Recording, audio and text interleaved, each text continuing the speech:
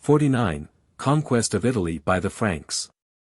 Introduction, Worship, and Persecution of Images. Revolt of Italy and Rome.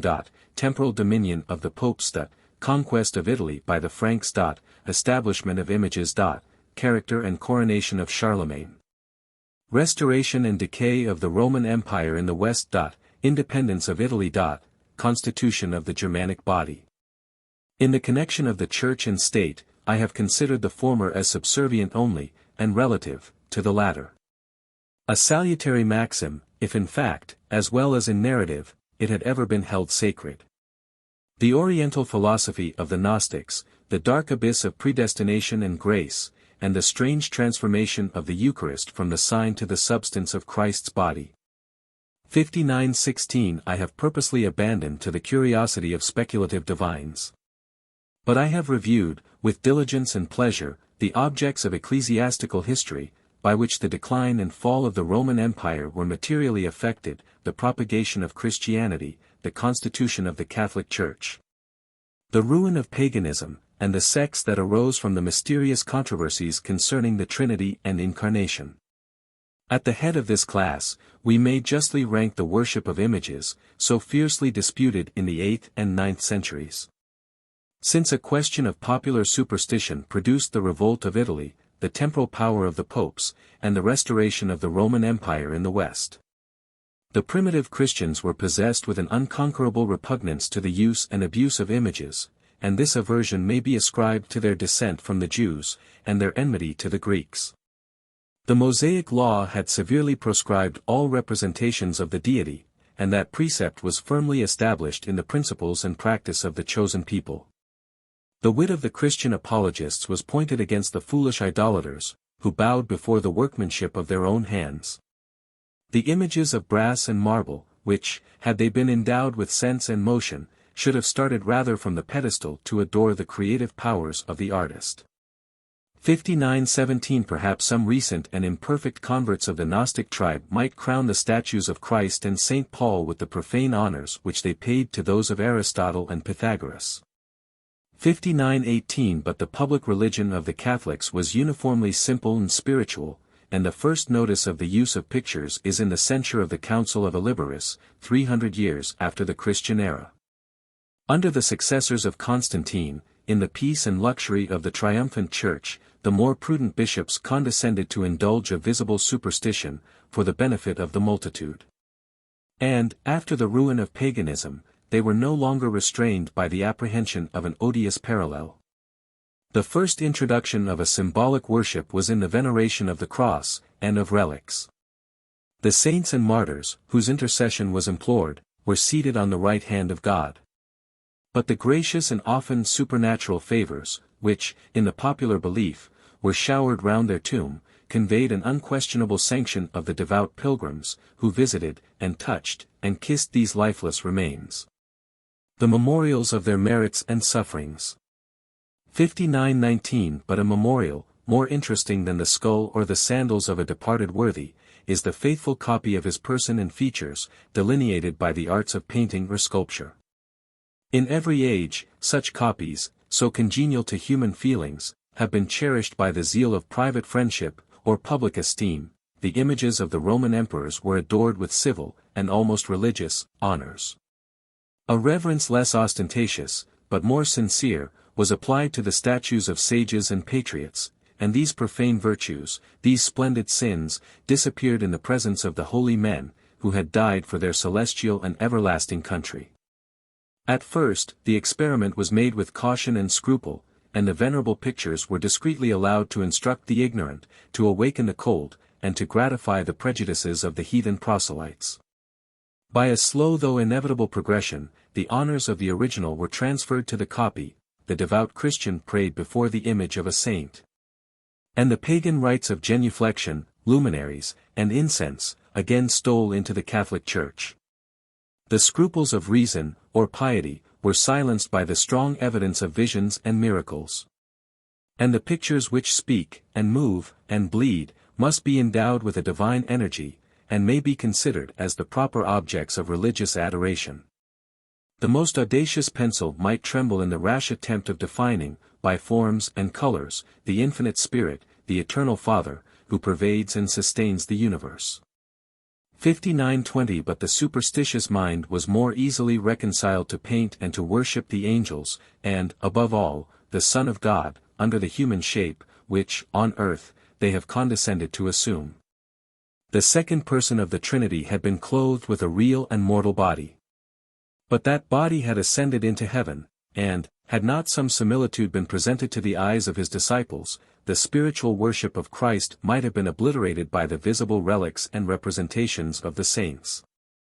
A similar indulgence was requisite and propitious for the Virgin Mary.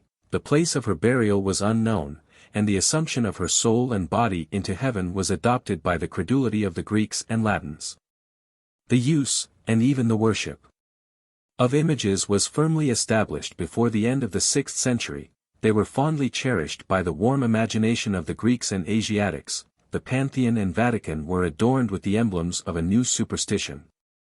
But this semblance of idolatry was more coldly entertained by the rude barbarians and the Arian clergy of the West. The bolder forms of sculpture, in brass or marble, which peopled the temples of antiquity, were offensive to the fancy or conscience of the Christian Greeks, and a smooth surface of colors has ever been esteemed a more decent and harmless mode of imitation. 5921. The merit and effect of a copy depends on its resemblance with the original. But the primitive Christians were ignorant of the genuine features of the Son of God, his mother, and his apostles. The statue of Christ at Panias in Palestine 5922 was more probably that of some temporal savior. The Gnostics and their profane monuments were reprobated, and the fancy of the Christian artists could only be guided by the clandestine imitation of some heathen model. In this distress, a bold and dexterous invention assured at once the likeness of the image and the innocence of the worship. A new superstructure of fable was raised on the popular basis of a Syrian legend, on the correspondence of Christ and Abgarus, so famous in the days of Eusebius, so reluctantly deserted by our modern advocates. The Bishop of Caesarea 5923 records the epistle 5924, but he most strangely forgets the picture of Christ. 5925 The perfect impression of his face on a linen, with which he gratified the faith of the royal stranger who had invoked his healing power, and offered the strong city of Edessa to protect him against the malice of the Jews. The ignorance of the primitive church is explained by the long imprisonment of the image in a niche of the wall, from whence, after an oblivion of 500 years, it was released by some prudent bishop, and seasonably presented to the devotion of the times. Its first and most glorious exploit was the deliverance of the city from the arms of Khosrow's Nushirvan, and it was soon revered as a pledge of the divine promise, that Edessa should never be taken by a foreign enemy. It is true, indeed, that the text of Procopius ascribes the double deliverance of Edessa to the wealth and valor of her citizens, who purchased the absence and repelled the assaults of the Persian monarch. He was ignorant, the profane historian, of the testimony which he is compelled to deliver in the ecclesiastical page of Evagrius, that the Palladium was exposed on the rampart, and that the water which had been sprinkled on the holy face, instead of quenching, added new fuel to the flames of the besieged. After this important service, the image of Edessa was preserved with respect and gratitude. And if the Armenians rejected the legend, the more credulous Greeks adored the similitude, which was not the work of any mortal pencil, but the immediate creation of the divine original. The style and sentiments of a Byzantine hymn will declare how far their worship was removed from the grossest idolatry. How can we with mortal eyes contemplate this image, whose celestial splendor the host of heaven presumes not to behold? He who dwells in heaven, condescends this day to visit us by his venerable image.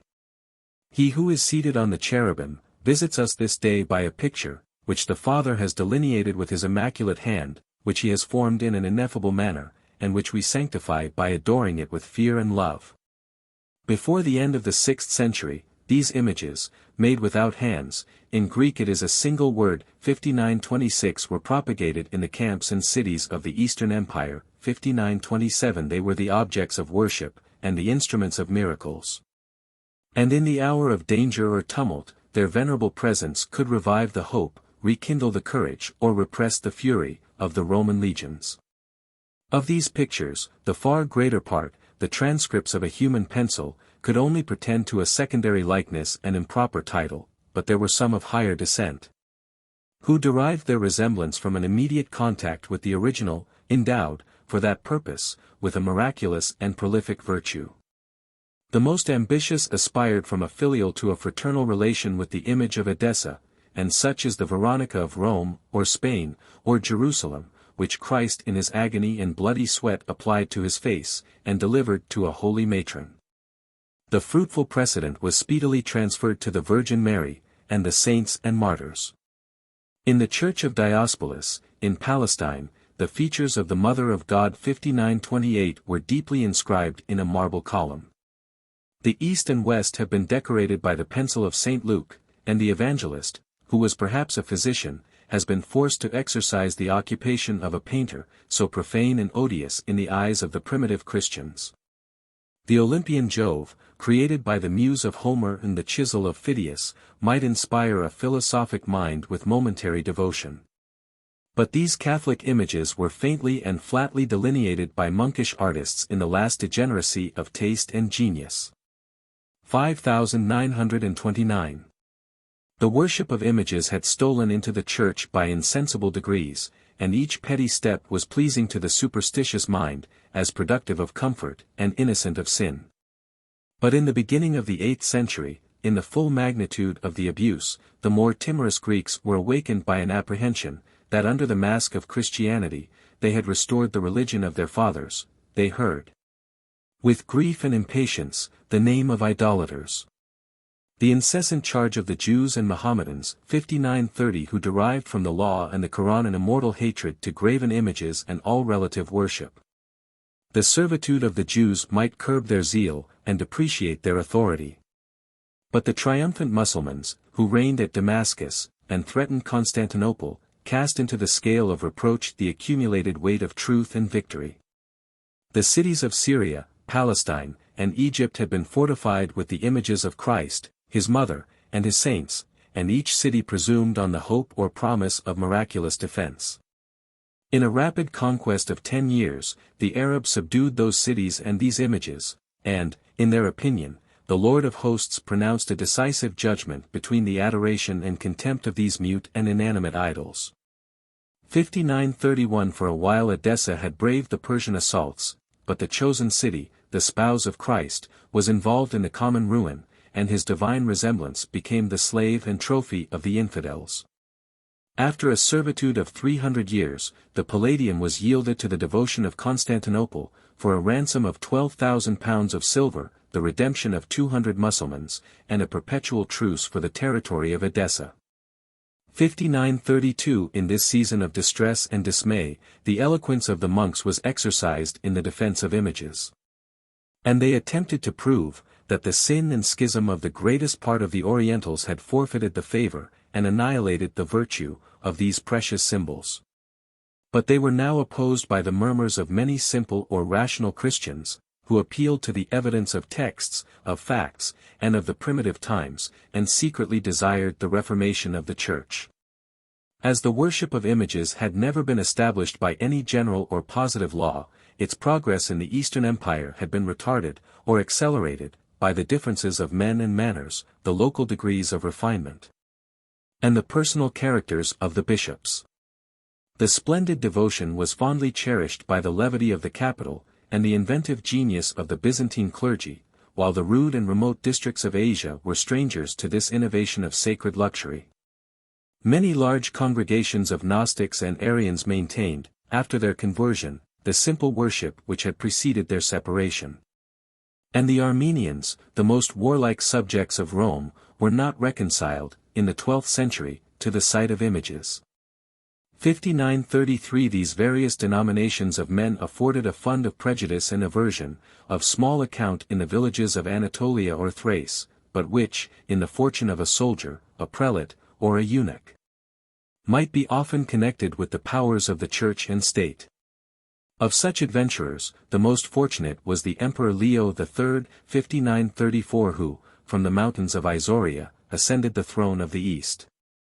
He was ignorant of sacred and profane letters. But his education, his reason, perhaps his intercourse with the Jews and Arabs, had inspired the martial peasant with a hatred of images, and it was held to be the duty of a prince to impose on his subjects the dictates of his own conscience. But in the outset of an unsettled reign, during 10 years of toil and danger, Leo submitted to the meanness of hypocrisy, bowed before the idols which he despised, and satisfied the Roman pontiff with the annual professions of his orthodoxy and zeal. In the reformation of religion, his first steps were moderate and cautious. He assembled a great council of senators and bishops, and enacted, with their consent, that all the images should be removed from the sanctuary and altar to a proper height in the churches where they might be visible to the eyes, and inaccessible to the superstition, of the people. But it was impossible on either side to check the rapid through adverse impulse of veneration and abhorrence. In their lofty position, the sacred images still edified their votaries, and reproached the tyrant. He was himself provoked by resistance and invective, and his own party accused him of an imperfect discharge of his duty, and urged for his imitation the example of the Jewish king, who had broken without scruple the brazen serpent of the temple. By a second edict, he proscribed the existence as well as the use of religious pictures. The churches of Constantinople and the provinces were cleansed from idolatry. The images of Christ, the Virgin, and the saints, were demolished, or a smooth surface of plaster was spread over the walls of the edifice. The sect of the iconoclasts was supported by the zeal and despotism of 6 emperors, and the East and West were involved in a noisy conflict of 120 years. It was the design of Leo the Isaurian to pronounce the condemnation of images as an article of faith, and by the authority of a general council, but the convocation of such an assembly was reserved for his son Constantine. 5935. And though it is stigmatized by triumphant bigotry as a meeting of fools and atheists, their own partial and mutilated acts betray many symptoms of reason and piety. The debates and decrees of many provincial synods introduced the summons of the General Council, which met in the suburbs of Constantinople, and was composed of the respectable number of 338 bishops of Europe and Anatolia. For the patriarchs of Antioch and Alexandria were the slaves of the Caliph, and the Roman pontiff had withdrawn the churches of Italy and the West from the communion of the Greeks. This Byzantine synod assumed the rank and powers of the Seventh General Council, yet even this title was a recognition of the 6 preceding assemblies, which had laboriously built the structure of the Catholic faith. After a serious deliberation of 6 months, the 338 bishops pronounced and subscribed a unanimous decree, that all visible symbols of Christ, except in the Eucharist, were either blasphemous or heretical. That image worship was a corruption of Christianity and a renewal of paganism, that all such monuments of idolatry should be broken or erased, and that those who should refuse to deliver the objects of their private superstition, were guilty of disobedience to the authority of the Church and of the Emperor. In their loud and loyal acclamations, they celebrated the merits of their temporal Redeemer, and to his zeal and justice they entrusted the execution of their spiritual censures. At Constantinople, as in the former councils, the will of the prince was the rule of episcopal faith. But on this occasion, I am inclined to suspect that a large majority of the prelates sacrificed their secret conscience to the temptations of hope and fear. In the long night of superstition, the Christians had wandered far away from the simplicity of the gospel, nor was it easy for them to discern the clue, and tread back the mazes, of the labyrinth. The worship of images was inseparably blended, at least to a pious fancy, with the cross, the Virgin, the saints and their relics. The holy ground was involved in a cloud of miracles and visions. And the nerves of the mind, curiosity and skepticism, were benumbed by the habits of obedience and belief. Constantine himself is accused of indulging a royal license to doubt, or deny, or deride the mysteries of the Catholics 5936, but they were deeply inscribed in the public and private creed of his bishops. And the boldest iconoclast might assault with a secret horror the monuments of popular devotion, which were consecrated to the honor of his celestial patrons. In the Reformation of the 16th century, freedom and knowledge had expanded all the faculties of man, the thirst of innovation superseded the reverence of antiquity. And the vigor of Europe could disdain those phantoms which terrified the sickly and servile weakness of the Greeks. The scandal of an abstract heresy can be only proclaimed to the people by the blast of the ecclesiastical trumpet. But the most ignorant can perceive, the most torpid must feel, the profanation and downfall of their visible deities. The first hostilities of Leo were directed against a lofty Christ on the vestibule, and above the gate, of the palace. A ladder had been planted for the assault, but it was furiously shaken by a crowd of zealots and women, they beheld, with pious transport, the ministers of sacrilege tumbling from on high and dashed against the pavement, and the honors of the ancient martyrs were prostituted to these criminals, who justly suffered for murder and rebellion. 5937 The execution of the imperial edicts was resisted by frequent tumults in Constantinople and the provinces, the person of Leo was endangered, his officers were massacred. And the popular enthusiasm was quelled by the strongest efforts of the civil and military power. Of the archipelago, or Holy See, the numerous islands were filled with images and monks, their votaries abjured, without scruple, the enemy of Christ, his mother, and the saints.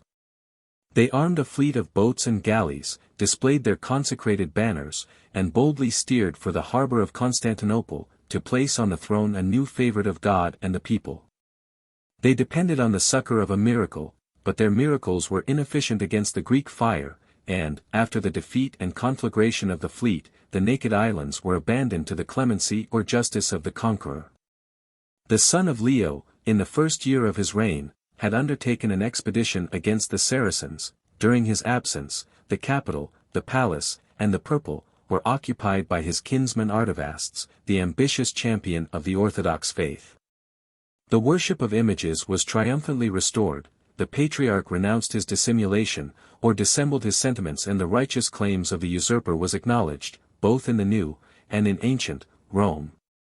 Constantine flew for refuge to his paternal mountains, but he descended at the head of the bold and affectionate Isaurians, and his final victory confounded the arms and predictions of the fanatics.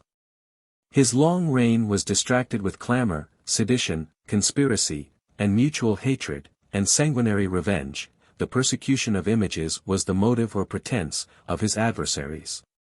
And, if they missed a temporal diadem, they were rewarded by the Greeks with the crown of martyrdom. In every act of open and clandestine treason, the emperor felt the unforgiving enmity of the monks, the faithful slaves of the superstition to which they owed their riches and influence. They prayed, they preached, they absolved, they inflamed, they conspired. The solitude of Palestine poured forth a torrent of invective, and the pen of St. John Damascenus, 5938 The last of the Greek fathers, devoted the tyrant's head, both in this world and the next. 5939 5940 I am not at leisure to examine how far the monks provoked, nor how much they have exaggerated, their real and pretended sufferings, nor how many lost their lives or limbs, their eyes or their beards, by the cruelty of the emperor. 5941 From the chastisement of individuals, he proceeded to the abolition of the order, and, as it was wealthy and useless, his resentment might be stimulated by avarice, and justified by patriotism. The formidable name and mission of the dragon, 5942 His visitor general, excited the terror and abhorrence of the black nation, the religious communities were dissolved, the buildings were converted into magazines, or barracks. The lands, movables, and cattle were confiscated, and our modern precedents will support the charge, that much wanton or malicious havoc was exercised against the relics, and even the books of the monasteries. With the habit and profession of monks, the public and private worship of images was rigorously proscribed, and it should seem, that a solemn abjuration of idolatry was exacted from the subjects, or at least from the clergy, of the Eastern Empire. 5943 The patient East abjured, with reluctance, her sacred images. They were fondly cherished, and vigorously defended, by the independent zeal of the Italians. In ecclesiastical rank and jurisdiction, the Patriarch of Constantinople and the Pope of Rome were nearly equal. But the Greek prelate was a domestic slave under the eye of his master, at whose nod he alternately passed from the convent to the throne, and from the throne to the convent. A distant and dangerous station, amidst the barbarians of the West, excited the spirit and freedom of the Latin bishops. Their popular election endeared them to the Romans, the public and private indigence was relieved by their ample revenue. And the weakness or neglect of the emperors compelled them to consult, both in peace and war, the temporal safety of the city. In the school of adversity the priest insensibly imbibed the virtues and the ambition of a prince. The same character was assumed, the same policy was adopted, by the Italian, the Greek, or the Syrian, who ascended the chair of St. Peter. And, after the loss of her legions and provinces, the genius and fortune of the popes again restored the supremacy of Rome. It is agreed, that in the 8th century, their dominion was founded on rebellion, and that the rebellion was produced, and justified, by the heresy of the iconoclasts. But the conduct of the 2nd and 3rd Gregory, in this memorable contest, is variously interpreted by the wishes of their friends and enemies. The Byzantine writers unanimously declare, that, after a fruitless admonition, they pronounced the separation of the East and West, and deprived the sacrilegious tyrant of the revenue and sovereignty of Italy. Their excommunication is still more clearly expressed by the Greeks, who beheld the accomplishment of the papal triumphs. And as they are more strongly attached to their religion than to their country, they praise, instead of blaming, the zeal and orthodoxy of these apostolical men. 5944 The modern champions of Rome are eager to accept the praise and the precedent. This great and glorious example of the deposition of royal heretics is celebrated by the Cardinals Baronius and Bellarmine. 5945 And if they are asked, why the same thunders were not hurled against the Neros and Julians of antiquity, they reply, that the weakness of the primitive church was the sole cause of her patient loyalty. 5946 On this occasion the effects of love and hatred are the same. And the zealous Protestants, who seek to kindle the indignation, and to alarm the fears, of princes and magistrates, expatiate on the insolence and treason of the 2 Gregories against their lawful sovereign. 5947 They are defended only by the moderate Catholics, for the most part, of the Gallican Church. 5948 Who respect the saint, without approving the sin. These common advocates of the crown and the mitre circumscribe the truth of facts by the rule of equity, scripture, and tradition, and appeal to the evidence of the Latins. 5949 and the lives. 5950 In epistles of the popes, themselves. 2 original epistles, from Gregory II to the Emperor Leo, are still extant. 5951 And if they cannot be praised as the most perfect models of eloquence and logic, they exhibit the portrait, or at least the mask, of the founder of the papal monarchy. During 10 pure and fortunate years, says Gregory to the emperor, we have tasted the annual comfort of your royal letters, subscribed in purple ink, with your own hand, the sacred pledges of your attachment to the orthodox creed of our fathers. How deplorable is the change! How tremendous the scandal! You now accuse the Catholics of idolatry, and, by the accusation, you betray your own impiety and ignorance. To this ignorance we are compelled to adapt the grossness of our style and arguments. The first elements of holy letters are sufficient for your confusion. And were you to enter a grammar school, and avow yourself the enemy of our worship, the simple and pious children would be provoked to cast their hornbooks at your head. After this decent salutation, the Pope attempts the usual distinction between the idols of antiquity and the Christian images. The former were the fanciful representations of phantoms or demons, at a time when the true God had not manifested his person in any visible likeness. The latter are the genuine forms of Christ, his mother, and his saints, who had approved, by a crowd of miracles, the innocence and merit of this relative worship. He must indeed have trusted to the ignorance of Leo, since he could assert the perpetual use of images, from the apostolic age, and their venerable presence in the 6 synods of the Catholic Church. A more specious argument is drawn from present possession and recent practice. The harmony of the Christian world supersedes the demand of a general council. And Gregory frankly confesses, then such assemblies can only be useful under the reign of an orthodox prince. To the impudent and inhuman Leo, more guilty than a heretic, he recommends peace, silence, and implicit obedience to his spiritual guides of Constantinople and Rome. The limits of civil and ecclesiastical powers are defined by the pontiff. To the former he appropriates the body, to the latter, the soul. The sword of justice is in the hands of the magistrate, the more formidable weapon of excommunication is entrusted to the clergy. And in the exercise of their divine commission a zealous son will not spare his offending father, the successor of Saint Peter may lawfully chastise the kings of the earth. You assault us, O tyrant. With a carnal and military hand, unarmed and naked we can only implore the Christ, the Prince of the heavenly host, that he will send unto you a devil, for the destruction of your body and the salvation of your soul. You declare, with foolish arrogance, I will dispatch my orders to Rome, I will break in pieces the image of Saint Peter, and Gregory, like his predecessor Martin, shall be transported in chains, and in exile, to the foot of the imperial throne. Would to God that I might be permitted to tread in the footsteps of the holy Martin. But may the fate of Constans serve as a warning to the persecutors of the Church. After his just condemnation by the bishops of Sicily, the tyrant was cut off, in the fullness of his sins, by a domestic servant. The saint is still adored by the nations of Scythia, among whom he ended his banishment and his life.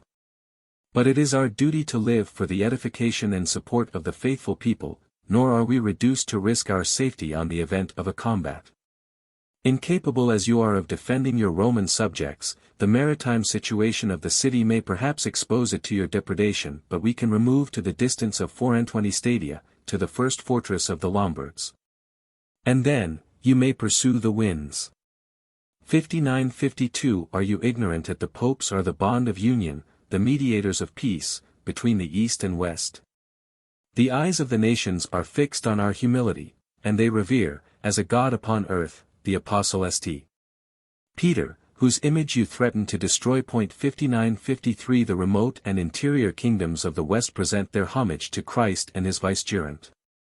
And we now prepare to visit one of their most powerful monarchs, who desires to receive from our hands the sacrament of baptism. 59-54 The barbarians have submitted to the yoke of the gospel, while you alone are deaf to the voice of the shepherd. These pious barbarians are kindled into rage, they thirst to avenge the persecution of the East. Abandon your rash and fatal enterprise, reflect, tremble, and repent. If you persist, we are innocent of the blood that will be spilt in the contest. May it fall on your own head. The first assault of Leo against the images of Constantinople had been witnessed by a crowd of strangers from Italy and the West, who related with grief and indignation the sacrilege of the emperor. But on the reception of his proscriptive edict, they trembled for their domestic deities. The images of Christ and the Virgin, of the angels, martyrs, and saints, were abolished in all the churches of Italy. And a strong alternative was proposed to the Roman pontiff, the royal favor as the price of his compliance, degradation and exile as the penalty of his disobedience. Neither zeal nor policy allowed him to hesitate. And the haughty strain in which Gregory addressed the emperor displays his confidence in the truth of his doctrine or the powers of resistance. Without depending on prayers or miracles, he boldly armed against the public enemy, and his pastoral letters admonished the Italians of their danger and their duty. 59-55 At this signal, Ravenna, Venice, and the cities of the Exarchate and Pentapolis, adhered to the cause of religion. Their military force by sea and land consisted, for the most part, of the natives. And the spirit of patriotism and zeal was transfused into the mercenary strangers. The Italians swore to live and die in the defense of the Pope and the holy images. The Roman people was devoted to their father, and even the Lombards were ambitious to share the merit and advantage of this holy war. The most treasonable act, but the most obvious revenge, was the destruction of the statues of Leo himself. The most effectual and pleasing measure of rebellion, was the withholding the tribute of Italy, and depriving him of a power which he had recently abused by the imposition of a new capitation. 59-56 A form of administration was preserved by the election of magistrates and governors. And so high was the public indignation, that the Italians were prepared to create an orthodox emperor, and to conduct him with a fleet and army to the palace of Constantinople. In that palace, the Roman bishops, the second and third Gregory, were condemned as the authors of the revolt, and every attempt was made, either by fraud or force, to seize their persons, and to strike at their lives. The city was repeatedly visited or assaulted by captains of the guards, and dukes and exarchs of high dignity or secret trust. They landed with foreign troops, they obtained some domestic aid, and the superstition of Naples may blush that her fathers were attached to the cause of heresy. But these clandestine or open attacks were repelled by the courage and vigilance of the Romans.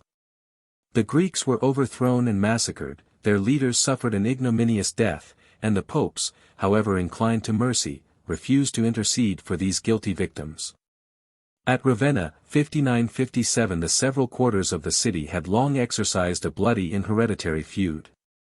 In religious controversy they found a new element of faction, but the votaries of images were superior in numbers or spirit, and the exarch, who attempted to stem the torrent, lost his life in a popular sedition. To punish this flagitious deed, and restore his dominion in Italy, the emperor sent a fleet and army into the Adriatic Gulf. After suffering from the winds and waves much loss and delay, the Greeks made their descent in the neighborhood of Ravenna. They threatened to depopulate the guilty capital, and to imitate, perhaps to surpass, the example of Justinian II, who had chastised a former rebellion by the choice and execution of 50 of the principal inhabitants. The women and clergy, in sackcloth and ashes, lay prostrate in prayer. The men were in arms for the defense of their country. The common danger had united the factions, and the event of a battle was preferred to the slow miseries of a siege. In a hard-fought day, as the two armies alternately yielded and advanced, a phantom was seen, a voice was heard, and Ravenna was victorious by the assurance of victory. The strangers retreated to their ships, but the populous seacoast poured forth a multitude of boats. The waters of the Po were so deeply infected with blood, that during 6 years the public prejudice abstained from the fish of the river. And the institution of an annual feast perpetuated the worship of images, and the abhorrence of the Greek tyrant. Amidst the triumph of the Catholic arms, the Roman pontiff convened a synod of 93 bishops against the heresy of the iconoclasts. With their consent, he pronounced a general excommunication against all who by word or deed should attack the tradition of the fathers and the images of the saints. In this sentence the emperor was tacitly involved. 59-58 But the vote of a last and hopeless remonstrance may seem to imply that the anathema was yet suspended over his guilty head. No sooner had they confirmed their own safety, the worship of images, and the freedom of Rome and Italy, than the popes appear to have relaxed of their severity, and to have spared the relics of the Byzantine dominion. Their moderate counsels delayed and prevented the election of a new emperor, and they exhorted the Italians not to separate from the body of the Roman monarchy. The exarch was permitted to reside within the walls of Ravenna, a captive rather than a master, until the imperial coronation of Charlemagne. The government of Rome and Italy was exercised in the name of the successors of Constantine. 5959. The liberty of Rome, which had been oppressed by the arms and arts of Augustus, was rescued, after 750 years of servitude, from the persecution of Leo the Isaurian. By the Caesars, the triumphs of the consuls had been annihilated. In the decline and fall of the empire, the god Terminus, the sacred boundary, had insensibly receded from the ocean, the Rhine, the Danube, and the Euphrates. And Rome was reduced to her ancient territory from Viterbo to Terracina, and from Narni to the mouth of the Tiber. 5960 When the kings were banished, the republic reposed on the firm basis which had been founded by their wisdom and virtue. Their perpetual jurisdiction was divided between 2 annual magistrates. The Senate continued to exercise the powers of administration and counsel. And the legislative authority was distributed in the assemblies of the people, by a well-proportioned scale of property and service. Ignorant of the arts of luxury. The primitive Romans had improved the science of government and war. The will of the community was absolute, the rights of individuals were sacred. 130,000 citizens were armed for defense or conquest. And a band of robbers and outlaws was molded into a nation deserving of freedom and ambitious of glory. 5961 When the sovereignty of the Greek emperors was extinguished, the ruins of Rome presented the sad image of depopulation and decay. Her slavery was a habit, her liberty an accident. The effect of superstition, and the object of her own amazement and terror. The last vestige of the substance, or even the forms, of the constitution, was obliterated from the practice and memory of the Romans. And they were devoid of knowledge, or virtue, again to build the fabric of a commonwealth. Their scanty remnant, the offspring of slaves and strangers, was despicable in the eyes of the victorious barbarians. As often as the Franks or Lombards expressed their most bitter contempt of a foe, they called him a Roman. And in this name, says the Bishop Liutprand, we include whatever is base, whatever is cowardly, whatever is perfidious, the extremes of avarice and luxury, and every vice that can prostitute the dignity of human nature.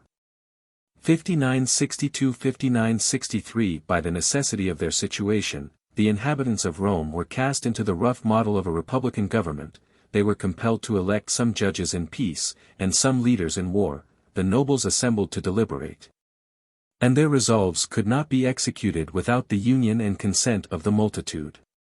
The style of the Roman Senate and people was revived, 5964, but the spirit was fled, and their new independence was disgraced by the tumultuous conflict of licentiousness and oppression.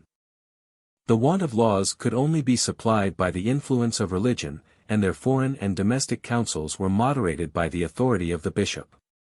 His alms, his sermons, his correspondence with the kings and prelates of the West, his recent services, their gratitude, and oath, accustomed the Romans to consider him as the first magistrate or prince of the city. The Christian humility of the popes was not offended by the name of Dominus, or Lord, and their face and inscription are still apparent on the most ancient coins. 5965 Their temporal dominion is now confirmed by the reverence of 1,000 years. And their noblest title is the free choice of a people, whom they had redeemed from slavery. In the quarrels of ancient Greece, the holy people of LIII enjoyed a perpetual peace, under the protection of Jupiter, and in the exercise of the Olympic Games. 5966 Happy would it have been for the Romans, if a similar privilege had guarded the patrimony of St. Peter from the calamities of war. If the Christians, who visited the holy threshold, would have sheathed their swords in the presence of the apostle and his successor. But this mystic circle could have been traced only by the wand of a legislator and a sage. This pacific system was incompatible with the zeal and ambition of the popes. The Romans were not addicted, like the inhabitants of LIII, to the innocent and placid labors of agriculture. And the barbarians of Italy, though softened by the climate, were far below the Grecian states in the institutions of public and private life. A memorable example of repentance and piety was exhibited by Liutprand, king of the Lombards. In arms, at the gate of the Vatican, the conqueror listened to the voice of Gregory II. 5967 withdrew his troops, resigned his conquests, respectfully visited the church of St. Peter, and after performing his devotions, offered his sword and dagger, his cuirass and mantle, his silver cross, and his crown of gold, on the tomb of the apostle. But this religious fervor was the illusion, perhaps the artifice, of the moment. The sense of interest is strong and lasting. The love of arms and rapine was congenial to the Lombards. And both the prince and people were irresistibly tempted by the disorders of Italy, the nakedness of Rome, and the unwarlike profession of her new chief. On the first edicts of the emperor, they declared themselves the champions of the holy images. Liutprand invaded the province of Romagna, which had already assumed that distinctive appellation. The Catholics of the Exarchate yielded without reluctance to his civil and military power, and a foreign enemy was introduced for the first time into the impregnable fortress of Ravenna. That city and fortress were speedily recovered by the active diligence and maritime forces of the Venetians. And those faithful subjects obeyed the exhortation of Gregory himself, in separating the personal guilt of Leo from the general cause of the Roman Empire. 5968 The Greeks were less mindful of the service, than the Lombards of the injury. The two nations, hostile in their faith, were reconciled in a dangerous and unnatural alliance. The king and the exarch marched to the conquest of Spoleto and Rome. The storm evaporated without effect. But the policy of Liutprand alarmed Italy with a vexatious alternative of hostility and truce. His successor Astolphus declared himself the equal enemy of the emperor and the pope. Ravenna was subdued by force or treachery, 5969, and this final conquest extinguished the series of the exarchs, who had reigned with a subordinate power since the time of Justinian and the ruin of the Gothic kingdom. Rome was summoned to acknowledge the victorious Lombard as her lawful sovereign. the annual tribute of a piece of gold was fixed as the ransom of each citizen, and the sword of destruction was unsheathed to exact the penalty of her disobedience. The Romans hesitated, they entreated, they complained, and the threatening barbarians were checked by arms and negotiations, till the popes had engaged the friendship of an ally and avenger beyond the Alps. 5970. In his distress, the first 5971 Gregory had implored the aid of the hero of the age, of Charles Martel, who governed the French monarchy with the humble title of mayor or duke. And who, by his signal victory over the Saracens, had saved his country, and perhaps Europe, from the Mahometan yoke. The ambassadors of the Pope were received by Charles with decent reverence. But the greatness of his occupations, and the shortness of his life, prevented his interference in the affairs of Italy, except by a friendly and ineffectual mediation. His son Pepin, the heir of his power and virtues, assumed the office of champion of the Roman Church, and the zeal of the French prince appears to have been prompted by the love of glory and religion. But the danger was on the banks of the Tiber, the succor on those of the Seine, and our sympathy is cold to the relation of distant misery. Amidst the tears of the city, Stephen III embraced the generous resolution of visiting in person the courts of Lombardy in France, to deprecate the injustice of his enemy, or to excite the pity and indignation of his friend. After soothing the public despair by litanies and orations, he undertook this laborious journey with the ambassadors of the French monarch and the Greek emperor. The king of the Lombards was inexorable. But his threats could not silence the complaints, nor retard the speed of the Roman pontiff, who traversed the Pennine Alps, reposed in the abbey of St. Maurice, and hastened to grasp the right hand of his protector. A hand which was never lifted in vain either in war or friendship. Stephen was entertained as the visible successor of the apostle. At the next assembly, the field of March or of May, his injuries were exposed to a devout and warlike nation, and he repassed the Alps, not as a suppliant, but as a conqueror, at the head of a French army, which was led by the king in person. The Lombards, after a weak resistance, obtained an ignominious peace, and swore to restore the possessions, and to respect the sanctity, of the Roman Church. But no sooner was Astolphus delivered from the presence of the French arms, than he forgot his promise and resented his disgrace. Rome was again encompassed by his arms. And Stephen, apprehensive of fatiguing the zeal of his Transalpine allies, enforced his complaint and request by an eloquent letter in the name and person of St. Peter himself. 5972 The apostle assures his adopted sons, the king, the clergy, and the nobles of France, that, dead in the flesh, he is still alive in the spirit, that they now hear, and must obey, the voice of the founder and guardian of the Roman Church.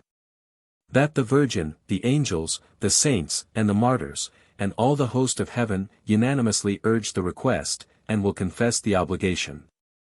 That riches, victory, and paradise, will crown their pious enterprise, and that eternal damnation will be the penalty of their neglect, if they suffer his tomb, his temple, and his people, to fall into the hands of the perfidious Lombards.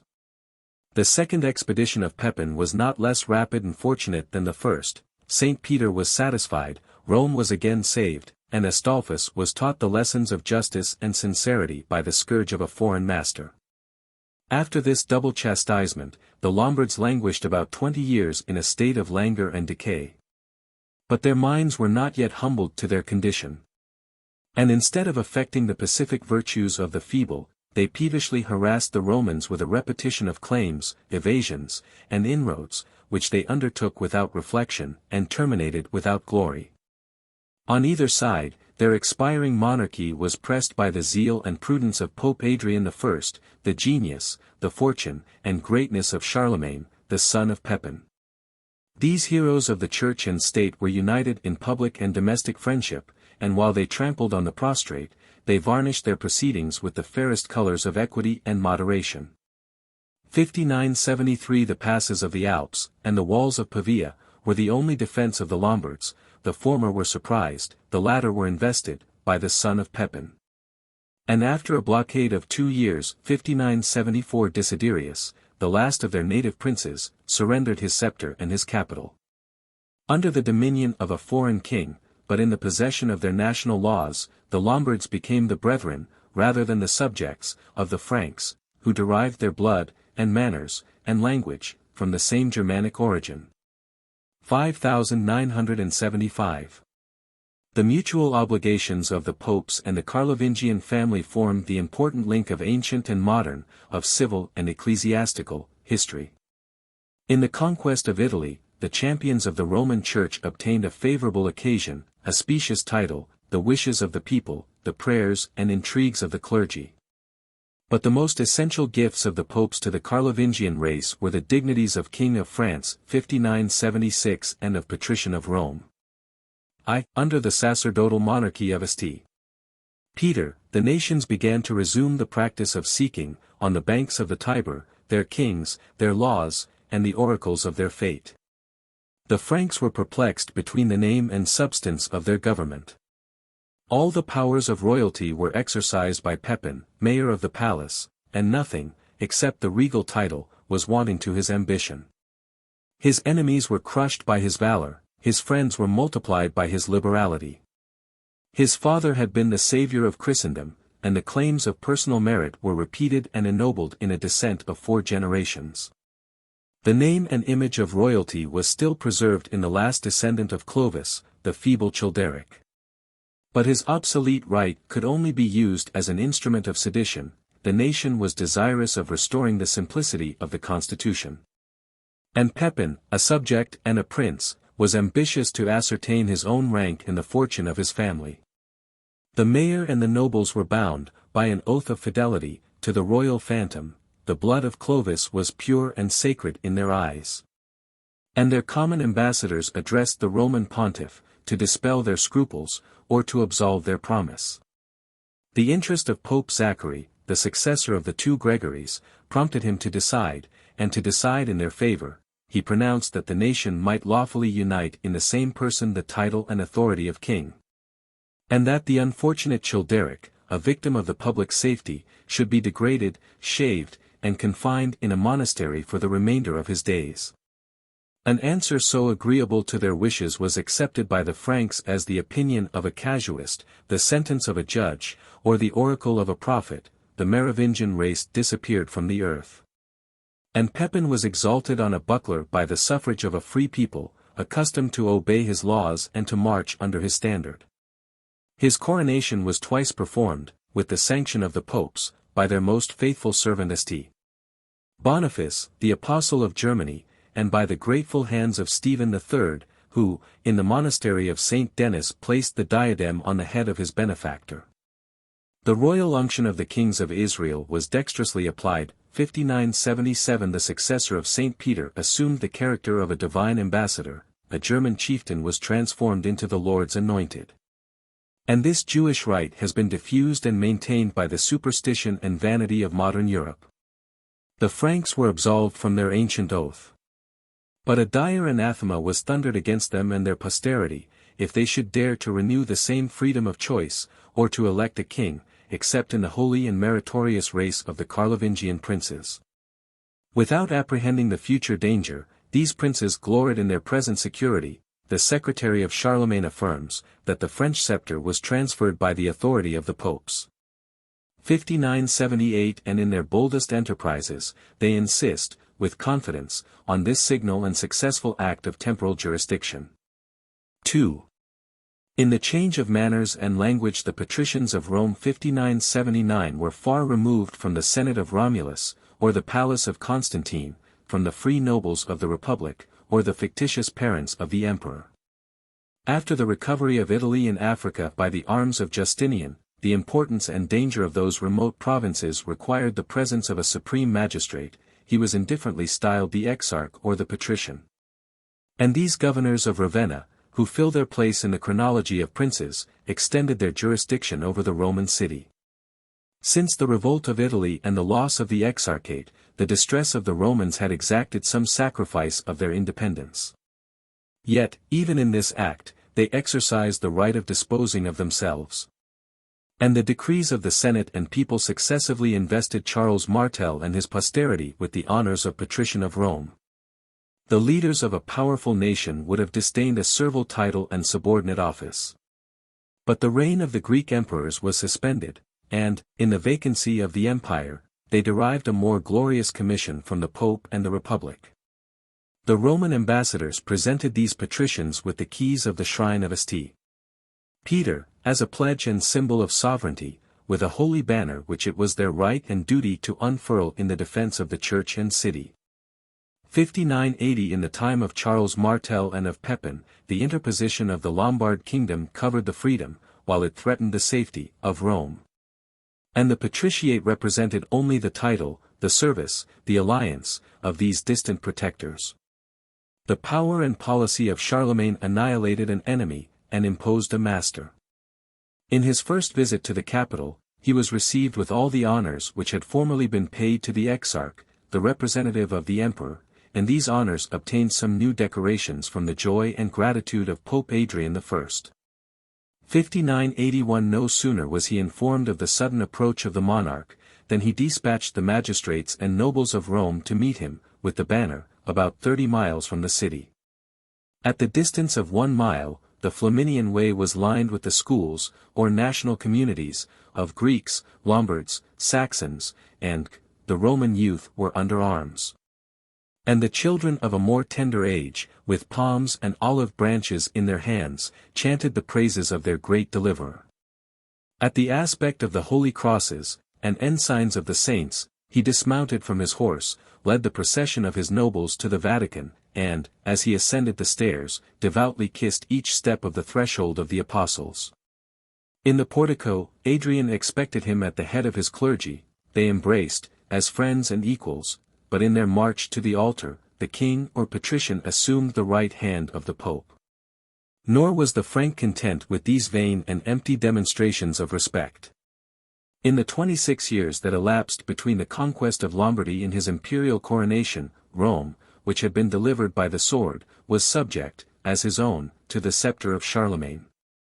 The people swore allegiance to his person and family, in his name money was coined, and justice was administered, and the election of the popes was examined and confirmed by his authority. Except an original and self-inherent claim of sovereignty, there was not any prerogative remaining, which the title of emperor could add to the patrician of Rome. 5982. The gratitude of the Carlovingians was adequate to these obligations, and their names are consecrated, as the saviors and benefactors of the Roman Church. Her ancient patrimony of farms and houses was transformed by their bounty into the temporal dominion of cities and provinces, and the donation of the exarchate was the firstfruits of the conquests of Pepin. 5983 Astolphus with a sigh relinquished his prey, the keys and the hostages of the principal cities were delivered to the French ambassador, and, in his master's name, he presented them before the tomb of St. Peter. The ample measure of the exarchate 5984 might comprise all the provinces of Italy which had obeyed the emperor and his vicegerent. But its strict and proper limits were included in the territories of Ravenna, Bologna, and Ferrara. Its inseparable dependency was the Pentapolis, which stretched along the Adriatic from Rimini to Ancona, and advanced into the Midland country as far as the ridges of the Apennine. In this transaction, the ambition and avarice of the popes have been severely condemned. Perhaps the humility of a Christian priest should have rejected an earthly kingdom, which it was not easy for him to govern without renouncing the virtues of his profession. Perhaps a faithful subject, or even a generous enemy, would have been less impatient to divide the spoils of the barbarian. And if the emperor had entrusted Stephen to solicit in his name the restitution of the exarchate, I will not absolve the pope from the reproach of treachery and falsehood. But in the rigid interpretation of the laws, every one may accept, without injury, whatever his benefactor can bestow without injustice. The Greek emperor had abdicated, or forfeited, his right to the exarchate. And the sword of Astolphus was broken by the stronger sword of the Carlovingian. It was not in the cause of the iconoclast that Pepin has exposed his person and army in a double expedition beyond the Alps. He possessed, and might lawfully alienate, his conquests, and to the importunities of the Greeks he piously replied that no human consideration should tempt him to resume the gift which he had conferred on the Roman pontiff for the remission of his sins, and the salvation of his soul. The splendid donation was granted in supreme and absolute dominion, and the world beheld for the first time a Christian bishop invested with the prerogatives of a temporal prince. The choice of magistrates, the exercise of justice, the imposition of taxes, and the wealth of the palace of Ravenna. In the dissolution of the Lombard kingdom, the inhabitants of the Duchy of Spoleto 5985 sought a refuge from the storm, shaved their heads after the Roman fashion, declared themselves the servants and subjects of St. Peter, and completed, by this voluntary surrender, the present circle of the ecclesiastical state. That mysterious circle was enlarged to an indefinite extent, by the verbal or written donation of Charlemagne 5986 who, in the first transports of his victory, despoiled himself and the Greek emperor of the cities and islands which had formerly been annexed to the Exarchate. But, in the cooler moments of absence and reflection, he viewed, with an eye of jealousy and envy, the recent greatness of his ecclesiastical ally. The execution of his own and his father's promises was respectfully eluded. The king of the Franks and Lombards asserted the inalienable rights of the empire. And, in his life and death, Ravenna, 5987 as well as Rome, was numbered in the list of his metropolitan cities. The sovereignty of the Exarchate melted away in the hands of the popes. They found in the archbishops of Ravenna a dangerous and domestic rival. 5988 The nobles and people disdained the yoke of a priest. And in the disorders of the times, they could only retain the memory of an ancient claim, which, in a more prosperous age, they have revived and realized. Fraud is the resource of weakness and cunning. And the strong, though ignorant, barbarian was often entangled in the net of sacerdotal policy. The Vatican and Lateran were an arsenal and manufacture, which, according to the occasion, have produced or concealed a various collection of false or genuine, of corrupt or suspicious, acts. As they tended to promote the interest of the Roman Church. Before the end of the 8th century, some apostolic scribe, perhaps the notorious Isidore, composed the Decretals, and the donation of Constantine, the two magic pillars of the spiritual and temporal monarchy of the popes. This memorable donation was introduced to the world by an epistle of Adrian I, who exhorts Charlemagne to imitate the liberality, and revive the name, of the great Constantine. 5989 According to the legend, the first of the Christian emperors was healed of the leprosy, and purified in the waters of baptism, by Saint Sylvester, the Roman bishop, and never was physician more gloriously recompensed. His royal proselyte withdrew from the seat and patrimony of Saint Peter, declared his resolution of founding a new capital in the East, and resigned to the popes, the free and perpetual sovereignty of Rome, Italy, and the provinces of the West. 5990 This fiction was productive of the most beneficial effects. The Greek princes were convicted of the guilt of usurpation, and the revolt of Gregory was the claim of his lawful inheritance. The popes were delivered from their debt of gratitude. And the nominal gifts of the Carlovingians were no more than the just and irrevocable restitution of a scanty portion of the ecclesiastical state. The sovereignty of Rome no longer depended on the choice of a fickle people, and the successors of St. Peter and Constantine were invested with the purple and prerogatives of the Caesars. So deep was the ignorance and credulity of the times, that the most absurd of fables was received, with equal reverence, in Greece and in France, and is still enrolled among the decrees of the canon law. 5991 The emperors, and the Romans, were incapable of discerning a forgery, that subverted their rights and freedom. And the only opposition proceeded from a Sabine monastery, which, in the beginning of the 12th century, disputed the truth and validity of the donation of Constantine. 5992 In the revival of letters and liberty, this fictitious deed was transpierced by the pen of Laurentius Valla, the pen of an eloquent critic and a Roman patriot. 5993 His contemporaries of the 15th century were astonished at his sacrilegious boldness. Yet such is the silent and irresistible progress of reason, that, before the end of the next age, the fable was rejected by the contempt of historians 5994 and poets 5995 and the tacit or modest censure of the advocates of the Roman Church. 5996 The popes themselves have indulged a smile at the credulity of the vulgar, 5997 But a false and obsolete title still sanctifies their reign. And, by the same fortune which has attended the decretals and the Sibylline oracles, the edifice has subsisted after the foundations have been undermined. While the popes established in Italy their freedom and dominion, the images, the first cause of their revolt, were restored in the Eastern Empire.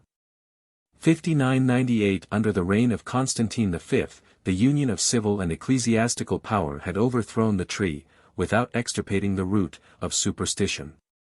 The idols, for such they were now held, were secretly cherished by the order and the sex most prone to devotion, and the fond alliance of the monks and females obtained a final victory over the reason and authority of man. Leo IV maintained with less rigor the religion of his father and grandfather, but his wife, the fair and ambitious Irene, had imbibed the zeal of the Athenians, the heirs of the idolatry, rather than the philosophy, of their ancestors.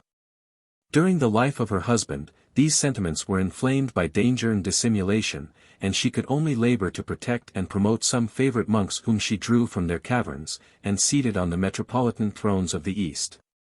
But as soon as she reigned in her own name and that of her son, Irene more seriously undertook the ruin of the iconoclasts, and the first step of her future persecution was a general edict for liberty of conscience.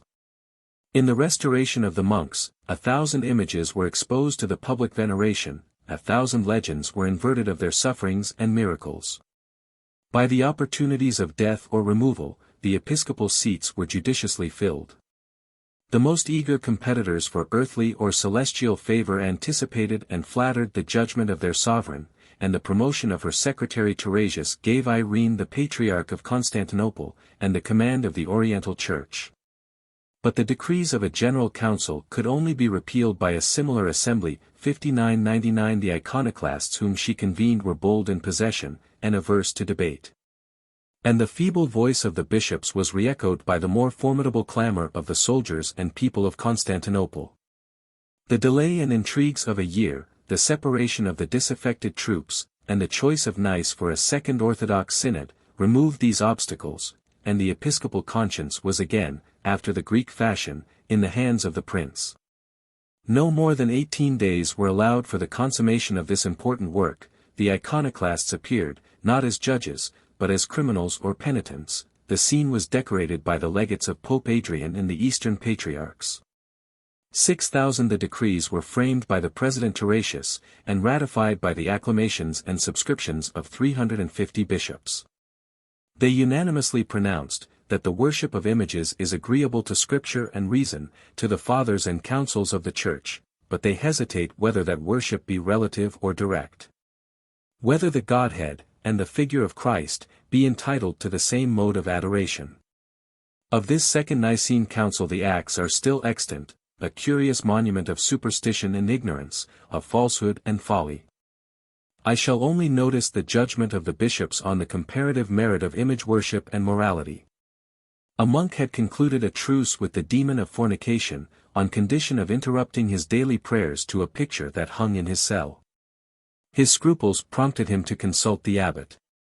Rather than abstain from adoring Christ and his mother in their holy images, it would be better for you, replied the casuist, to enter every brothel, and visit every prostitute, in the city. 6001 For the honor of orthodoxy, at least the orthodoxy of the Roman Church, it is somewhat unfortunate, that the two princes who convened the two councils of Nice are both stained with the blood of their sons. The second of these assemblies was approved and rigorously executed by the despotism of Irene, and she refused her adversaries the toleration which at first she had granted to her friends. During the 5 succeeding reigns, a period of 38 years, the contest was maintained, with unabated rage and various success, between the worshippers and the breakers of the images. But I am not inclined to pursue with minute diligence the repetition of the same events. Nicephorus allowed a general liberty of speech and practice. And the only virtue of his reign is accused by the monks as the cause of his temporal and eternal perdition. Superstition and weakness formed the character of Michael I, but the saints and images were incapable of supporting their votary on the throne. In the purple, Leo V asserted the name and religion of an Armenian. And the idols, with their seditious adherents, were condemned to a second exile. Their applause would have sanctified the murder of an impious tyrant, but his assassin and successor, the second Michael, was tainted from his birth with the Phrygian heresies. He attempted to mediate between the contending parties. And the intractable spirit of the Catholics insensibly cast him into the opposite scale. His moderation was guarded by timidity, but his son Theophilus, alike ignorant of fear and pity, was the last and most cruel of the iconoclasts. The enthusiasm of the times ran strongly against them, and the emperors who stemmed the torrent were exasperated and punished by the public hatred. After the death of Theophilus, the final victory of the images was achieved by a second female, his widow Theodora, whom he left the guardian of the empire. Her measures were bold and decisive. The fiction of a tardy repentance absolved the fame and the soul of her deceased husband. The sentence of the iconoclast patriarch was commuted from the loss of his eyes to a whipping of 200 lashes. The bishops trembled, the monks shouted, and the festival of orthodoxy preserves the annual memory of the triumph of the images. A single question yet remained, whether they are endowed with any proper and inherent sanctity. It was agitated by the Greeks of the 11th century. 6002. And as this opinion has the strongest recommendation of absurdity, I am surprised that it was not more explicitly decided in the affirmative. In the West, Pope Adrian I accepted and announced the decrees of the Nicene Assembly, which is now revered by the Catholics as the seventh in rank of the general councils. Rome and Italy were docile to the voice of their father. But the greatest part of the Latin Christians were far behind in the race of superstition. The churches of France, Germany, England, and Spain steered a middle course between the adoration and the destruction of images, which they admitted into their temples, not as objects of worship, but as lively and useful memorials of faith and history. An angry book of controversy was composed and published in the name of Charlemagne. 6003. Under his authority a synod of 300 bishops was assembled at Frankfurt. 6004. They blamed the fury of the iconoclasts. But they pronounced a more severe censure against the superstition of the Greeks, and the decrees of their pretended council, which was long despised by the barbarians of the West. 6005. Among them the worship of images advanced with a silent and insensible progress. But a large atonement is made for their hesitation and delay, by the gross idolatry of the ages which precede the Reformation, and of the countries, both in Europe and America, which are still immersed in the gloom of superstition. It was after the Nicene Synod, and under the reign of the pious Irene, that the popes consummated the separation of Rome and Italy, by the translation of the empire to the less orthodox Charlemagne.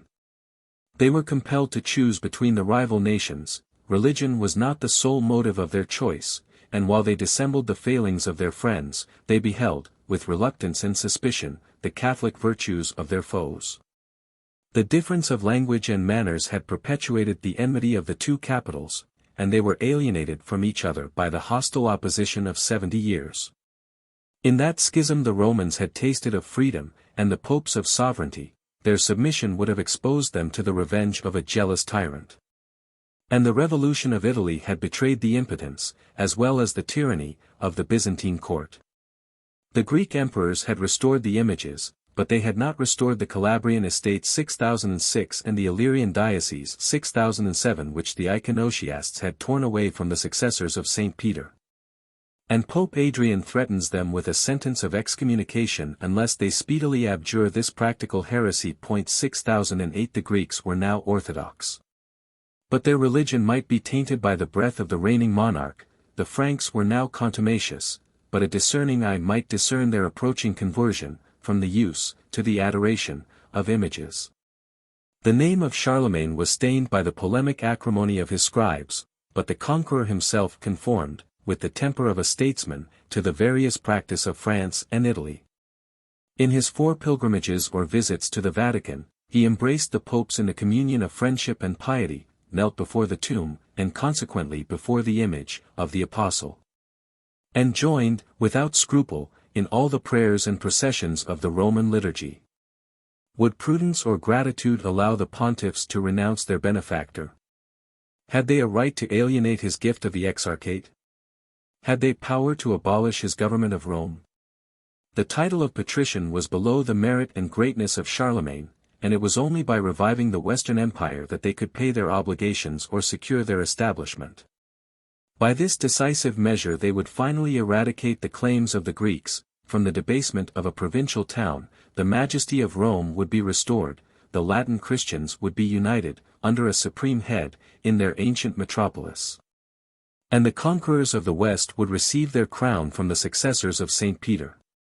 The Roman Church would acquire a zealous and respectable advocate. And, under the shadow of the Carlovingian power, the bishop might exercise, with honor and safety, the government of the city. 6009. Before the ruin of paganism in Rome, the competition for a wealthy bishopric had often been productive of tumult and bloodshed. The people was less numerous, but the times were more savage, the prize more important, and the chair of St. Peter was fiercely disputed by the leading ecclesiastics who aspired to the rank of sovereign. The reign of Adrian I 6010 surpasses the measure of past or succeeding ages. 6011 The walls of Rome, the sacred patrimony, the ruin of the Lombards, and the friendship of Charlemagne, were the trophies of his fame. He secretly edified the throne of his successors, and displayed in a narrow space the virtues of a great prince. His memory was revered, but in the next election, a priest of the Lateran, Leo III, was preferred to the nephew and the favorite of Adrian, whom he had promoted to the first dignities of the Church. Their acquiescence or repentance disguised, above 4 years, the blackest intention of revenge, till the day of a procession, when a furious band of conspirators dispersed the unarmed multitude, and assaulted with blows and wounds the sacred person of the Pope. But their enterprise on his life or liberty was disappointed, perhaps by their own confusion and remorse. Leo was left for dead on the ground. On his revival from the swoon, the effect of his loss of blood, he recovered his speech and sight. And this natural event was improved to the miraculous restoration of his eyes and tongue, of which he had been deprived, twice deprived, by the knife of the assassins. 6012 From his prison he escaped to the Vatican, the Duke of Spoleto hastened to his rescue, Charlemagne sympathized in his injury, and in his camp of Paderborn in Westphalia accepted, or solicited, a visit from the Roman pontiff. Leo repassed the Alps with a commission of counts and bishops, the guards of his safety and the judges of his innocence. And it was not without reluctance, that the conqueror of the Saxons delayed till the ensuing year the personal discharge of this pious office. In his fourth and last pilgrimage, he was received at Rome with the due honors of king and patrician. Leo was permitted to purge himself by oath of the crimes imputed to his charge, his enemies were silenced. And the sacrilegious attempt against his life was punished by the mild and insufficient penalty of exile. On the festival of Christmas, the last year of the 8th century, Charlemagne appeared in the church of St. Peter, and, to gratify the vanity of Rome, he had exchanged the simple dress of his country for the habit of a patrician. 6013 After the celebration of the Holy Mysteries, Leo suddenly placed a precious crown on his head. 6014 And the dome resounded with the acclamations of the people. Long life and victory to Charles, the most pious Augustus, crowned by God the great and pacific Emperor of the Romans. The head and body of Charlemagne were consecrated by the royal unction. After the example of the Caesars, he was saluted or adored by the pontiff. His coronation oath represents a promise to maintain the faith and privileges of the Church. And the first fruits were paid in his rich offerings to the shrine of his apostle. In his familiar conversation, the emperor protested the ignorance of the intentions of Leo, which he would have disappointed by his absence on that memorable day. But the preparations of the ceremony must have disclosed the secret. And the journey of Charlemagne reveals his knowledge and expectation. He had acknowledged that the imperial title was the object of his ambition, and a Roman synod had pronounced that it was the only adequate reward of his merit and services. 6015. The appellation of great has been often bestowed, and sometimes deserved, but Charlemagne is the only prince in whose favor the title has been indissolubly blended with the name. That name, with the addition of saint, is inserted in the Roman calendar, and the saint, by a rare felicity, is crowned with the praises of the historians and philosophers of an enlightened age. 6016 His real merit is doubtless enhanced by the barbarism of the nation and the times from which he emerged, but the apparent magnitude of an object is likewise enlarged by an unequal comparison. And the ruins of Palmyra derive a casual splendor from the nakedness of the surrounding desert. Without injustice to his fame, I may discern some blemishes in the sanctity and greatness of the restorer of the Western Empire. Of his moral virtues, chastity is not the most conspicuous, 60:17, but the public happiness could not be materially injured by his 9 wives or concubines, the various indulgence of meaner or more transient amours. The multitude of his bastards whom he bestowed on the church, and the long celibacy and licentious manners of his daughters, 60:18, whom the father was suspected of loving with too fond a passion. 60:19, I shall be scarcely permitted to accuse the ambition of a conqueror. But in a day of equal retribution, the sons of his brother Carloman, the Merovingian princes of Aquitaine, and the 4,500 Saxons who were beheaded on the same spot, would have something to allege against the justice and humanity of Charlemagne. His treatment of the vanquished Saxons 60:20 was an abuse of the right of conquest. His laws were not less sanguinary than his arms, and in the discussion of his motives, whatever is subtracted from bigotry must be imputed to temper. The sedentary reader is amazed by his incessant activity of mind and body, and his subjects and enemies were not less astonished at his sudden presence, at the moment when they believed him at the most distant extremity of the empire.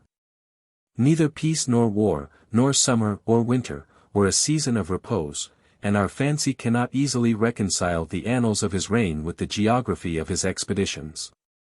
But this activity was a national, rather than a personal, virtue. The vagrant life of a Frank was spent in the chase, in pilgrimage, in military adventures, and the journeys of Charlemagne were distinguished only by a more numerous train and a more important purpose. His military renown must be tried by the scrutiny of his troops, his enemies, and his actions. Alexander conquered with the arms of Philip, but the 2 heroes who preceded Charlemagne bequeathed him their name, their examples, and the companions of their victories. At the head of his veteran and superior armies, he oppressed the savage or degenerate nations, who were incapable of confederating for their common safety, nor did he ever encounter an equal antagonist in numbers, in discipline, or in arms. The science of war has been lost and revived with the arts of peace. But his campaigns are not illustrated by any siege or battle of singular difficulty and success, and he might behold, with envy, the Saracen trophies of his grandfather.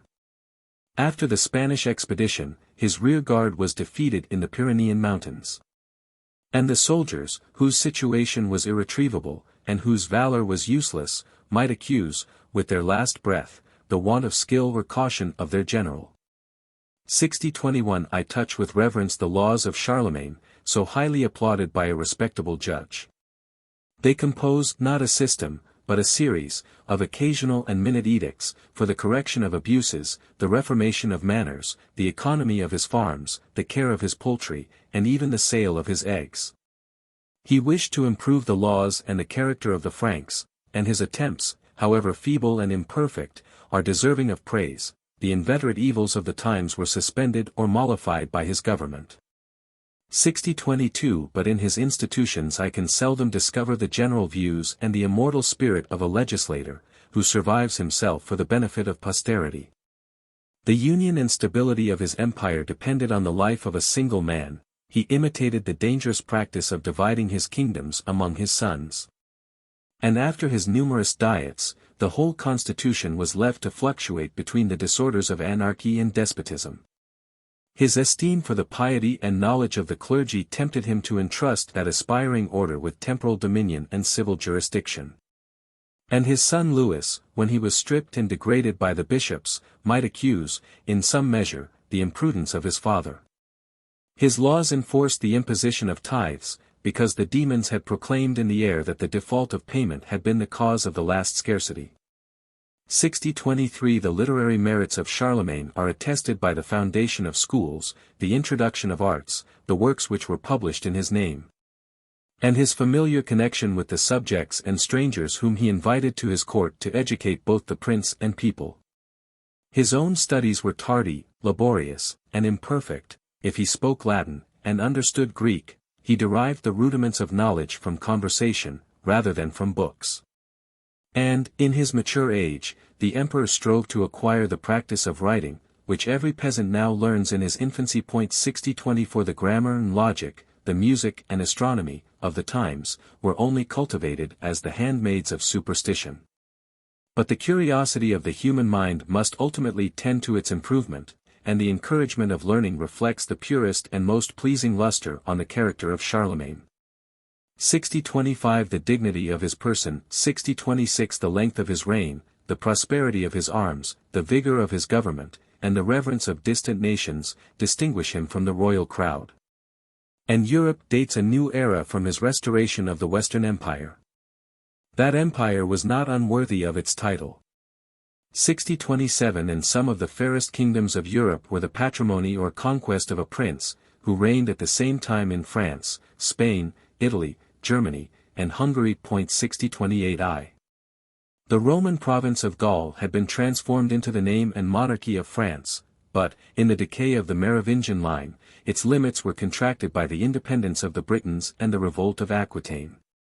Charlemagne pursued, and confined, the Britons on the shores of the ocean, and that ferocious tribe, whose origin and language are so different from the French, was chastised by the imposition of tribute, hostages, and peace.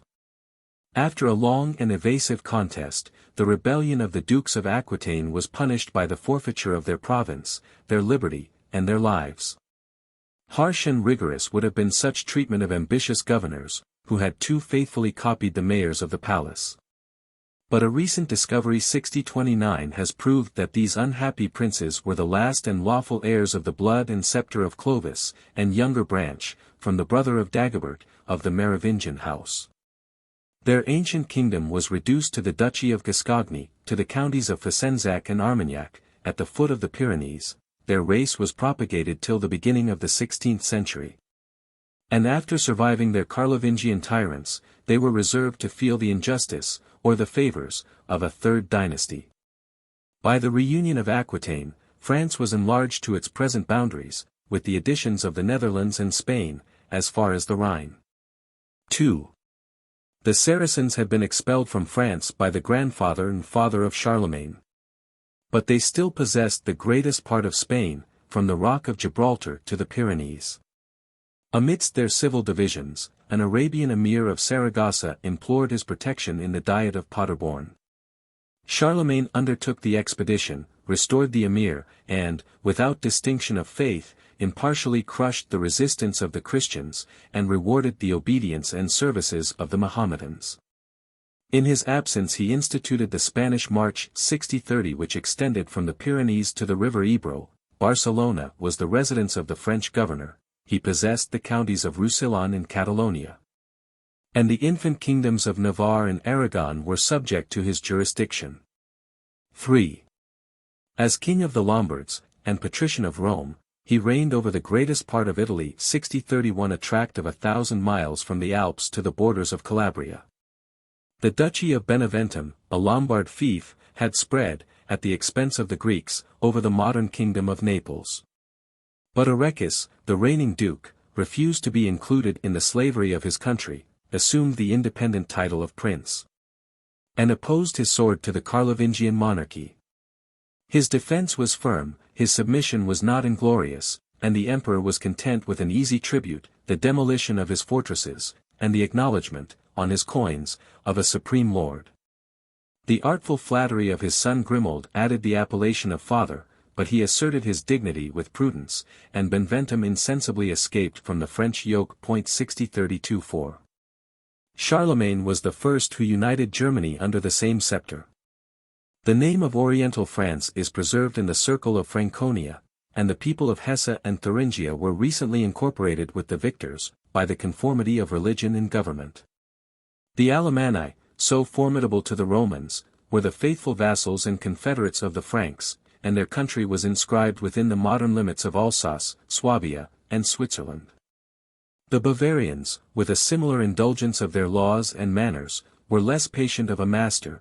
The repeated treasons of Tassilo justified the abolition of their hereditary dukes. And their power was shared among the counts, who judged and guarded that important frontier. But the north of Germany, from the Rhine and beyond the Elbe, was still hostile and pagan. Nor was it till after a war of 33 years that the Saxons bowed under the yoke of Christ and of Charlemagne. The idols and their votaries were extirpated, the foundation of 8 bishoprics, of Munster, Osnaburg, Paderborn, and Minden, of Bremen, Verden, Hildesheim, and Halberstadt, define, on either side of the Weser. The bounds of ancient Saxony. These episcopal seats were the first schools and cities of that savage land.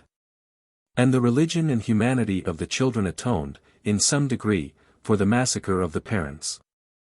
Beyond the Elbe, the Slavi, or Sclavonians, of similar manners and various denominations, overspread the modern dominions of Prussia, Poland, and Bohemia. And some transient marks of obedience have tempted the French historian to extend the empire to the Baltic and the Vistula. The conquest or conversion of those countries is of a more recent age, but the first union of Bohemia with the Germanic body may be justly ascribed to the arms of Charlemagne. V. He retaliated on the Avars, or Huns of Pannonia, the same calamities which they had inflicted on the nations. Their rings, the wooden fortifications which encircled their districts and villages, were broken down by the triple effort of a French army, that was poured into their country by land and water. Through the Carpathian mountains and along the plain of the Danube. After a bloody conflict of 8 years, the loss of some French generals was avenged by the slaughter of the most noble Huns. The relics of the nation submitted. The royal residence of the Chagan was left desolate and unknown. And the treasures, the rapine of 250 years, enriched the victorious troops, or decorated the churches of Italy and Gaul. 6033 After the reduction of Pannonia, the empire of Charlemagne was bounded only by the conflux of the Danube with the Theiss and the Save. The provinces of Istria, Liburnia, and Dalmatia, were an easy, though unprofitable, accession. And it was an effect of his moderation, that he left the maritime cities under the real or nominal sovereignty of the Greeks. But these distant possessions added more to the reputation than to the power of the Latin emperor. Nor did he risk any ecclesiastical foundations to reclaim the barbarians from their vagrant life and idolatrous worship. Some canals of communication between the rivers, the Saône and the Meuse, the Rhine and the Danube, were faintly attempted. 6034 Their execution would have vivified the empire, and more cost and labor were often wasted in the structure of a cathedral. 6035 If we retrace the outlines of this geographical picture, it will be seen that the empire of the Franks extended, between east and west, from the Ebro to the Elbe or Vistula. Between the north and south, from the Duchy of Beneventum to the river Ader, the perpetual boundary of Germany and Denmark. The personal and political importance of Charlemagne was magnified by the distress and division of the rest of Europe. The islands of Great Britain and Ireland were disputed by a crowd of princes of Saxon or Scottish origin, and, after the loss of Spain, the Christian and Gothic kingdom of Alfonso the Chaste was confined to the narrow range of the Asturian mountains. These petty sovereigns revered the power or virtue of the Carlovingian monarch, implored the honor and support of his alliance, and styled him their common parent, the sole and supreme emperor of the West. 6036 He maintained a more equal intercourse with the Caliph Harun al-Rashid, 6037 whose dominion stretched from Africa to India, and accepted from his ambassadors a tent, a water clock, an elephant, and the keys of the Holy Sepulchre. It is not easy to conceive the private friendship of a Frank and an Arab, who were strangers to each other's person, and language, and religion, but their public correspondence was founded on vanity. And their remote situation left no room for a competition of interest. 2/3 of the Western Empire of Rome were subject to Charlemagne, and the deficiency was amply supplied by his command of the inaccessible or invincible nations of Germany. But in the choice of his enemies 6038 we may be reasonably surprised that he so often preferred the poverty of the north to the riches of the south. The 330 campaigns laboriously consumed in the woods and morasses of Germany would have sufficed to assert the amplitude of his title by the expulsion of the Greeks from Italy and the Saracens from Spain. The weakness of the Greeks would have ensured an easy victory, and the Holy Crusade against the Saracens would have been prompted by glory and revenge, and loudly justified by religion and policy. Perhaps, in his expeditions beyond the Rhine and the Elbe, he aspired to save his monarchy from the fate of the Roman Empire, to disarm the enemies of civilized society, and to eradicate the seed of future emigrations. But it has been wisely observed, that, in a light of precaution, all conquest must be ineffectual, unless it could be universal, since the increasing circle must be involved in a larger sphere of hostility. 6039 The subjugation of Germany withdrew the veil which had so long concealed the continent or islands of Scandinavia from the knowledge of Europe, and awakened the torpid courage of their barbarous natives. The fiercest of the Saxon idolaters escaped from the Christian tyrant to their brethren of the north. The ocean and Mediterranean were covered with their piratical fleets. And Charlemagne beheld with a sigh the destructive progress of the Normans, who, in less than 70 years, precipitated the fall of his race and monarchy. Had the Pope and the Romans revived the primitive constitution, the titles of Emperor and Augustus were conferred on Charlemagne for the term of his life. And his successors, on each vacancy, must have ascended the throne by a formal or tacit election. But the association of his son Louis the Pious asserts the independent right of monarchy and conquest, and the emperor seems on this occasion to have foreseen and prevented the latent claims of the clergy. The royal youth was commanded to take the crown from the altar, and with his own hands to place it on his head, as a gift which he held from God, his Father, and the nation. 6040 The same ceremony was repeated, though with less energy, in the subsequent associations of Lothair and Louis II. The Carlovingian scepter was transmitted from father to son in a lineal descent of 4 generations. And the ambition of the popes was reduced to the empty honor of crowning and anointing these hereditary princes, who were already invested with their power and dominions.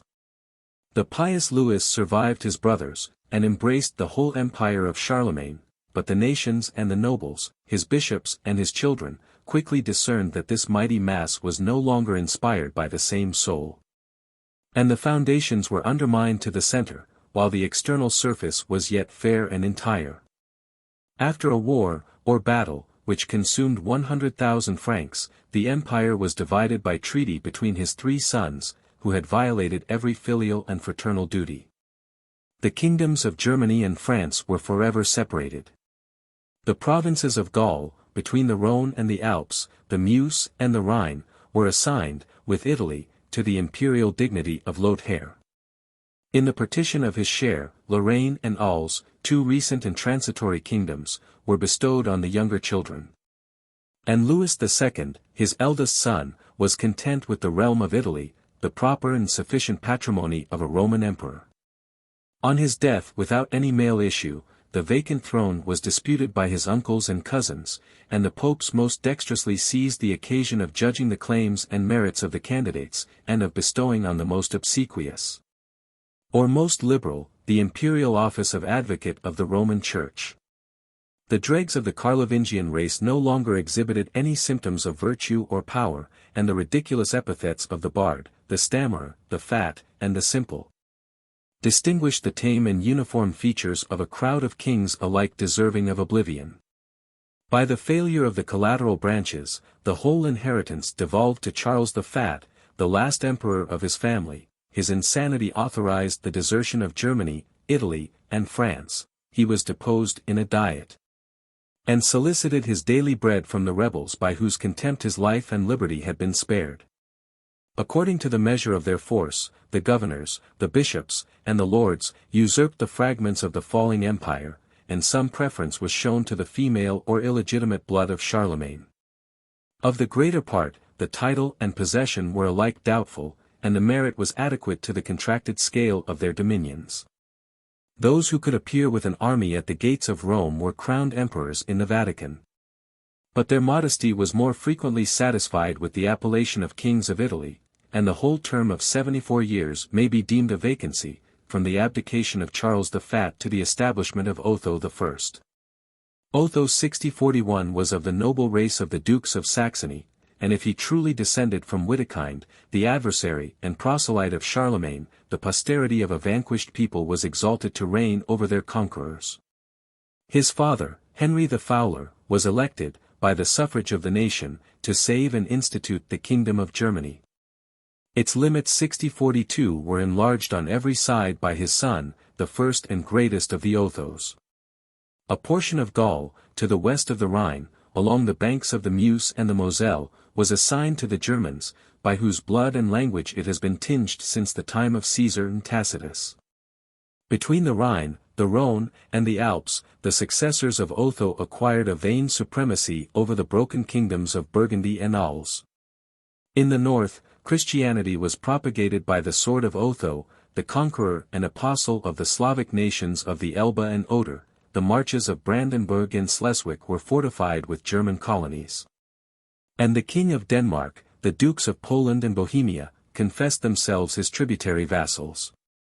At the head of a victorious army, he passed the Alps, subdued the Kingdom of Italy, delivered the Pope, and forever fixed the imperial crown in the name and nation of Germany.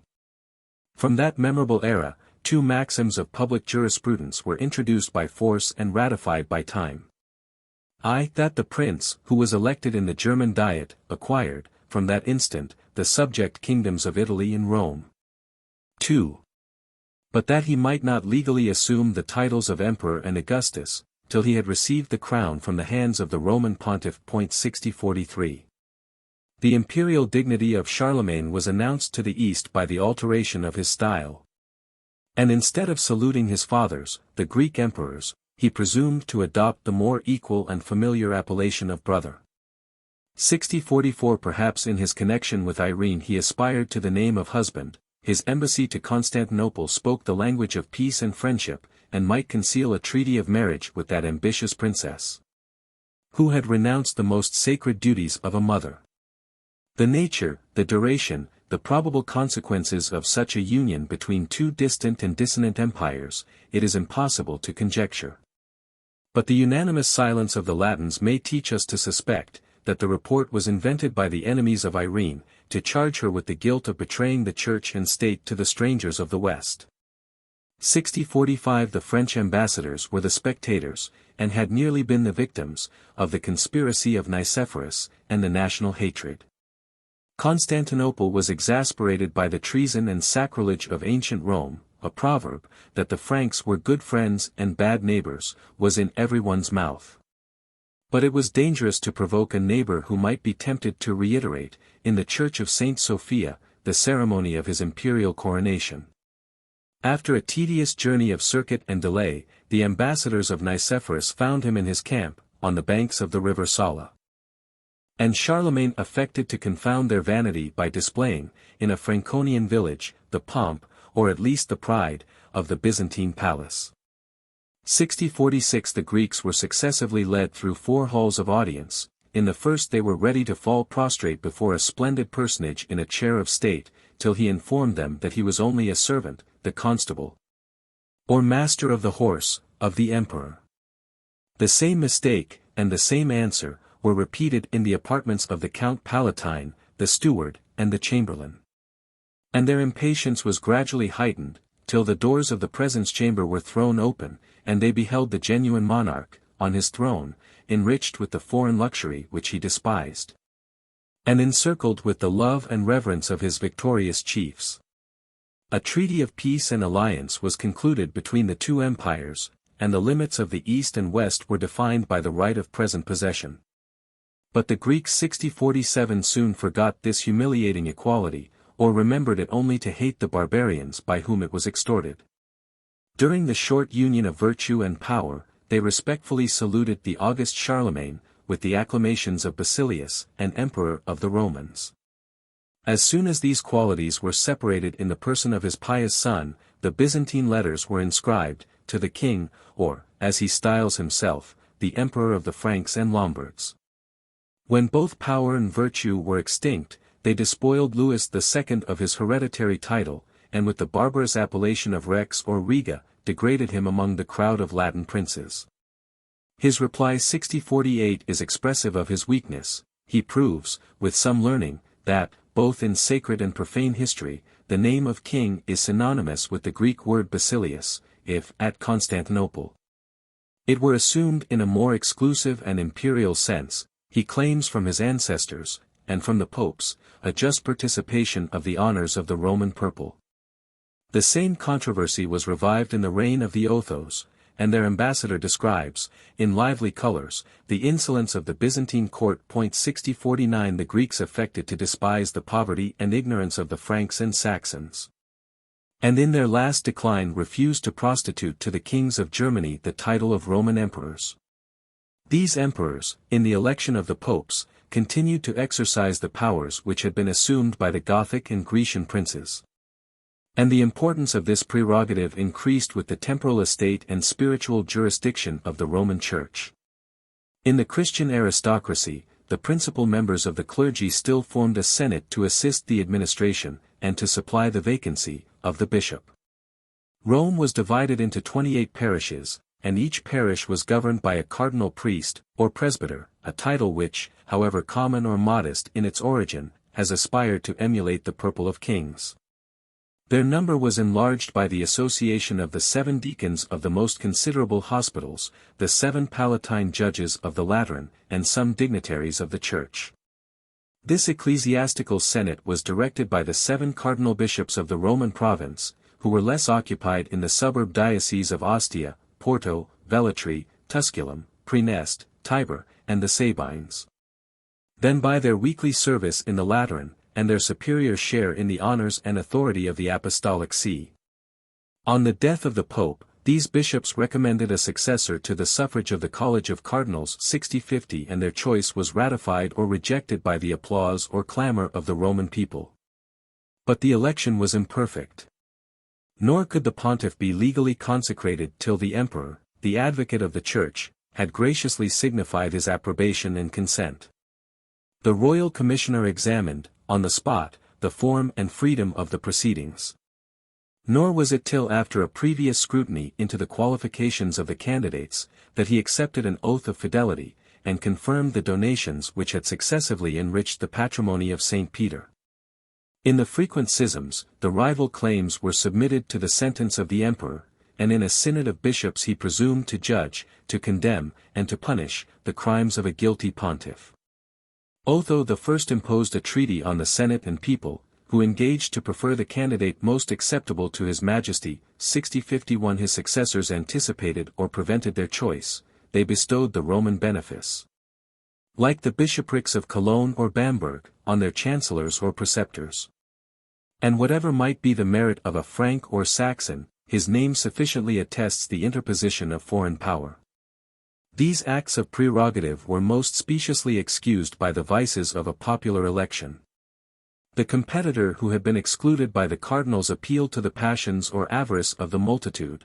The Vatican and the Lateran were stained with blood. And the most powerful senators, the marquises of Tuscany and the counts of Tusculum, held the Apostolic See in a long and disgraceful servitude. The Roman pontiffs, of the 9th and 10th centuries, were insulted, imprisoned, and murdered, by their tyrants. And such was their indigence, after the loss and usurpation of the ecclesiastical patrimonies, that they could neither support the state of a prince, nor exercise the charity of a priest. 6052 The influence of 2 sister prostitutes, Marozia and Theodora, was founded on their wealth and beauty. Their political and amorous intrigues, the most strenuous of their lovers were rewarded with the Roman mitre. And their reign 6053 may have suggested to the darker ages 6054 the fable 6055 of a female pope. 6056 The bastard son, the grandson, and the great-grandson of Marozia, a rare genealogy, were seated in the chair of St. Peter, and it was at the age of 19 years that the second of these became the head of the Latin Church. 6057 His youth and manhood were of a suitable complexion, and the nations of pilgrims could bear testimony to the charges that were urged against him in a Roman synod, and in the presence of Otho the Great. As John XII had renounced the dress and decencies of his profession, the soldier may not perhaps be dishonored by the wine which he drank, the blood that he spilt, the flames that he kindled, or the licentious pursuits of gaming and hunting. His open simony might be the consequence of distress, and his blasphemous invocation of Jupiter and Venus, if it be true, could not possibly be serious. But we read, with some surprise, that the worthy grandson of Marozia lived in public adultery with the matrons of Rome. That the Lateran palace was turned into a school for prostitution, and that his rapes of virgins and widows had deterred the female pilgrims from visiting the tomb of St. Peter, lest, in the devout act, they should be violated by his successor. 6058 The Protestants have dwelt with malicious pleasure on these characters of Antichrist, but to a philosophic eye, the vices of the clergy are far less dangerous than their virtues. After a long series of scandal, the Apostolic See was reformed and exalted by the austerity and zeal of Gregory VII. That ambitious monk devoted his life to the execution of two projects. I. To fix in the College of Cardinals the freedom and independence of election, and forever to abolish the right or usurpation of the emperors and the Roman people. 2. To bestow and resume the Western Empire as a fief or benefice 6059 of the Church, and to extend his temporal dominion over the kings and kingdoms of the earth. After a contest of 50 years, the first of these designs was accomplished by the firm support of the ecclesiastical order, whose liberty was connected with that of their chief. But the second attempt, though it was crowned with some partial and apparent success, has been vigorously resisted by the secular power, and finally extinguished by the improvement of human reason. In the revival of the Empire of Rome, neither the bishop nor the people could bestow on Charlemagne or Otho the provinces which were lost, as they had been won, by the chance of arms.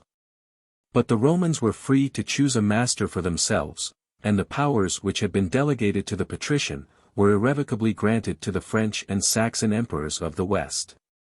The broken records of the time 6060 preserve some remembrance of their palace, their mint, their tribunal, their edicts, and the sword of justice, which, as late as the 13th century, was derived from Caesar to the prefect of the city.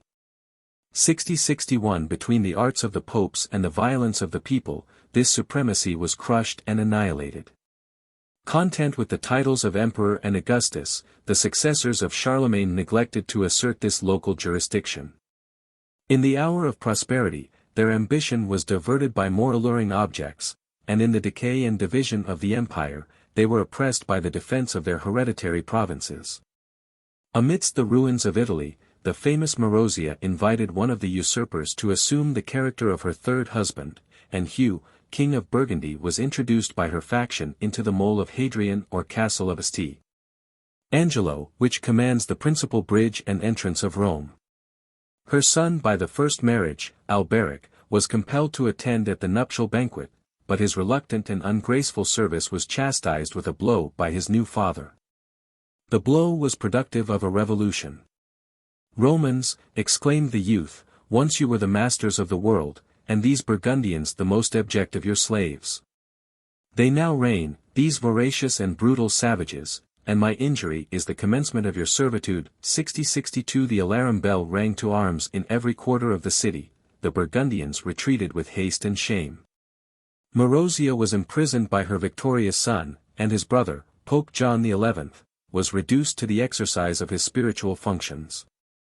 With the title of prince, Alberic possessed above 20 years the government of Rome. And he is said to have gratified the popular prejudice, by restoring the office, or at least the title, of consuls and tribunes. His son and heir Octavian assumed, with the pontificate, the name of John XII. Like his predecessor, he was provoked by the Lombard princes to seek a deliverer for the Church and Republic, and the services of Otho were rewarded with the imperial dignity. But the Saxon was imperious, the Romans were impatient, the festival of the coronation was disturbed by the secret conflict of prerogative and freedom, and Otho commanded his sword-bearer not to stir from his person, lest he should be assaulted and murdered at the foot of the altar. 6063 Before he repassed the Alps, the emperor chastised the revolt of the people and the ingratitude of John XII. The pope was degraded in a synod, the prefect was mounted on an ass, whipped through the city, and cast into a dungeon. 13 of the most guilty were hanged, others were mutilated or banished, and this severe process was justified by the ancient laws of Theodosius and Justinian. The voice of fame has accused the second Otho of a perfidious and bloody act, the massacre of the senators, whom he had invited to his table under the fair semblance of hospitality and friendship. 6064 In the minority of his son Otho III, Rome made a bold attempt to shake off the Saxon yoke, and the consul Crescentius was the Brutus of the Republic. From the condition of a subject and an exile, he twice rose to the command of the city, oppressed, expelled, and created the popes, and formed a conspiracy for restoring the authority of the Greek emperors. 6065 in the fortress of St. Angelo, he maintained an obstinate siege, till the unfortunate consul was betrayed by a promise of safety, his body was suspended on a gibbet and his head was exposed on the battlements of the castle. By a reverse of fortune, Otho, after separating his troops, was besieged 3 days, without food, in his palace, and a disgraceful escape saved him from the justice or fury of the Romans. The senator Ptolemy was the leader of the people, and the widow of Crescentius enjoyed the pleasure or the fame of revenging her husband, by a poison which she administered to her imperial lover. It was the design of Otho III to abandon the ruder countries of the north, to erect his throne in Italy, and to revive the institutions of the Roman monarchy. But his successors only once in their lives appeared on the banks of the Tiber, to receive their crown in the Vatican. 6066 Their absence was contemptible, their presence odious and formidable. They descended from the Alps, at the head of their barbarians, who were strangers and enemies to the country, and their transient visit was a scene of tumult and bloodshed. 6067 A faint remembrance of their ancestors still tormented the Romans. And they beheld with pious indignation the succession of Saxons, Franks, Swabians, and Bohemians, who usurped the purple and prerogatives of the Caesars. There is nothing perhaps more adverse to nature and reason than to hold in obedience remote countries and foreign nations, in opposition to their inclination and interest. A torrent of barbarians may pass over the earth, but an extensive empire must be supported by a refined system of policy and oppression, in the center, an absolute power, prompt in action and rich in resources. A swift and easy communication with the extreme parts, fortifications to check the first effort of rebellion, a regular administration to protect and punish, and a well-disciplined army to inspire fear, without provoking discontent and despair. Far different was the situation of the German Caesars, who were ambitious to enslave the kingdom of Italy. Their patrimonial estates were stretched along the Rhine, or scattered in the provinces. But this ample domain was alienated by the imprudence or distress of successive princes, and their revenue, from minute and vexatious prerogative, was scarcely sufficient for the maintenance of their household. Their troops were formed by the legal or voluntary service of their feudal vassals, who passed the Alps with reluctance, assumed the license of rapine and disorder, and capriciously deserted before the end of the campaign. Whole armies were swept away by the pestilential influence of the climate, the survivors brought back the bones of their princes and nobles. 6068 And the effects of their own intemperance were often imputed to the treachery and malice of the Italians, who rejoiced at least in the calamities of the barbarians. This irregular tyranny might contend on equal terms with the petty tyrants of Italy, nor can the people, or the reader, be much interested in the event of the quarrel. But in the 11th and 12th centuries, the Lombards rekindled the flame of industry and freedom, and the generous example was at length imitated by the republics of Tuscany. 6069 In the Italian cities a municipal government had never been totally abolished. And their first privileges were granted by the favor and policy of the emperors, who were desirous of erecting a plebeian barrier against the independence of the nobles. But their rapid progress, the daily extension of their power and pretensions, were founded on the numbers and spirit of these rising communities. 6070 Each city filled the measure of her diocese or district, the jurisdiction of the counts and bishops, of the marquises and counts, was banished from the land. And the proudest nobles were persuaded or compelled to desert their solitary castles, and to embrace the more honorable character of freemen and magistrates. The legislative authority was inherent in the General Assembly. But the executive powers were entrusted to 3 consuls, annually chosen from the 3 orders of captains, valvassors 6071 and commons, into which the republic was divided. Under the protection of equal law, the labors of agriculture and commerce were gradually revived, but the martial spirit of the Lombards was nourished by the presence of danger. And as often as the bell was rung, or the standard 6072 erected, the gates of the city poured forth a numerous and intrepid band, whose zeal in their own cause was soon guided by the use and discipline of arms. At the foot of these popular ramparts, the pride of the Caesars was overthrown, and the invincible genius of liberty prevailed over the two Frederics, the greatest princes of the Middle Age, the first, superior perhaps in military prowess. The second, who undoubtedly excelled in the softer accomplishments of peace and learning. Ambitious of restoring the splendor of the purple, Frederick I invaded the republics of Lombardy, with the arts of a statesman, the valor of a soldier, and the cruelty of a tyrant. The recent discovery of the Pandects had renewed a science most favorable to despotism, and his venal advocates proclaimed the emperor the absolute master of the lives and properties of his subjects. His royal prerogatives, in a less odious sense, were acknowledged in the Diet of Roncaglia. And the revenue of Italy was fixed at £30,000 of silver, 6073, which were multiplied to an indefinite demand by the rapine of the fiscal officers. The obstinate cities were reduced by the terror or the force of his arms, his captives were delivered to the executioner, or shot from his military engines, and after the siege and surrender of Milan, the buildings of that stately capital were razed to the ground, 300 hostages were sent into Germany, and the inhabitants were dispersed in 4 villages, under the yoke of the inflexible conqueror. 6074 But Milan soon rose from her ashes, and the League of Lombardy was cemented by distress, their cause was espoused by Venice, Pope Alexander III, and the Greek emperor, the fabric of oppression was overturned in a day. And in the Treaty of Constance, Frederick subscribed, with some reservations, the freedom of 24 cities. His grandson contended with their vigor and maturity. But Frederick II 6075 was endowed with some personal and peculiar advantages. His birth and education recommended him to the Italians. And in the implacable discord of the two factions, the Ghibellines were attached to the emperor, while the Guelphs displayed the banner of liberty and the church. The court of Rome had slumbered, when his father Henry VI was permitted to unite with the empire the kingdoms of Naples and Sicily, and from these hereditary realms the son derived an ample and ready supply of troops and treasure. Yet Frederick II was finally oppressed by the arms of the Lombards and the thunders of the Vatican, his kingdom was given to a stranger, and the last of his family was beheaded at Naples on a public scaffold. During 60 years, no emperor appeared in Italy, and the name was remembered only by the ignominious sale of the last relics of sovereignty.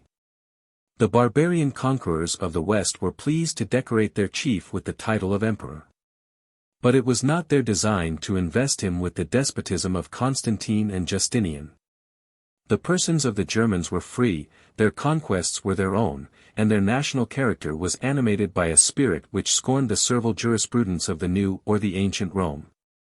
It would have been a vain and dangerous attempt to impose a monarch on the armed freemen, who were impatient of a magistrate, on the bold, who refused to obey, on the powerful, who aspired to command. The empire of Charlemagne and Otho was distributed among the dukes of the nations or provinces, the counts of the smaller districts, and the margraves of the marches or frontiers, who all united the civil and military authority as it had been delegated to the lieutenants of the first Caesars. The Roman governors, who, for the most part, were soldiers of fortune, seduced their mercenary legions, assumed the imperial purple, and either failed or succeeded in their revolt, without wounding the power and unity of government. If the dukes, margraves, and counts of Germany were less audacious in their claims, the consequences of their success were more lasting and pernicious to the state. Instead of aiming at the supreme rank, they silently labored to establish and appropriate their provincial independence. Their ambition was seconded by the weight of their estates and vassals, their mutual example and support, the common interest of the subordinate nobility, the change of princes and families, the minorities of Otho III and Henry IV. The ambition of the popes, and the vain pursuit of the fugitive crowns of Italy and Rome. All the attributes of regal and territorial jurisdiction were gradually usurped by the commanders of the provinces, the right of peace and war, of life and death, of coinage and taxation, of foreign alliance and domestic economy. Whatever had been seized by violence, was ratified by favor or distress, was granted as the price of a doubtful vote or a voluntary service, whatever had been granted to one could not, without injury, be denied to his successor or equal. And every act of local or temporary possession was insensibly molded into the constitution of the Germanic kingdom. In every province, the visible presence of the duke or count was interposed between the throne and the nobles. The subjects of the law became the vassals of a private chief, and the standard which he received from his sovereign, was often raised against him in the field. The temporal power of the clergy was cherished and exalted by the superstition or policy of the Carlovingian and Saxon dynasties, who blindly depended on their moderation and fidelity. And the bishoprics of Germany were made equal in extent and privilege, superior in wealth and population, to the most ample states of the military order. As long as the emperors retained the prerogative of bestowing on every vacancy these ecclesiastic and secular benefices, their cause was maintained by the gratitude or ambition of their friends and favorites. But in the quarrel of the investitures, they were deprived of their influence over the episcopal chapters.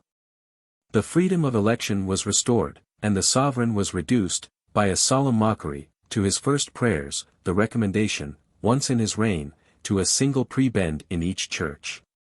The secular governors, instead of being recalled at the will of a superior, could be degraded only by the sentence of their peers. In the first age of the monarchy, the appointment of the son to the duchy or county of his father, was solicited as a favor. It was gradually obtained as a custom, and extorted as a right. The lineal succession was often extended to the collateral or female branches.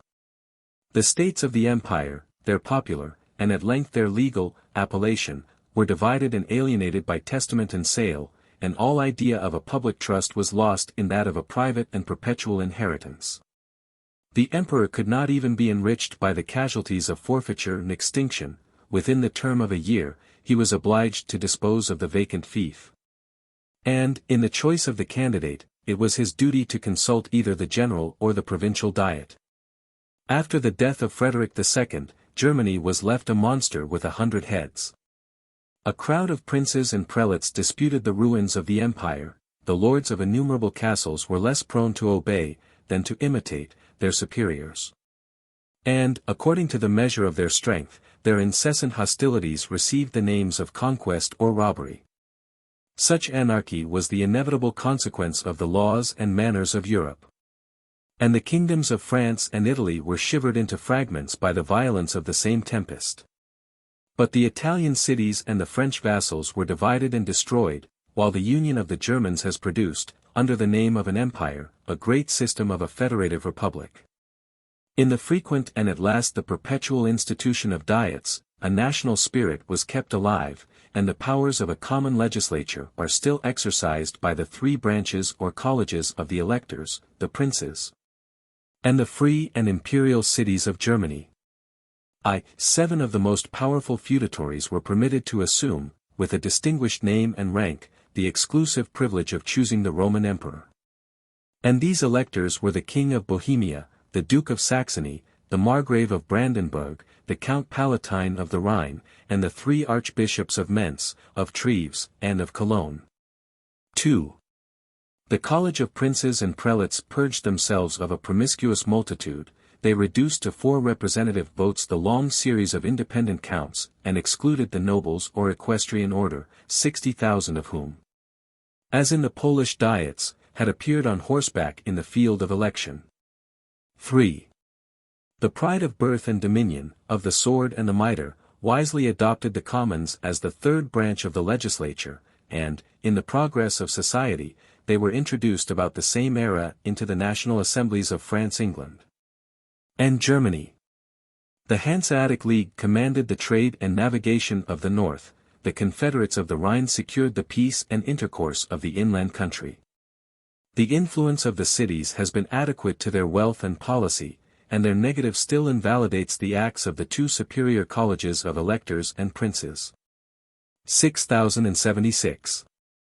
It is in the 14th century that we may view in the strongest light the state and contrast of the Roman Empire of Germany, which no longer held, except on the borders of the Rhine and Danube, a single province of Trajan or Constantine. Their unworthy successors were the Counts of Habsburg, of Nassau, of Luxembourg, and Schwarzenberg. The Emperor Henry VII procured for his son the crown of Bohemia. And his grandson Charles IV was born among a people strange and barbarous in the estimation of the Germans themselves. 6077 After the excommunication of Louis of Bavaria, he received the gift or promise of the vacant empire from the Roman pontiffs, who, in the exile and captivity of Avignon, affected the dominion of the earth. The death of his competitors united the Electoral College, and Charles was unanimously saluted King of the Romans, and future Emperor, a title which, in the same age, was prostituted to the Caesars of Germany and Greece. The German emperor was no more than the elective and impotent magistrate of an aristocracy of princes, who had not left him a village that he might call his own. His best prerogative was the right of presiding and proposing in the national senate, which was convened at his summons. And his native kingdom of Bohemia, less opulent than the adjacent city of Nuremberg, was the firmest seat of his power and the richest source of his revenue. The army with which he passed the Alps consisted of 300 horse. In the Cathedral of St. Ambrose, Charles was crowned with the Iron Crown, which tradition ascribed to the Lombard monarchy, but he was admitted only with a peaceful train, the gates of the city were shut upon him. And the King of Italy was held a captive by the arms of the Visconti, whom he confirmed in the sovereignty of Milan. In the Vatican he was again crowned with the golden crown of the empire. But, in obedience to a secret treaty, the Roman emperor immediately withdrew, without reposing a single night within the walls of Rome. The eloquent Petrarch 6078, whose fancy revived the visionary glories of the capital, deplores and upbraids the ignominious flight of the Bohemian. And even his contemporaries could observe, that the sole exercise of his authority was in the lucrative sale of privileges and titles. The gold of Italy secured the election of his son. But such was the shameful poverty of the Roman emperor, that his person was arrested by a butcher in the streets of Worms, and was detained in the public inn, as a pledge or hostage for the payment of his expenses. From this humiliating scene, let us turn to the apparent majesty of the same Charles in the diets of the empire. The Golden Bull, which fixes the Germanic constitution, is promulgated in the style of a sovereign and legislator. 100 princes bowed before his throne, and exalted their own dignity by the voluntary honors which they yielded to their chief or minister. At the royal banquet, the hereditary great officers, the 7 electors, who in rank and title were equal to kings, performed their solemn and domestic service of the palace. The seals of the Triple Kingdom were borne in state by the archbishops of Mentz, Cologne, and Treves, the perpetual arch-chancellors of Germany, Italy, and Arles. The great marshal, on horseback, exercised his function with a silver measure of oats, which he emptied on the ground, and immediately dismounted to regulate the order of the guests. The great steward, the Count Palatine of the Rhine, placed the dishes on the table. The great chamberlain, the Margrave of Brandenburg, presented, after the repast, the golden ewer and basin, to wash. The King of Bohemia, as great cupbearer, was represented by the emperor's brother, the Duke of Luxembourg and Brabant, and the procession was closed by the great huntsman, who introduced a boar and a stag, with a loud chorus of horns and hounds. 6079. Nor was the supremacy of the emperor confined to Germany alone. The hereditary monarchs of Europe confessed the preeminence of his rank and dignity. He was the first of the Christian princes. The temporal head of the great Republic of the West, 6080. To his person the title of majesty was long appropriated. And he disputed with the Pope the sublime prerogative of creating kings and assembling councils. The oracle of the civil law, the learned Bartolus, was a pensioner of Charles IV.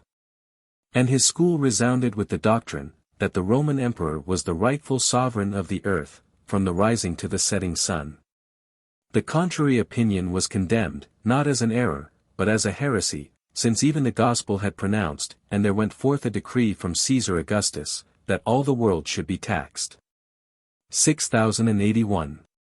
If we annihilate the interval of time and space between Augustus and Charles, strong and striking will be the contrast between the two Caesars.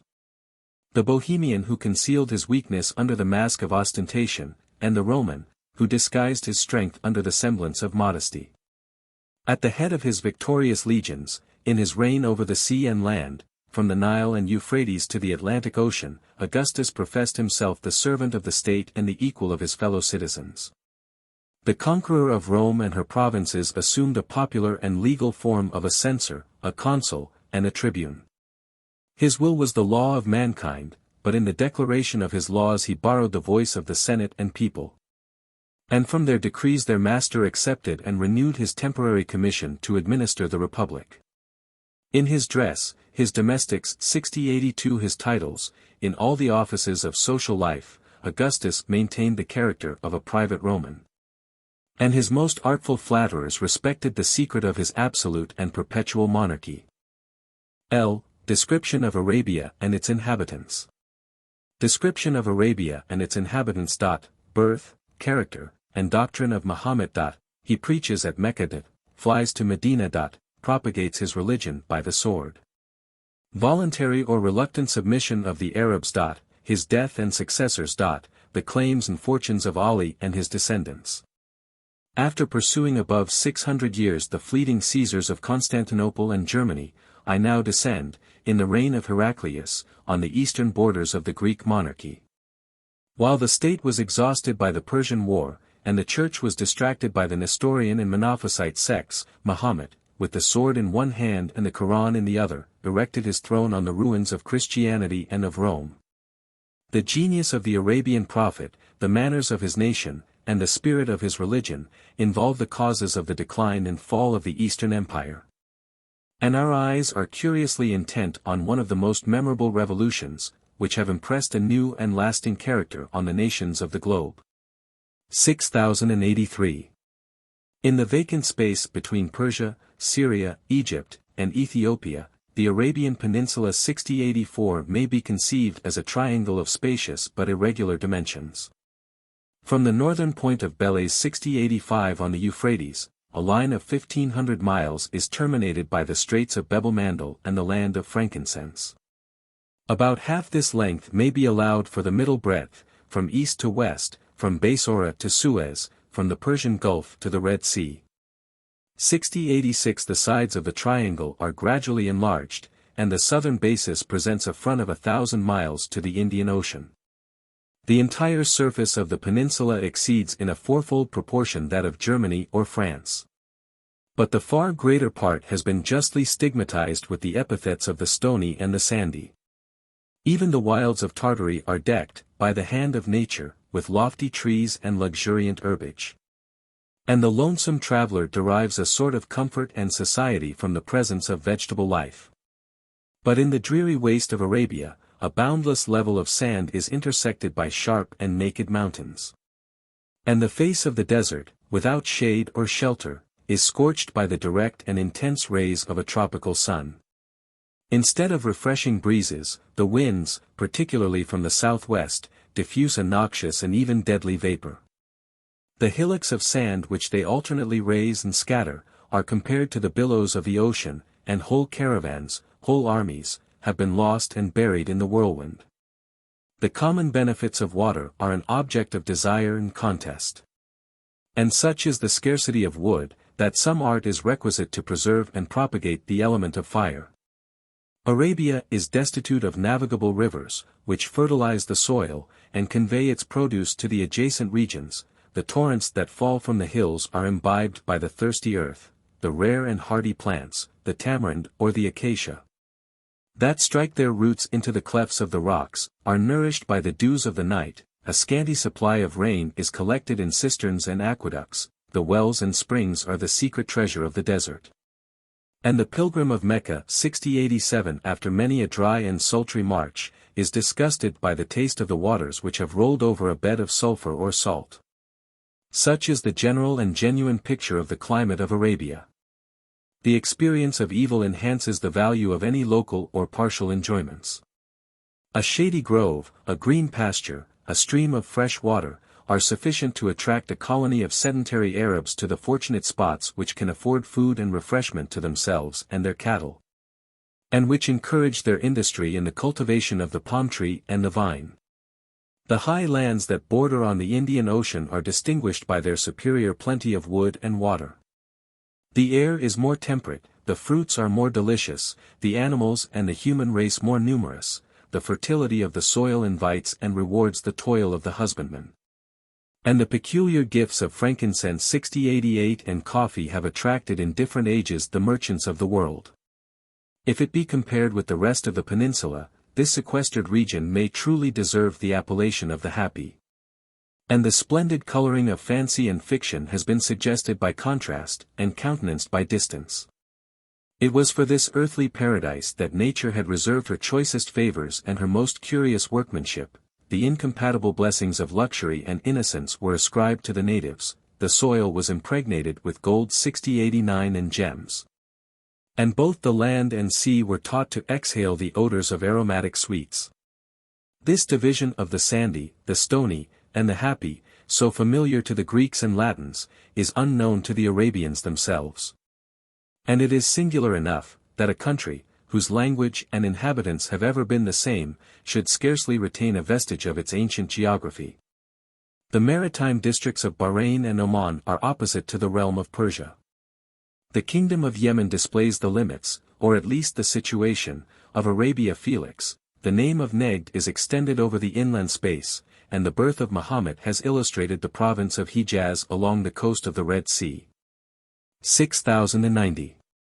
The measure of population is regulated by the means of subsistence, and the inhabitants of this vast peninsula might be outnumbered by the subjects of a fertile and industrious province. Along the shores of the Persian Gulf, of the ocean, and even of the Red Sea, the ichthyophagi, 6091 or fish-eaters, continued to wander in quest of their precarious food. In this primitive and abject state, which ill deserves the name of society, the human brute, without arts or laws, almost without sense or language, is poorly distinguished from the rest of the animal creation. Generations and ages might roll away in silent oblivion, and the helpless savage was restrained from multiplying his race by the wants and pursuits which confined his existence to the narrow margin of the seacoast. But in an early period of antiquity the great body of the Arabs had emerged from this scene of misery. And as the naked wilderness could not maintain a people of hunters, they rose at once to the more secure and plentiful condition of the pastoral life. The same life is uniformly pursued by the roving tribes of the desert. And in the portrait of the modern Bedouins, we may trace the features of their ancestors 6092 who, in the age of Moses or Muhammad, dwelt under similar tents and conducted their horses, and camels, and sheep to the same springs and the same pastures. Our toil is lessened, and our wealth is increased, by our dominion over the useful animals, and the Arabian shepherd had acquired the absolute possession of a faithful friend and a laborious slave. 6093 Arabia, in the opinion of the naturalist, is the genuine and original country of the horse, the climate most propitious, not indeed to the size, but to the spirit and swiftness, of that generous animal. The merit of the Barb, the Spanish, and the English breed, is derived from a mixture of Arabian blood. 6094 The Bedouins preserve, with superstitious care, the honors and the memory of the purest race. The males are sold at a high price, but the females are seldom alienated. And the birth of a noble foal was esteemed among the tribes, as a subject of joy and mutual congratulation. These horses are educated in the tents, among the children of the Arabs, with a tender familiarity, which trains them in the habits of gentleness and attachment. They are accustomed only to walk and to gallop, their sensations are not blunted by the incessant abuse of the spur and the whip, their powers are reserved for the moments of flight and pursuit, but no sooner do they feel the touch of the hand or the stirrup than they dart away with the swiftness of the wind. And if their friend be dismounted in the rapid career, they instantly stop till he has recovered his seat. In the sands of Africa and Arabia, the camel is a sacred and precious gift. That strong and patient beast of burden can perform, without eating or drinking, a journey of several days. And a reservoir of fresh water is preserved in a large bag, a fifth stomach of the animal, whose body is imprinted with the marks of servitude. The larger breed is capable of transporting a weight of 1,000 pounds. And the dromedary, of a lighter and more active frame, outstrips the fleetest courser in the race. Alive or dead, almost every part of the camel is serviceable to man, her milk is plentiful and nutritious, the young and tender flesh has the taste of veal. 6095 A valuable salt is extracted from the urine, the dung supplies the deficiency of fuel. And the long hair, which falls each year and is renewed, is coarsely manufactured into the garments, the furniture, and the tents of the Bedouins. In the rainy seasons, they consume the rare and insufficient herbage of the desert. During the heats of summer and the scarcity of winter, they remove their encampments to the sea coast, the hills of Yemen, or the neighborhood of the Euphrates. And have often extorted the dangerous license of visiting the banks of the Nile, and the villages of Syria and Palestine. The life of a wandering Arab is a life of danger and distress. And though sometimes, by rapine or exchange, he may appropriate the fruits of industry, a private citizen in Europe is in the possession of more solid and pleasing luxury than the proudest emir, who marches in the field at the head of 10,000 horse. Yet an essential difference may be found between the hordes of Scythia and the Arabian tribes, since many of the latter were collected into towns, and employed in the labors of trade and agriculture. A part of their time and industry was still devoted to the management of their cattle. They mingled, in peace and war, with their brethren of the desert. And the Bedouins derived from their useful intercourse some supply of their wants, and some rudiments of art and knowledge. Among the 42 cities of Arabia 96 enumerated by Abulfeda, the most ancient and populous were situate in the happy Yemen, the towers of Sana'a 97 and the marvelous reservoir of Merab 98 were constructed by the kings of the Homerites. But their profane luster was eclipsed by the prophetic glories of Medina 99 and Mecca 100 near the Red Sea, and at the distance from each other of 270 miles. The last of these holy places was known to the Greeks under the name of Makaraba. And the termination of the word is expressive of its greatness, which has not, indeed, in the most flourishing period, exceeded the size and populousness of Marseilles. Some latent motive, perhaps of superstition, must have impelled the founders, in the choice of a most unpromising situation. They erected their habitations of mud or stone, in a plain about 2 miles long and 1 mile broad, at the foot of 3 barren mountains. The soil is a rock, the water even of the holy well of Zemzem is bitter or brackish. The pastures are remote from the city, and grapes are transported above 70 miles from the gardens of Taif. The fame and spirit of the Qurayshites, who reigned in Mecca, were conspicuous among the Arabian tribes. But their ungrateful soil refused the labors of agriculture, and their position was favorable to the enterprises of trade. By the seaport of Jeddah, at the distance only of 40 miles, they maintained an easy correspondence with Abyssinia. And that Christian kingdom afforded the first refuge to the disciples of Muhammad. The treasures of Africa were conveyed over the peninsula to Gera or Qatif, in the province of Bahrain, a city built, as it is said, of rock salt, by the Chaldean exiles. 6101 and from thence with the native pearls of the Persian Gulf, they were floated on rafts to the mouth of the Euphrates. Mecca is placed almost at an equal distance, a month's journey, between Yemen on the right, and Syria on the left hand. The former was the winter, the latter the summer, station of her caravans, and their seasonable arrival relieved the ships of India from the tedious and troublesome navigation of the Red Sea.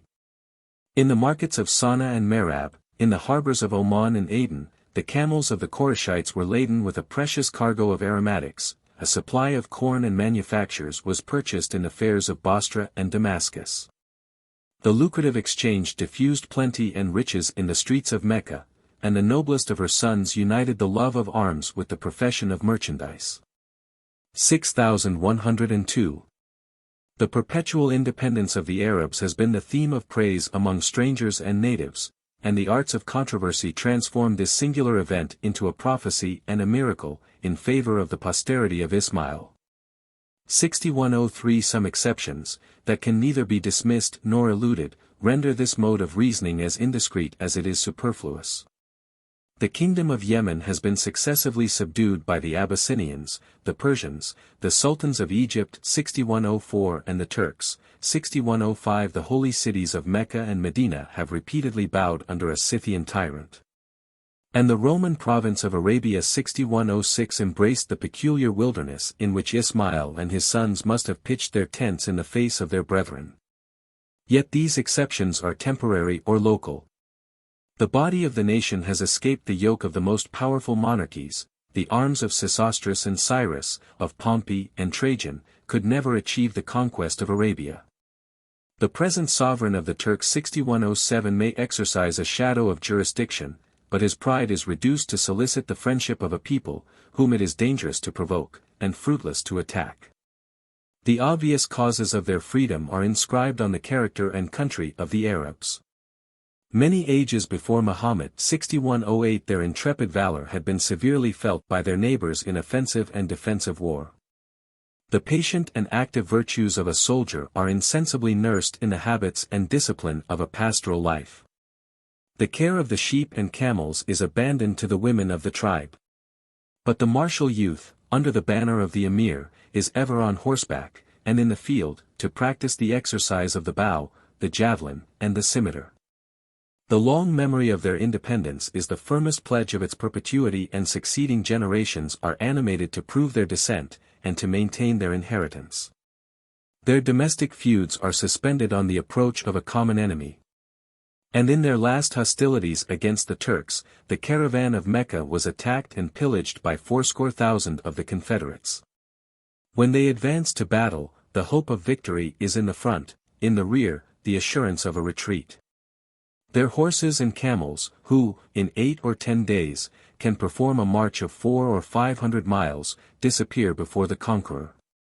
The secret waters of the desert elude his search, and his victorious troops are consumed with thirst, hunger, and fatigue, in the pursuit of an invisible foe, who scorns his efforts, and safely reposes in the heart of the burning solitude.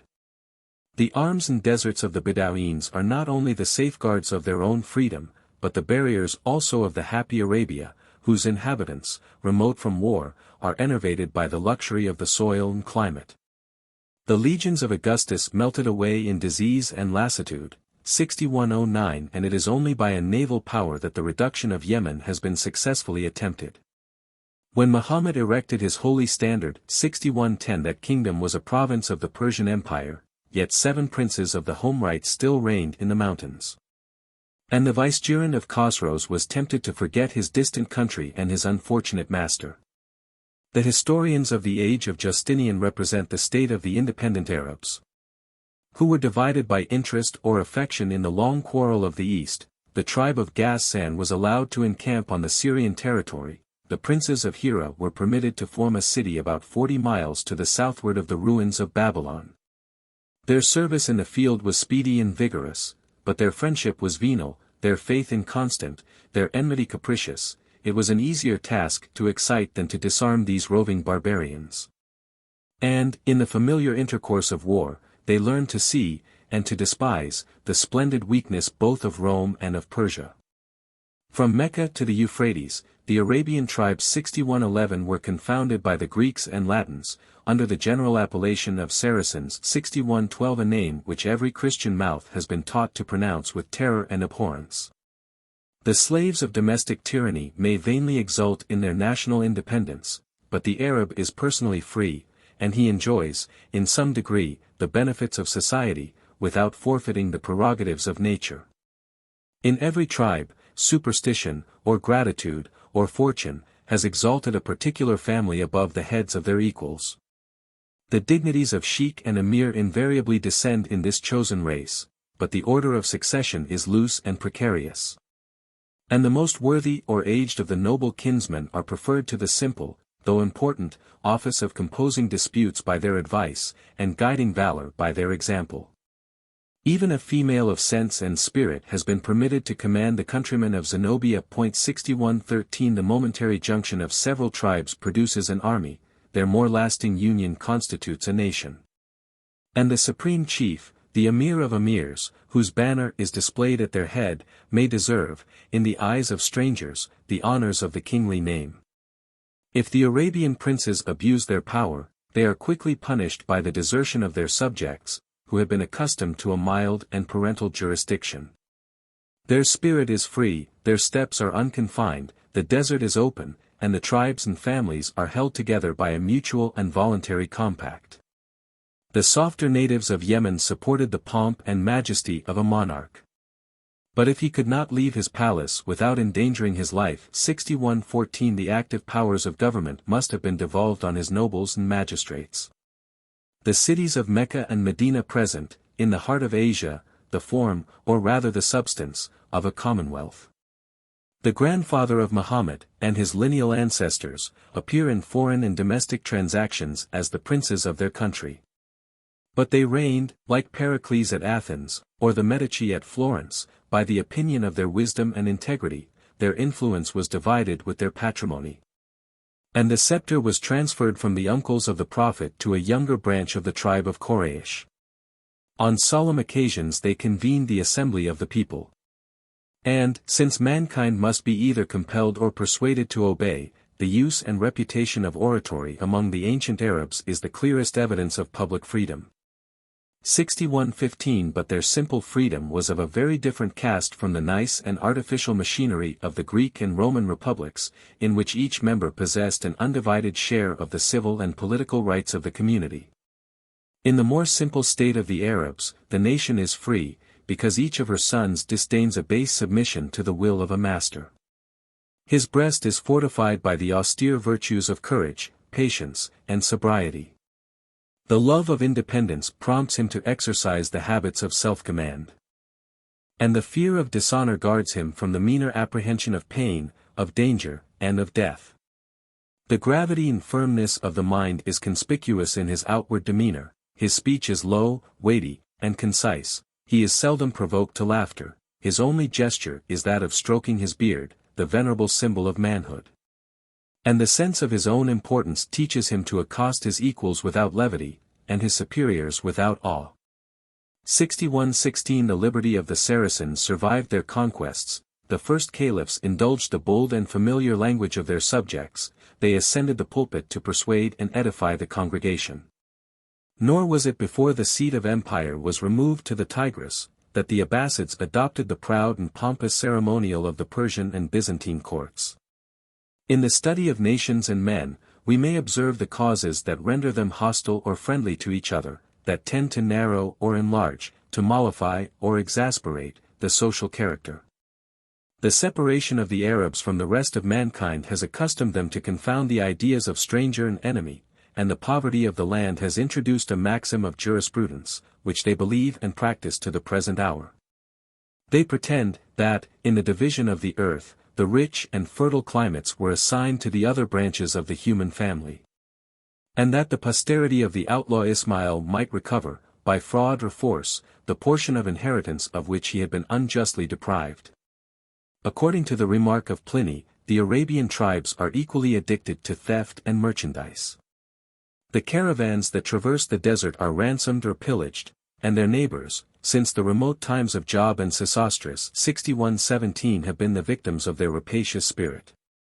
If a Bedouin discovers from afar a solitary traveler, he rides furiously against him, crying, with a loud voice, "Undress thyself, thy aunt, my wife, is without a garment." A ready submission entitles him to mercy. Resistance will provoke the aggressor, and his own blood must expiate the blood which he presumes to shed in legitimate defense. A single robber, or a few associates, are branded with their genuine name. But the exploits of a numerous band assume the character of lawful and honorable war.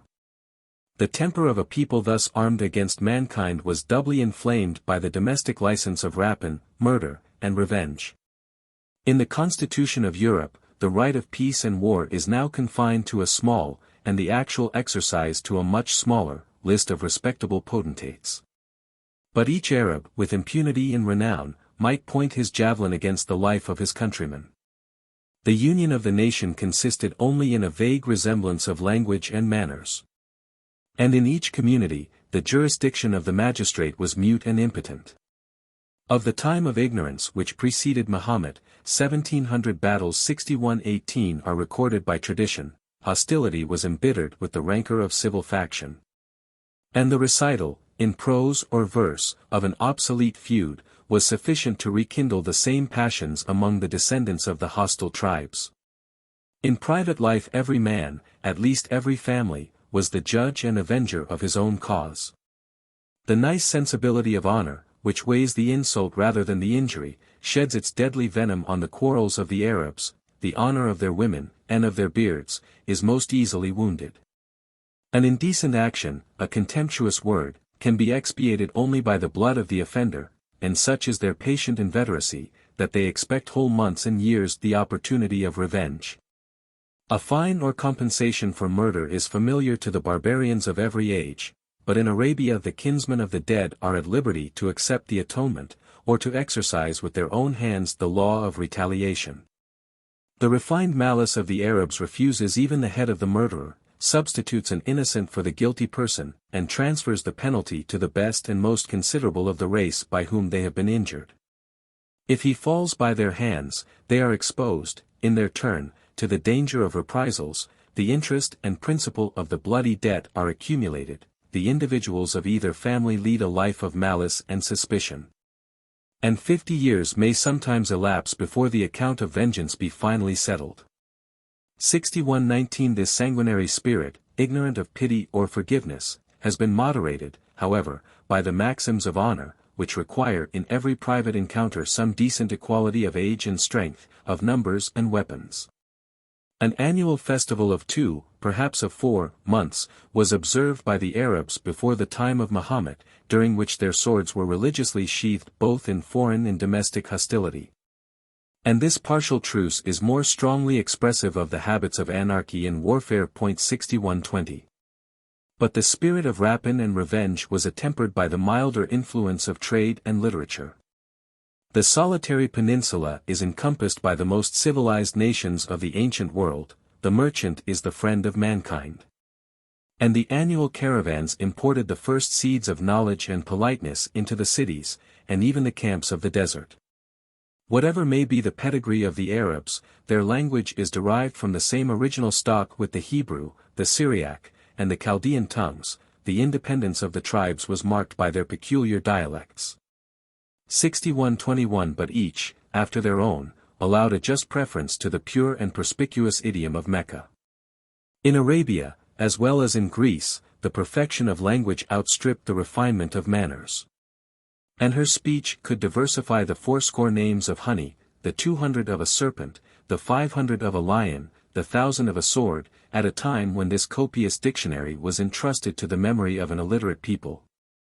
The monuments of the home rites were inscribed with an obsolete and mysterious character, but the Kufic letters, the groundwork of the present alphabet, were invented on the banks of the Euphrates.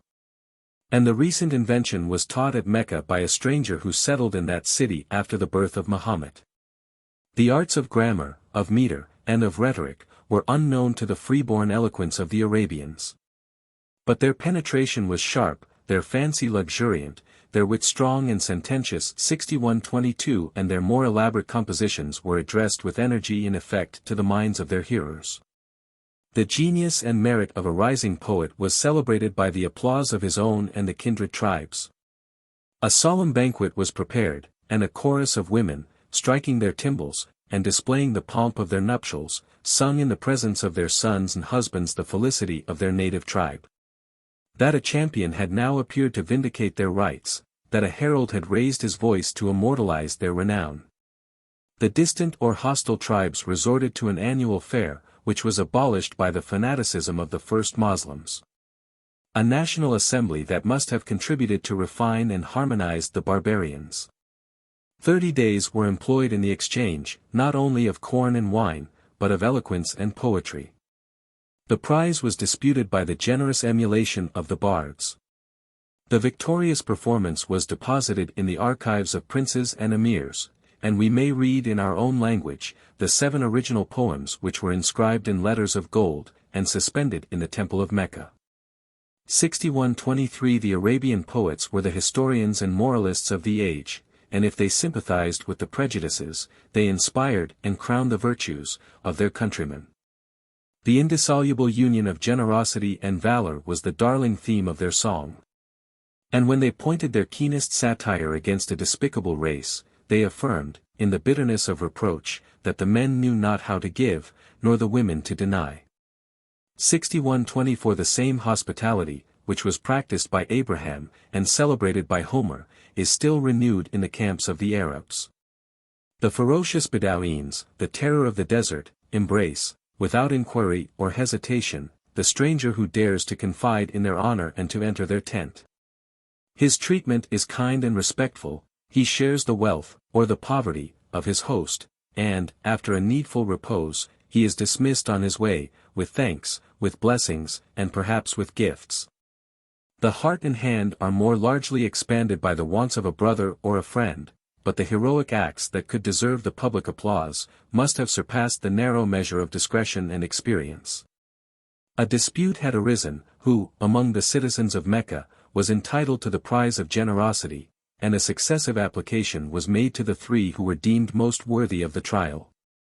Abdullah, the son of Abbas, had undertaken a distant journey, and his foot was in the stirrup when he heard the voice of a suppliant, "O son of the uncle of the Apostle of God, I am a traveler, and in distress."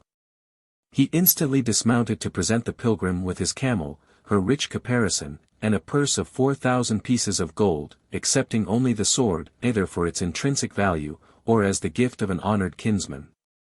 The servant of Qais informed the second suppliant that his master was asleep, but he immediately added, "Here is a purse of 7,000 pieces of gold, it is all we have in the house, and here is an order. That will entitle you to a camel and a slave." The master, as soon as he awoke, praised and enfranchised his faithful steward, with a gentle reproof, that by respecting his slumbers he had stinted his bounty. The third of these heroes, the blind Araba, at the hour of prayer, was supporting his steps on the shoulders of two slaves. "Alas," he replied, "my coffers are empty. But these you may sell, if you refuse, I renounce them."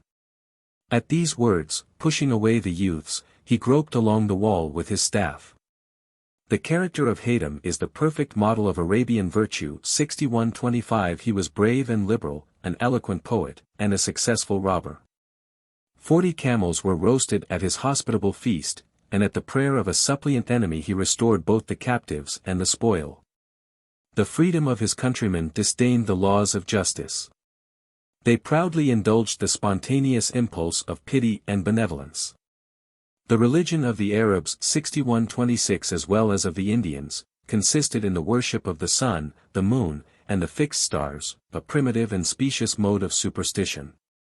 The bright luminaries of the sky display the visible image of a deity, their number and distance convey to a philosophic, or even a vulgar, the idea of boundless space. The character of eternity is marked on these solid globes. That seem incapable of corruption or decay, the regularity of their motions may be ascribed to a principle of reason or instinct. And their real, or imaginary, influence encourages the vain belief that the earth and its inhabitants are the object of their peculiar care.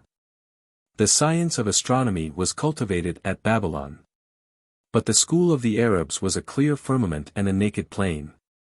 In their nocturnal marches, they steered by the guidance of the stars. Their names, and order, and daily station, were familiar to the curiosity and devotion of the Bedouin. And he was taught by experience to divide, in 28 parts, the zodiac of the moon, and to bless the constellations who refreshed, with salutary rains, the thirst of the desert. The reign of the heavenly orbs could not be extended beyond the visible sphere. And some metaphysical powers were necessary to sustain the transmigration of souls and the resurrection of bodies. A camel was left to perish on the grave, that he might serve his master in another life. And the invocation of departed spirits implies that they were still endowed with consciousness and power. I am ignorant, and I am careless, of the blind mythology of the barbarians. Of the local deities, of the stars, the air, and the earth, of their sex or titles, their attributes or subordination. Each tribe, each family, each independent warrior, created and changed the rites and the object of his fantastic worship. But the nation, in every age, has bowed to the religion, as well as to the language, of Mecca. The genuine antiquity of the Kaaba ascends beyond the Christian era. In describing the coast of the Red Sea, the Greek historian Diodorus 6127 has remarked, between the Thamudites and the Sabaeans, a famous temple, whose superior sanctity was revered by all the Arabians. The linen or silken veil, which is annually renewed by the Turkish emperor, was first offered by a pious king of the Homerites, who reigned 700 years before the time of Muhammad. 6128 A tent, or a cavern, might suffice for the worship of the savages, but an edifice of stone and clay has been erected in its place, and the art and power of the monarchs of the East have been confined to the simplicity of the original model. 6129 A spacious portico encloses the quadrangle of the Kaaba, a square chapel, 24 cubits long, 23 broad, and 27 high, a door and a window admit the light. The double roof is supported by 3 pillars of wood. A spout, now of gold, discharges the rain water, and the well Zemzem is protected by a dome from accidental pollution. The tribe of Quraysh, by fraud and force, had acquired the custody of the Kaaba. The sacerdotal office devolved through 4 lineal descents to the grandfather of Muhammad. And the family of the Hashemites, from whence he sprung, was the most respectable and sacred in the eyes of their country. 6130 The precincts of Mecca enjoyed the rights of sanctuary. And, in the last month of each year, the city and the temple were crowded with a long train of pilgrims, who presented their vows and offerings in the house of God. The same rites which are now accomplished by the faithful Mussulman, were invented and practiced by the superstition of the idolaters. At an awful distance they cast away their garments, 7 times, with hasty steps, they encircled the Kaaba, and kissed the black stone, 7 times they visited and adored the adjacent mountains. 7 times they threw stones into the valley of Mina, and the pilgrimage was achieved, as at the present hour, by a sacrifice of sheep and camels, and the burial of their hair and nails in the consecrated ground. Each tribe either found or introduced in the Kaaba their domestic worship. The temple was adorned, or defiled, with 360 idols of men, eagles, lions, and antelopes. And most conspicuous was the statue of Hebel, of red agate, holding in his hands 7 arrows, without heads or feathers, the instruments and symbols of profane divination. But this statue was a monument of Syrian arts. The devotion of the ruder ages was content with a pillar or a tablet. And the rocks of the desert were hewn into gods or altars, in imitation of the black stone 6131 of Mecca, which is deeply tainted with the reproach of an idolatrous origin. From Japan to Peru, the use of sacrifice has universally prevailed. And the votary has expressed his gratitude, or fear, by destroying or consuming, in honor of the gods, the dearest and most precious of their gifts. The life of a man 6132 is the most precious oblation to deprecate a public calamity. The altars of Phoenicia and Egypt, of Rome and Carthage, have been polluted with human gore. The cruel practice was long preserved among the Arabs. In the 3rd century, a boy was annually sacrificed by the tribe of the Dalmatians, 6133, and a royal captive was piously slaughtered by the prince of the Saracens, the ally and soldier of the Emperor Justinian. 6134 A parent who drags his son to the altar, exhibits the most painful and sublime effort of fanaticism. The deed, or the intention, was sanctified by the example of saints and heroes. And the father of Muhammad himself was devoted by a rash vow, and hardly ransomed for the equivalent of 100 camels. In the time of ignorance, the Arabs, like the Jews and Egyptians, abstained from the taste of swine's flesh. 6135 They circumcised 6136 their children at the age of puberty. The same customs, without the censure or the precept of the Quran, have been silently transmitted to their posterity and proselytes. It has been sagaciously conjectured, that the artful legislator indulged the stubborn prejudices of his countrymen. It is more simple to believe that he adhered to the habits and opinions of his youth, without foreseeing that a practice congenial to the climate of Mecca might become useless or inconvenient on the banks of the Danube or the Volga. Arabia was free, the adjacent kingdoms were shaken by the storms of conquest and tyranny, and the persecuted sects fled to the happy land where they might profess what they thought, and practice what they professed.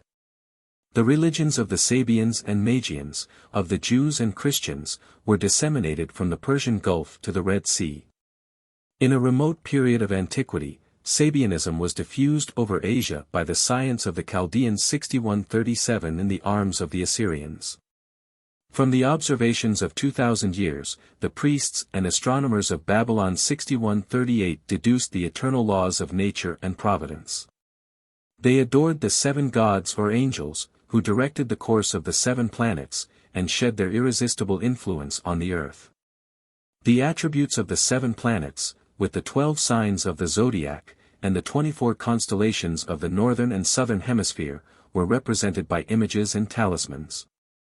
The 7 days of the week were dedicated to their respective deities. The Sabians prayed thrice each day, and the Temple of the Moon at Haran was the term of their pilgrimage. 6139 But the flexible genius of their faith was always ready either to teach or to learn. In the tradition of the creation, the deluge, and the patriarchs, they held a singular agreement with their Jewish captives. They appealed to the secret books of Adam, Seth, and Enoch, and a slight infusion of the gospel has transformed the last remnant of the polytheists into the Christians of St. John, in the territory of Basora. 6140 The altars of Babylon were overturned by the Magians, but the injuries of the Sabians were revenged by the sword of Alexander. Persia groaned above 500 years under a foreign yoke. And the purest disciples of Zoroaster escaped from the contagion of idolatry, and breathed with their adversaries the freedom of the desert. 6141 700 years before the death of Muhammad, the Jews were settled in Arabia. And a far greater multitude was expelled from the Holy Land in the wars of Titus and Hadrian. The industrious exiles aspired to liberty and power. They erected synagogues in the cities, and castles in the wilderness, and their Gentile converts were confounded with the children of Israel, whom they resembled in the outward mark of circumcision. The Christian missionaries were still more active and successful. The Catholics asserted their universal reign. The sects whom they oppressed, successively retired beyond the limits of the Roman Empire. The Marcionites and Manichaeans dispersed their fantastic opinions and apocryphal gospels. The churches of Yemen, and the princes of Hira and Ghassan, were instructed in a purer creed by the Jacobite and Nestorian bishops. 6142 The liberty of choice was presented to the tribes. Each Arab was free to elect or to compose his private religion, and the rude superstition of his house was mingled with the sublime theology of saints and philosophers. A fundamental article of faith was inculcated by the consent of the learned strangers. The existence of one supreme God who is exalted above the powers of heaven and earth, but who has often revealed himself to mankind by the ministry of his angels and prophets, and whose grace or justice has interrupted, by seasonable miracles, the order of nature. The most rational of the Arabs acknowledged his power, though they neglected his worship. 6143 And it was habit rather than conviction that still attached them to the relics of idolatry. The Jews and Christians were the people of the book. The Bible was already translated into the Arabic language. 6144 And the volume of the Old Testament was accepted by the concord of these implacable enemies. In the story of the Hebrew patriarchs, the Arabs were pleased to discover the fathers of their nation. They applauded the birth and promises of Ismail, revered the faith and virtue of Abraham, traced his pedigree and their own to the creation of the first man, and imbibed, with equal credulity, the prodigies of the holy text, and the dreams and traditions of the Jewish rabbis. The base and plebeian origin of Muhammad is an unskillful calumny of the Christians. 6145 Who exalt instead of degrading the merit of their adversary. His descent from Ismail was a national privilege or fable. But if the first steps of the pedigree 6146 are dark and doubtful, he could produce many generations of pure and genuine nobility. He sprung from the tribe of Quraysh and the family of Hashim, the most illustrious of the Arabs, the princes of Mecca, and the hereditary guardians of the Kaaba. The grandfather of Muhammad was Abdul-Muttalib, the son of Hashim, a wealthy and generous citizen, who relieved the distress of famine with the supplies of commerce. Mecca, which had been fed by the liberality of the father, was saved by the courage of the son. The kingdom of Yemen was subject to the Christian princes of Abyssinia. Their vassal Abraha was provoked by an insult to avenge the honor of the cross. And the holy city was invested by a train of elephants and an army of Africans. A treaty was proposed, and, in the first audience, the grandfather of Muhammad demanded the restitution of his cattle. "And why," said Abraha, "do you not rather implore my clemency in favor of your temple, which I have threatened to destroy?" "Because," replied the intrepid chief, "the cattle is my own. The Kaaba belongs to the gods, and they will defend their house from injury and sacrilege." The want of provisions, or the valor of the Quraysh, compelled the Abyssinians to a disgraceful retreat. their discomfiture has been adorned with a miraculous flight of birds, who showered down stones on the heads of the infidels.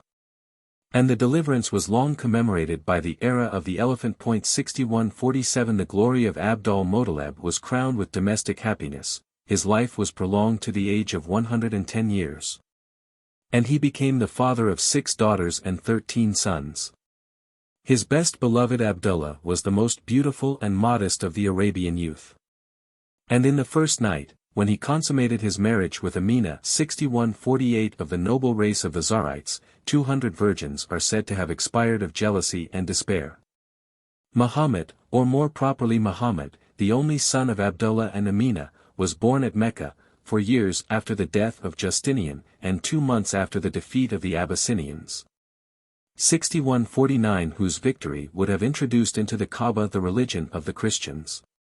In his early infancy, he was deprived of his father, his mother, and his grandfather. His uncles were strong and numerous, and, in the division of the inheritance, the orphan's share was reduced to 5 camels and an Ethiopian maidservant.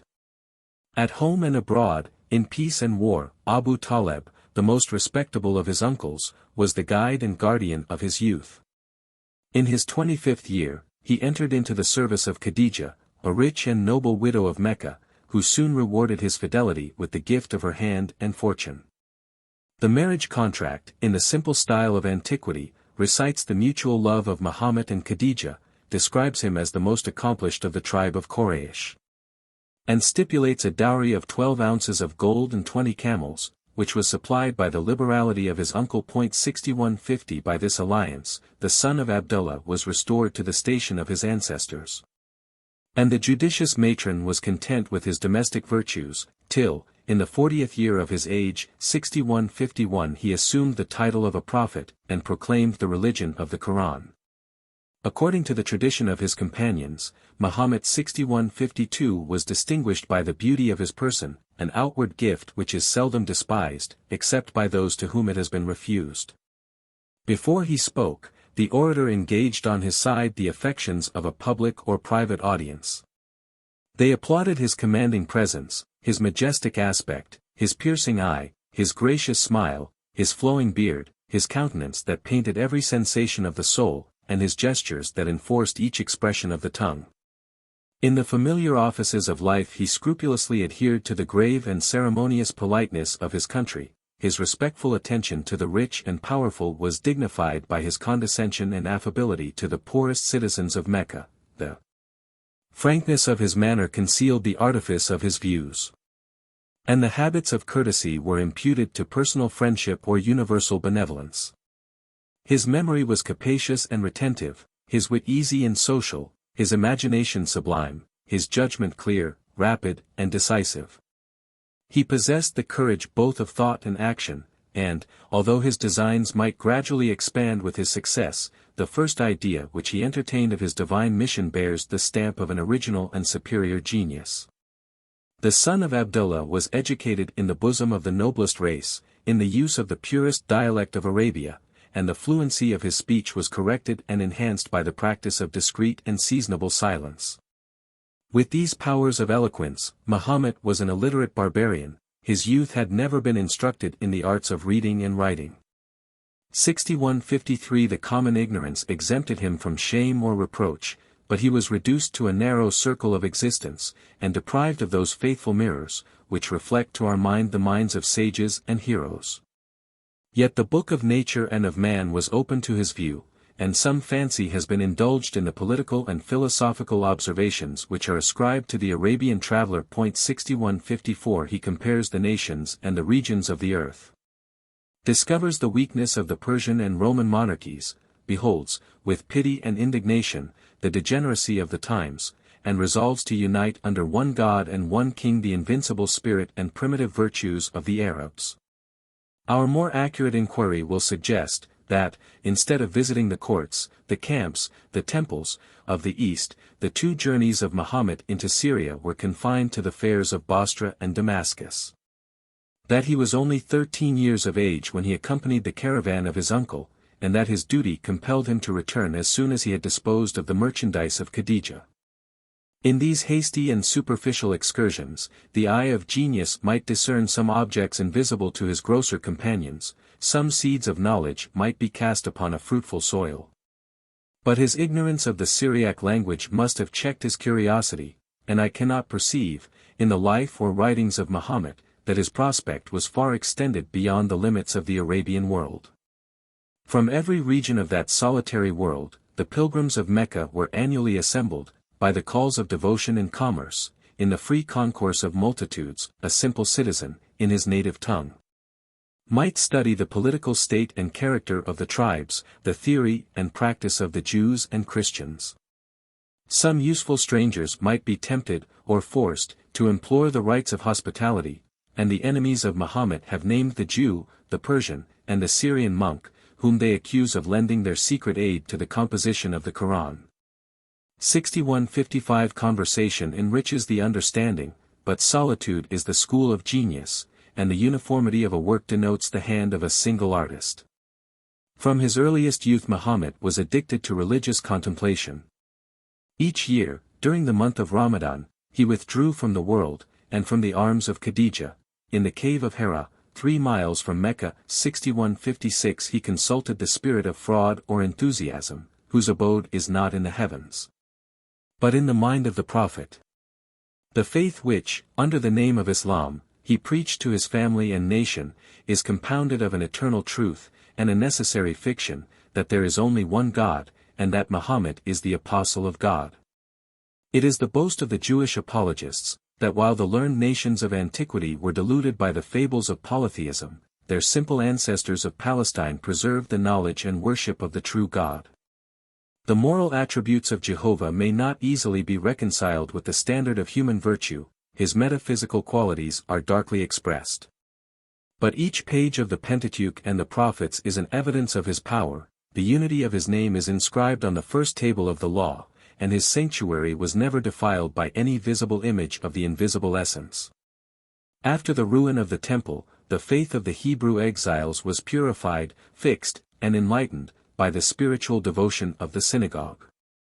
And the authority of Muhammad will not justify his perpetual reproach, that the Jews of Mecca or Medina adored Ezra as the Son of God. 6157 But the children of Israel had ceased to be a people. And the religions of the world were guilty, at least in the eyes of the Prophet, of giving sons, or daughters, or companions, to the supreme God. In the rude idolatry of the Arabs, the crime is manifest and audacious. The Sabians are poorly excused by the preeminence of the first planet, or intelligence, in their celestial hierarchy. And in the Magian system the conflict of the two principles betrays the imperfection of the conqueror.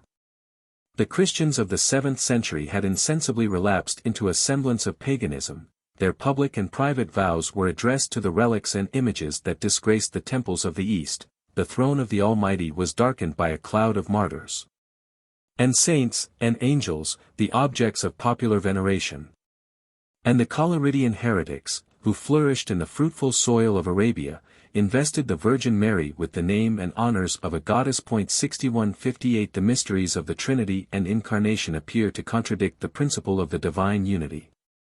In their obvious sense, they introduce 3 equal deities, and transform the man Jesus into the substance of the Son of God. 6159 An orthodox commentary will satisfy only a believing mind, intemperate curiosity and zeal had torn the veil of the sanctuary.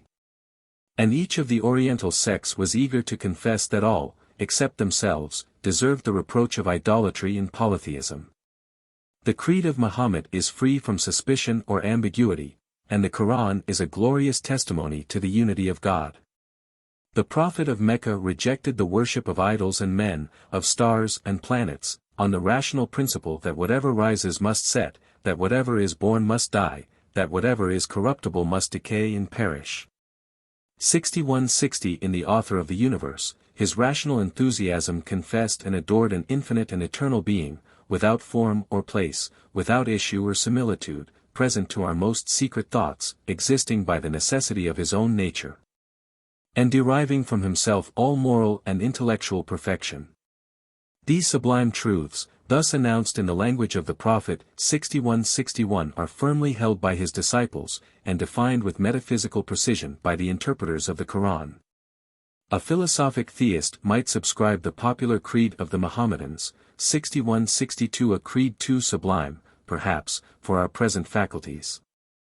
What object remains for the fancy, or even the understanding, when we have abstracted from the unknown substance all ideas of time and space, of motion and matter, of sensation and reflection? The first principle of reason and revolution was confirmed by the voice of Muhammad. His proselytes, from India to Morocco, are distinguished by the name of Unitarians, and the danger of idolatry has been prevented by the interdiction of images. The doctrine of eternal decrees and absolute predestination is strictly embraced by the Mohammedans, and they struggle, with the common difficulties, how to reconcile the prescience of God with the freedom and responsibility of man. How to explain the permission of evil under the reign of infinite power and infinite goodness. The God of nature has written his existence on all his works, and his law in the heart of man. To restore the knowledge of the one, and the practice of the other, has been the real or pretended aim of the prophets of every age. The liberality of Muhammad allowed to his predecessors the same credit which he claimed for himself. And the chain of inspiration was prolonged from the fall of Adam to the promulgation of the Quran. 6163 During that period, some rays of prophetic light had been imparted to 124,000 of the elect, discriminated by their respective measure of virtue and grace. 313 apostles were sent with a special commission to recall their country from idolatry and vice. 104 volumes have been dictated by the Holy Spirit. And 6 legislators of transcendent brightness have announced to mankind the 6 successive revelations of various rites, but of one immutable religion. The authority and station of Adam, Noah, Abraham, Moses, Christ, and Muhammad, rise in just gradation above each other, but whosoever hates or rejects any one of the prophets is numbered with the infidels. The writings of the patriarchs were extant only in the apocryphal copies of the Greeks and Syrians. 6160 For the conduct of Adam had not entitled him to the gratitude or respect of his children. The 7 precepts of Noah were observed by an inferior and imperfect class of the proselytes of the synagogue. 6165 And the memory of Abraham was obscurely revered by the Sabians in his native land of Chaldea. Of the myriads of prophets, Moses and Christ alone lived and reigned. And the remnant of the inspired writings was comprised in the books of the Old and the New Testament. The miraculous story of Moses is consecrated and embellished in the Quran. 6166 And the captive Jews enjoy the secret revenge of imposing their own belief on the nations whose recent creeds they deride. For the author of Christianity, the Mohammedans are taught by the Prophet to entertain a high and mysterious reverence. 6167 Verily, Christ Jesus, the Son of Mary, is the Apostle of God, and his word, which he conveyed unto Mary, and a Spirit proceeding from him. Honorable in this world, and in the world to come, and one of those who approach near to the presence of God. 6168 The wonders of the genuine and apocryphal Gospels. 6169 are profusely heaped on his head. And the Latin Church has not disdained to borrow from the Quran the Immaculate Conception. 6170 of his Virgin Mother. Yet Jesus was a mere mortal. And, at the day of judgment, his testimony will serve to condemn both the Jews, who reject him as a prophet, and the Christians, who adore him as the Son of God. The malice of his enemies aspersed his reputation, and conspired against his life.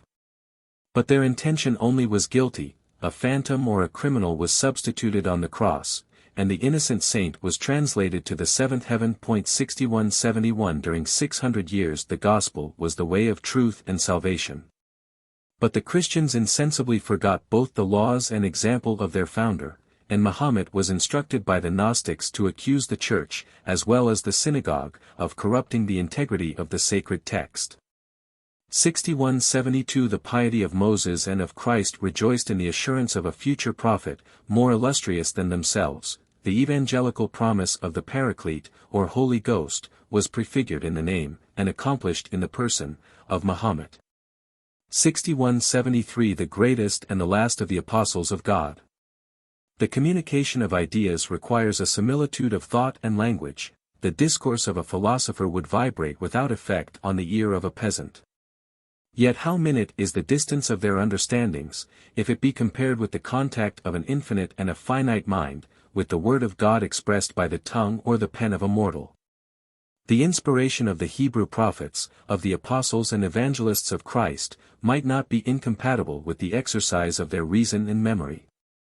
And the diversity of their genius is strongly marked in the style and composition of the books of the Old and New Testament. But Muhammad was content with a character, more humble, yet more sublime, of a simple editor. The substance of the Quran, 6174 according to himself or his disciples, is uncreated and eternal, subsisting in the essence of the deity, and inscribed with a pen of light on the table of his everlasting decrees. A paper copy, in a volume of silk and gems, was brought down to the lowest heaven by the angel Gabriel, who, under the Jewish economy, had indeed been dispatched on the most important errands. And this trusty messenger successively revealed the chapters and verses to the Arabian prophet. Instead of a perpetual and perfect measure of the divine will, the fragments of the Quran were produced at the discretion of Muhammad. Each revelation is suited to the emergencies of his policy or passion, and all contradiction is removed by the saving maxim, that any text of Scripture is abrogated or modified by any subsequent passage. The word of God, and of the Apostle, was diligently recorded by his disciples on palm leaves and the shoulder bones of mutton, and the pages, without order or connection, were cast into a domestic chest, in the custody of one of his wives. 2 years after the death of Muhammad, the sacred volume was collected and published by his friend and successor Abu Bakr. The work was revised by the Caliph Othman, in the 30th year of the Hijrah. And the various editions of the Quran assert the same miraculous privilege of a uniform and incorruptible text. In the spirit of enthusiasm or vanity, the Prophet rests the truth of his mission on the merit of his book. Audaciously challenges both men and angels to imitate the beauties of a single page, and presumes to assert that God alone could dictate this incomparable performance. 6175 This argument is most powerfully addressed to a devout Arabian, whose mind is attuned to faith and rapture, whose ear is delighted by the music of sounds, and whose ignorance is incapable of comparing the productions of human genius.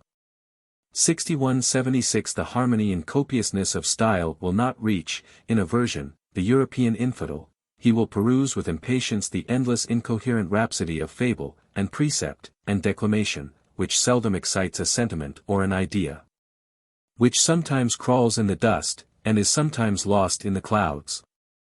The divine attributes exalt the fancy of the Arabian missionary, but his loftiest strains must yield to the sublime simplicity of the Book of Job, composed in a remote age, in the same country, and in the same language. 6177 If the composition of the Quran exceed the faculties of a man, to what superior intelligence should we ascribe the Iliad of Homer, or the Philippics of Demosthenes?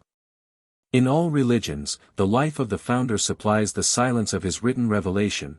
The sayings of Muhammad were so many lessons of truth, his actions so many examples of virtue. And the public and private memorials were preserved by his wives and companions.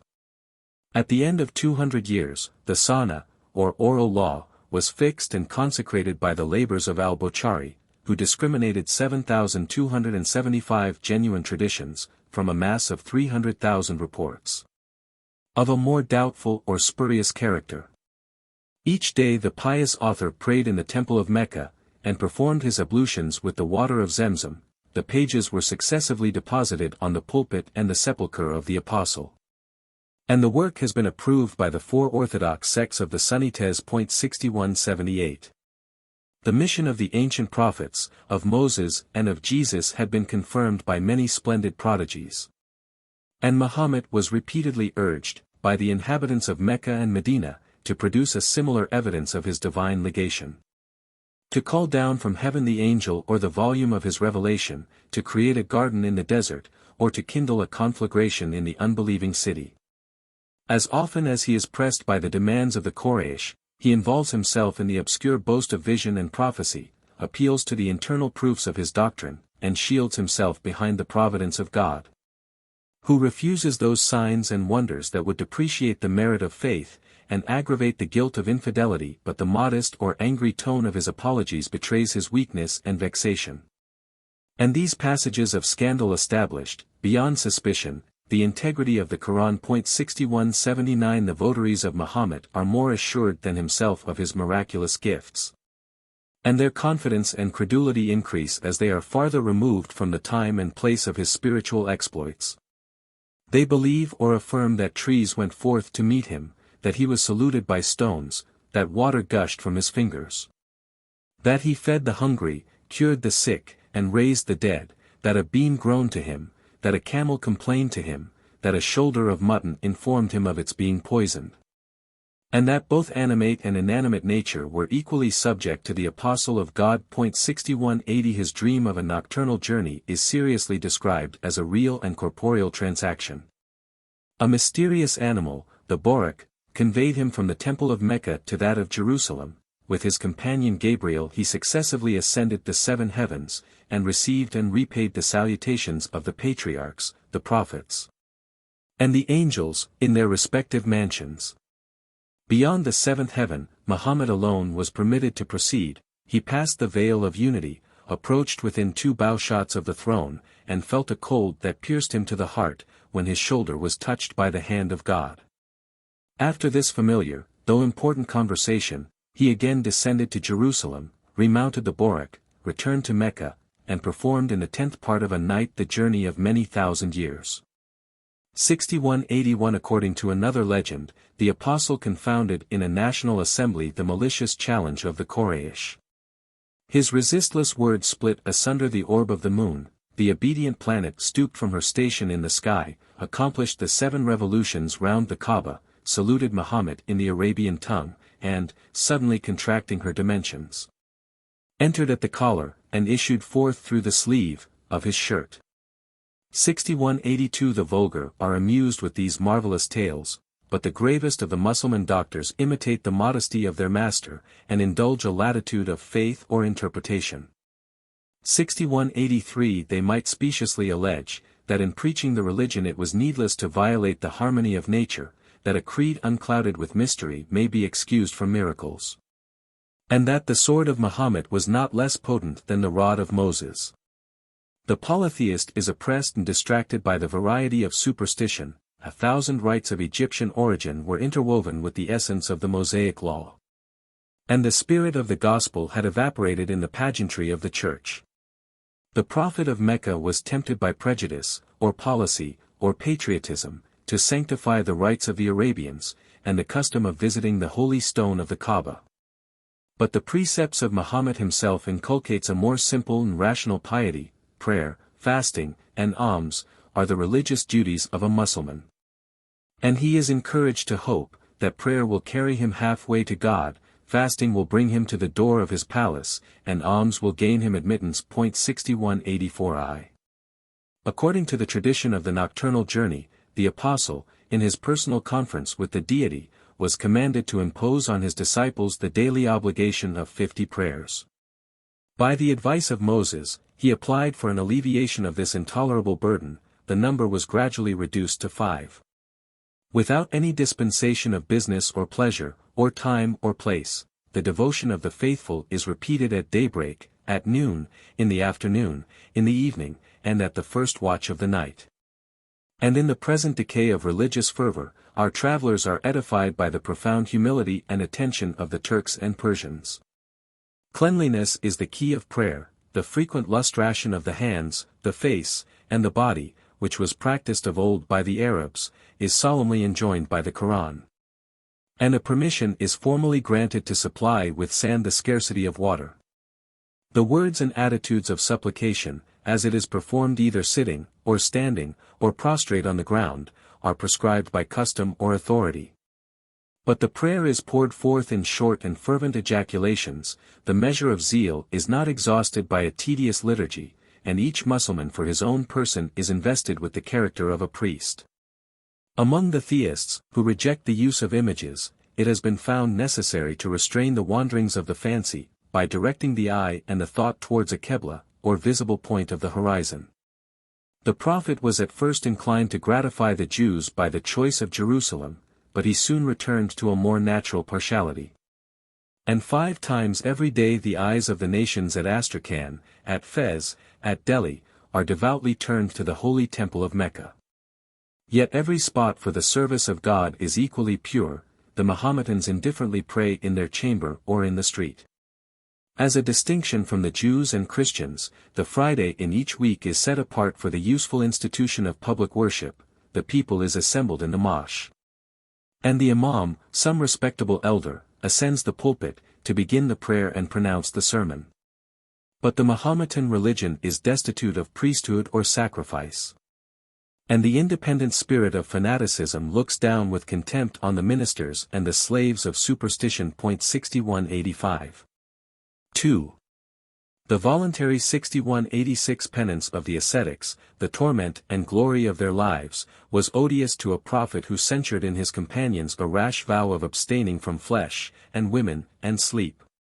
And firmly declared, that he would suffer no monks in his religion. 6187 Yet he instituted, in each year, a fast of 30 days. And strenuously recommended the observance as a discipline which purifies the soul and subdues the body, as a salutary exercise of obedience to the will of God and his apostle. During the month of Ramadan, from the rising to the setting of the sun, the Mussulman abstains from eating, and drinking, and women, and baths, and perfumes. From all nourishment that can restore his strength, from all pleasure that can gratify his senses. In the revolution of the lunar year, the Ramadan coincides, by turns, with the winter cold and the summer heat. And the patient martyr, without assuaging his thirst with a drop of water, must expect the close of a tedious and sultry day. The interdiction of wine, peculiar to some orders of priests or hermits, is converted by Muhammad alone into a positive and general law. 6188 And a considerable portion of the globe has abjured, at his command, the use of that salutary, though dangerous, liquor. These painful restraints are, doubtless, infringed by the libertine, and eluded by the hypocrite. But the legislator, by whom they are enacted, cannot surely be accused of alluring his proselytes by the indulgence of their sensual appetites. 3. The charity of the Mahometans descends to the animal creation. And the Quran repeatedly inculcates, not as a merit, but as a strict and indispensable duty, the relief of the indigent and unfortunate. Muhammad, perhaps, is the only lawgiver who has defined the precise measure of charity. The standard may vary with the degree and nature of property, as it consists either in money, in corn or cattle, in fruits or merchandise. But the Mussulman does not accomplish the law, unless he bestows a tenth of his revenue, and if his conscience accuses him of fraud or extortion, the tenth, under the idea of restitution, is enlarged to a fifth. 6189 Benevolence is the foundation of justice, since we are forbid to injure those whom we are bound to assist. A prophet may reveal the secrets of heaven and of futurity, but in his moral precepts he can only repeat the lessons of our own hearts. The 2 articles of belief, and the 4 practical duties, of Islam, are guarded by rewards and punishments, and the faith of the Mussulman is devoutly fixed on the event of the judgment and the last day. The Prophet has not presumed to determine the moment of that awful catastrophe, though he darkly announces the signs, both in heaven and earth, which will precede the universal dissolution, when life shall be destroyed. And the order of creation shall be confounded in the primitive chaos. At the blast of the trumpet, new worlds will start into being, angels, genii, and men will arise from the dead, and the human soul will again be united to the body. The doctrine of the resurrection was first entertained by the Egyptians. 6190 And their mummies were embalmed, their pyramids were constructed, to preserve the ancient mansion of the soul, during a period of 3,000 years. But the attempt is partial and unavailing. And it is with a more philosophic spirit that Muhammad relies on the omnipotence of the Creator, whose word can reanimate the breathless clay, and collect the innumerable atoms, that no longer retain their form or substance. 6191 The intermediate state of the soul it is hard to decide, and those who most firmly believe her immaterial nature, are at a loss to understand how she can think or act without the agency of the organs of sense. The reunion of the soul and body will be followed by the final judgment of mankind. And in his copy of the Magian picture, the prophet has too faithfully represented the forms of proceeding, and even the slow and successive operations, of an earthly tribunal. By his intolerant adversaries he is upbraided for extending, even to themselves, the hope of salvation, for asserting the blackest heresy, that every man who believes in God, and accomplishes good works, may expect in the last day a favorable sentence. Such rational indifference is ill-adapted to the character of a fanatic, nor is it probable that a messenger from heaven should depreciate the value and necessity of his own revelation. In the idiom of the Quran, 6192, the belief of God is inseparable from that of Muhammad, the good works are those which he has enjoined, and the two qualifications imply the profession of Islam, to which all nations and all sects are equally invited. Their spiritual blindness, though excused by ignorance and crowned with virtue, will be scourged with everlasting torments. And the tears which Muhammad shed over the tomb of his mother for whom he was forbidden to pray, display a striking contrast of humanity and enthusiasm. 6193 The doom of the infidels is common, the measure of their guilt and punishment is determined by the degree of evidence which they have rejected, by the magnitude of the errors which they have entertained, the eternal mansions of the Christians. The Jews, the Sabians, the Magians, and idolaters, are sunk below each other in the abyss. And the lowest hell is reserved for the faithless hypocrites who have assumed the mask of religion. After the greater part of mankind has been condemned for their opinions, the true believers only will be judged by their actions. The good and evil of each Mussulman will be accurately weighed in a real or allegorical balance. And a singular mode of compensation will be allowed for the payment of injuries. The aggressor will refund an equivalent of his own good actions, for the benefit of the person whom he has wronged. And if he should be destitute of any moral property, the weight of his sins will be loaded with an adequate share of the demerits of the sufferer. According as the shares of guilt or virtue shall preponderate, the sentence will be pronounced, and all, without distinction, will pass over the sharp and perilous bridge of the abyss. But the innocent, treading in the footsteps of Muhammad, will gloriously enter the gates of paradise, while the guilty will fall into the first and mildest of the 7 hells. The term of expiation will vary from 900 to 7,000 years. But the Prophet has judiciously promised, that all his disciples, whatever may be their sins, shall be saved, by their own faith and his intercession from eternal damnation. It is not surprising that superstition should act most powerfully on the fears of her votaries, since the human fancy can paint with more energy the misery than the bliss of a future life. With the two simple elements of darkness and fire, we create a sensation of pain, which may be aggravated to an infinite degree by the idea of endless duration. But the same idea operates with an opposite effect on the continuity of pleasure. And too much of our present enjoyments is obtained from the relief, or the comparison, of evil. It is natural enough that an Arabian prophet should dwell with rapture on the groves, the fountains, and the rivers of paradise. But instead of inspiring the blessed inhabitants with a liberal taste for harmony and science, conversation and friendship, he idly celebrates the pearls and diamonds, the robes of silk, palaces of marble, dishes of gold, rich wines, artificial dainties, numerous attendants, and the whole train of sensual and costly luxury, which becomes insipid to the owner, even in the short period of this mortal life. 72 houris, or black-eyed girls, of resplendent beauty, blooming youth, virgin purity, and exquisite sensibility, will be created for the use of the meanest believer. A moment of pleasure will be prolonged to 1,000 years.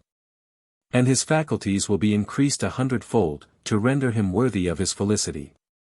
Notwithstanding a vulgar prejudice, the gates of heaven will be open to both sexes.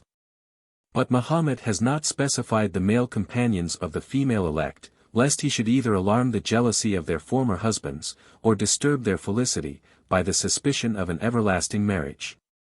This image of a carnal paradise has provoked the indignation, perhaps the envy, of the monks. They declaim against the impure religion of Muhammad, and his modest apologists are driven to the poor excuse of figures and allegories. But the sounder and more consistent party adhere without shame, to the literal interpretation of the Quran. Useless would be the resurrection of the body, unless it were restored to the possession and exercise of its worthiest faculties. And the union of sensual and intellectual enjoyment is requisite to complete the happiness of the double animal, the perfect man. Yet the joys of the Mahometan paradise will not be confined to the indulgence of luxury and appetite. And the Prophet has expressly declared that all meaner happiness will be forgotten and despised by the saints and martyrs, who shall be admitted to the beatitude of the divine vision. 6194. The first and most arduous conquests of Muhammad 6195 were those of his wife, his servant, his pupil, and his friend, 6196 since he presented himself as a prophet to those who were most conversant with his infirmities as a man. Yet Khadijah believed the words, and cherished the glory, of her husband. The obsequious and affectionate Zayd was tempted by the prospect of freedom. The illustrious Ali, the son of Abu Talib, embraced the sentiments of his cousin with the spirit of a youthful hero, and the wealth, the moderation, the veracity of Abu Bakr confirmed the religion of the Prophet whom he was destined to succeed. By his persuasion, 10 of the most respectable citizens of Mecca were introduced to the private lessons of Islam. They yielded to the voice of reason and enthusiasm. They repeated the fundamental creed, there is but one God, and Muhammad is the apostle of God, and their faith, even in this life, was rewarded with riches and honors, with the command of armies and the government of kingdoms. 3 years were silently employed in the conversion of 14 proselytes, the firstfruits of his mission. But in the 4th year he assumed the prophetic office, and resolving to impart to his family the light of divine truth, he prepared a banquet, a lamb, as it is said, and a bowl of milk, for the entertainment of 40 guests of the race of Hashim. Friends and kinsmen, said Muhammad to the assembly, I offer you, and I alone can offer, the most precious of gifts, the treasures of this world and of the world to come. God has commanded me to call you to his service. Who among you will support my burden? Who among you will be my companion and my vizier? 6197. No answer was returned, till the silence of astonishment, and doubt, and contempt, was at length broken by the impatient courage of Ali, a youth in the 14th year of his age. O Prophet, I am the man, whosoever rises against thee, I will dash out his teeth, tear out his eyes, break his legs, rip up his belly. O Prophet, I will be thy vizier over them. Muhammad accepted his offer with transport, and Abu Talib was ironically exhorted to respect the superior dignity of his son. In a more serious tone, the father of Ali advised his nephew to relinquish his impracticable design. Spare your remonstrances, replied the intrepid fanatic to his uncle and benefactor, if they should place the sun on my right hand, and the moon on my left, they should not divert me from my course. He persevered 10 years in the exercise of his mission, and the religion which has overspread the East and the West advanced with a slow and painful progress within the walls of Mecca. Yet Muhammad enjoyed the satisfaction of beholding the increase of his infant congregation of Unitarians, who revered him as a prophet, and to whom he seasonably dispensed the spiritual nourishment of the Quran. The number of proselytes may be esteemed by the absence of 83 men and 18 women, who retired to Ethiopia in the 7th year of his mission. And his party was fortified by the timely conversion of his uncle Hamza, and of the fierce and inflexible Omar, who signalized in the cause of Islam the same zeal, which he had exerted for its destruction. Nor was the charity of Muhammad confined to the tribe of Quraysh, or the precincts of Mecca. On solemn festivals, in the days of pilgrimage, he frequented the Kaaba, accosted the strangers of every tribe, and urged, both in private converse and public discourse, the belief and worship of a sole deity. Conscious of his reason and of his weakness, he asserted the liberty of conscience, and disclaimed the use of religious violence 6198. But he called the Arabs to repentance, and conjured them to remember the ancient idolaters of Ad and the Mud, whom the divine justice had swept away from the face of the earth. 6199. The people of Mecca were hardened in their unbelief by superstition and envy. The elders of the city, the uncles of the Prophet, affected to despise the presumption of an orphan, the reformer of his country. The pious orations of Muhammad in the Kaaba were answered by the clamors of Abu Talib. Citizens and pilgrims, listen not to the tempter, hearken not to his impious novelties. Stand fast in the worship of Al-Lata and Al-Uzza. Yet the son of Abdullah was ever dear to the aged chief, and he protected the fame and person of his nephew against the assaults of the Qurayshites, who had long been jealous of the preeminence of the family of Hashim. Their malice was colored with the pretense of religion. In the age of Job, the crime of impiety was punished by the Arabian magistrate, 6200, and Muhammad was guilty of deserting and denying the national deities. But so loose was the policy of Mecca, that the leaders of the Quraysh, instead of accusing a criminal, were compelled to employ the measures of persuasion or violence. They repeatedly addressed Abu Talib in the style of reproach and menace. "Thy nephew reviles our religion, he accuses our wise forefathers of ignorance and folly, silence him quickly, lest he kindle tumult and discord in the city. If he persevere, we shall draw our swords against him and his adherents, and thou wilt be responsible for the blood of thy fellow citizens." The weight and moderation of Abu Talib eluded the violence of religious faction. The most helpless or timid of the disciples retired to Ethiopia, and the prophet withdrew himself to various places of strength in the town and country.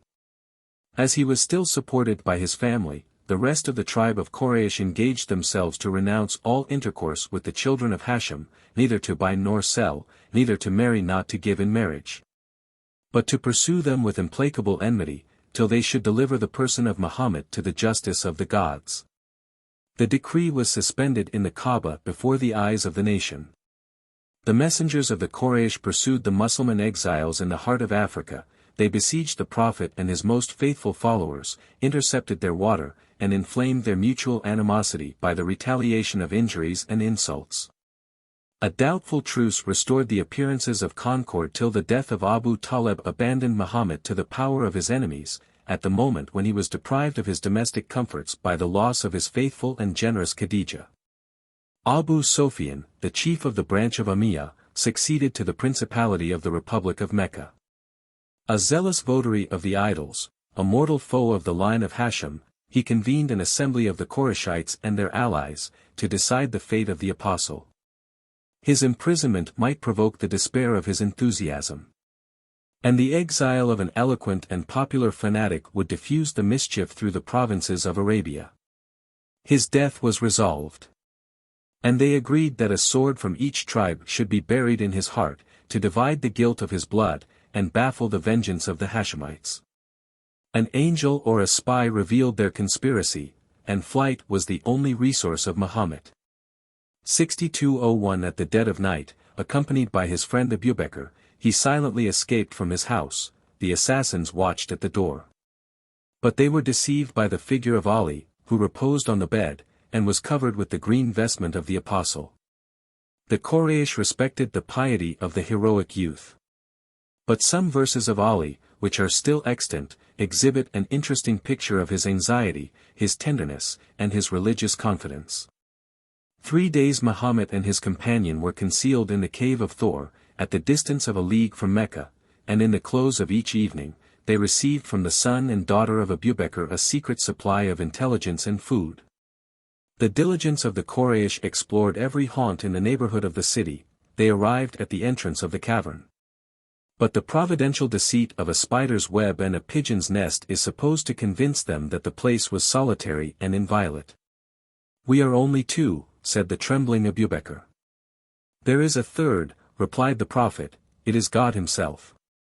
No sooner was the pursuit abetted than the two fugitives issued from the rock, and mounted their camels. On the road to Medina, they were overtaken by the emissaries of the Quraysh. They redeemed themselves with prayers and promises from their hands.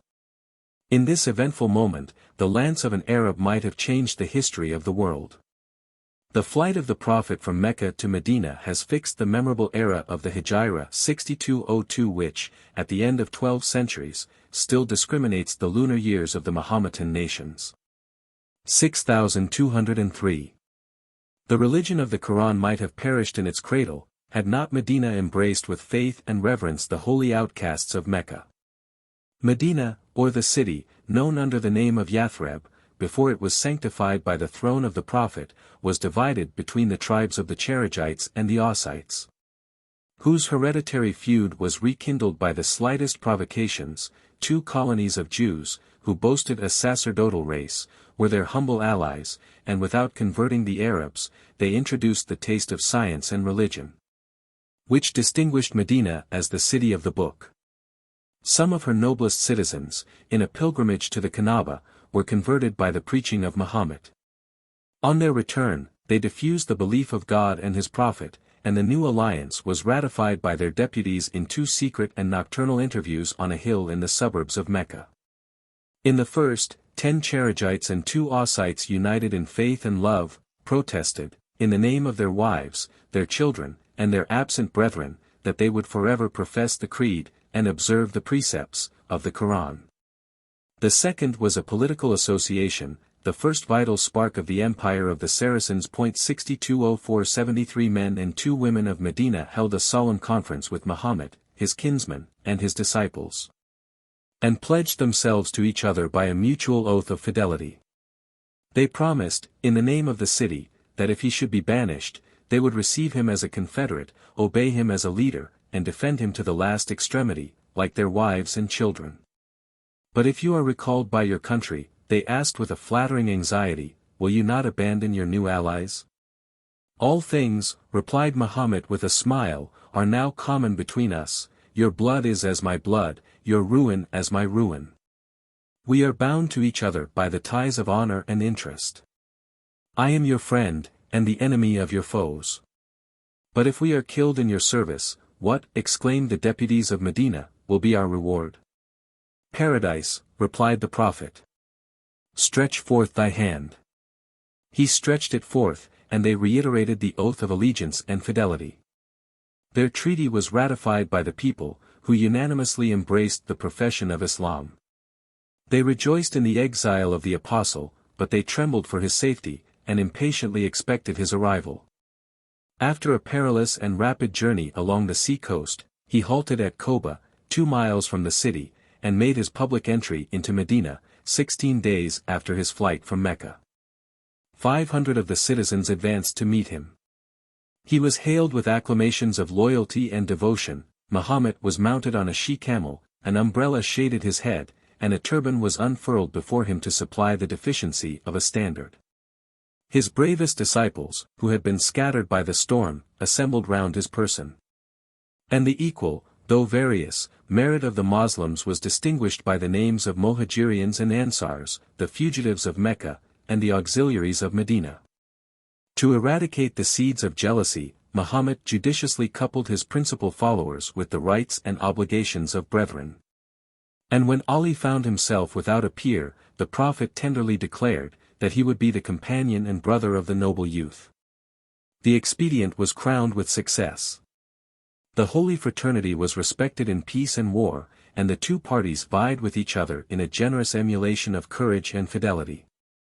Once only the concord was slightly ruffled by an accidental quarrel. A patriot of Medina arraigned the insolence of the strangers, but the hint of their expulsion was heard with abhorrence. And his own son most eagerly offered to lay at the apostles' feet the head of his father. From his establishment at Medina, Muhammad assumed the exercise of the regal and sacerdotal office. And it was impious to appeal from a judge whose decrees were inspired by the divine wisdom. A small portion of ground, the patrimony of 2 orphans, was acquired by gift or purchase.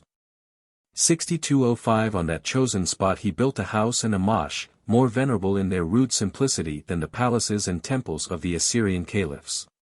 His seal of gold, or silver, was inscribed with the apostolic title. When he prayed and preached in the weekly assembly, he leaned against the trunk of a palm tree, and it was long before he indulged himself in the use of a chair or pulpit of rough timber.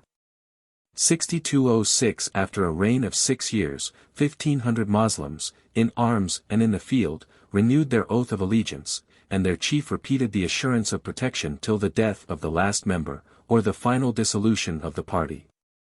It was in the same camp that the deputy of Mecca was astonished by the attention of the faithful to the words and looks of the Prophet, by the eagerness with which they collected his spittle, a hair that dropped on the ground. The refuse water of his lustrations, as if they participated in some degree of the prophetic virtue. I have seen, said he, the Khosrows of Persia and the Caesar of Rome, but never did I behold a king among his subjects like Muhammad among his companions. The devout fervor of enthusiasm acts with more energy and truth than the cold and formal servility of courts. In the state of nature, every man has a right to defend, by force of arms, his person and his possessions. To repel, or even to prevent, the violence of his enemies, and to extend his hostilities to a reasonable measure of satisfaction and retaliation. In the free society of the Arabs, the duties of subject and citizen imposed a feeble restraint.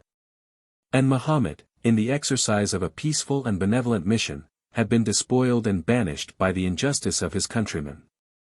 The choice of an independent people had exalted the fugitive of Mecca to the rank of a sovereign. And he was invested with the just prerogative of forming alliances, and of waging offensive or defensive war. The imperfection of human rights was supplied and armed by the plenitude of divine power. The prophet of Medina assumed, in his new revelations, a fiercer and more sanguinary tone. Which proves that his former moderation was the effect of weakness. 6207 The means of persuasion had been tried, the season of forbearance was elapsed, and he was now commanded to propagate his religion by the sword. To destroy the monuments of idolatry, and, without regarding the sanctity of days or months, to pursue the unbelieving nations of the earth. The same bloody precepts, so repeatedly inculcated in the Quran, are ascribed by the author to the Pentateuch and the Gospel. But the mild tenor of the evangelic style may explain an ambiguous text, that Jesus did not bring peace on the earth, but a sword. His patient and humble virtues should not be confounded with the intolerant zeal of princes and bishops, who have disgraced the name of his disciples. In the prosecution of religious war, Muhammad might appeal with more propriety to the example of Moses, of the judges, and the kings of Israel. The military laws of the Hebrews are still more rigid than those of the Arabian legislator. 6208 The Lord of hosts marched in person before the Jews. If a city resisted their summons, the males, without distinction, were put to the sword. The 7 nations of Canaan were devoted to destruction. And neither repentance nor conversion could shield them from the inevitable doom, that no creature within their precincts should be left alive. 6209 The fair option of friendship, or submission, or battle, was proposed to the enemies of Muhammad. If they professed the creed of Islam, they were admitted to all the temporal and spiritual benefits of his primitive disciples, and marched under the same banner to extend the religion which they had embraced. The clemency of the prophet was decided by his interest, yet he seldom trampled on a prostrate enemy. And he seems to promise, that on the payment of a tribute, the least guilty of his unbelieving subjects might be indulged in their worship, or at least in their imperfect faith. In the first months of his reign he practiced the lessons of holy warfare, and displayed his white banner before the gates of Medina. The martial apostle fought in person at 9 battles or sieges. 6210 and 50 enterprises of war were achieved in 10 years by himself or his lieutenants. The Arab continued to unite the professions of a merchant and a robber. And his petty excursions for the defense or the attack of a caravan insensibly prepared his troops for the conquest of Arabia. The distribution of the spoil was regulated by a divine law. 6211 The whole was faithfully collected in one common mass, a fifth of the gold and silver, the prisoners and cattle, the movables and immovables, was reserved by the prophet for pious and charitable uses. The remainder was shared in adequate portions by the soldiers who had obtained the victory or guarded the camp. The rewards of the slain devolved to their widows and orphans. And the increase of cavalry was encouraged by the allotment of a double share to the horse and to the man. From all sides the roving Arabs were allured to the standard of religion and plunder. The apostle sanctified the license of embracing the female captives as their wives or concubines. And the enjoyment of wealth and beauty was a feeble type of the joys of paradise prepared for the valiant martyrs of the faith. The sword, says Muhammad, is the key of heaven and of hell. A drop of blood shed in the cause of God, a night spent in arms, is of more avail than 2 months of fasting or prayer. Whosoever falls in battle, his sins are forgiven. At the day of judgment his wounds shall be resplendent as vermilion, and odoriferous as musk. And the loss of his limbs shall be supplied by the wings of angels and cherubim. The intrepid souls of the Arabs were fired with enthusiasm. The picture of the invisible world was strongly painted on their imagination. And the death which they had always despised became an object of hope and desire.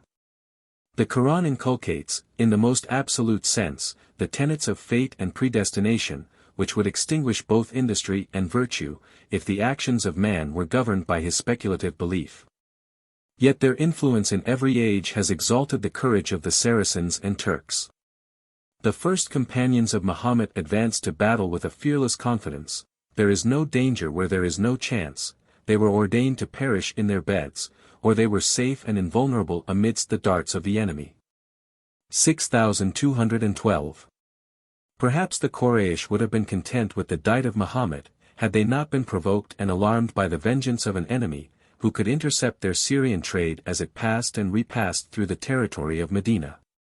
Abu Sufyan himself, with only 30 or 40 followers, conducted a wealthy caravan of 1,000 camels. The fortune or dexterity of his march escaped the vigilance of Muhammad. But the chief of the Quraysh was informed that the holy robbers were placed in ambush to await his return.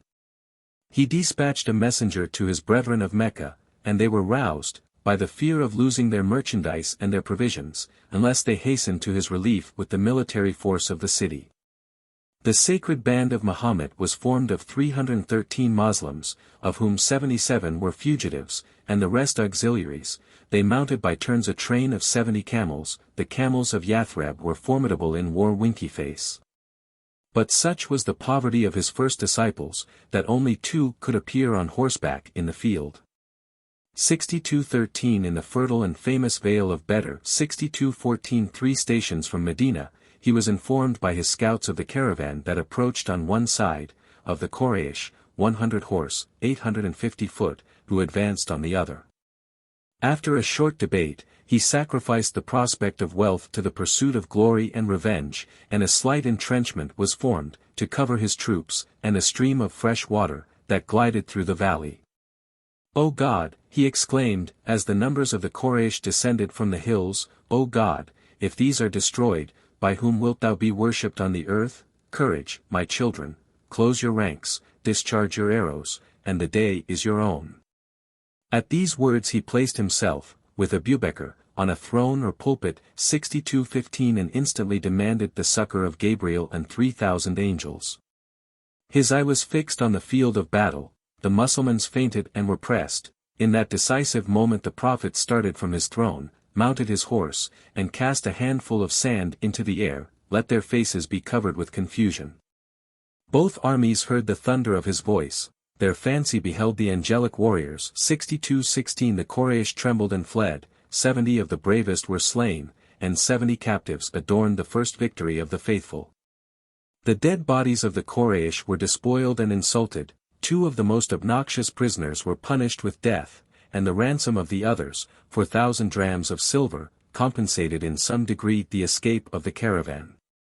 But it was in vain that the camels of Abu Sufyan explored a new road through the desert and along the Euphrates. They were overtaken by the diligence of the Mussulmans.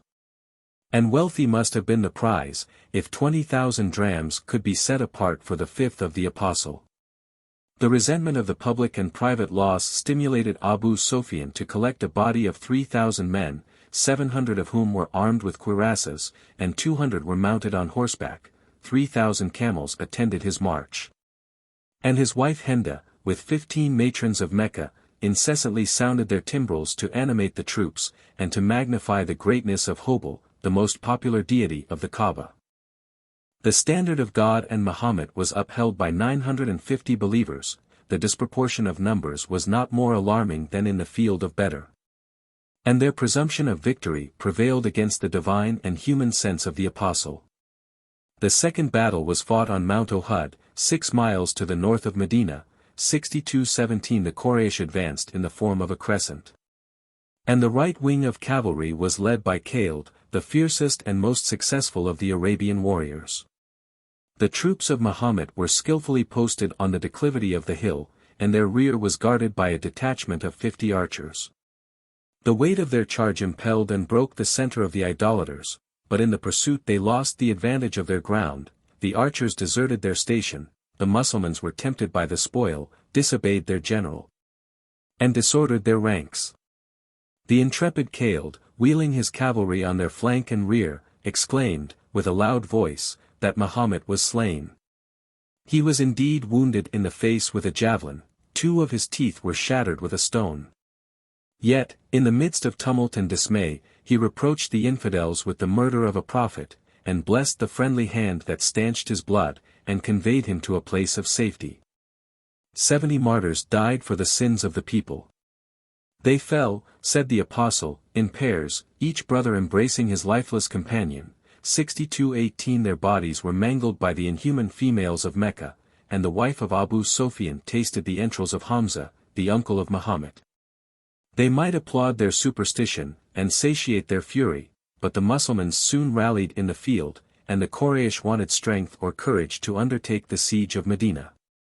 It was attacked the ensuing year by an army of 10,000 enemies.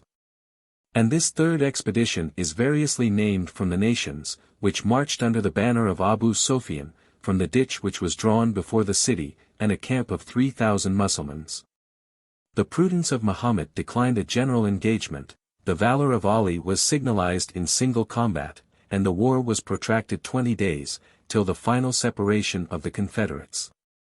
A tempest of wind, rain, and hail, overturned their tents, their private quarrels were fomented by an insidious adversary.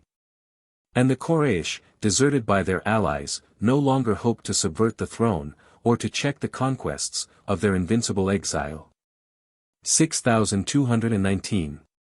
The choice of Jerusalem for the first Qibla of prayer discovers the early propensity of Mahomet in favor of the Jews. And happy would it have been for their temporal interest, had they recognized, in the Arabian prophet, the hope of Israel and the promised Messiah. Their obstinacy converted his friendship into implacable hatred, with which he pursued that unfortunate people to the last moment of his life, and in the double character of an apostle and a conqueror, his persecution was extended to both worlds.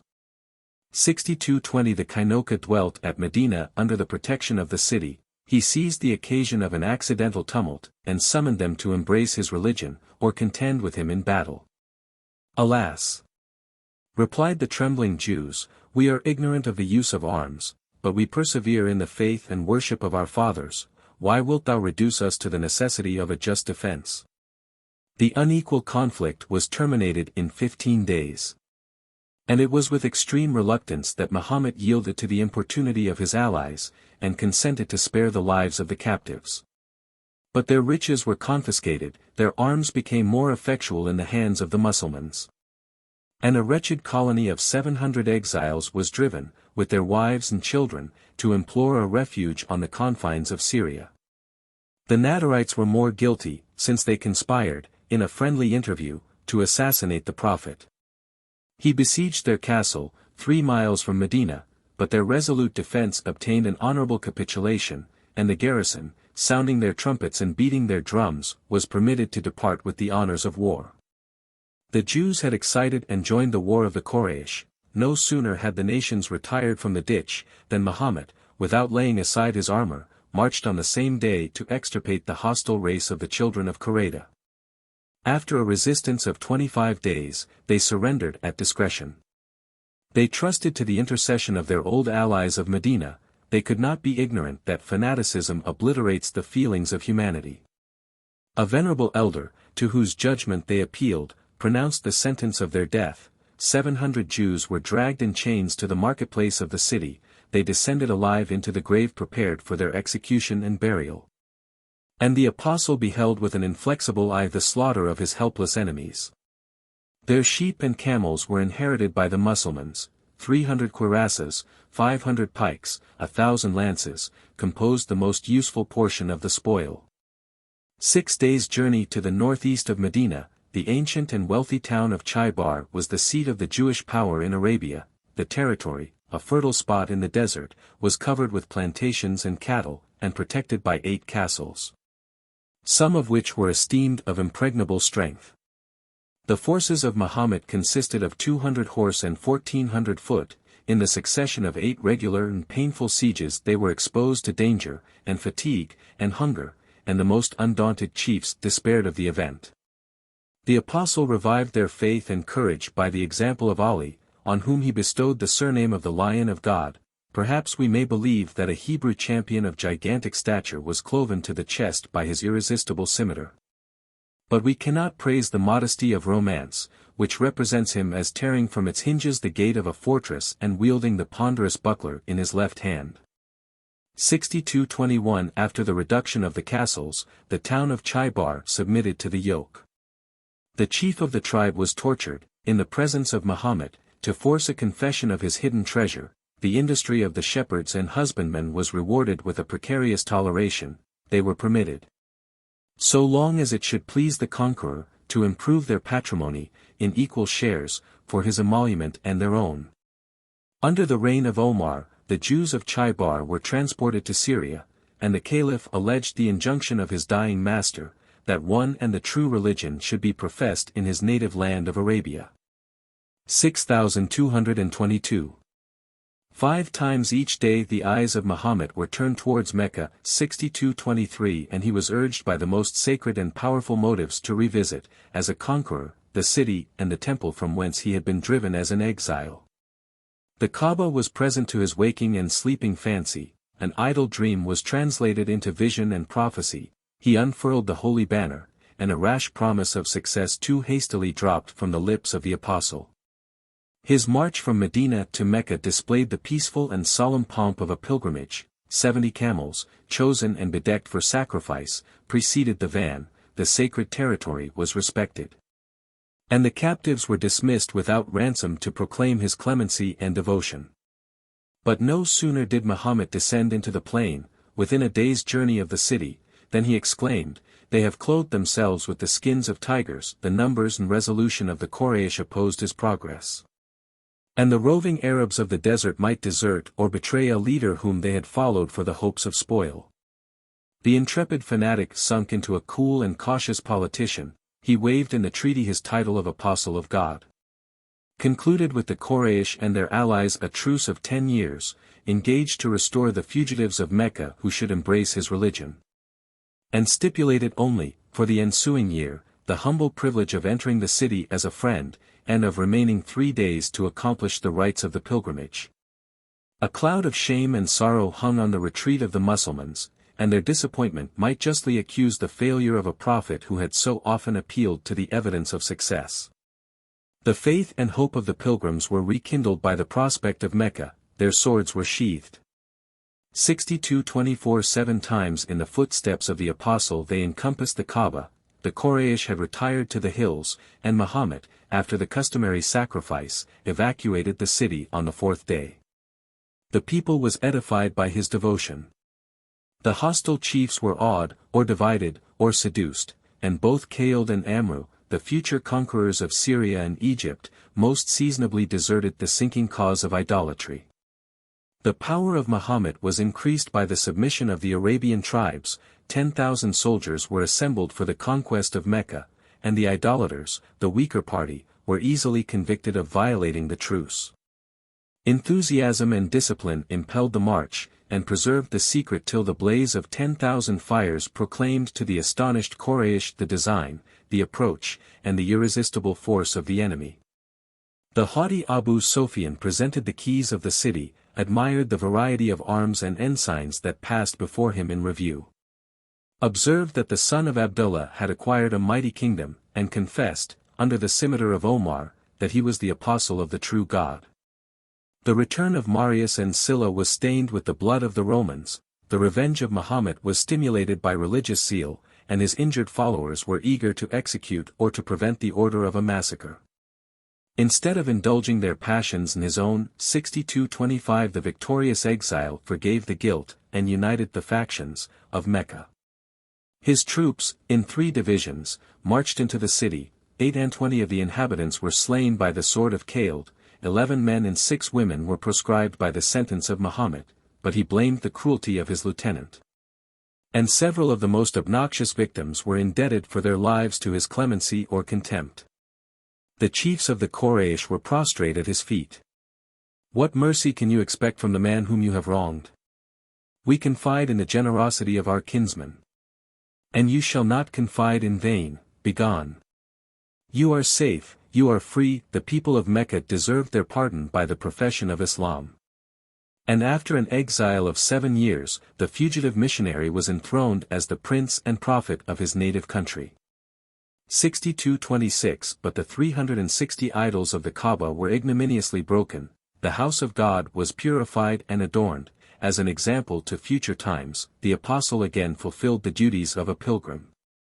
And a perpetual law was enacted that no unbeliever should dare to set his foot on the territory of the holy city. 62:27 The conquest of Mecca determined the faith and obedience of the Arabian tribes.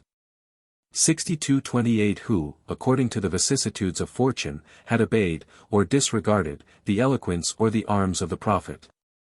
Indifference for rights and opinions still marks the character of the Bedouins. And they might accept, as loosely as they hold, the doctrine of the Quran. Yet an obstinate remnant still adhered to the religion and liberty of their ancestors, and the war of Hunayn derived a proper appellation from the idols, whom Muhammad had vowed to destroy, and whom the confederates of Taif had sworn to defend. 62:29 4,000 pagans advanced with secrecy and speed to surprise the conqueror. They pitied and despised the supine negligence of the Quraysh, but they depended on the wishes, and perhaps the aid, of a people who had so lately renounced their gods, and bowed beneath the yoke of their enemy.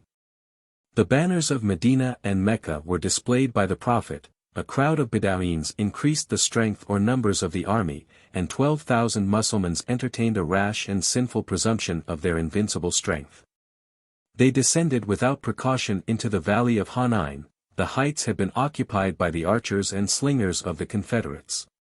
Their numbers were oppressed, their discipline was confounded, their courage was appalled, and the Quraysh smiled at their impending destruction. The Prophet, on his white mule, was encompassed by the enemies. He attempted to rush against their spears in search of a glorious death. 10 of his faithful companions interposed their weapons and their breasts. 3 of these fell dead at his feet. "O my brethren," he repeatedly cried, with sorrow and indignation, "I am the son of Abdullah, I am the apostle of truth. O man, stand fast in the faith. O God, send down thy succor." His uncle Abbas, who, like the heroes of Homer, excelled in the loudness of his voice, made the valley resound with the recital of the gifts and promises of God. The flying Moslems returned from all sides to the holy standard. And Muhammad observed with pleasure that the furnace was again rekindled. His conduct and example restored the battle, and he animated his victorious troops to inflict a merciless revenge on the authors of their shame. From the field of Hunayn, he marched without delay to the siege of Taif, 60 miles to the southeast of Mecca, a fortress of strength, whose fertile lands produced the fruits of Syria in the midst of the Arabian desert. A friendly tribe, instructed, I know not how, in the art of sieges, supplied him with a train of battering rams and military engines, with a body of 500 artificers. But it was in vain that he offered freedom to the slaves of Taif. That he violated his own laws by the extirpation of the fruit trees, that the ground was opened by the miners, that the breach was assaulted by the troops. After a siege of 20 days, the Prophet sounded a retreat. But he retreated with a song of devout triumph, and affected to pray for the repentance and safety of the unbelieving city. The spoils of this fortunate expedition amounted to 6,000 captives, 24,000 camels, 40,000 sheep, and 4,000 ounces of silver. A tribe who had fought at Hoinan redeemed their prisoners by the sacrifice of their idols. But Muhammad compensated the loss, by resigning to the soldiers his fifth of the plunder, and wished, for their sake, that he possessed as many head of cattle as there were trees in the province of Tihama. Instead of chastising the disaffection of the Quraysh, he endeavored to cut out their tongues, his own expression, and to secure their attachment by a superior measure of liberality. Abu Sufyan alone was presented with 300 camels and 20 ounces of silver. And Mecca was sincerely converted to the profitable religion of the Quran. The fugitives and auxiliaries complained, that they who had borne the burden were neglected in the season of victory. Alas! Replied their artful leader, suffer me to conciliate these recent enemies, these doubtful proselytes, by the gift of some perishable goods. To your guard I entrust my life and fortunes. You are the companions of my exile, of my kingdom, of my paradise. He was followed by the deputies of Taif, who dreaded the repetition of a siege. Grant us, O Apostle of God, a truce of 3 years, with the toleration of our ancient worship. Not a month, not an hour. Excuse us at least from the obligation of prayer. Without prayer religion is of no avail. They submitted in silence, their temples were demolished, and the same sentence of destruction was executed on all the idols of Arabia. His lieutenants, on the shores of the Red Sea, the ocean, and the Gulf of Persia, were saluted by the acclamations of a faithful people. And the ambassadors, who knelt before the throne of Medina, were as numerous, says the Arabian proverb, as the dates that fall from the maturity of a palm tree. The nation submitted to the God and the scepter of Muhammad, the opprobrious name of tribute was abolished, the spontaneous or reluctant oblations of arms and tithes were applied to the service of religion. And 114,000 Moslems accompanied the last pilgrimage of the Apostle. 6,230. When Heraclius returned in triumph from the Persian War, he entertained, at Emesa, one of the ambassadors of Muhammad, who invited the princes and nations of the earth to the profession of Islam. On this foundation the zeal of the Arabians has supposed the secret conversion of the Christian emperor, the vanity of the Greeks has feigned a personal visit of the Prince of Medina, who accepted from the royal bounty a rich domain and a secure retreat, in the province of Syria. 6231 But the friendship of Heraclius and Muhammad was of short continuance. The new religion had inflamed rather than assuaged the rapacious spirit of the Saracens, and the murder of an envoy afforded a decent pretense for invading. With 3,000 soldiers, the territory of Palestine, that extends to the eastward of the Jordan. The holy banner was entrusted to Zayd, and such was the discipline or enthusiasm of the rising sect, that the noblest chiefs served without reluctance under the slave of the Prophet. On the event of his decease, Ja'far and Abdullah were successively substituted to the command, and if the 3 should perish in the war, the troops were authorized to elect their general. The 3 leaders were slain in the Battle of Muta 6232, the first military action, which tried the valor of the Moslems against a foreign enemy. Zayd fell, like a soldier, in the foremost ranks. The death of Ja'far was heroic and memorable. He lost his right hand, he shifted the standard to his left, the left was severed from his body, he embraced the standard with his bleeding stumps, till he was transfixed to the ground with 50 honorable wounds. 6233 Advance, cried Abdullah, who stepped into the vacant place, advance with confidence, either victory or paradise is our own. The lance of a Roman decided the alternative. But the falling standard was rescued by Khaled, the proselyte of Mecca. 9 swords were broken in his hand, and his valor withstood and repulsed the superior numbers of the Christians. In the nocturnal council of the camp he was chosen to command. His skillful evolutions of the ensuing day secured either the victory or the retreat of the Saracens. And Khaled is renowned among his brethren and his enemies by the glorious appellation of the Sword of God. In the pulpit, Muhammad described, with prophetic rapture, the crowns of the blessed martyrs. But in private he betrayed the feelings of human nature. He was surprised as he wept over the daughter of Zayd. "What do I see?" said the astonished votary. "You see," replied the apostle, "a friend who is deploring the loss of his most faithful friend." After the conquest of Mecca, the sovereign of Arabia affected to prevent the hostile preparations of Heraclius, and solemnly proclaimed war against the Romans, without attempting to disguise the hardships and dangers of the enterprise. 6230 For the Moslems were discouraged, they alleged the want of money, or horses, or provisions. The season of harvest, and the intolerable heat of the summer. "Hell is much hotter," said the indignant prophet. He disdained to compel their service, but on his return he admonished the most guilty, by an excommunication of 50 days. Their desertion enhanced the merit of Abubekr, Othman, and the faithful companions who devoted their lives and fortunes, and Muhammad displayed his banner at the head of 10,000 horse and 20,000 foot. Painful indeed was the distress of the march. Lassitude and thirst were aggravated by the scorching and pestilential winds of the desert. 10 men rode by turns on 1 camel. And they were reduced to the shameful necessity of drinking the water from the belly of that useful animal.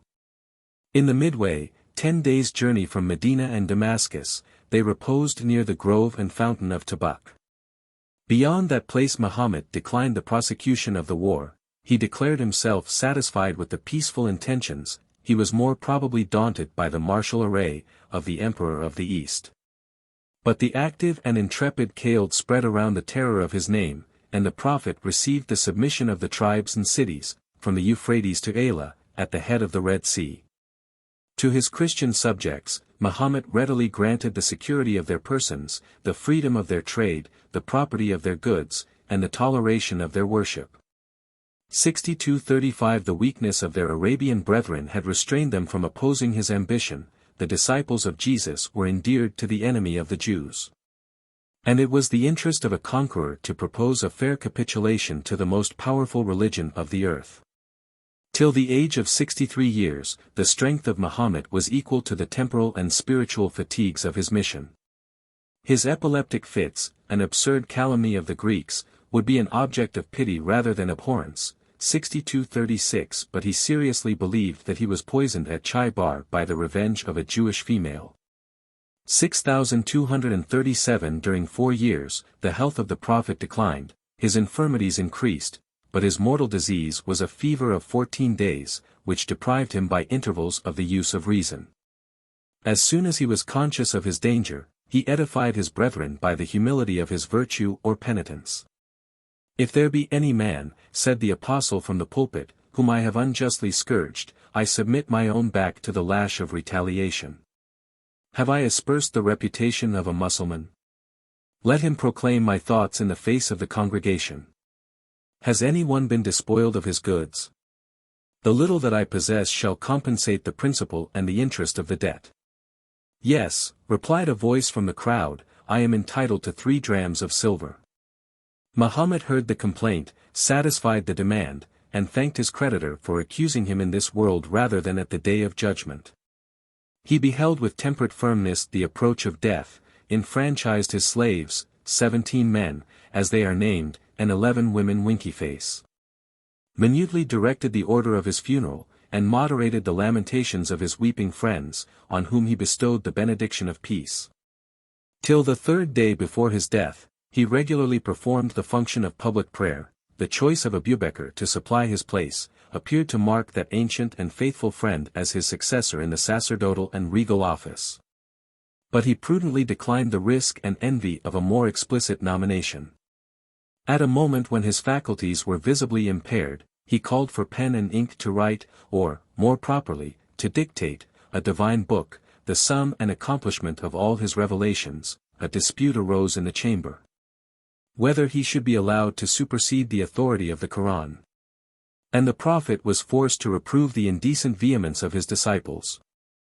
If the slightest credit may be afforded to the traditions of his wives and companions, he maintained, in the bosom of his family, and to the last moments of his life, the dignity 6238 of an apostle, and the faith of an enthusiast. Described the visits of Gabriel, who bade an everlasting farewell to the earth, and expressed his lively confidence, not only of the mercy, but of the favor, of the Supreme Being. In a familiar discourse he had mentioned his special prerogative, that the angel of death was not allowed to take his soul till he had respectfully asked the permission of the Prophet. The request was granted.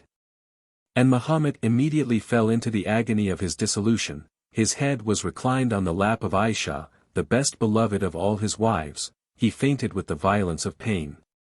Recovering his spirits, he raised his eyes towards the roof of the house, and, with a steady look, though a faltering voice, uttered the last broken, though articulate, words, O God! Pardon my sins. Yes. I come. Among my fellow citizens on high, and thus peaceably expired on a carpet spread upon the floor. An expedition for the conquest of Syria was stopped by this mournful event. The army halted at the gates of Medina. The chiefs were assembled round their dying master. The city, more especially the house, of the Prophet, was a scene of clamorous sorrow, of silent despair. Fanaticism alone could suggest a ray of hope and consolation. How can he be dead, our witness, our intercessor, our mediator, with God? By God he is not dead, like Moses and Jesus. he is wrapped in a holy trance, and speedily will he return to his faithful people. The evidence of sense was disregarded. And Omar, unsheathing his scimitar, threatened to strike off the heads of the infidels, who should dare to affirm that the Prophet was no more. The tumult was appeased by the weight and moderation of Abu Bakr. "Is it Muhammad," said he to Omar and the multitude, "or the God of Muhammad, whom you worship?" "The God of Muhammad liveth forever." But the apostle was a mortal like ourselves, and according to his own prediction, he has experienced the common fate of mortality. He was piously interred by the hands of his nearest kinsman, on the same spot on which he expired. 6239 Medina has been sanctified by the death and burial of Muhammad. And the innumerable pilgrims of Mecca often turn aside from the way, to bow, in voluntary devotion. 6240 before the simple tomb of the Prophet. 6241. At the conclusion of the life of Muhammad, it may perhaps be expected, that I should balance his faults and virtues, that I should decide whether the title of enthusiast or impostor more properly belongs to that extraordinary man. Had I been intimately conversant with the son of Abdullah, the task would still be difficult, and the success uncertain. At the distance of 12 centuries, I darkly contemplate his shade through a cloud of religious incense. And could I truly delineate the portrait of an hour, the fleeting resemblance would not equally apply to the solitary of Mount Hira, to the preacher of Mecca, and to the conqueror of Arabia. The author of a mighty revolution appears to have been endowed with a pious and contemplative disposition. So soon as marriage had raised him above the pressure of want, he avoided the paths of ambition and avarice. Until the age of 40 he lived with innocence, and would have died without a name. The unity of God is an idea most congenial to nature and reason. And a slight conversation with the Jews and Christians would teach him to despise and detest the idolatry of Mecca. It was the duty of a man and a citizen to impart the doctrine of salvation, to rescue his country from the dominion of sin and error. The energy of a mind incessantly bent on the same object, would convert a general obligation into a particular call. The warm suggestions of the understanding or the fancy would be felt as the inspirations of heaven. The labor of thought would expire in rapture and vision, and the inward sensation, the invisible monitor, would be described with the form and attributes of an angel of God. 6242 From enthusiasm to imposture, the step is perilous and slippery. The demon of Socrates. 6243 affords a memorable instance, how a wise man may deceive himself, how a good man may deceive others. How the conscience may slumber in a mixed and middle state between self-illusion and voluntary fraud.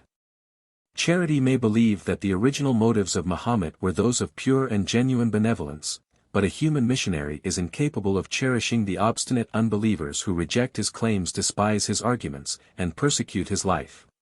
He might forgive his personal adversaries, he may lawfully hate the enemies of God. The stern passions of pride and revenge were kindled in the bosom of Muhammad, and he sighed, like the prophet of Nineveh, for the destruction of the rebels whom he had condemned. The injustice of Mecca and the choice of Medina transformed the citizen into a prince, the humble preacher into the leader of armies, but his sword was consecrated by the example of the saints. And the same God who afflicts a sinful world with pestilence and earthquakes, might inspire for their conversion or chastisement the valor of his servants. In the exercise of political government, he was compelled to abate of the stern rigor of fanaticism, to comply in some measure with the prejudices and passions of his followers, and to employ even the vices of mankind as the instruments of their salvation. The use of fraud and perfidy, of cruelty and injustice, were often subservient to the propagation of the faith, and Muhammad commanded or approved the assassination of the Jews and idolaters who had escaped from the field of battle. By the repetition of such acts, the character of Muhammad must have been gradually stained. And the influence of such pernicious habits would be poorly compensated by the practice of the personal and social virtues which are necessary to maintain the reputation of a prophet among his sectaries and friends. Of his last years, ambition was the ruling passion, and a politician will suspect that he secretly smiled, the victorious impostor, at the enthusiasm of his youth, and the credulity of his proselytes. 6244 A philosopher will observe, that their credulity in his success would tend more strongly to fortify the assurance of his divine mission, that his interest and religion were inseparably connected. And that his conscience would be soothed by the persuasion, that he alone was absolved by the deity from the obligation of positive and moral laws. If he retained any vestige of his native innocence, the sins of Mahomet may be allowed as an evidence of his sincerity. In the support of truth, the arts of fraud and fiction may be deemed less criminal. And he would have started at the foulness of the means, had he not been satisfied of the importance and justice of the end. Even in a conqueror or a priest, I can surprise a word or action of unaffected humanity. And the decree of Mahomet, that, in the sale of captives, the mothers should never be separated from their children, may suspend, or moderate, the censure of the historian. 6245. The good sense of Mahomet 6246 despised the pomp of royalty, the apostle of God submitted to the menial offices of the family, he kindled the fire, swept the floor, milked the ewes, and mended with his own hands his shoes and his woolen garment.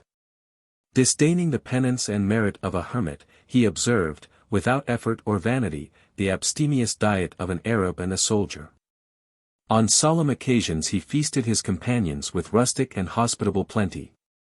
But in his domestic life, many weeks would elapse without a fire being kindled on the hearth of the Prophet. The interdiction of wine was confirmed by his example. His hunger was appeased with a sparing allowance of barley bread, he delighted in the taste of milk and honey, but his ordinary food consisted of dates and water. Perfumes and women were the two sensual enjoyments which his nature required, and his religion did not forbid, and Mahomet affirmed, that the fervor of his devotion was increased by these innocent pleasures. The heat of the climate inflames the blood of the Arabs, and their libidinous complexion has been noticed by the writers of antiquity. 6247 Their incontinence was regulated by the civil and religious laws of the Quran, their incestuous alliances were blamed, the boundless license of polygamy was reduced to 4 legitimate wives or concubines. Their rights both of bed and of dowry were equitably determined, the freedom of divorce was discouraged, adultery was condemned as a capital offense, and fornication, in either sex, was punished with 100 stripes. 6248 Such were the calm and rational precepts of the legislator, but in his private conduct, Mahomet indulged the appetites of a man, and abused the claims of a prophet. A special revelation dispensed him from the laws which he had imposed on his nation, the female sex, without reserve, was abandoned to his desires. And this singular prerogative excited the envy, rather than the scandal, the veneration, rather than the envy, of the devout Mussulmans. If we remember the 700 wives and 300 concubines of the wise Solomon, we shall applaud the modesty of the Arabian, who espoused no more than 17 or 15 wives. 11 are enumerated who occupied at Medina their separate apartments round the house of the Apostle, and enjoyed in their turns the favor of his conjugal society. What is singular enough, they were all widows, excepting only Aisha, the daughter of Abubekr. She was doubtless a virgin, since Mahomet consummated his nuptials, such is the premature ripeness of the climate, when she was only 9 years of age. The youth, the beauty, the spirit of Aisha, gave her a superior ascendant, she was beloved and trusted by the Prophet, and, after his death, the daughter of Abubekr was long revered as the mother of the faithful. Her behavior had been ambiguous and indiscreet, in a nocturnal march she was accidentally left behind, and in the morning Aisha returned to the camp with a man. The temper of Mahomet was inclined to jealousy. But a divine revelation assured him of her innocence, he chastised her accusers, and published a law of domestic peace, that no woman should be condemned unless 4 male witnesses had seen her in the act of adultery. 6249 In his adventures with Zineb, the wife of Zayd, and with Mary, an Egyptian captive, the amorous prophet forgot the interest of his reputation. At the house of Zayd, his freedman and adopted son, he beheld, in a loose undress, the beauty of Zineb, and burst forth into an ejaculation of devotion and desire. The servile, or grateful, freedman understood the hint, and yielded without hesitation to the love of his benefactor. But as the filial relation had excited some doubt and scandal, the angel Gabriel descended from heaven to ratify the deed, to annul the adoption, and gently to reprove the apostle for distrusting the indulgence of his God.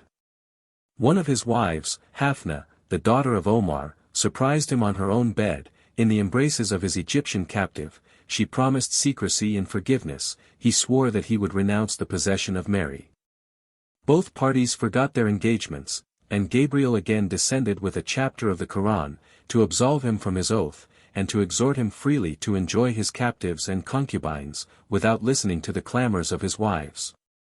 In a solitary retreat of 30 days, he labored, alone with Mary, to fulfill the commands of the angel.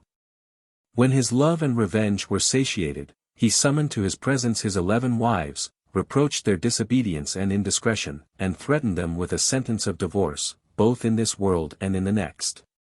A dreadful sentence, since those who had ascended the bed of the prophet were forever excluded from the hope of a second marriage. Perhaps the incontinence of Muhammad may be palliated by the tradition of his natural or preternatural gifts. 6250 He united the manly virtue of 30 of the children of Adam, and the apostle might rival the 13th labor. 6251 of the Grecian Hercules. 6252 A more serious and decent excuse may be drawn from his fidelity to Khadijah. During the 24 years of their marriage, her youthful husband abstained from the right of polygamy, and the pride or tenderness of the venerable matron was never insulted by the society of a rival. After her death, he placed her in the rank of the 4 perfect women, with the sister of Moses, the mother of Jesus, and Fatima, the best beloved of his daughters. Was she not old, said Aisha, with the insolence of a blooming beauty? Has not God given you a better in her place? No, by God, said Muhammad, with an effusion of honest gratitude, there never can be a better. She believed in me when men despised me. She relieved my wants, when I was poor and persecuted by the world. 6253. In the largest indulgence of polygamy, the founder of a religion and empire might aspire to multiply the chances of a numerous posterity and a lineal succession. The hopes of Muhammad were fatally disappointed. The Virgin Aisha, and his 10 widows of mature age and approved fertility, were barren in his potent embraces. The 4 sons of Khadijah died in their infancy. Mary, his Egyptian concubine, was endeared to him by the birth of Ibrahim. At the end of 15 months the prophet wept over his grave. But he sustained with firmness the raillery of his enemies, and checked the adulation or credulity of the Moslems, by the assurance that an eclipse of the sun was not occasioned by the death of the infant. Khadijah had likewise given him 4 daughters, who were married to the most faithful of his disciples. The 3 eldest died before their father. But Fatima, who possessed his confidence and love, became the wife of her cousin Ali, and the mother of an illustrious progeny. The merit and misfortunes of Ali and his descendants will lead me to anticipate, in this place, the series of the Saracen caliphs, a title which describes the commanders of the faithful as the vicars and successors of the Apostle of God. 6254. The birth, the alliance, the character of Ali, which exalted him above the rest of his countrymen, might justify his claim to the vacant throne of Arabia. The son of Abu Talib was, in his own right, the chief of the family of Hashim, and the hereditary prince or guardian of the city and temple of Mecca. The light of prophecy was extinct. But the husband of Fatima might expect the inheritance and blessing of her father. The Arabs had sometimes been patient of a female reign. And the 2 grandsons of the prophet had often been fondled in his lap, and shone in his pulpit as the hope of his age, and the chief of the youth of paradise. The first of the true believers might aspire to march before them in this world and in the next, and if some were of a graver and more rigid cast, the zeal and virtue of Ali were never outstripped by any recent proselyte.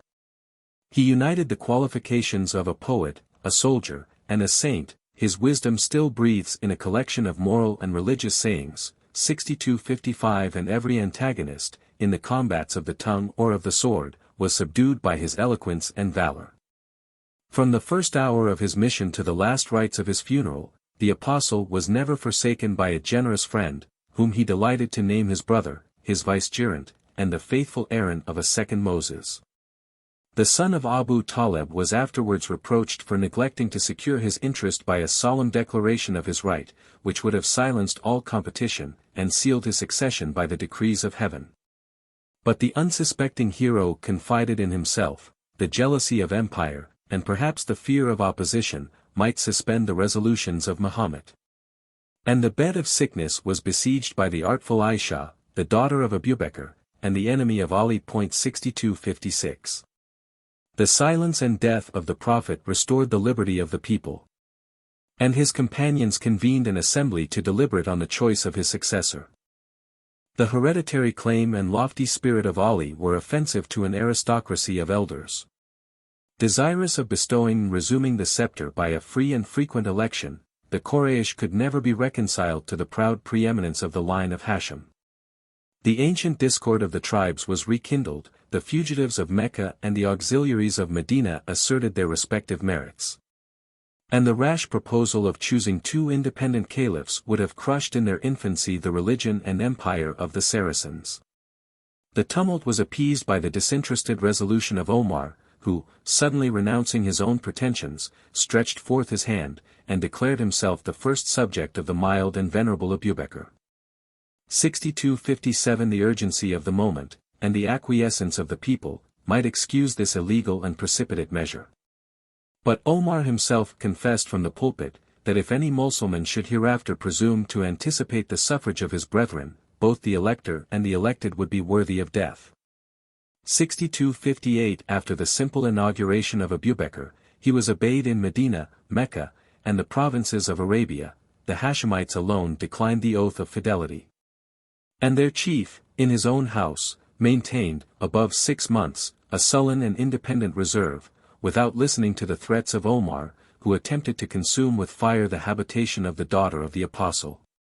The death of Fatima, and the decline of his party, subdued the indignant spirit of Ali. He condescended to salute the commander of the faithful, accepted his excuse of the necessity of preventing their common enemies, and wisely rejected his courteous offer of abdicating the government of the Arabians. After a reign of 2 years, the aged caliph was summoned by the angel of death. In his testament, with the tacit approbation of his companions, he bequeathed the scepter to the firm and intrepid virtue of Omar. "I have no occasion," said the modest candidate, "for the place. But the place has occasion for you," replied Abubekr, who expired with a fervent prayer, that the God of Mahomet would ratify his choice, and direct the Mussulmans in the way of concord and obedience. The prayer was not ineffectual, since Ali himself, in a life of privacy and prayer, professed to revere the superior worth and dignity of his rival, who comforted him for the loss of empire, by the most flattering marks of confidence and esteem. In the 12th year of his reign, Omar received a mortal wound from the hand of an assassin. He rejected with equal impartiality the names of his son and of Ali, refused to load his conscience with the sins of his successor, and devolved on 6 of the most respectable companions the arduous task of electing a commander of the faithful. On this occasion, Ali was again blamed by his friend 6259 for submitting his right to the judgment of men, for recognizing their jurisdiction by accepting a place among the 6 electors. He might have obtained their suffrage, had he deigned to promise a strict and servile conformity, not only to the Quran and tradition, but likewise to the determinations of 2 seniors. 6260. With these limitations, Othman, the secretary of Mahomet, accepted the government. Nor was it till after the 3rd caliph, 24 years after the death of the Prophet, that Ali was invested, by the popular choice, with the regal and sacerdotal office. The manners of the Arabians retained their primitive simplicity, and the son of Abu Talib despised the pomp and vanity of this world. At the hour of prayer, he repaired to the mosque of Medina, clothed in a thin cotton gown, a coarse turban on his head, his slippers in one hand, and his bow in the other, instead of a walking staff. The companions of the Prophet, and the chiefs of the tribes, saluted their new sovereign, and gave him their right hands as a sign of fealty and allegiance. The mischiefs that flow from the contests of ambition are usually confined to the times and countries in which they have been agitated. But the religious discord of the friends and enemies of Ali has been renewed in every age of the Hijra, and is still maintained in the immortal hatred of the Persians and Turks. 6261. The former, who are branded with the appellation of Shiites or sectaries, have enriched the Mahometan creed with a new article of faith, and if Muhammad be the apostle, his companion Ali is the vicar of God. In their private converse, in their public worship, they bitterly execrate the three usurpers who intercepted his indefeasible right to the dignity of Imam and Caliph. And the name of Omar expresses in their tongue the perfect accomplishment of wickedness and impiety.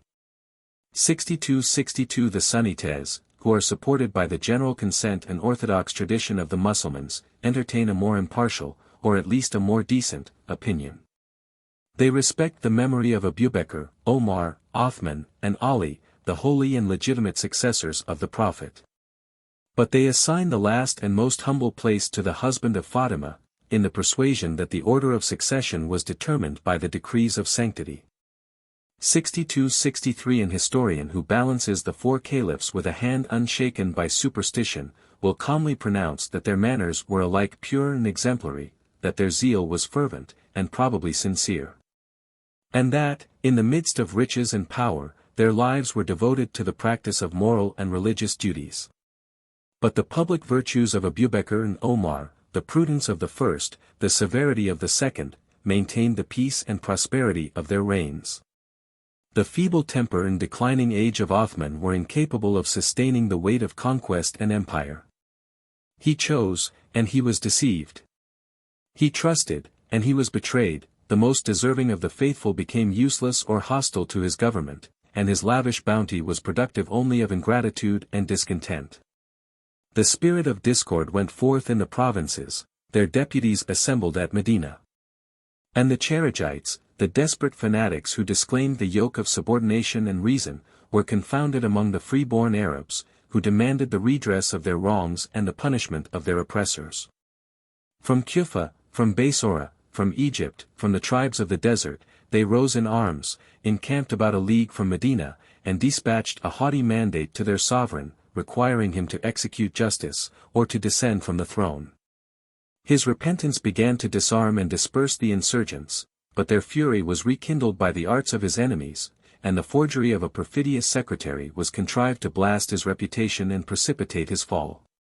The Caliph had lost the only guard of his predecessors, the esteem and confidence of the Moslems. During a siege of 6 weeks his water and provisions were intercepted. And the feeble gates of the palace were protected only by the scruples of the more timorous rebels. Forsaken by those who had abused his simplicity, the hopeless and venerable Caliph expected the approach of death. The brother of Aisha marched at the head of the assassins. And Othman, with the Quran in his lap, was pierced with a multitude of wounds. 62-64 A tumultuous anarchy of 5 days was appeased by the inauguration of Ali. His refusal would have provoked a general massacre. In this painful situation he supported the becoming pride of the chief of the Hashemites, declared that he had rather serve than reign, rebuked the presumption of the strangers, and required the formal, if not the voluntary, assent of the chiefs of the nation. He has never been accused of prompting the assassin of Omar, though Persia indiscreetly celebrates the festival of that holy martyr.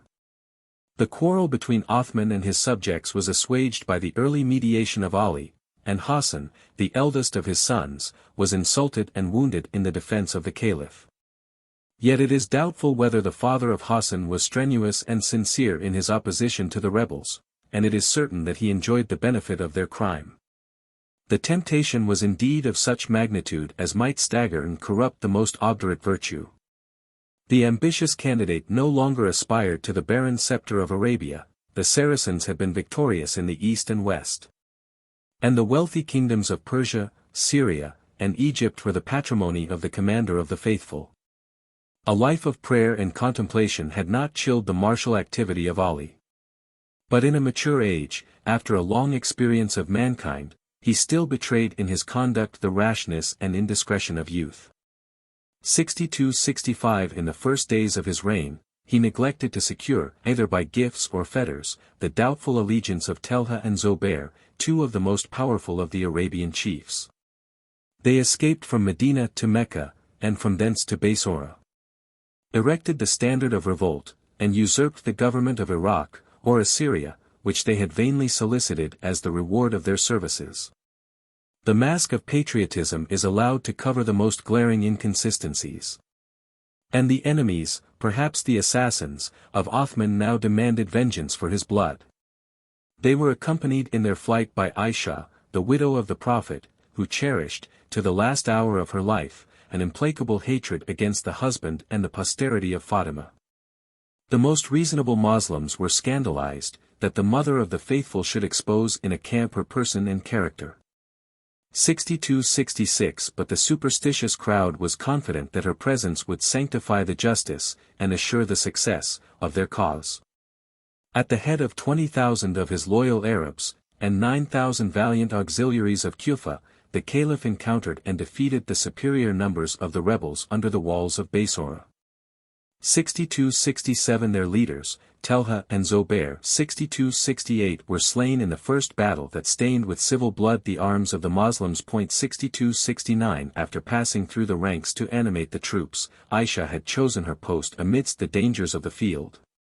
In the heat of the action, 70 men, who held the bridle of her camel, were successively killed or wounded, and the cage or litter, in which she sat, was stuck with javelins and darts like the quills of a porcupine. The venerable captive sustained with firmness the reproaches of the conqueror, and was speedily dismissed to her proper station at the tomb of Mahomet, with the respect and tenderness that was still due to the widow of the apostle. 62-70 After this victory, which was styled the Day of the Camel, Ali marched against a more formidable adversary. Against Muawiyah, the son of Abu Sufyan, who had assumed the title of Caliph, and whose claim was supported by the forces of Syria and the interest of the house of Umayyah. From the passage of Thapsacus, the plain of Siffin 62-71 extends along the western bank of the Euphrates. On this spacious and level theater, the two competitors waged a desultory war of 110 days.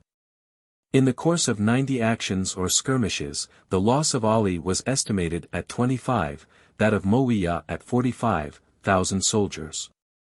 And the list of the slain was dignified with the names of 25 veterans who had fought at Badr under the standard of Muhammad. In this sanguinary contest the lawful caliph displayed a superior character of valor and humanity.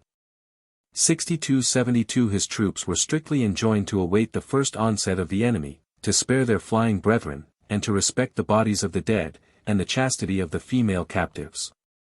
He generously proposed to save the blood of the Moslems by a single combat, but his trembling rival declined the challenge as a sentence of inevitable death.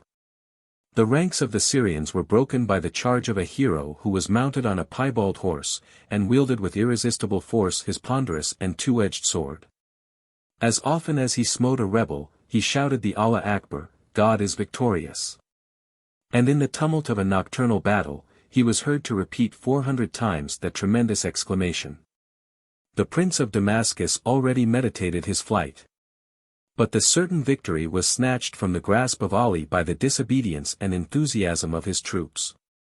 Their conscience was awed by the solemn appeal to the books of the Quran which Muawiyah exposed on the foremost lances. And Ali was compelled to yield to a disgraceful truce and an insidious compromise. He retreated with sorrow and indignation to Kufa. His party was discouraged. The distant provinces of Persia, of Yemen, and of Egypt, were subdued or seduced by his crafty rival, and the stroke of fanaticism, which was aimed against the three chiefs of the nation, was fatal only to the cousin of Mahomet. In the temple of Mecca, 3 Charegites or enthusiasts discoursed of the disorders of the church and state. They soon agreed, that the deaths of Ali, of Muawiyah, and of his friend Amru, the viceroy of Egypt, would restore the peace and unity of religion. Each of the assassins chose his victim, poisoned his dagger, devoted his life, and secretly repaired to the scene of action. Their resolution was equally desperate, but the first mistook the person of Amru, and stabbed the deputy who occupied his seat. The Prince of Damascus was dangerously hurt by the second. The lawful caliph, in the Marsh of Kufa, received a mortal wound from the hand of the third. He expired in the 63rd year of his age, and mercifully recommended to his children, that they would dispatch the murderer by a single stroke. 62-73 The sepulchre of Ali 62-74 was concealed from the tyrants of the house of Umayyah, 62-75 But in the 4th age of the Hijra, a tomb, a temple, a city, arose near the ruins of Kufa. 6276 Many thousands of the Shiites repose in holy ground at the feet of the Vicar of God, and the desert is vivified by the numerous and annual visits of the Persians, who esteem their devotion not less meritorious than the pilgrimage of Mecca. The persecutors of Muhammad usurped the inheritance of his children, and the champions of idolatry became the supreme heads of his religion and empire. The opposition of Abu Sufyan had been fierce and obstinate. His conversion was tardy and reluctant, his new faith was fortified by necessity and interest, he served, he fought, perhaps he believed, and the sins of the time of ignorance were expiated by the recent merits of the family of Umayyah. Muawiyah, the son of Abu Sufyan, and of the cruel Henda, was dignified, in his early youth, with the office or title of Secretary of the Prophet. The judgment of Omar entrusted him with the government of Syria. And he administered that important province above 40 years, either in a subordinate or supreme rank. Without renouncing the fame of valor and liberality, he affected the reputation of humanity and moderation. A grateful people was attached to their benefactor, and the victorious Moslems were enriched with the spoils of Cyprus and Rhodes. The sacred duty of pursuing the assassins of Othman was the engine and pretense of his ambition. The bloody shirt of the martyr was exposed in the Mosque of Damascus. The emir deplored the fate of his injured kinsman. And 60,000 Syrians were engaged in his service by an oath of fidelity and revenge. Amru, the conqueror of Egypt, himself an army, was the first who saluted the new monarch, and divulged the dangerous secret, that the Arabian caliphs might be created elsewhere than in the city of the Prophet. 6277 The policy of Muawiyah eluded the valor of his rival. And, after the death of Ali, he negotiated the abdication of his son Hassan, whose mind was either above or below the government of the world, and who retired without a sigh from the palace of Kufa to an humble cell near the tomb of his grandfather. The aspiring wishes of the caliph were finally crowned by the important change of an elective to an hereditary kingdom.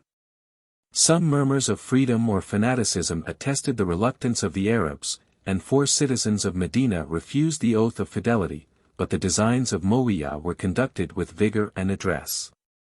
And his son Yezid, a feeble and dissolute youth, was proclaimed as the commander of the faithful and the successor of the Apostle of God. A familiar story is related of the benevolence of one of the sons of Ali. In serving at table, a slave had inadvertently dropped a dish of scalding broth on his master. The heedless wretch fell prostrate, to deprecate his punishment. And repeated a verse of the Quran, "Paradise is for those who command their anger, I am not angry, and for those who pardon offenses, I pardon your offense, and for those who return good for evil, I give you your liberty and 400 pieces of silver." With an equal measure of piety, Hossein, the younger brother of Hassan, inherited a remnant of his father's spirit, and served with honor against the Christians in the siege of Constantinople. The primogeniture of the line of Hashem, and the holy character of grandson of the Apostle, had centered in his person, and he was at liberty to prosecute his claim against Yezid, the tyrant of Damascus, whose vices he despised, and whose title he had never deigned to acknowledge. A list was secretly transmitted from Kufa to Medina, of 140,000 Moslems, who professed their attachment to his cause, and who were eager to draw their swords so soon as he should appear on the banks of the Euphrates. Against the advice of his wisest friends, he resolved to trust his person and family in the hands of a perfidious people. He traversed the desert of Arabia with a timorous retinue of women and children. But as he approached the confines of Iraq he was alarmed by the solitary or hostile face of the country, and suspected either the defection or ruin of his party. His fears were just. Ubaydallah, the governor of Kufa, had extinguished the first sparks of an insurrection. And Hossein, in the plain of Kerbala, was encompassed by a body of 5,000 horse, who intercepted his communication with the city and the river. He might still have escaped to a fortress in the desert, that had defied the power of Caesar and Khosrows, and confided in the fidelity of the tribe of Tai, which would have armed 10,000 warriors in his defense. In a conference with the chief of the enemy, he proposed the option of 3 honorable conditions: that he should be allowed to return to Medina, or be stationed in a frontier garrison against the Turks, or safely conducted to the presence of Yezid. But the commands of the caliph, or his lieutenant, were stern and absolute, and Hossein was informed that he must either submit as a captive and a criminal to the commander of the faithful, or expect the consequences of his rebellion. "Do you think," replied he, "to terrify me with death?" And, during the short respite of a night, 6278 he prepared with calm and solemn resignation to encounter his fate. He checked the lamentations of his sister Fatima, who deplored the impending ruin of his house. "Our trust," said Hossein, "is in God alone. All things, both in heaven and earth, must perish and return to their Creator. My brother, my father, my mother, were better than me, and every Mussulman has an example in the Prophet." He pressed his friends to consult their safety by a timely flight. They unanimously refused to desert or survive their beloved master, and their courage was fortified by a fervent prayer and the assurance of paradise. On the morning of the fatal day, he mounted on horseback, with his sword in one hand and the Quran in the other. His generous band of martyrs consisted only of 32 horse and 40 foot. But their flanks and rear were secured by the tent ropes, and by a deep trench which they had filled with lighted faggots, according to the practice of the Arabs. The enemy advanced with reluctance, and one of their chiefs deserted, with 30 followers, to claim the partnership of inevitable death. In every close onset, or single combat, the despair of the Fatimites was invincible. But the surrounding multitudes galled them from a distance with a cloud of arrows, and the horses and men were successively slain. A truce was allowed on both sides for the hour of prayer. And the battle at length expired by the death of the last companions of Hossein. Alone, weary, and wounded, he seated himself at the door of his tent.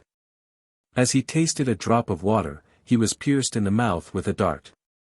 And his son and nephew, 2 beautiful youths, were killed in his arms.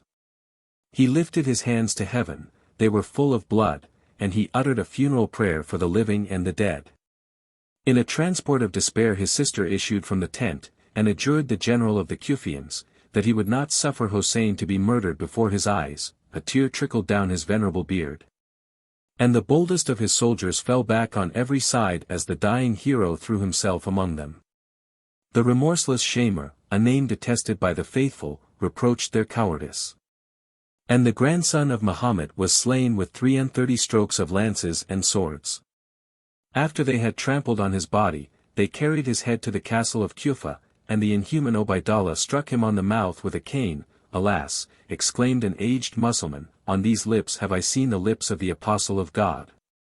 In a distant age and climate, the tragic scene of the death of Hossein will awaken the sympathy of the coldest reader. 6279–6280 On the annual festival of his martyrdom, in the devout pilgrimage to his sepulchre, his Persian votaries abandoned their souls to the religious frenzy of sorrow and indignation. 6281. When the sisters and children of Ali were brought in chains to the throne of Damascus, the caliph was advised to extirpate the enmity of a popular and hostile race, whom he had injured beyond the hope of reconciliation. But Yezid preferred the counsels of mercy, and the mourning family was honorably dismissed to mingle their tears with their kindred at Medina. The glory of martyrdom superseded the right of primogeniture. And the 12 imams 6282 or pontiffs, of the Persian creed, are Ali, Hassan, Hossein, and the lineal descendants of Hossein to the 9th generation. Without arms, or treasures, or subjects, they successively enjoyed the veneration of the people, and provoked the jealousy of the reigning caliphs. Their tombs, at Mecca or Medina, on the banks of the Euphrates, or in the province of Khorasan, are still visited by the devotion of their sect.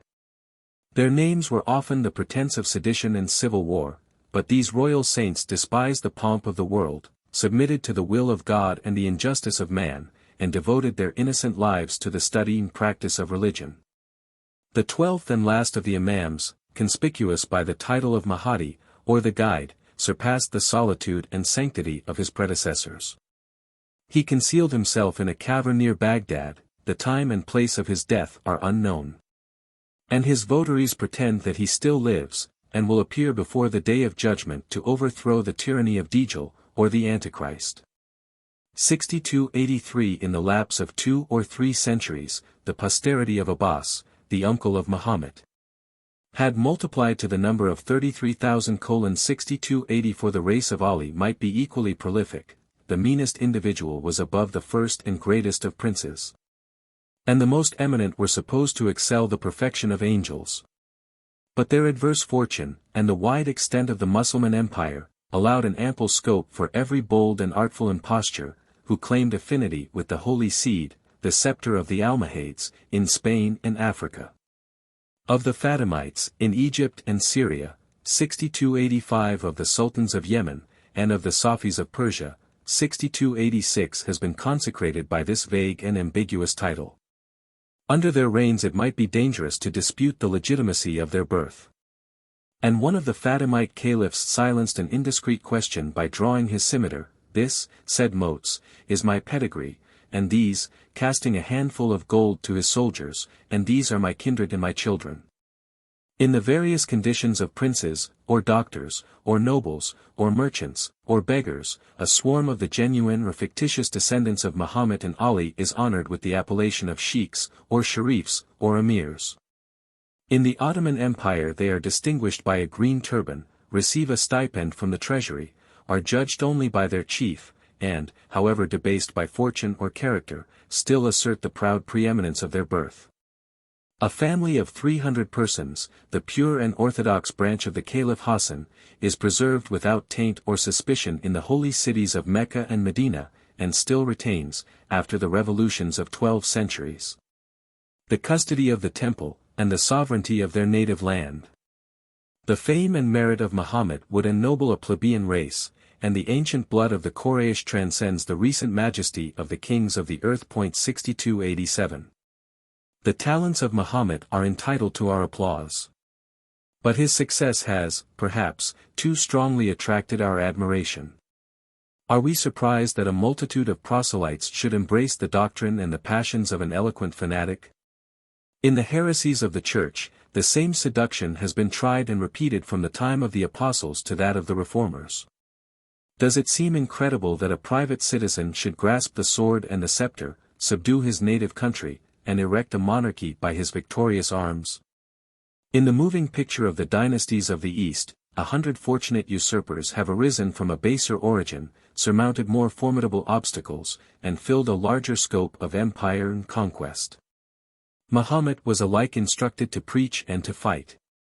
And the union of these opposite qualities, while it enhanced his merit, contributed to his success. The operation of force and persuasion, of enthusiasm and fear, continually acted on each other, till every barrier yielded to their irresistible power. His voice invited the Arabs to freedom and victory, to arms and rapine, to the indulgence of their darling passions in this world and the other. The restraints which he imposed were requisite to establish the credit of the Prophet, and to exercise the obedience of the people. And the only objection to his success was his rational creed of the unity and perfections of God. It is not the propagation, but the permanency, of his religion, that deserves our wonder. The same pure and perfect impression which he engraved at Mecca and Medina, is preserved, after the revolutions of 12 centuries, by the Indian, the African, and the Turkish proselytes of the Quran. If the Christian apostles, St. Peter or St. Paul, could return to the Vatican, they might possibly inquire the name of the deity who is worshipped with such mysterious rites in that magnificent temple. At Oxford or Geneva, they would experience less surprise. But it might still be incumbent on them to peruse the Catechism of the Church, and to study the orthodox commentators on their own writings and the words of their master. But the Turkish dome of St. Sophia, with an increase of splendor and size, represents the humble tabernacle erected at Medina by the hands of Muhammad.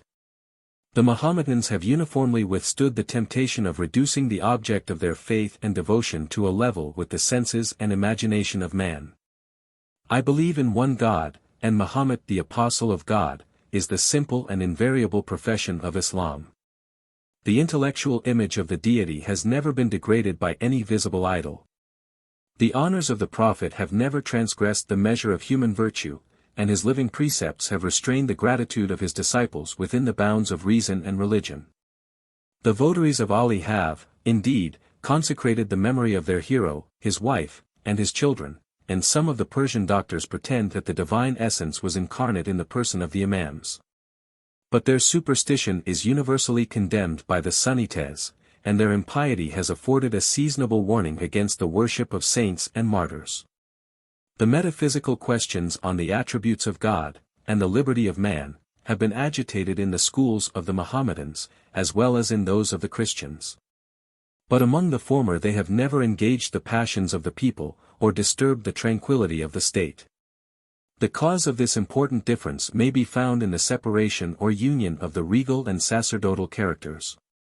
It was the interest of the caliphs, the successors of the Prophet and commanders of the faithful, to repress and discourage all religious innovations, the order, the discipline, the temporal and spiritual ambition of the clergy are unknown to the Moslems.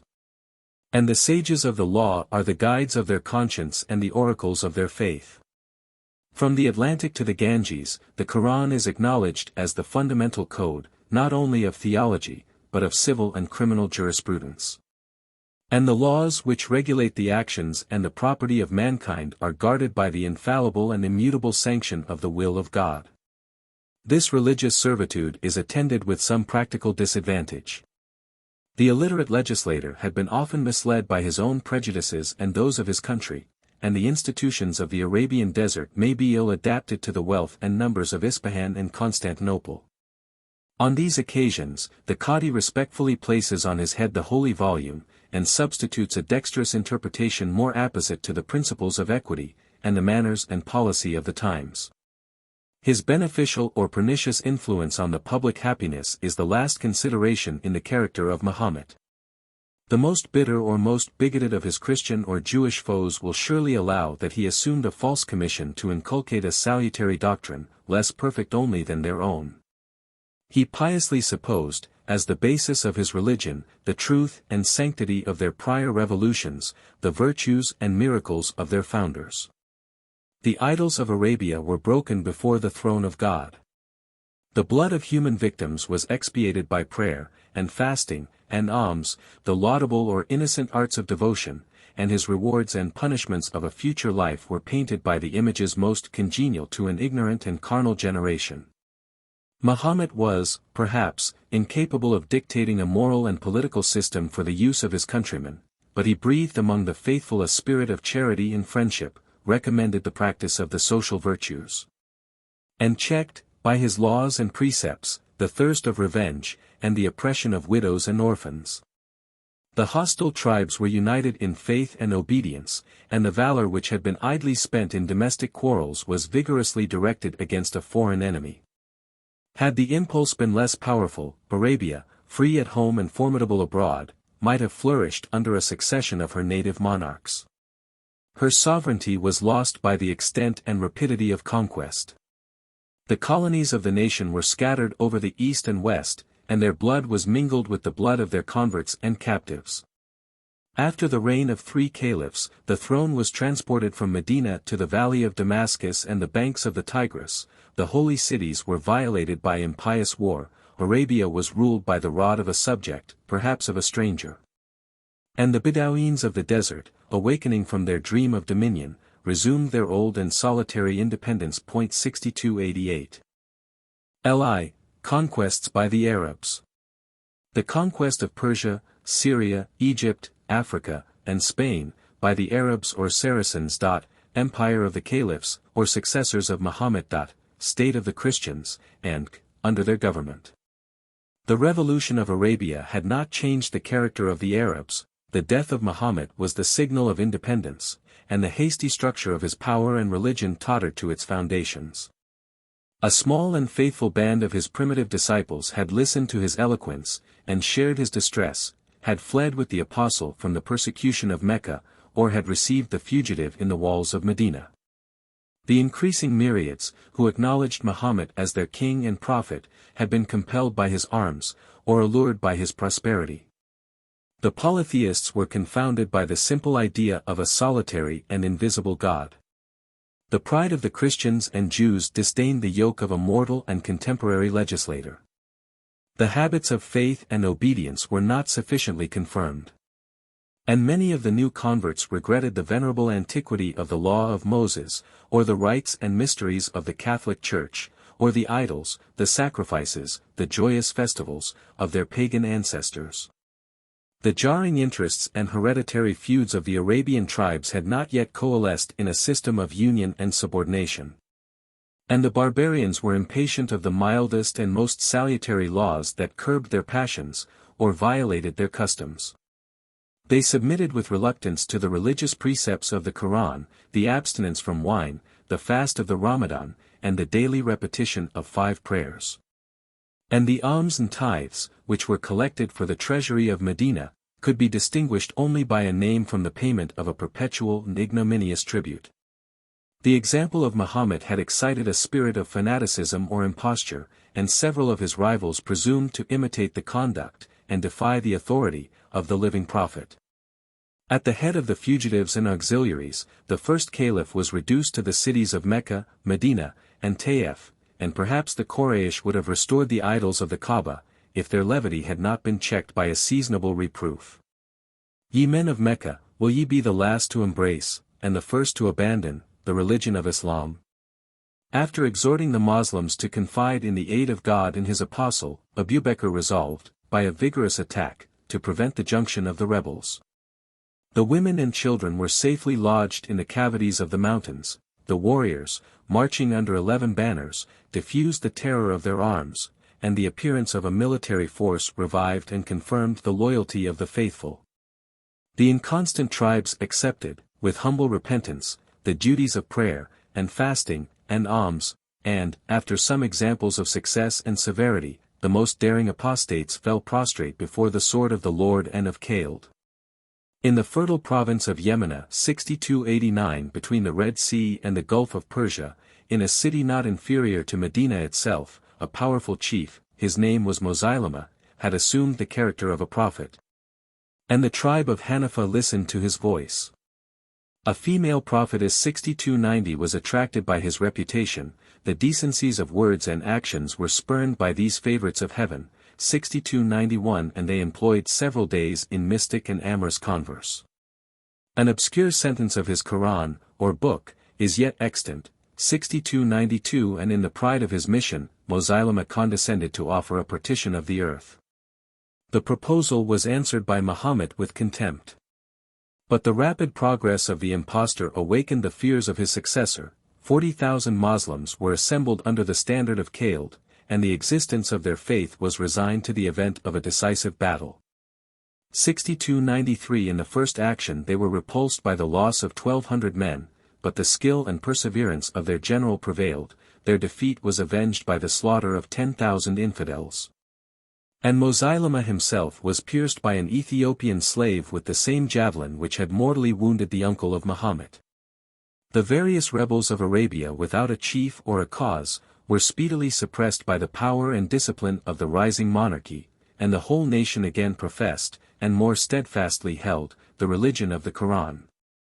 The ambition of the caliphs provided an immediate exercise for the restless spirit of the Saracens, their valor was united in the prosecution of a holy war, and their enthusiasm was equally confirmed by opposition and victory. From the rapid conquests of the Saracens a presumption will naturally arise, that the Caliph 6294 commanded in person the armies of the faithful, and sought the crown of martyrdom in the foremost ranks of the battle.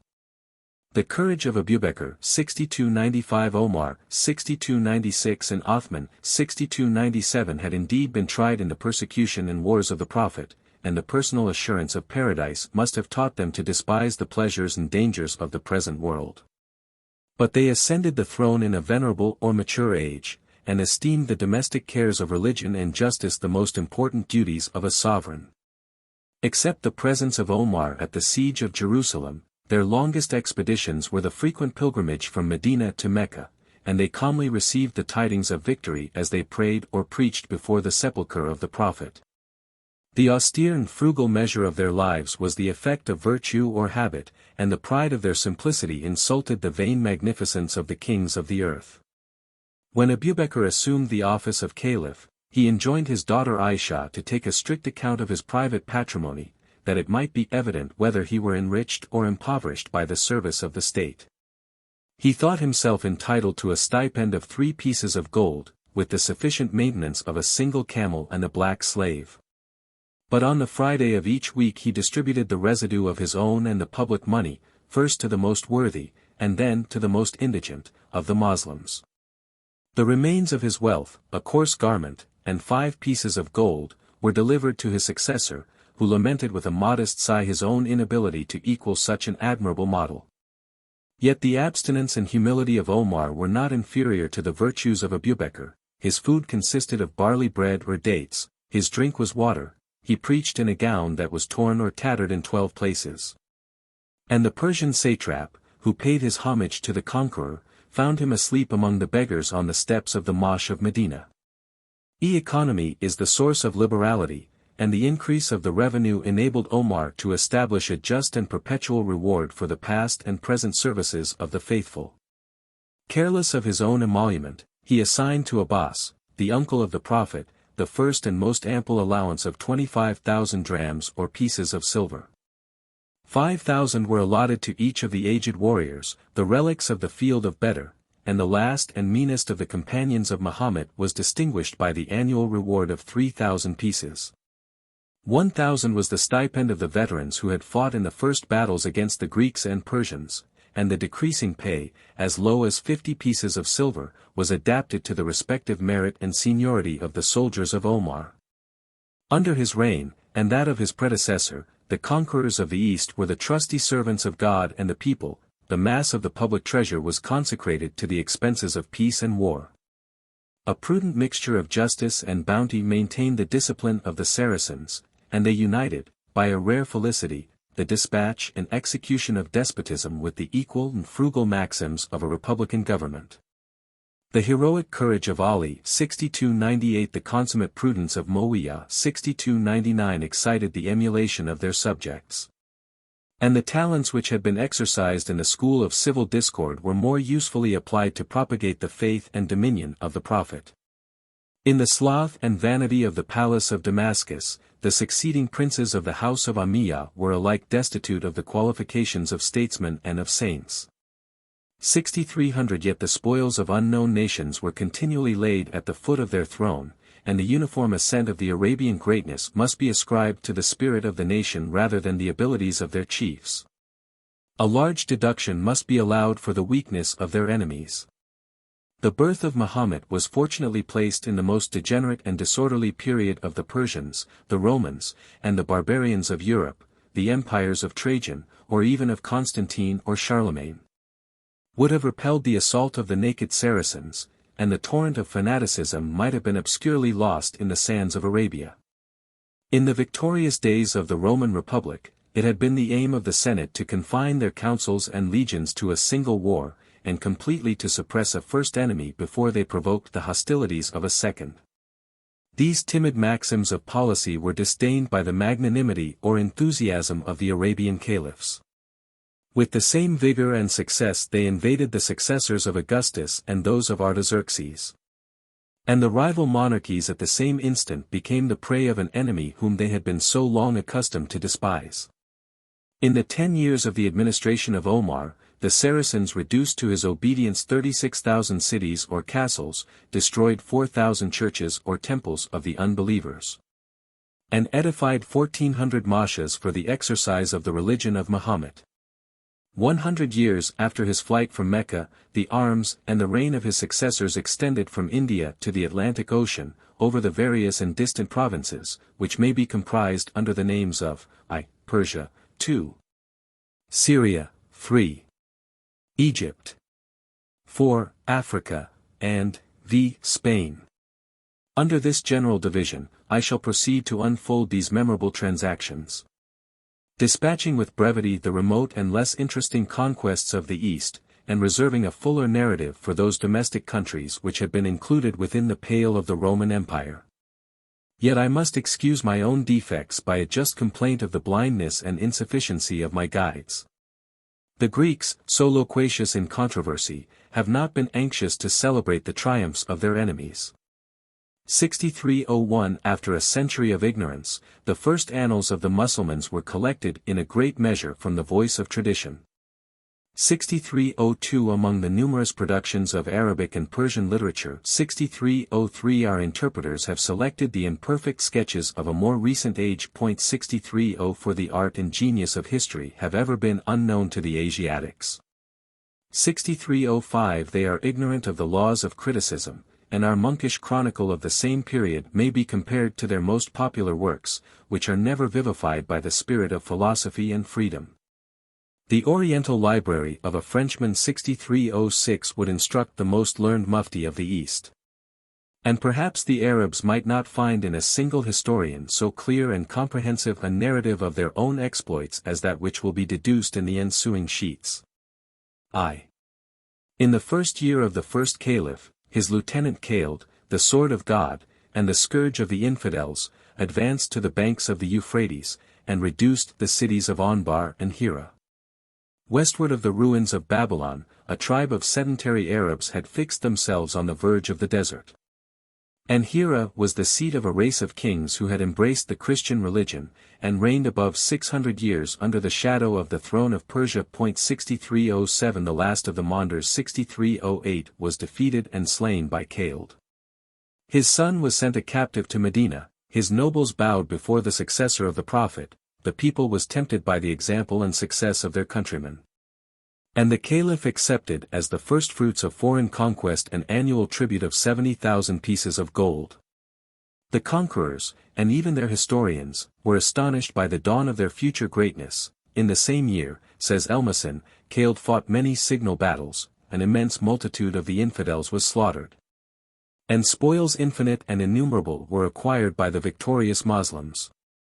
6309 But the invincible Khaled was soon transferred to the Syrian war. The invasion of the Persian frontier was conducted by less active or less prudent commanders. The Saracens were repulsed with loss in the passage of the Euphrates. And, though they chastised the insolent pursuit of the Magians, their remaining forces still hovered in the desert of Babylon. 6310 The indignation and fears of the Persians suspended for a moment their intestine divisions. By the unanimous sentence of the priests and nobles, their queen Arzima was deposed, the sixth of the transient usurpers, who had arisen and vanished in 3 or 4 years since the death of Khosroes, and the retreat of Heraclius. Her tiara was placed on the head of Yezdijerd, the grandson of Khosroes, and the same era, which coincides with an astronomical period 6311 has recorded the fall of the Sasanian dynasty in the religion of Zoroaster. 6312 The youth and inexperience of the prince, he was only 15 years of age, declined a perilous encounter. The royal standard was delivered into the hands of his general Rustum. And a remnant of 30,000 regular troops was swelled in truth, or in opinion, to 120,000 subjects, or allies, of the great king. The Moslems, whose numbers were reinforced from 12 to 30,000, had pitched their camp in the plains of Khadijah 6313 and their line, though it consisted of fewer men, could produce more soldiers, than the unwieldy host of the infidels. I shall here observe, what I must often repeat, that the charge of the Arabs was not, like that of the Greeks and Romans, the effort of a firm and compact infantry. Their military force was chiefly formed of cavalry and archers. And the engagement, which was often interrupted and often renewed by single combats and flying skirmishes, might be protracted without any decisive event to the continuance of several days.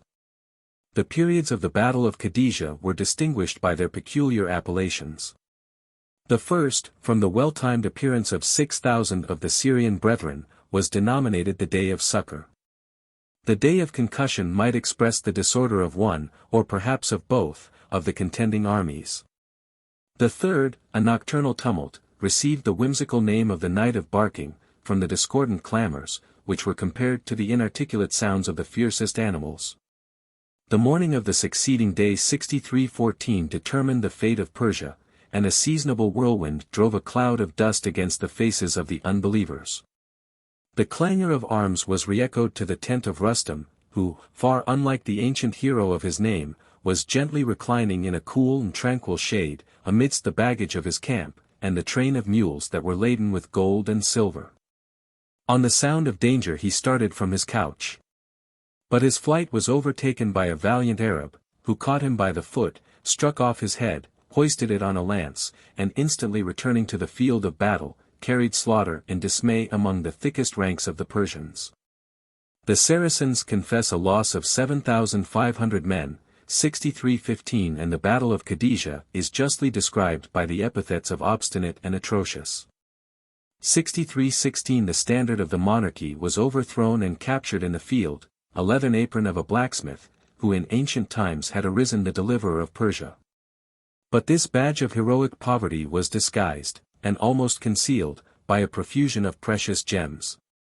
6317 After this victory, the wealthy province of Iraq, or Assyria, submitted to the Caliph, and his conquests were firmly established by the speedy foundation of Basora. 6318 A place which ever commands the trade and navigation of the Persians. As the distance of 80 miles from the Gulf, the Euphrates and Tigris unite in a broad and direct current, which is aptly styled the River of the Arabs. In the midway, between the junction and the mouth of these famous streams, the new settlement was planted on the western bank. The first colony was composed of 800 Moslems. But the influence of the situation soon reared a flourishing and populous capital. The air, though excessively hot, is pure and healthy, the meadows are filled with palm trees and cattle. And one of the adjacent valleys has been celebrated among the 4 paradises or gardens of Asia. Under the first caliphs the jurisdiction of this Arabian colony extended over the southern provinces of Persia. The city has been sanctified by the tombs of the companions and martyrs. And the vessels of Europe still frequent the port of Basora, as a convenient station and passage of the Indian trade. After the defeat of Khadijah, a country intersected by rivers and canals might have opposed an insuperable barrier to the victorious cavalry. And the walls of Ctesiphon or Madain, which had resisted the battering rams of the Romans, would not have yielded to the darts of the Saracens. But the flying Persians were overcome by the belief that the last day of their religion and empire was at hand. The strongest posts were abandoned by treachery or cowardice. And the king, with a part of his family and treasures, escaped to Hulwan at the foot of the Median hills. In the 3rd month after the battle, said the lieutenant of Omar, passed the Tigris without opposition, the capital was taken by assault. And the disorderly resistance of the people gave a keener edge to the sabers of the Moslems, who shouted with religious transport, "This is the white palace of Khosrows, this is the promise of the apostle of God." The naked robbers of the desert were suddenly enriched beyond the measure of their hope or knowledge. Each chamber revealed a new treasure secreted with art, or ostentatiously displayed. The gold and silver, the various wardrobes and precious furniture, surpassed, says Abulfeda, the estimate of fancy or numbers. And another historian defines the untold and almost infinite mass, by the fabulous computation of 3,000s of thousands of pieces of gold. 6319 Some minute though curious facts represent the contrast of riches and ignorance. From the remote islands of the Indian Ocean a large provision of camphire 6320 had been imported, which is employed with a mixture of wax to illuminate the palaces of the East. Strangers to the name and properties of that odoriferous gum, the Saracens, mistaking it for salt, mingled the camphire in their bread, and were astonished at the bitterness of the taste. One of the apartments of the palace was decorated with a carpet of silk, 60 cubits in length, and as many in breadth. A paradise or garden was depictured on the ground. The flowers, fruits, and shrubs were imitated by the figures of the gold embroidery, and the colors of the precious stones. And the ample square was encircled by a variegated and verdant border. 6321 The Arabian general persuaded his soldiers to relinquish their claim, in the reasonable hope that the eyes of the caliph would be delighted with the splendid workmanship of nature and industry. Regardless of the merit of art, and the pomp of royalty, the rigid Omar divided the prize among his brethren of Medina. The picture was destroyed. But such was the intrinsic value of the materials, that the share of Ali alone was sold for 20,000 drams. A mule that carried away the tiara and cuirass, the belt and bracelets of Khosrows, was overtaken by the pursuers. The gorgeous trophy was presented to the commander of the faithful. And the gravest of the companions condescended to smile when they beheld the white beard, the hairy arms, and uncouth figure of the veteran, who was invested with the spoils of the great king. 6322 The sack of Ctesiphon was followed by its desertion and gradual decay. The Saracens disliked the air and situation of the place, and Omar was advised by his general to remove the seat of government to the western side of the Euphrates. In every age, the foundation and ruin of the Assyrian cities has been easy and rapid. The country is destitute of stone and timber. And the most solid structures 6323 are composed of bricks baked in the sun, and joined by a cement of the native bitumen. The name of Kufa 6324 describes a habitation of reeds and earth. But the importance of the new capital was supported by the numbers, wealth, and spirit, of a colony of veterans. And their licentiousness was indulged by the wisest caliphs, who were apprehensive of provoking the revolt of 100,000 swords. Ye men of Kufa, said Ali, who solicited their aid, you have been always conspicuous by your valor. You conquered the Persian king, and scattered his forces, till you had taken possession of his inheritance. This mighty conquest was achieved by the battles of Jaula and Nehavend. After the loss of the former, Yezdijerd fled from Hulwan, and concealed his shame and despair in the mountains of Farsistan, from whence Cyrus had descended with his equal and valiant companions. The courage of the nation survived that of the monarch.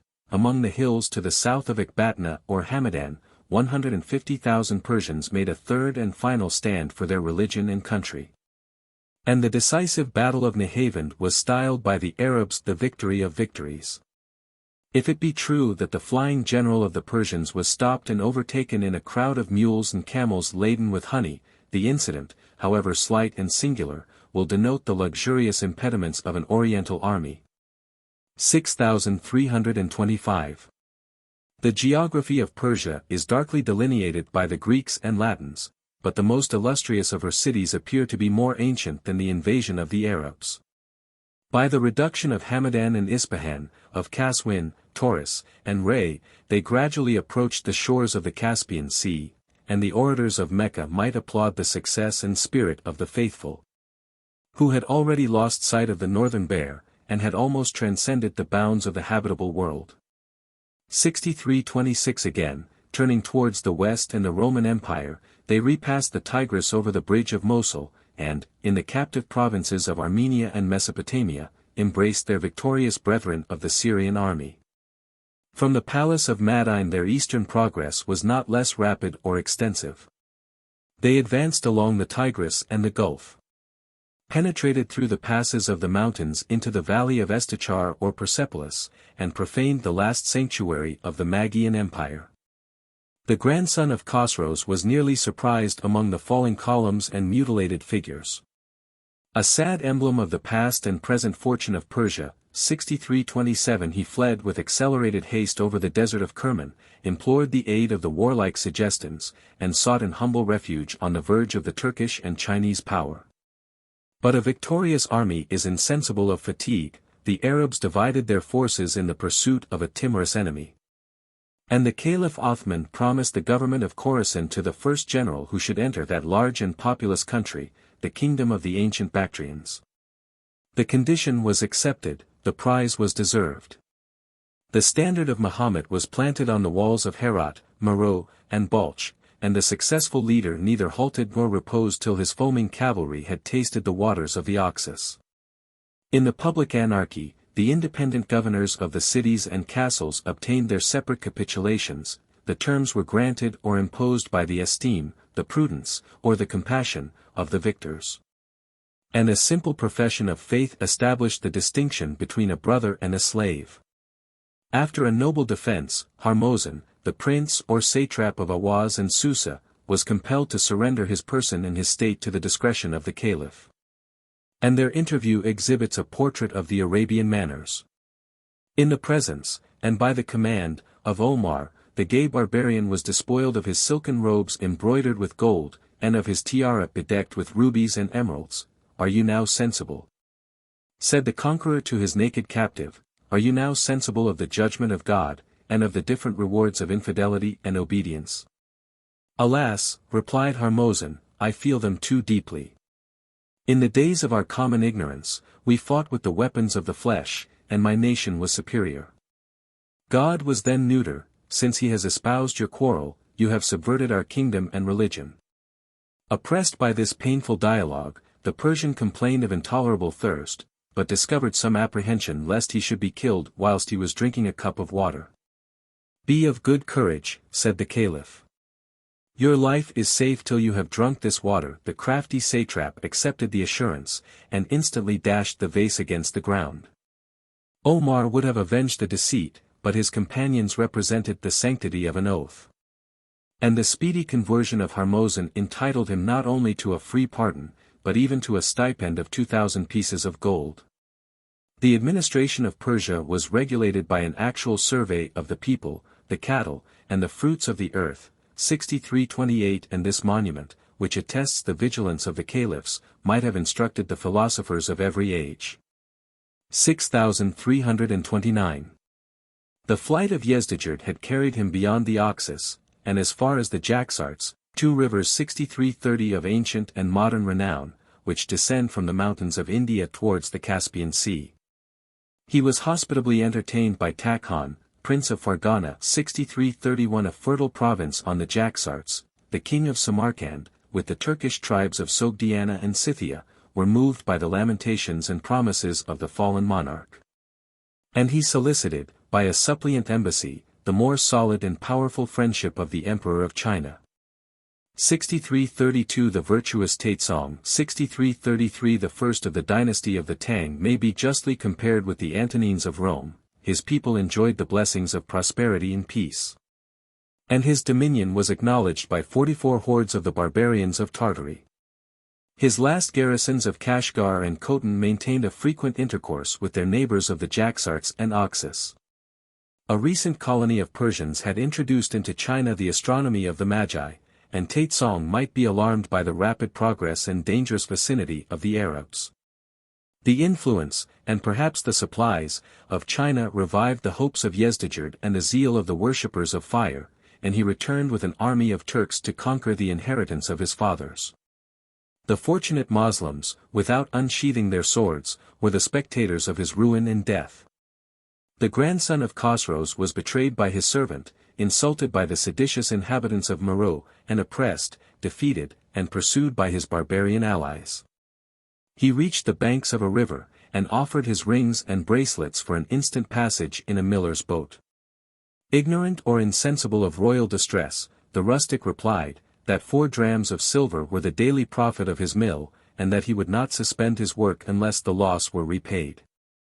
In this moment of hesitation and delay, the last of the Sasanian kings was overtaken and slaughtered by the Turkish cavalry, in the 19th year of his unhappy reign. 6334–6335 His son Firas, an humble client of the Chinese emperor, accepted the station of captain of his guards, and the Magian worship was long preserved by a colony of loyal exiles in the province of Bukharia. 6336 His grandson inherited the regal name, but after a faint and fruitless enterprise, he returned to China, and ended his days in the palace of Saigon. The male line of the Sassanids was extinct. But the female captives, the daughters of Persia, were given to the conquerors in servitude, or marriage, and the race of the caliphs and imams was ennobled by the blood of their royal mothers. 6337. After the fall of the Persian kingdom, the river Oxus divided the territories of the Saracens and of the Turks. This narrow boundary was soon overleaped by the spirit of the Arabs. The governors of Khorasan extended their successive inroads. And one of their triumphs was adorned with the buskin of a Turkish queen, which she dropped in her precipitate flight beyond the hills of Bakra. 6338 But the final conquest of Transoxiana, 6339, as well as of Spain, was reserved for the glorious reign of the inactive Walid, and the name of Qatibah, the camel driver, declares the origin and merit of his successful lieutenant. While one of his colleagues displayed the first Mahometan banner on the banks of the Indus, the spacious regions between the Oxus, the Jaxartes, and the Caspian Sea were reduced by the arms of Qatibah to the obedience of the Prophet and of the Caliph. 6340 A tribute of 2 millions of pieces of gold was imposed on the infidels, their idols were burnt or broken. The Mussulman chief pronounced a sermon in the new mosque of Kharizm.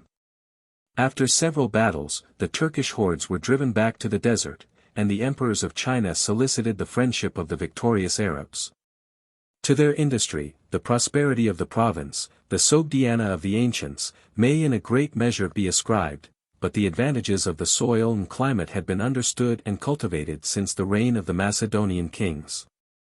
Before the invasion of the Saracens, Kharizm, Bokhara, and Samarkand were rich and populous under the yoke of the shepherds of the north. 6341 These cities were surrounded with a double wall. And the exterior fortification, of a larger circumference, enclosed the fields and gardens of the adjacent district. The mutual wants of India and Europe were supplied by the diligence of the Sogdian merchants. And the inestimable art of transforming linen into paper has been diffused from the manufacture of Samarkand over the western world. 6342. 2. No sooner had Abubekr restored the unity of faith and government, than he dispatched a circular letter to the Arabian tribes. In the name of the most merciful God, to the rest of the true believers. Health and happiness, and the mercy and blessing of God, be upon you. I praise the Most High God, and I pray for his prophet Muhammad. This is to acquaint you, that I intend to send the true believers into Syria 6343 to take it out of the hands of the infidels.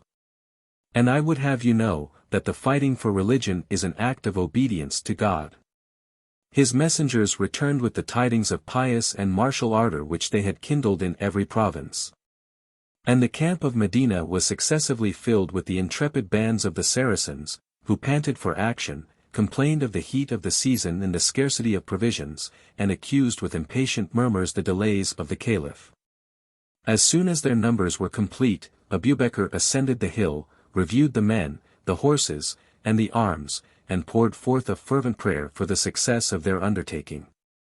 In person, and on foot, he accompanied the first day's march.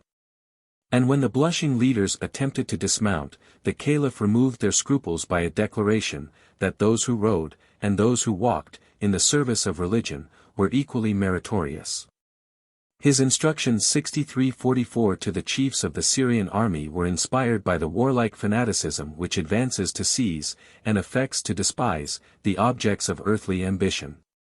Remember, said the successor of the Prophet, that you are always in the presence of God, on the verge of death, in the assurance of judgment, and the hope of paradise. Avoid injustice and oppression.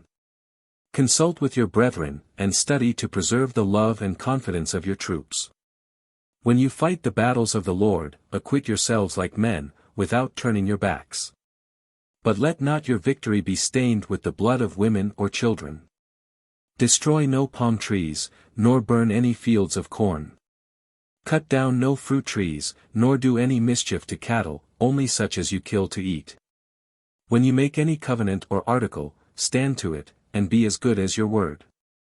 As you go on, you will find some religious persons who live retired in monasteries, and propose to themselves to serve God that way. Let them alone, and neither kill them nor destroy their monasteries. 6345 And you will find another sort of people that belong to the synagogue of Satan, who have shaven crowns. 6346 Be sure you cleave their skulls, and give them no quarter till they either turn Mohammedans or pay tribute. All profane or frivolous conversation, all dangerous recollection of ancient quarrels, was severely prohibited among the Arabs. In the tumult of a camp, the exercises of religion were assiduously practiced. And the intervals of action were employed in prayer, meditation, and the study of the Quran. The abuse, or even the use, of wine was chastised by fourscore strokes on the soles of the feet, and in the fervor of their primitive zeal, many secret sinners revealed their fault and solicited their punishment. After some hesitation, the command of the Syrian army was delegated to Abu Ubaidah, one of the fugitives of Mecca, and companions of Muhammad, whose zeal and devotion was assuaged, without being abetted, by the singular mildness and benevolence of his temper. But in all the emergencies of war, the soldiers demanded the superior genius of Khalid. And whoever might be the choice of the prince, the sword of God was both in fact and fame the foremost leader of the Saracens. He obeyed without reluctance. 6347 He was consulted without jealousy. And such was the spirit of the man, or rather of the times, that Khalid professed his readiness to serve under the banner of the faith, though it were in the hands of a child or an enemy. Glory, and riches, and dominion, were indeed promised to the victorious Mussulman, but he was carefully instructed, that if the goods of this life were his only incitement, they likewise would be his only reward.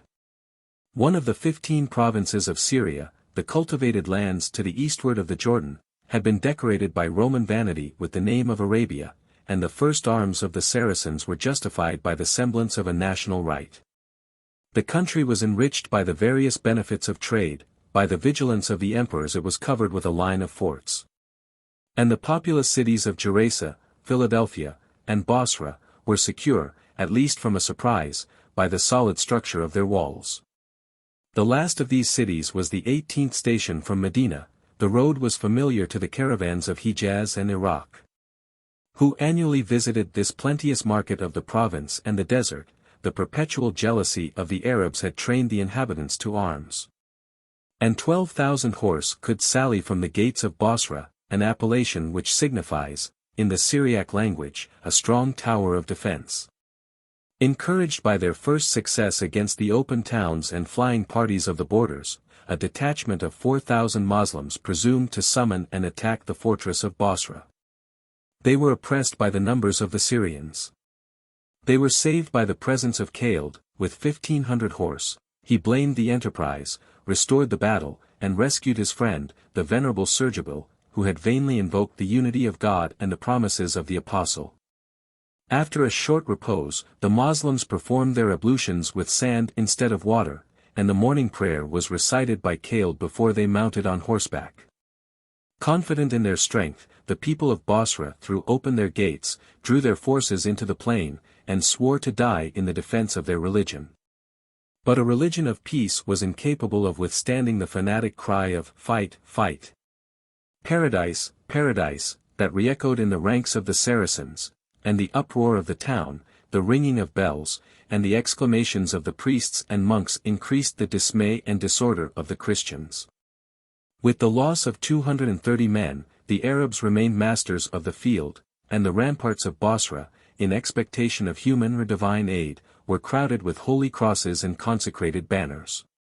The governor Romanus had recommended an early submission. Despised by the people, and degraded from his office, he still retained the desire and opportunity of revenge. In a nocturnal interview, he informed the enemy of a subterraneous passage from his house under the wall of the city. The son of the Caliph, with 100 volunteers, were committed to the faith of this new ally, and their successful intrepidity gave an easy entrance to their companions. After Khaled had imposed the terms of servitude and tribute, the apostate or convert avowed in the assembly of the people his meritorious treason. "I renounce your society," said Romanus, "both in this world and the world to come. And I deny him that was crucified, and whosoever worships him. And I choose God for my Lord, Islam for my faith, Mecca for my temple, the Moslems for my brethren, and Muhammad for my prophet, who was sent to lead us into the right way, and to exalt the true religion in spite of those who join partners with God." The conquest of Basra, 4 days' journey from Damascus, encouraged the Arabs to besiege the ancient capital of Syria. At some distance from the walls, they encamped among the groves and fountains of that delicious territory, and the usual option of the Mahometan faith, of tribute or of war, was proposed to the resolute citizens, who had been lately strengthened by a reinforcement of 5,000 Greeks. In the decline, as in the infancy, of the military art, a hostile defiance was frequently offered and accepted by the generals themselves. Many a lance was shivered in the plain of Damascus. And the personal prowess of Khaled was signalized in the first sally of the besieged. After an obstinate combat, he had overthrown and made prisoner one of the Christian leaders, a stout and worthy antagonist.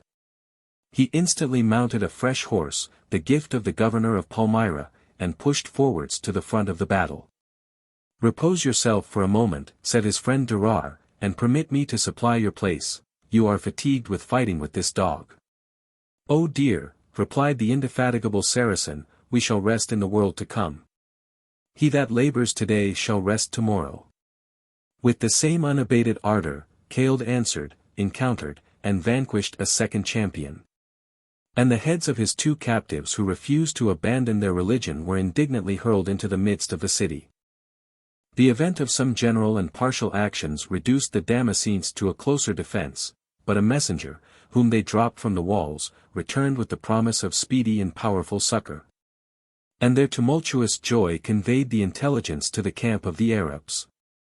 After some debate, it was resolved by the generals to raise, or rather to suspend, the siege of Damascus, till they had given battle to the forces of the emperor.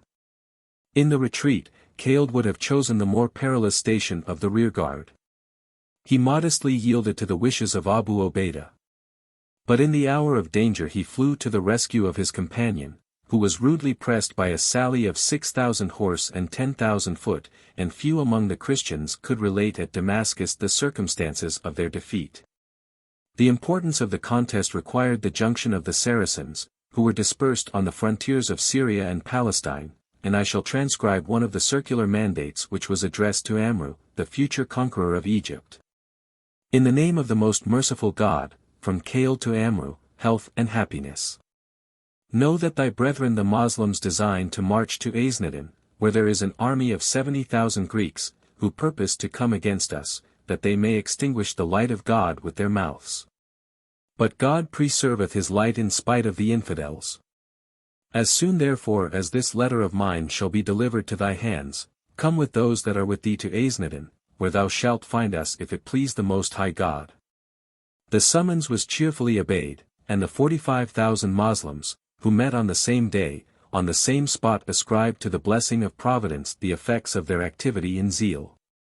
About 4 years after the triumph of the Persian War, the repose of Heraclius and the empire was again disturbed by a new enemy, the power of whose religion was more strongly felt, than it was clearly understood, by the Christians of the East.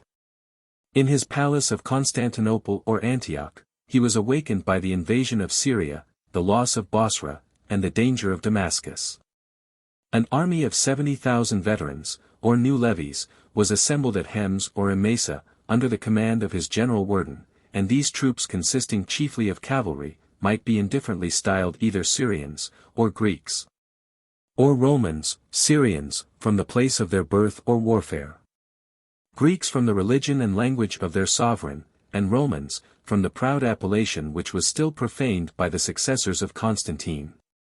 On the plain of Aiznadin, as Werden rode on a white mule decorated with gold chains, and surrounded with ensigns and standards, he was surprised by the near approach of a fierce and naked warrior, who had undertaken to view the state of the enemy.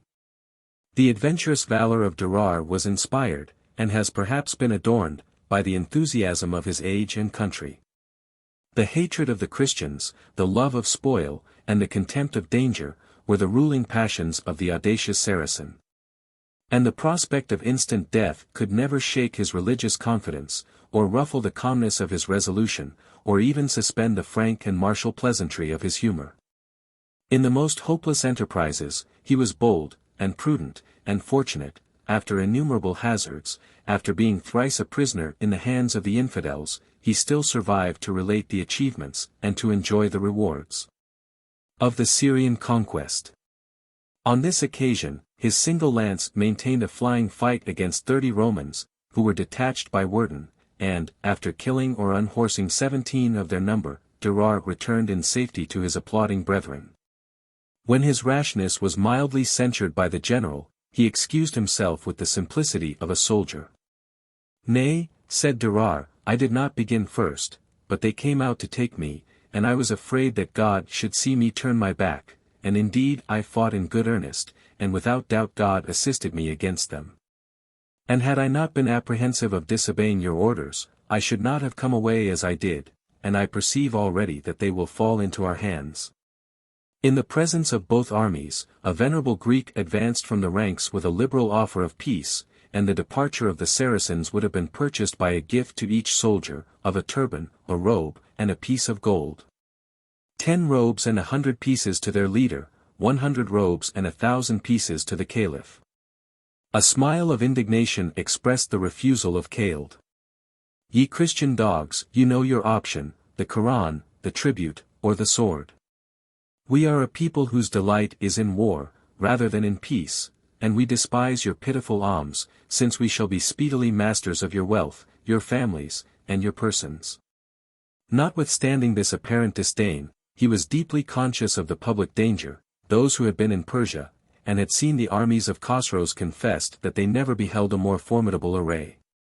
From the superiority of the enemy, the artful Saracen derived a fresh incentive of courage. You see before you, said he, the united force of the Romans. You cannot hope to escape, but you may conquer Syria in a single day. The event depends on your discipline and patience. Reserve yourselves till the evening. It was in the evening that the prophet was accustomed to vanquish. During 2 successive engagements, his temperate firmness sustained the darts of the enemy, and the murmurs of his troops. At length, when the spirits and quivers of the adverse line were almost exhausted, Caeled gave the signal of onset and victory. The remains of the imperial army fled to Antioch, or Caesarea, or Damascus, and the death of 470 Moslems was compensated by the opinion that they had sent to hell above 50,000 of the infidels. The spoil was inestimable. Many banners and crosses of gold and silver, precious stones, silver and gold chains, and innumerable suits of the richest armor and apparel. The general distribution was postponed till Damascus should be taken. But the seasonable supply of arms became the instrument of new victories. The glorious intelligence was transmitted to the throne of the Caliph.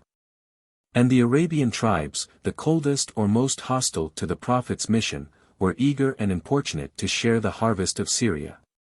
The sad tidings were carried to Damascus by the speed of grief and terror. And the inhabitants beheld from their walls the return of the heroes of Aiznadin. Amr led the van at the head of 9,000 horse, the bands of the Saracens succeeded each other in formidable review. And the rear was closed by Caeled in person, with the standard of the Black Eagle. To the activity of Durar he entrusted the commission of patrolling round the city with 2,000 horse, of scouring the plain, and of intercepting all succor or intelligence. The rest of the Arabian chiefs were fixed in their respective stations before the 7 gates of Damascus, and the siege was renewed with fresh vigor and confidence. The art, the labor, the military engines, of the Greeks and Romans are seldom to be found in the simple, though successful, operations of the Saracens. It was sufficient for them to invest a city with arms, rather than with trenches. To repel the allies of the besieged, to attempt a stratagem or an assault, or to expect the progress of famine and discontent. Damascus would have acquiesced in the trial of Aiznadin, as a final and peremptory sentence between the emperor and the caliph. Her courage was rekindled by the example and authority of Thomas, a noble Greek, illustrious in a private condition by the alliance of Heraclius. The tumult and illumination of the night proclaimed the design of the morning sally. And the Christian hero, who affected to despise the enthusiasm of the Arabs, employed the resource of a similar superstition. At the principal gate, in the sight of both armies, a lofty crucifix was erected. The bishop, with his clergy, accompanied the march, and laid the volume of the New Testament before the image of Jesus. And the contending parties were scandalized or edified by a prayer that the Son of God would defend his servants and vindicate his truth. The battle raged with incessant fury. And the dexterity of Thomas, an incomparable archer, was fatal to the boldest Saracens, till their death was revenged by a female heroine. The wife of Aban, who had followed him to the holy war, embraced her expiring husband. "Happy," said she, "happy art thou, my dear, thou art gone to thy Lord, who first joined us together, and then parted us asunder. I will revenge thy death, and endeavor to the utmost of my power to come to the place where thou art, because I love thee. Henceforth shall no man ever touch me more, for I have dedicated myself to the service of God." Without a groan, without a tear, she washed the corpse of her husband, and buried him with the usual rites. Then grasping the manly weapons, which in her native land she was accustomed to wield, the intrepid widow of Aban sought the place where his murderer fought in the thickest of the battle. Her first arrow pierced the hand of his standard-bearer. Her second wounded Thomas in the eye, and the fainting Christians no longer beheld their ensign or their leader. Yet the generous champion of Damascus refused to withdraw to his palace. His wound was dressed on the rampart. The fight was continued till the evening, and the Syrians rested on their arms. In the silence of the night, the signal was given by a stroke on the great bell. The gates were thrown open, and each gate discharged an impetuous column on the sleeping camp of the Saracens. Caled was the first in arms. At the head of 400 horse he flew to the post of danger, and the tears trickled down his iron cheeks, as he uttered a fervent ejaculation. O God, who never sleepest, look upon thy servants, and do not deliver them into the hands of their enemies. The valor and victory of Thomas were arrested by the presence of the sword of God. With the knowledge of the peril, the Moslems recovered their ranks, and charged the assailants in the flank and rear. After the loss of thousands, the Christian general retreated with a sigh of despair, and the pursuit of the Saracens was checked by the military engines of the rampart. After a siege of 70 days, the patience, and perhaps the provisions, of the Damascenes were exhausted, and the bravest of their chiefs submitted to the hard dictates of necessity. In the occurrences of peace and war, they had been taught to dread the fierceness of Caled, and to revere the mild virtues of Abu Obeidah. At the hour of midnight, 100 chosen deputies of the clergy and people were introduced to the tent of that venerable commander. He received and dismissed them with courtesy. They returned with a written agreement, on the faith of a companion of Muhammad, that all hostilities should cease, that the voluntary emigrants might depart in safety, with as much as they could carry away of their effects. And that the tributary subjects of the Caliph should enjoy their lands and houses, with the use and possession of 7 churches. On these terms, the most respectable hostages, and the gate nearest to his camp, were delivered into his hands. His soldiers imitated the moderation of their chief. And he enjoyed the submissive gratitude of a people whom he had rescued from destruction. But the success of the treaty had relaxed their vigilance, and in the same moment the opposite quarter of the city was betrayed and taken by assault. A party of 100 Arabs had opened the eastern gate to a more inexorable foe. No quarter, cried the rapacious and sanguinary Caled, no quarter to the enemies of the Lord. His trumpet sounded, and a torrent of Christian blood was poured down the streets of Damascus. When he reached the church of St. Mary, he was astonished and provoked by the peaceful aspect of his companions. Their swords were in the scabbard, and they were surrounded by a multitude of priests and monks.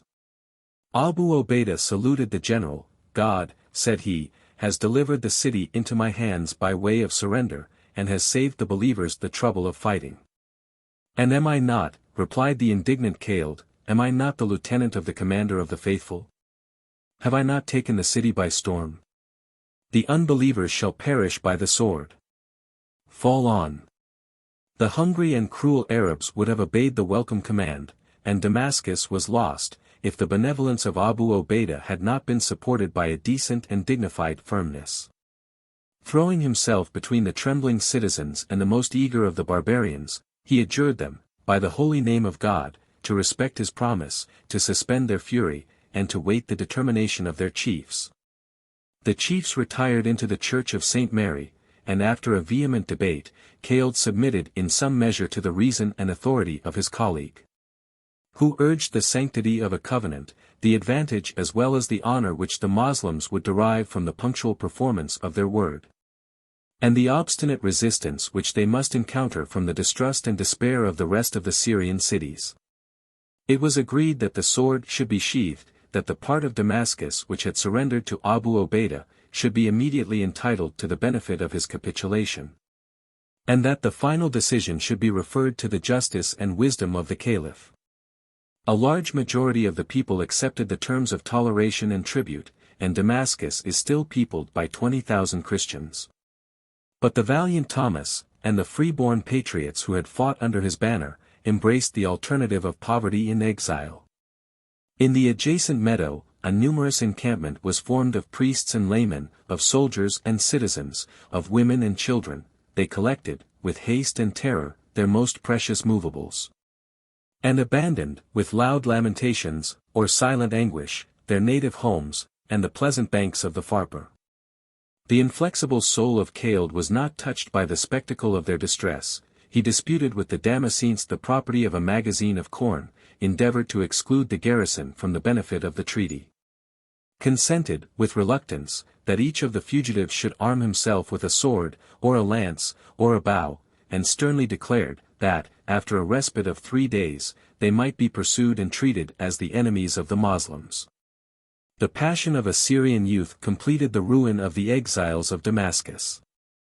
A nobleman of the city, of the name of Jonas, was betrothed to a wealthy maiden.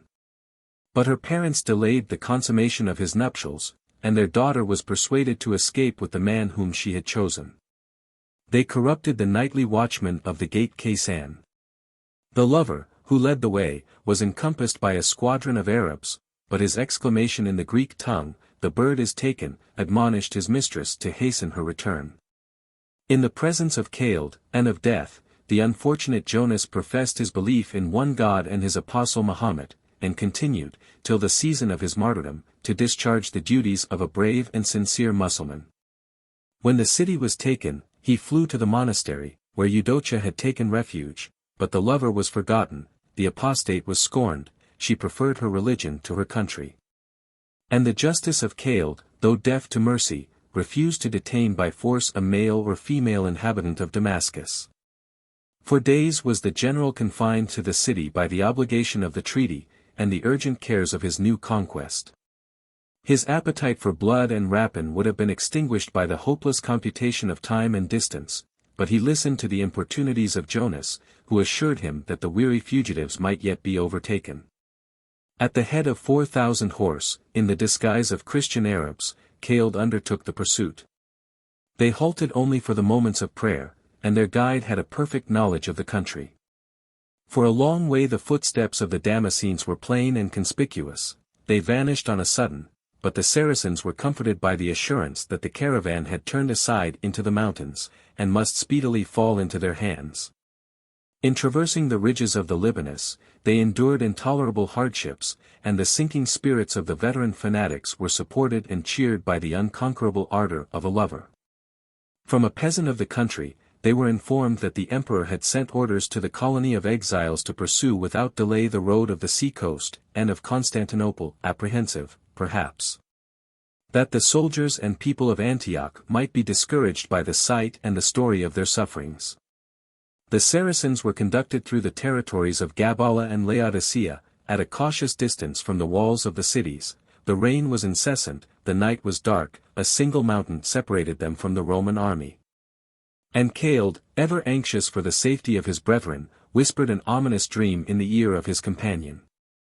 With the dawn of day, the prospect again cleared, and they saw before them, in a pleasant valley, the tents of Damascus. After a short interval of repose and prayer, Khaled divided his cavalry into 4 squadrons, committing the first to his faithful Durar, and reserving the last for himself. They successively rushed on the promiscuous multitude, insufficiently provided with arms, and already vanquished by sorrow and fatigue.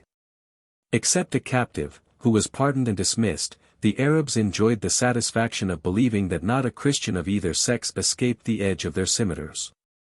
The gold and silver of Damascus was scattered over the camp, and a royal wardrobe of 300 load of silk might clothe an army of naked barbarians.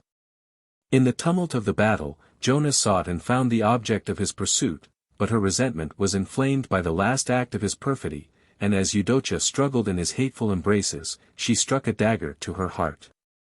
Another female, the widow of Thomas, and the real or supposed daughter of Heraclius, was spared and released without a ransom, but the generosity of Khaled was the effect of his contempt.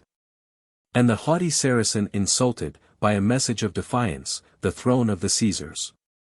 Khaled had penetrated above 150 miles into the heart of the Roman province. He returned to Damascus with the same secrecy and speed. On the accession of Omar, the sword of God was removed from the command. But the Caliph, who blamed the rashness, was compelled to applaud the vigor and conduct of the enterprise. Another expedition of the conquerors of Damascus will equally display their avidity and their contempt for the riches of the present world.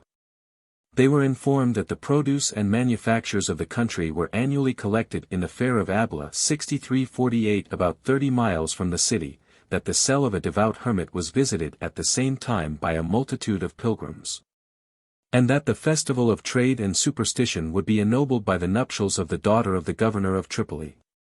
Abdullah, the son of Ja'far, a glorious and holy martyr, undertook, with a banner of 500 horse, the pious and profitable commission of despoiling the infidels.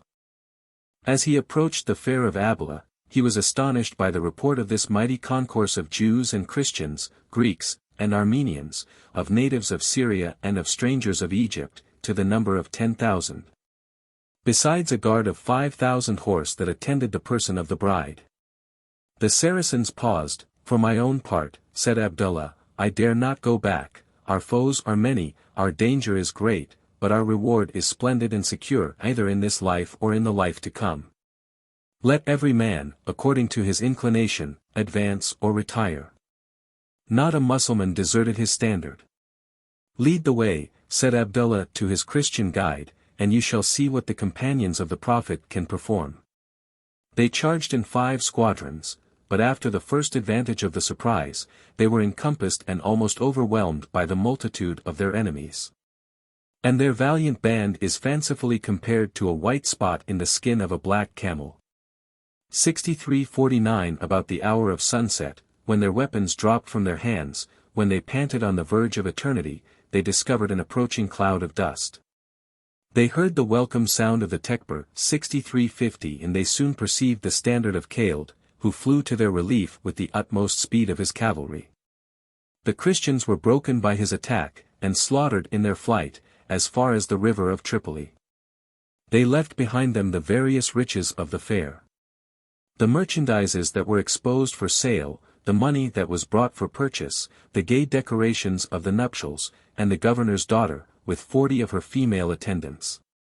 The fruits, provisions, and furniture, the money, plate, and jewels, were diligently laden on the backs of horses, asses, and mules, and the holy robbers returned in triumph to Damascus. The hermit, after a short and angry controversy with Khalid, declined the crown of martyrdom, and was left alive in the solitary scene of blood and devastation. Syria, 63:51 One of the countries that have been improved by the most early cultivation, is not unworthy of the preference. 63:52 The heat of the climate is tempered by the vicinity of the sea and mountains, by the plenty of wood and water. And the produce of a fertile soil affords the subsistence, and encourages the propagation, of men and animals. From the age of David to that of Heraclius, the country was overspread with ancient and flourishing cities, the inhabitants were numerous and wealthy. And, after the slow ravage of despotism and superstition, after the recent calamities of the Persian War, Syria could still attract and reward the rapacious tribes of the desert. A plain, of 10 days' journey, from Damascus to Aleppo and Antioch, is watered, on the western side, by the winding course of the Orontes. The hills of Libanus and Anti-Libanus are planted from north to south, between the Orontes and the Mediterranean. And the epithet of hollow, Coel Assyria, was applied to a long and fruitful valley, which is confined in the same direction, by the 2 ridges of snowy mountains. 63:53 Among the cities, which are enumerated by Greek and Oriental names in the geography and conquest of Syria, we may distinguish Emesa or Hems, Heliopolis or Baalbek, the former as the metropolis of the plain, the latter as the capital of the valley.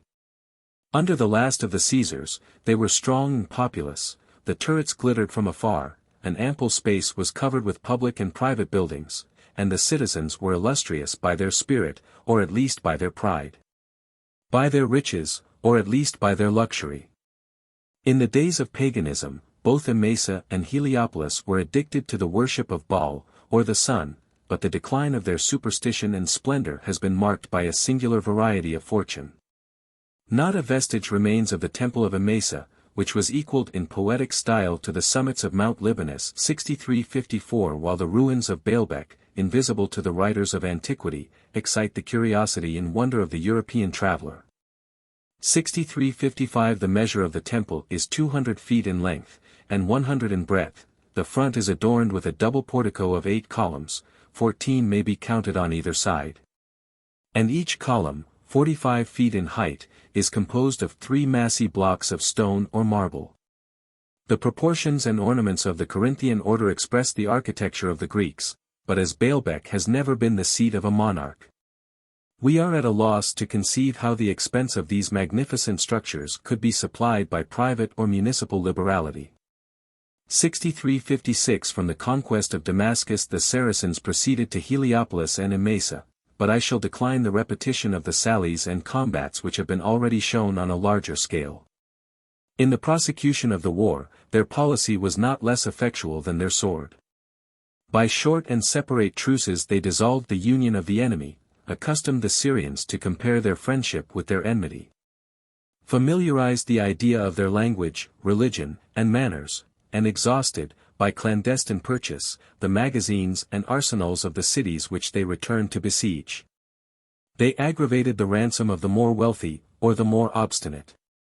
And Chalcis alone was taxed at 5,000 ounces of gold, 5,000 ounces of silver, 2,000 robes of silk, and as many figs and olives as would load 5,000 asses. But the terms of truce or capitulation were faithfully observed. And the lieutenant of the Caliph, who had promised not to enter the walls of the captive Baalbek, remained tranquil and immovable in his tent till the jarring factions solicited the interposition of a foreign master. The conquest of the plain and valley of Syria was achieved in less than 2 years. Yet the commander of the faithful reproved the slowness of their progress. And the Saracens, bewailing their fault with tears of rage and repentance, called aloud on their chiefs to lead them forth to fight the battles of the Lord. In a recent action, under the walls of Emesa, an Arabian youth, the cousin of Khaled, was heard aloud to exclaim, "Methinks I see the black-eyed girls looking upon me. One of whom, should she appear in this world, all mankind would die for love of her. And I see in the hand of one of them a handkerchief of green silk, and a cap of precious stones, and she beckons me, and calls out, Come hither quickly, for I love thee." With these words, charging the Christians, he made havoc wherever he went, till, observed at length by the governor of Hems, he was struck through with a javelin. It was incumbent on the Saracens to exert the full powers of their valor and enthusiasm against the forces of the emperor, who was taught, by repeated losses, that the rovers of the desert had undertaken, and would speedily achieve, a regular and permanent conquest. From the provinces of Europe and Asia, 4,000 soldiers were transported by sea and land to Antioch and Caesarea. The light troops of the army consisted of 60,000 Christian Arabs of the tribe of Ghassan. Under the banner of Jubalah, the last of their princes, they marched in a van, and it was a maxim of the Greeks, that for the purpose of cutting diamond, a diamond was the most effectual. Heraclius withheld his person from the dangers of the field, but his presumption, or perhaps his despondency, suggested a peremptory order, that the fate of the province and the war should be decided by a single battle. The Syrians were attached to the standard of Rome and of the cross, but the noble, the citizen, the peasant, were exasperated by the injustice and cruelty of a licentious host, who oppressed them as subjects, and despised them as strangers and aliens. 6357 A report of these mighty preparations was conveyed to the Saracens in their camp of Emesa, and the chiefs, though resolved to fight, assembled a council. The faith of Abu Obeidah would have expected on the same spot the glory of martyrdom. The wisdom of Khaled advised an honorable retreat to the skirts of Palestine and Arabia, where they might await the succors of their friends, and the attack of the unbelievers. A speedy messenger soon returned from the throne of Medina, with the blessings of Omar and Ali, the prayers of the widows of the Prophet, and a reinforcement of 8,000 Moslems. In their way they overturned a detachment of Greeks, and when they joined at Yermuk the camp of their brethren, they found the pleasing intelligence, that Khaled had already defeated and scattered the Christian Arabs of the tribe of Ghassan. In the neighborhood of Basra, the springs of Mount Hermon descend in a torrent to the plain of Decapolis, or 10 cities, and the Hyermax, a name which has been corrupted to Yermuk, is lost, after a short course, in the lake of Tiberias. 6358 The banks of this obscure stream were illustrated by a long and bloody encounter. 6359 On this momentous occasion, the public voice, and the modesty of Abu Obeidah, restored the command to the most deserving of the Moslems. Khaled assumed his station in the front, his colleague was posted in the rear, that the disorder of the fugitive might be checked by his venerable aspect, and the sight of the yellow banner which Muhammad had displayed before the walls of Chaibar. The last line was occupied by the sister of Durar, with the Arabian women who had enlisted in this holy war, who were accustomed to wield the bow and the lance, and who in a moment of captivity had defended, against the uncircumcised ravishers, their chastity and religion. 63:60 The exhortation of the generals was brief and forcible: paradise is before you, the devil and hellfire in your rear. Yet such was the weight of the Roman cavalry, that the right wing of the Arabs was broken and separated from the main body. Thrice did they retreat in disorder, and thrice were they driven back to the charge by the reproaches and blows of the women. In the intervals of action, Abu Ubaidah visited the tents of his brethren, prolonged their repose by repeating at once the prayers of 2 different hours, bound up their wounds with his own hands, and administered the comfortable reflection that the infidels partook of their sufferings without partaking of their reward. 4,030 of the Moslems were buried in the field of battle, and the skill of the Armenian archers enabled 700 to boast that they had lost an eye in that meritorious service. The veterans of the Syrian war acknowledged that it was the hardest and most doubtful of the days which they had seen. But it was likewise the most decisive. Many thousands of the Greeks and Syrians fell by the swords of the Arabs. Many were slaughtered, after the defeat, in the woods and mountains. Many, by mistaking the ford, were drowned in the waters of the Yermuk. And however the loss may be magnified, 63:61 the Christian writers confess and bewail the bloody punishment of their sins. 63:62 Manuel, the Roman general, was either killed at Damascus, or took refuge in the monastery of Mount Sinai. An exile in the Byzantine court, Jubalah lamented the manners of Arabia, and his unlucky preference of the Christian cause. 63:63 He had once inclined to the profession of Islam. But in the pilgrimage of Mecca, Jubalah was provoked to strike one of his brethren, and fled with amazement from the stern and equal justice of the Caliph.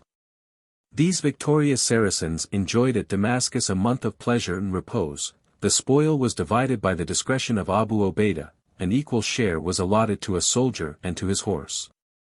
And a double portion was reserved for the noble coursers of the Arabian breed.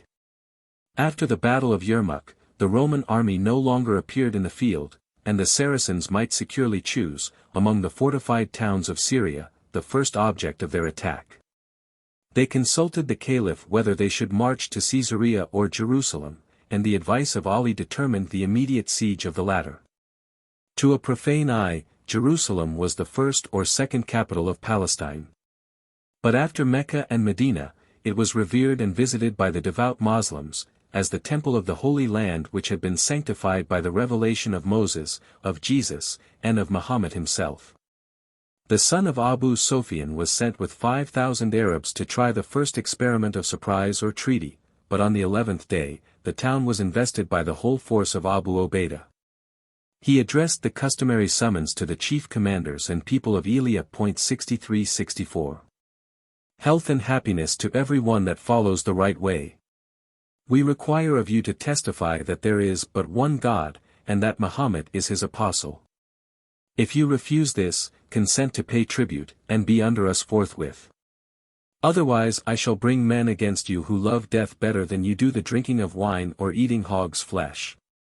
Nor will I ever stir from you, if it please God, till I have destroyed those that fight for you, and made slaves of your children. But the city was defended on every side by deep valleys and steep ascents.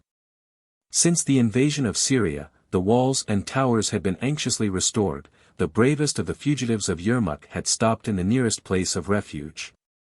And in the defense of the sepulchre of Christ, the natives and strangers might feel some sparks of the enthusiasm, which so fiercely glowed in the bosoms of the Saracens. The siege of Jerusalem lasted 4 months. Not a day was lost without some action of sally or assault. The military engines incessantly played from the ramparts, and the inclemency of the winter was still more painful and destructive to the Arabs. The Christians yielded at length to the perseverance of the besiegers. The patriarch Sophronius appeared on the walls, and by the voice of an interpreter demanded a conference. 63:65 After a vain attempt to dissuade the lieutenant of the Caliph from his impious enterprise, he proposed, in the name of the people, a fair capitulation, with this extraordinary clause: that the articles of security should be ratified by the authority and presence of Omar himself. The question was debated in the Council of Medina, the sanctity of the place, and the advice of Ali, persuaded the Caliph to gratify the wishes of his soldiers and enemies.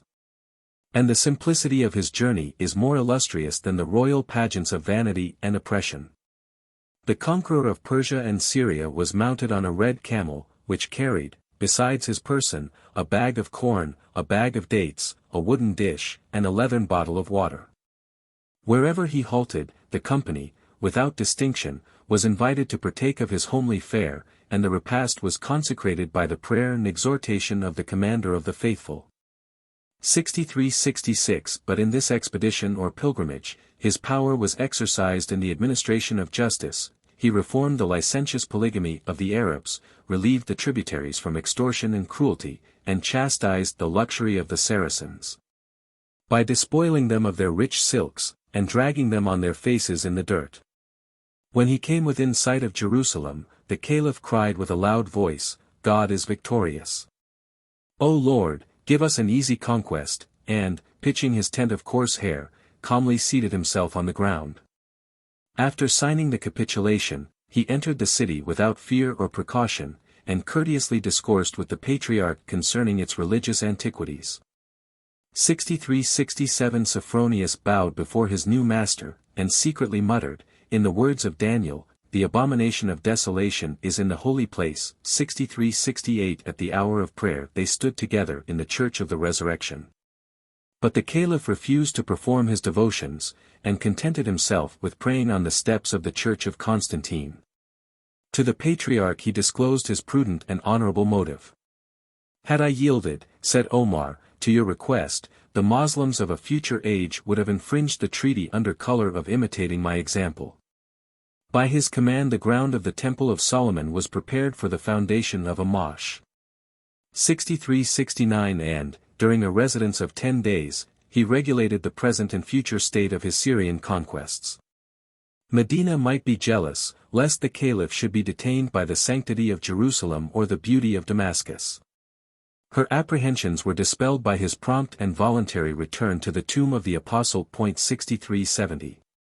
To achieve what yet remained of the Syrian war the Caliph had formed two separate armies.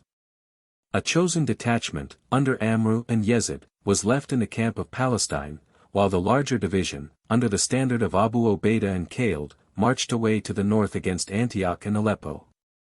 The latter of these, the Berea of the Greeks, was not yet illustrious as the capital of a province or a kingdom. And the inhabitants, by anticipating their submission and pleading their poverty, obtained a moderate composition for their lives and religion. But the castle of Aleppo, 63-71 distinct from the city, stood erect on a lofty artificial mound. The sides were sharpened to a precipice, and faced with freestone, and the breadth of the ditch might be filled with water from the neighboring springs. After the loss of 3,000 men, the garrison was still equal to the defense. And Yukinna, their valiant and hereditary chief, had murdered his brother, a holy monk, for daring to pronounce the name of peace. In a siege of 4 or 5 months, the hardest of the Syrian war, great numbers of the Saracens were killed and wounded. Their removal to the distance of a mile could not seduce the vigilance of Yukinna. Nor could the Christians be terrified by the execution of 300 captives, whom they beheaded before the castle wall.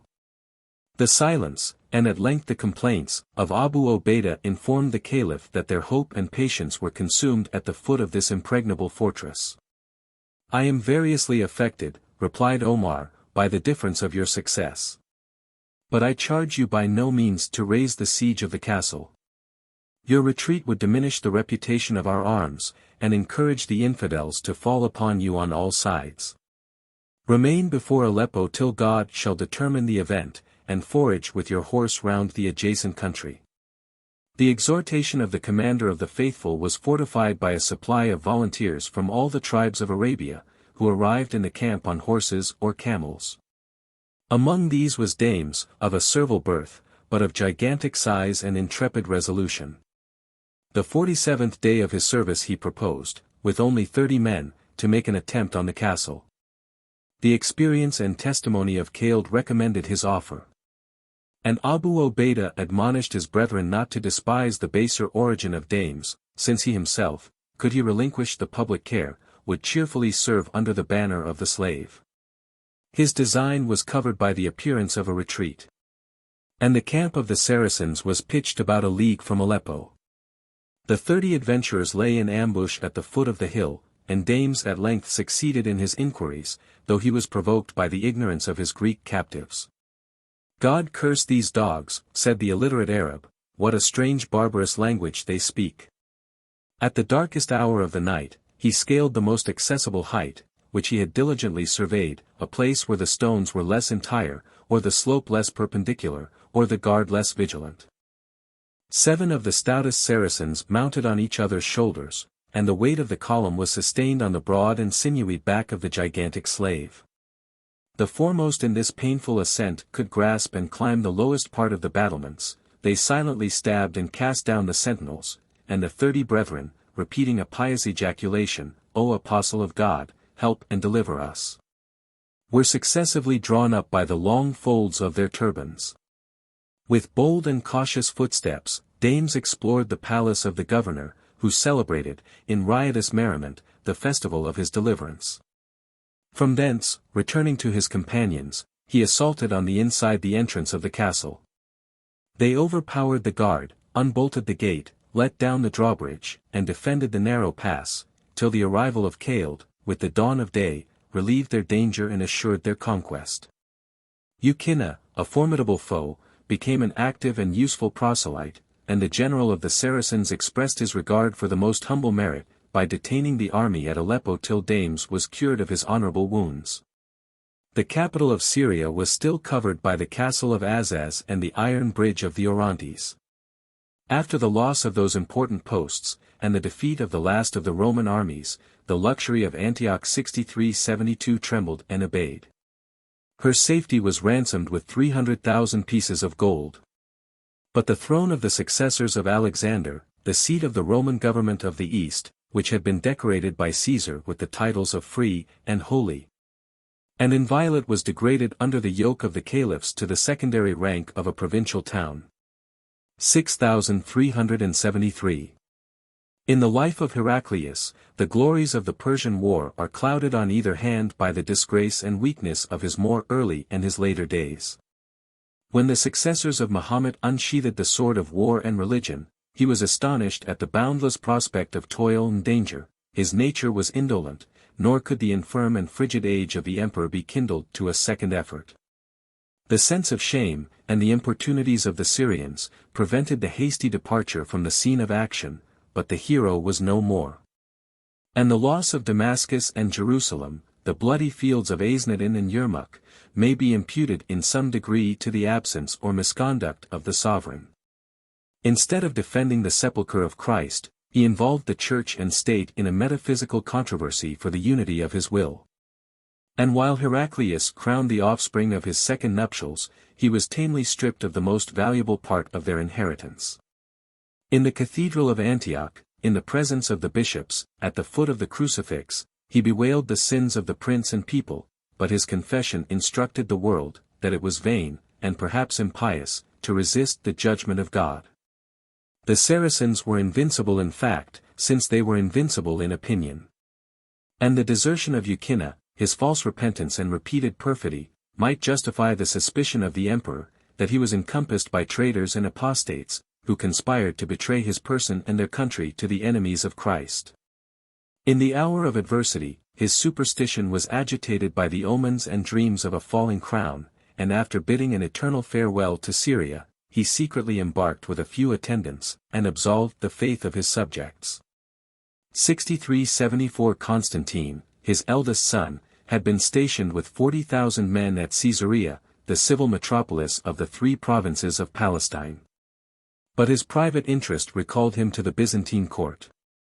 And, after the flight of his father, he felt himself an unequal champion to the united force of the Caliph.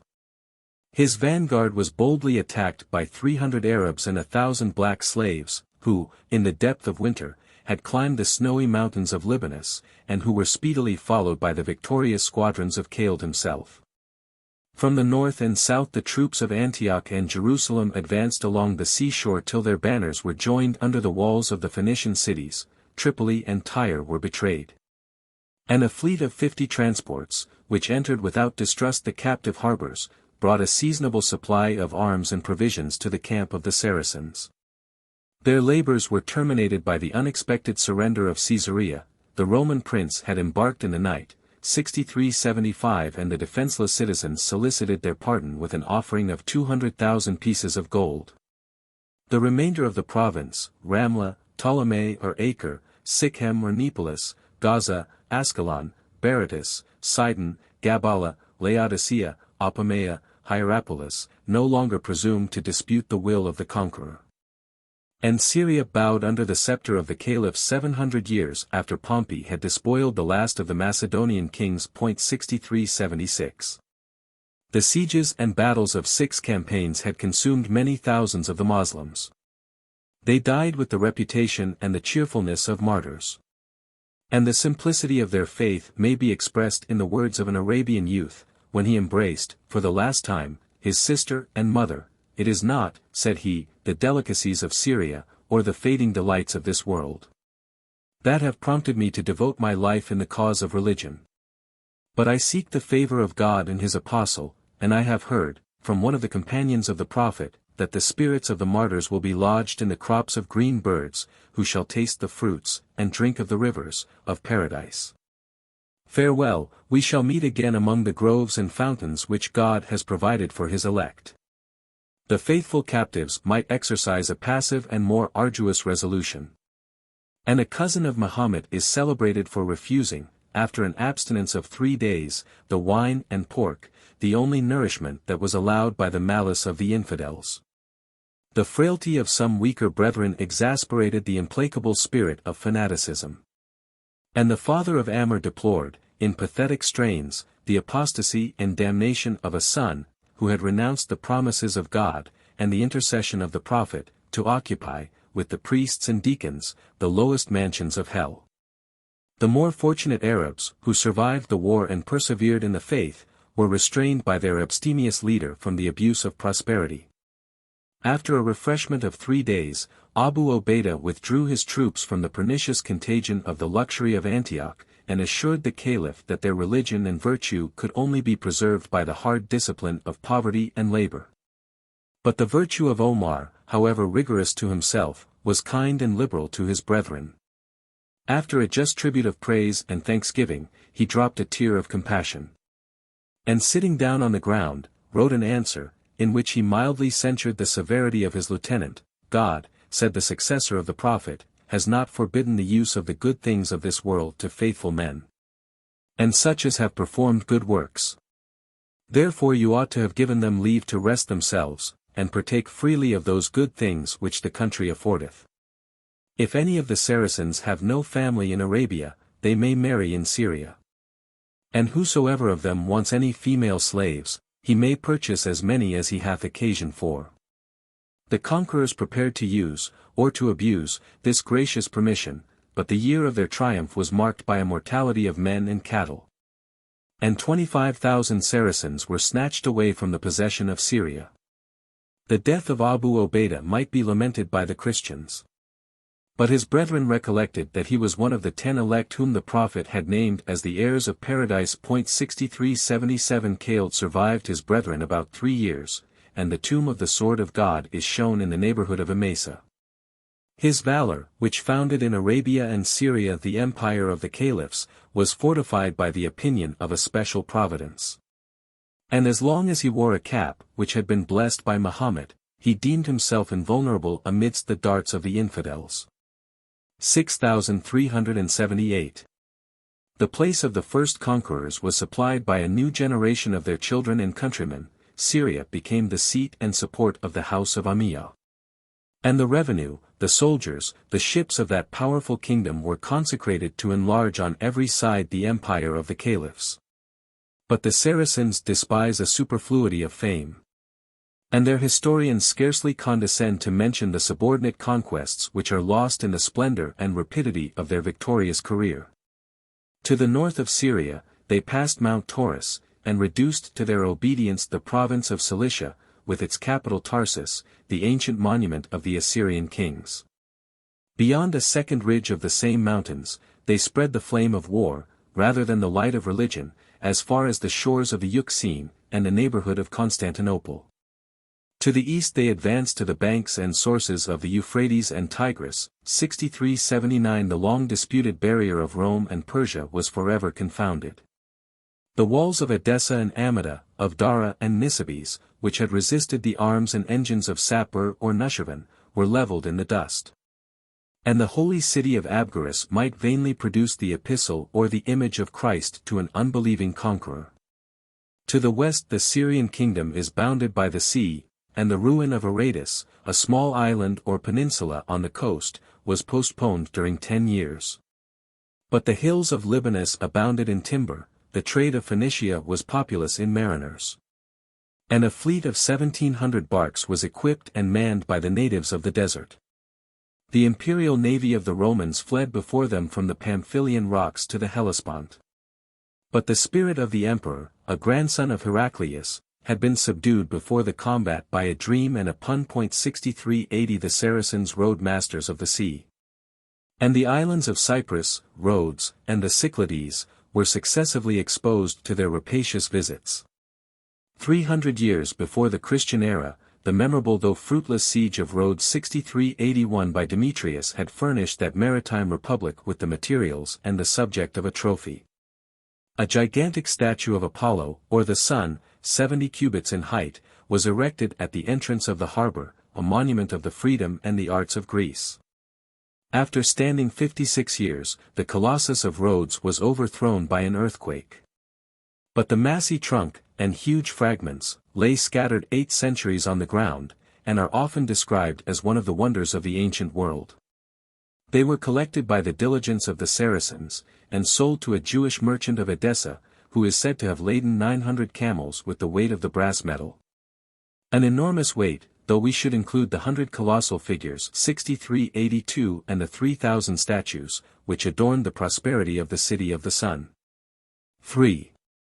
The conquest of Egypt may be explained by the character of the victorious Saracen, one of the first of his nation, in an age when the meanest of the brethren was exalted above his nature by the spirit of enthusiasm.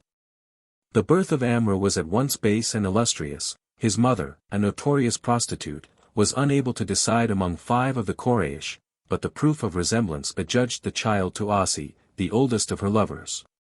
6383 The youth of Amrou was impelled by the passions and prejudices of his kindred. His poetic genius was exercised in satirical verses against the person and doctrine of Muhammad. His dexterity was employed by the reigning faction to pursue the religious exiles who had taken refuge in the court of the Ethiopian king. 6384 Yet he returned from this embassy a secret proselyte. His reason or his interest determined him to renounce the worship of idols. He escaped from Mecca with his friend Khaled, and the Prophet of Medina enjoyed at the same moment the satisfaction of embracing the 2 firmest champions of his cause. The impatience of Amrou to lead the armies of the faithful was checked by the reproof of Omar, who advised him not to seek power and dominion, since he who is a subject today, may be a prince tomorrow. Yet his merit was not overlooked by the 2 first successors of Muhammad. They were indebted to his arms for the conquest of Palestine. And in all the battles and sieges of Syria, he united with the temper of a chief the valor of an adventurous soldier.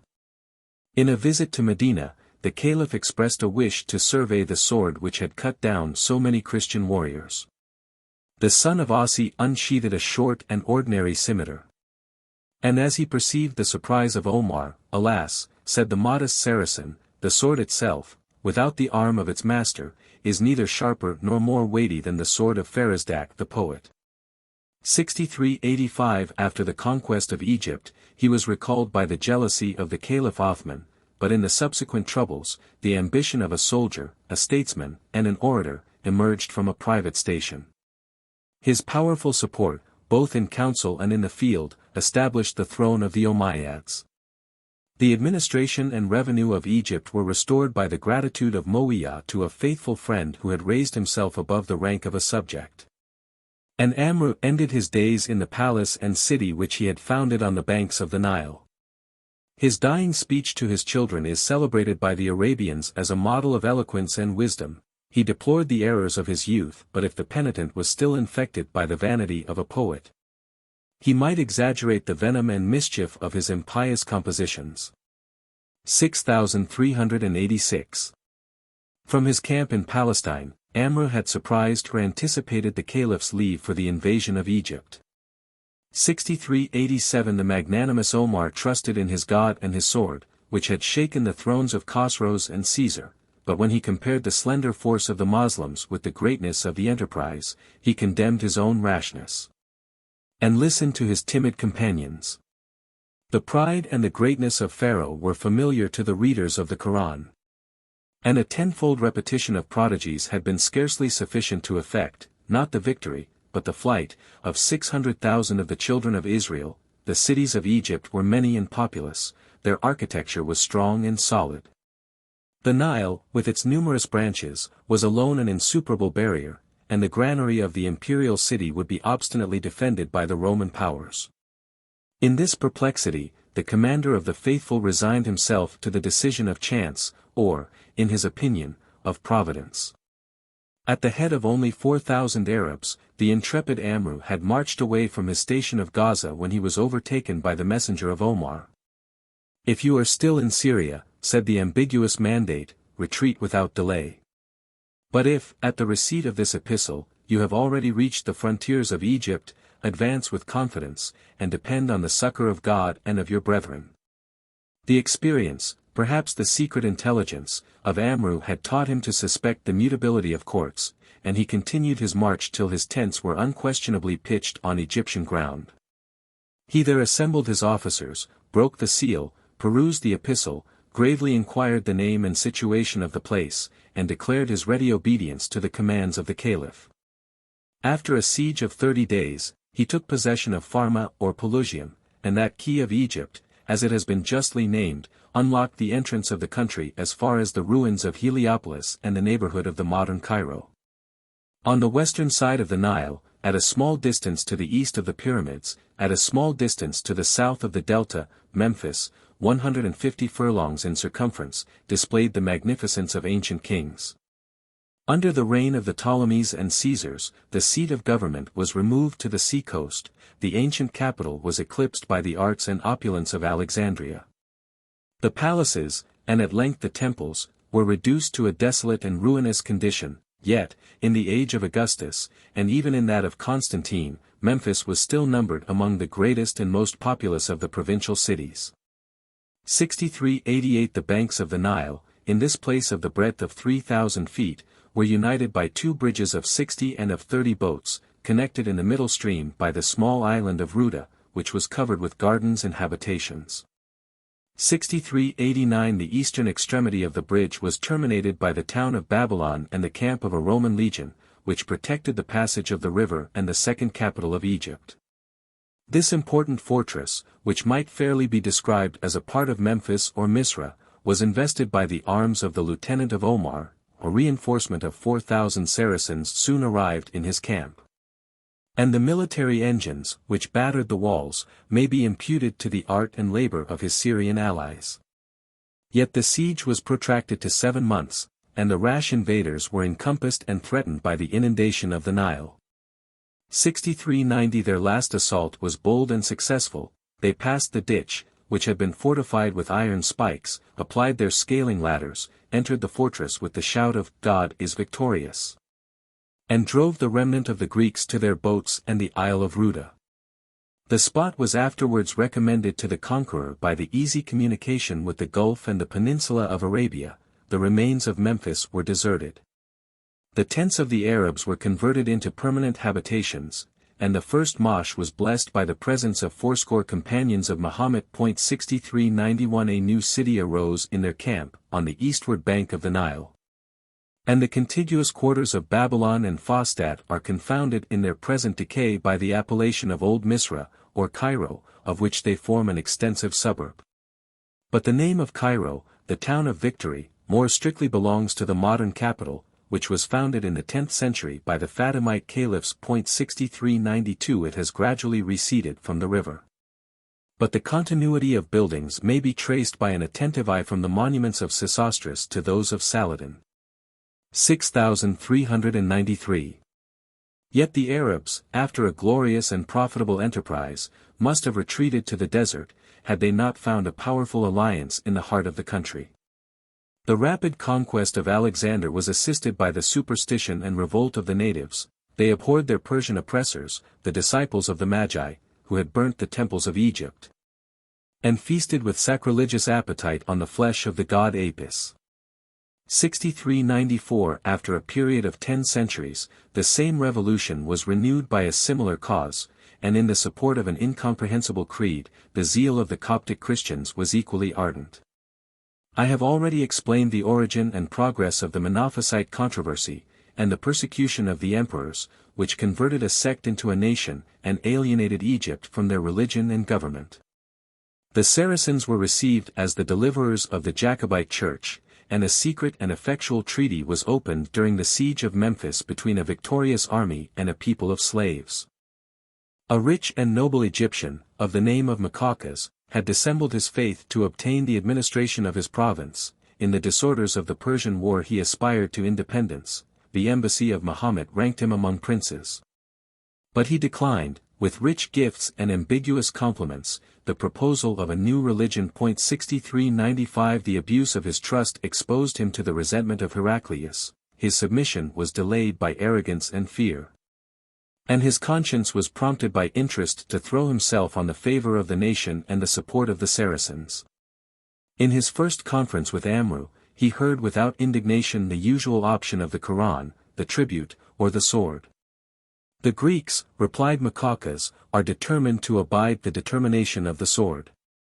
But with the Greeks I desire no communion either in this world or in the next, and I abjure forever the Byzantine tyrant, his synod of Chalcedon, and his Melchite slaves.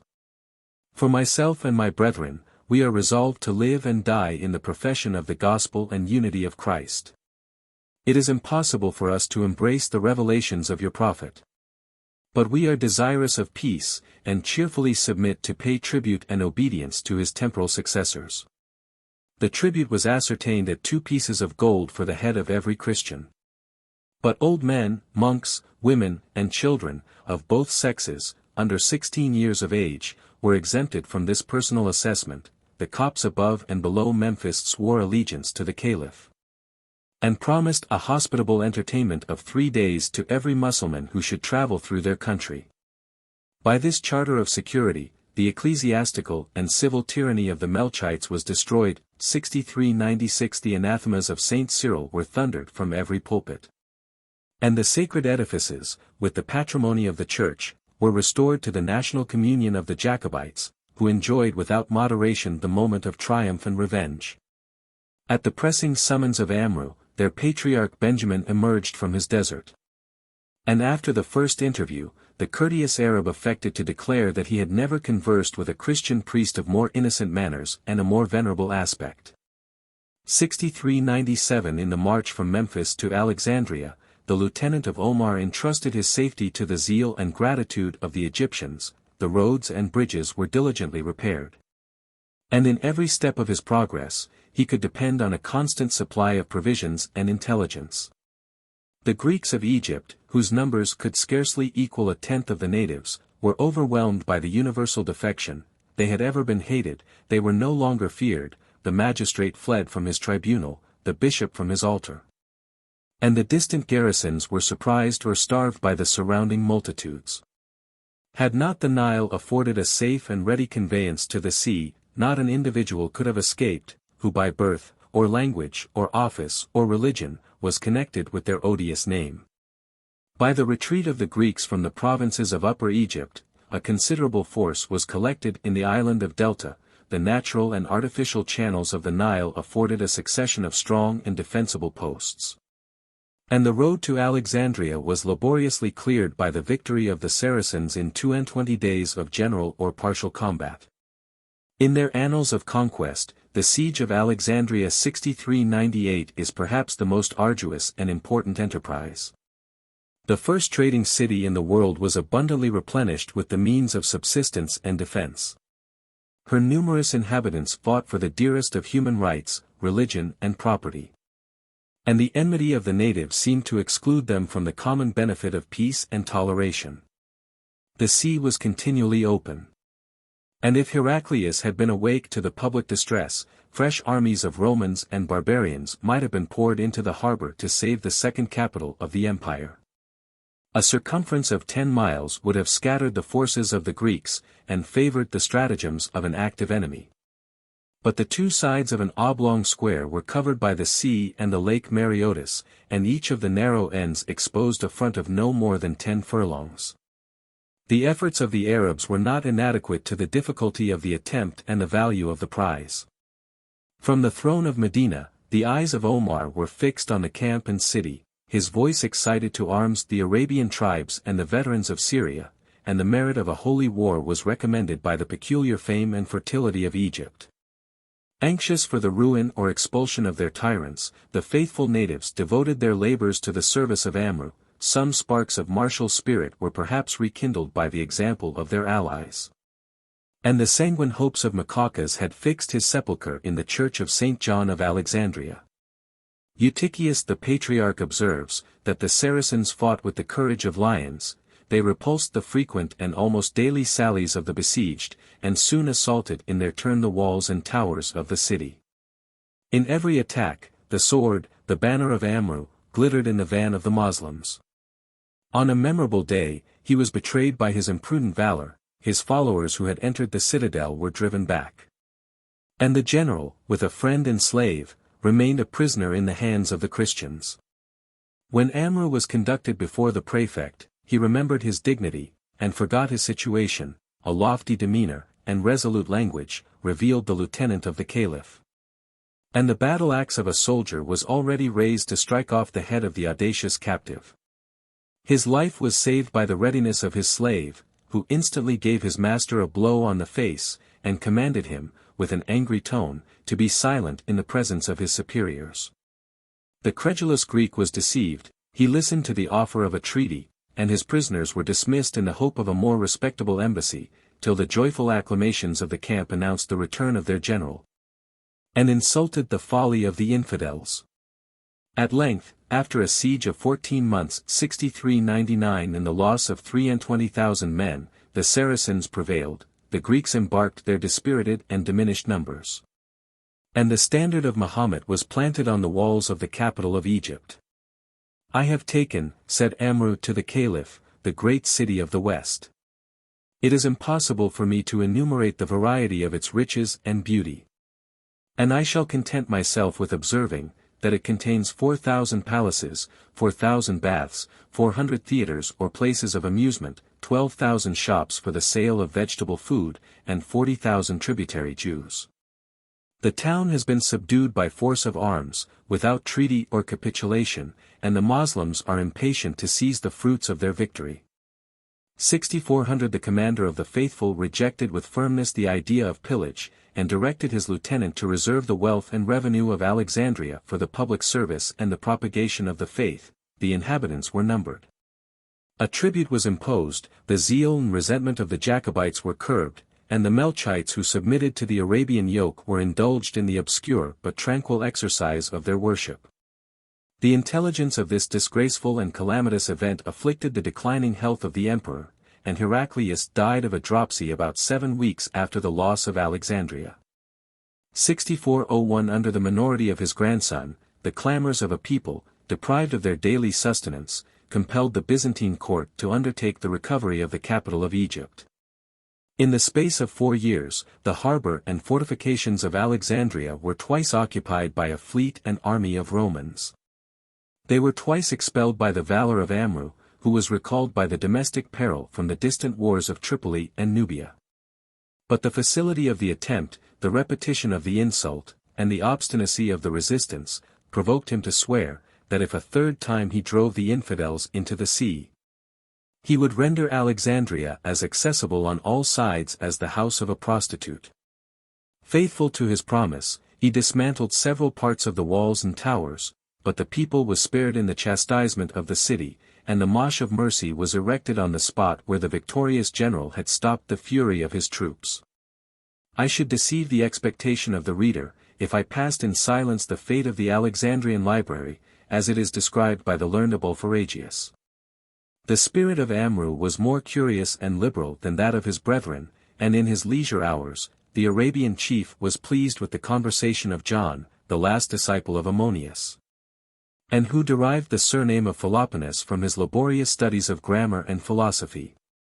6402 Emboldened by this familiar intercourse, Philoponus presumed to solicit a gift, inestimable in his opinion, contemptible in that of the barbarians, the royal library, which alone, among the spoils of Alexandria, had not been appropriated by the visit and the seal of the conqueror.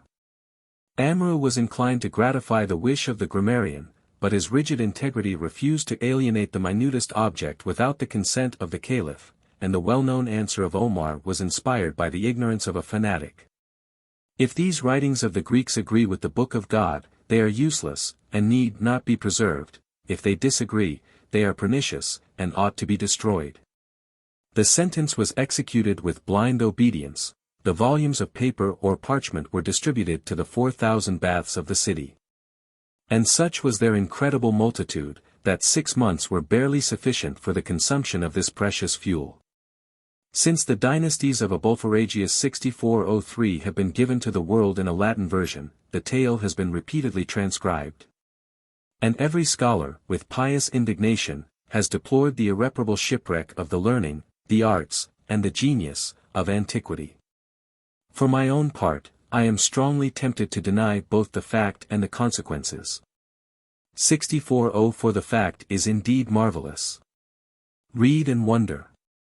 Says the historian himself, and the solitary report of a stranger who wrote at the end of 600 years on the confines of Media, is overbalanced by the silence of 2 annalists of a more early date, both Christians, both natives of Egypt, and the most ancient of whom, the patriarch Eutychius, has amply described the conquest of Alexandria.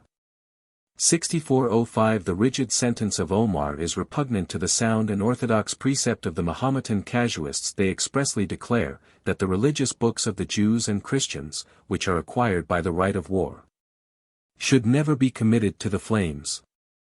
And that the works of profane science, historians or poets, physicians or philosophers, may be lawfully applied to the use of the faithful. 6406 A more destructive zeal may perhaps be attributed to the first successors of Mahomet.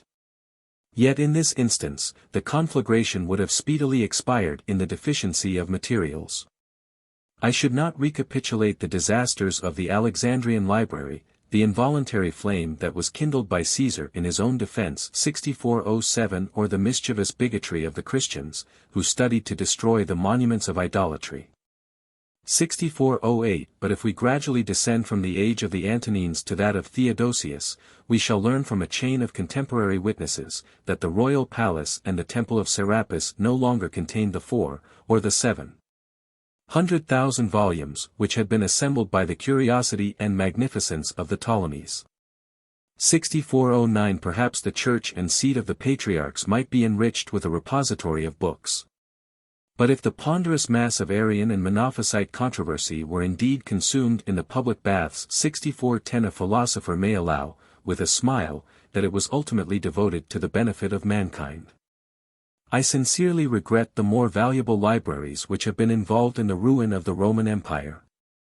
But when I seriously compute the lapse of ages, the waste of ignorance, and the calamities of war, our treasures, rather than our losses, are the objects of my surprise. Many curious and interesting facts are buried in oblivion. The 3 great historians of Rome have been transmitted to our hands in a mutilated state, and we are deprived of many pleasing compositions of the lyric, iambic, and dramatic poetry of the Greeks.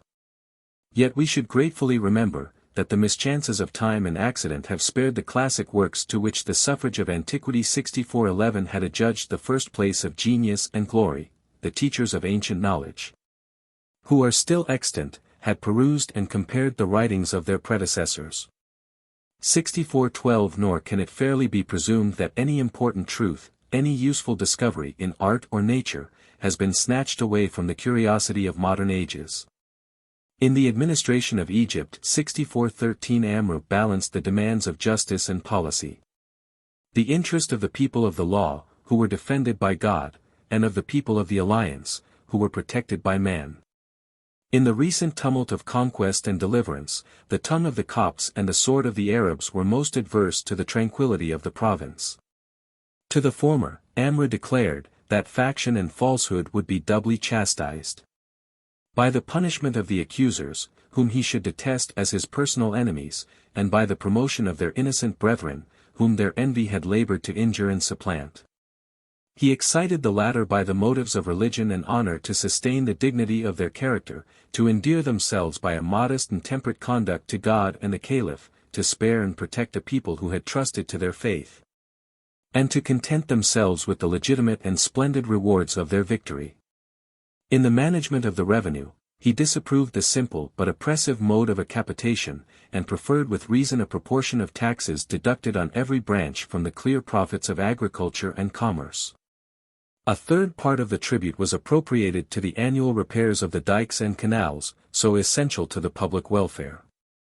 Under his administration, the fertility of Egypt supplied the dearth of Arabia.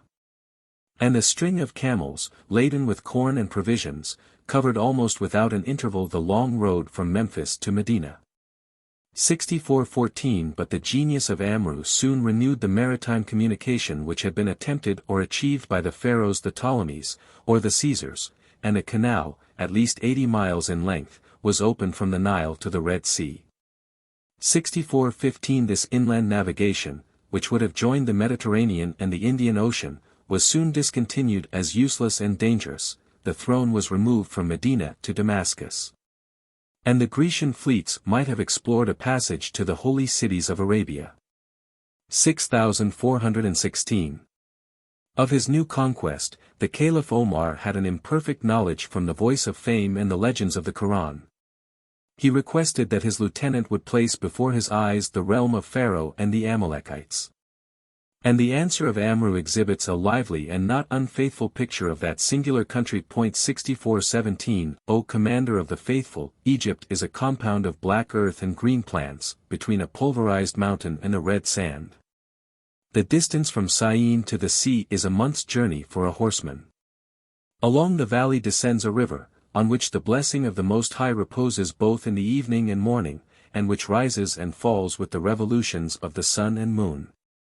When the annual dispensation of Providence unlocks the springs and fountains that nourish the earth, the Nile rolls his swelling and sounding waters through the realm of Egypt, the fields are overspread by the salutary flood. And the villages communicate with each other in their painted barks. The retreat of the inundation deposits a fertilizing mud for the reception of the various seeds. The crowds of husbandmen who blacken the land may be compared to a swarm of industrious ants. And their native indolence is quickened by the lash of the taskmaster, and the promise of the flowers and fruits of a plentiful increase. Their hope is seldom deceived. But the riches which they extract from the wheat, the barley, and the rice, the legumes, the fruit trees, and the cattle, are unequally shared between those who labor and those who possess. According to the vicissitudes of the seasons, the face of the country is adorned with a silver wave, a verdant emerald, and the deep yellow of a golden harvest. 6418 Yet this beneficial order is sometimes interrupted. And the long delay and sudden swell of the river in the first year of the conquest might afford some color to an edifying fable. It is said, that the annual sacrifice of a virgin 6419 had been interdicted by the piety of Omar. And that the Nile lay sullen and inactive in his shallow bed, till the mandate of the Caliph was cast into the obedient stream, which rose in a single night to the height of 16 cubits. The admiration of the Arabs for their new conquest encouraged the license of their romantic spirit. We may read, in the gravest authors, that Egypt was crowded with 20,000 cities or villages. 6420 That, exclusive of the Greeks and Arabs, the Copts alone were found, on the assessment, 6 millions of tributary subjects. 6,421 or 20 millions of either sex, and of every age, that 300 millions of gold or silver were annually paid to the treasury of the caliphs. 6422 Our reason must be startled by these extravagant assertions. And they will become more palpable, if we assume the compass and measure the extent of habitable ground, a valley from the tropic to Memphis seldom broader than 12 miles, and the triangle of the delta. A flat surface of 2,100 square leagues, compose a 12th part of the magnitude of France. 6423. A more accurate research will justify a more reasonable estimate. The 300 millions, created by the error of a scribe, are reduced to the decent revenue of 4,300,000 pieces of gold, of which 900,000 were consumed by the pay of the soldiers. 6424. Two authentic lists, of the present and of the 12th century, are circumscribed within the respectable number of 2,700 villages and towns. 6425. After a long residence at Cairo, a French consul has ventured to assign about 4 millions of Mohammedans, Christians, and Jews, for the ample, though not incredible, scope of the population of Egypt. 6426. 4. The conquest of Africa, from the Nile to the Atlantic Ocean, 6427 was first attempted by the arms of the Caliph Othman. The pious design was approved by the companions of Muhammad and the chiefs of the tribes. And 20,000 Arabs marched from Medina, with the gifts and the blessing of the commander of the faithful. They were joined in the camp of Memphis by 20,000 of their countrymen. And the conduct of the war was entrusted to Abdullah. 6428. The son of Said and the foster brother of the Caliph, who had lately supplanted the conqueror and lieutenant of Egypt. Yet the favor of the prince, and the merit of his favorite, could not obliterate the guilt of his apostasy. The early conversion of Abdullah, and his skillful pen, had recommended him to the important office of transcribing the sheets of the Quran. He betrayed his trust, corrupted the text, derided the errors which he had made, and fled to Mecca to escape the justice, and expose the ignorance, of the apostle. After the conquest of Mecca, he fell prostrate at the feet of Muhammad. His tears, and the entreaties of Othman, extorted a reluctant pardon. But the Prophet declared that he had so long hesitated, to allow time for some zealous disciple to avenge his injury in the blood of the apostate. With apparent fidelity and effective merit, he served the religion which it was no longer his interest to desert. His birth and talents gave him an honorable rank among the Quraysh. And, in a nation of cavalry, Abdullah was renowned as the boldest and most dexterous horseman of Arabia. At the head of 40,000 Moslems, he advanced from Egypt into the unknown countries of the West. The sands of Barca might be impervious to a Roman legion, but the Arabs were attended by their faithful camels, and the natives of the desert beheld without terror the familiar aspect of the soil and climate. After a painful march, they pitched their tents before the walls of Tripoli. 6429. A maritime city in which the name, the wealth, and the inhabitants of the province had gradually centered, and which now maintains the third rank among the states of Barbary. A reinforcement of Greeks was surprised and cut in pieces on the seashore, but the fortifications of Tripoli resisted the first assaults. And the Saracens were tempted by the approach of the prefect Gregory. 6430 to relinquish the labors of the siege for the perils and the hopes of a decisive action. If his standard was followed by 120,000 men, the regular bands of the empire must have been lost in the naked and disorderly crowd of Africans and Moors, who formed the strength, or rather the numbers, of his host. He rejected with indignation the option of the Quran or the tribute. And during several days the two armies were fiercely engaged from the dawn of light to the hour of noon, when their fatigue and the excessive heat compelled them to seek shelter and refreshment in their respective camps. The daughter of Gregory, a maid of incomparable beauty and spirit, is said to have fought by his side. From her earliest youth she was trained to mount on horseback, to draw the bow, and to wield the scimitar. And the richness of her arms and apparel were conspicuous in the foremost ranks of the battle. Her hand, with 100,000 pieces of gold, was offered for the head of the Arabian general, and the youths of Africa were excited by the prospect of the glorious prize. At the pressing solicitation of his brethren, Abdullah withdrew his person from the field, but the Saracens were discouraged by the retreat of their leader, and the repetition of these equal or unsuccessful conflicts.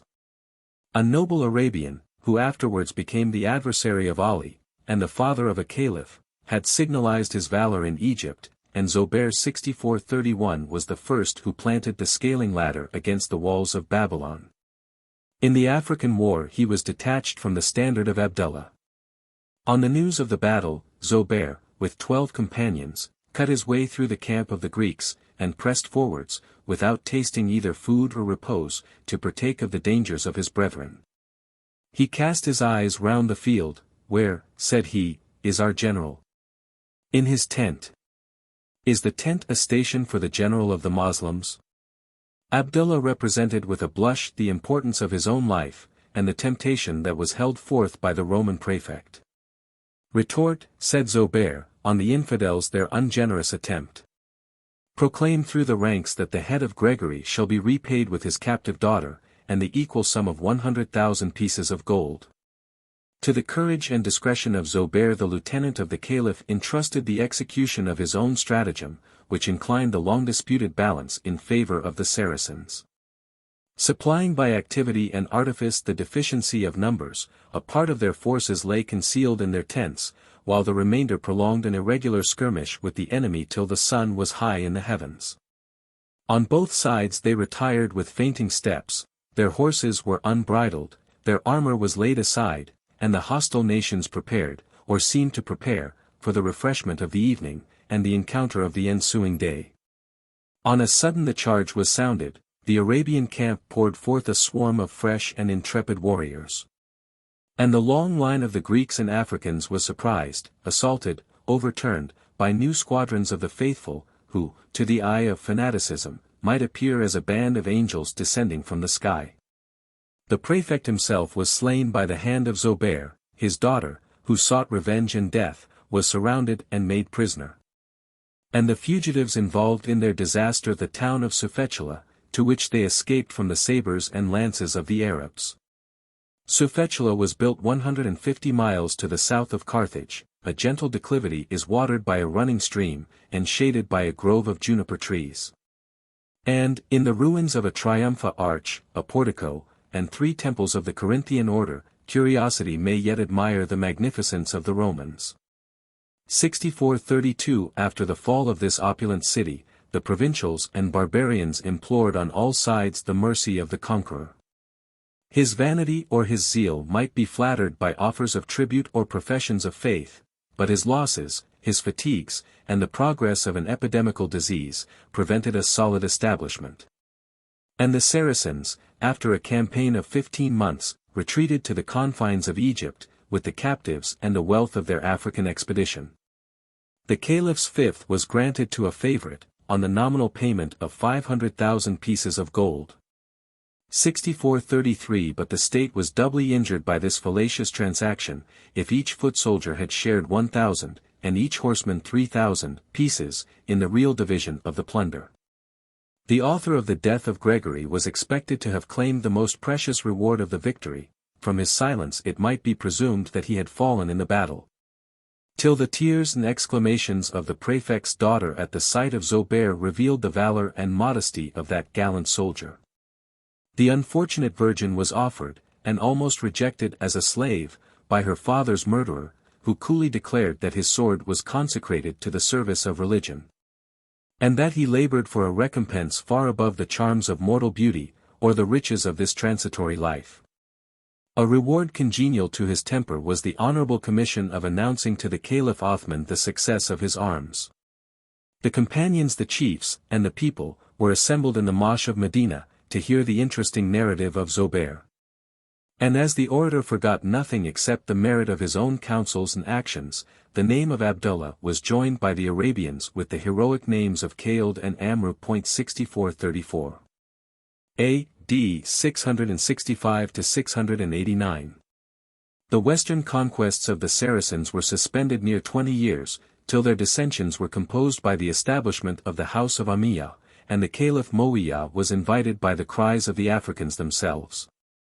The successors of Heraclius had been informed of the tribute which they had been compelled to stipulate with the Arabs.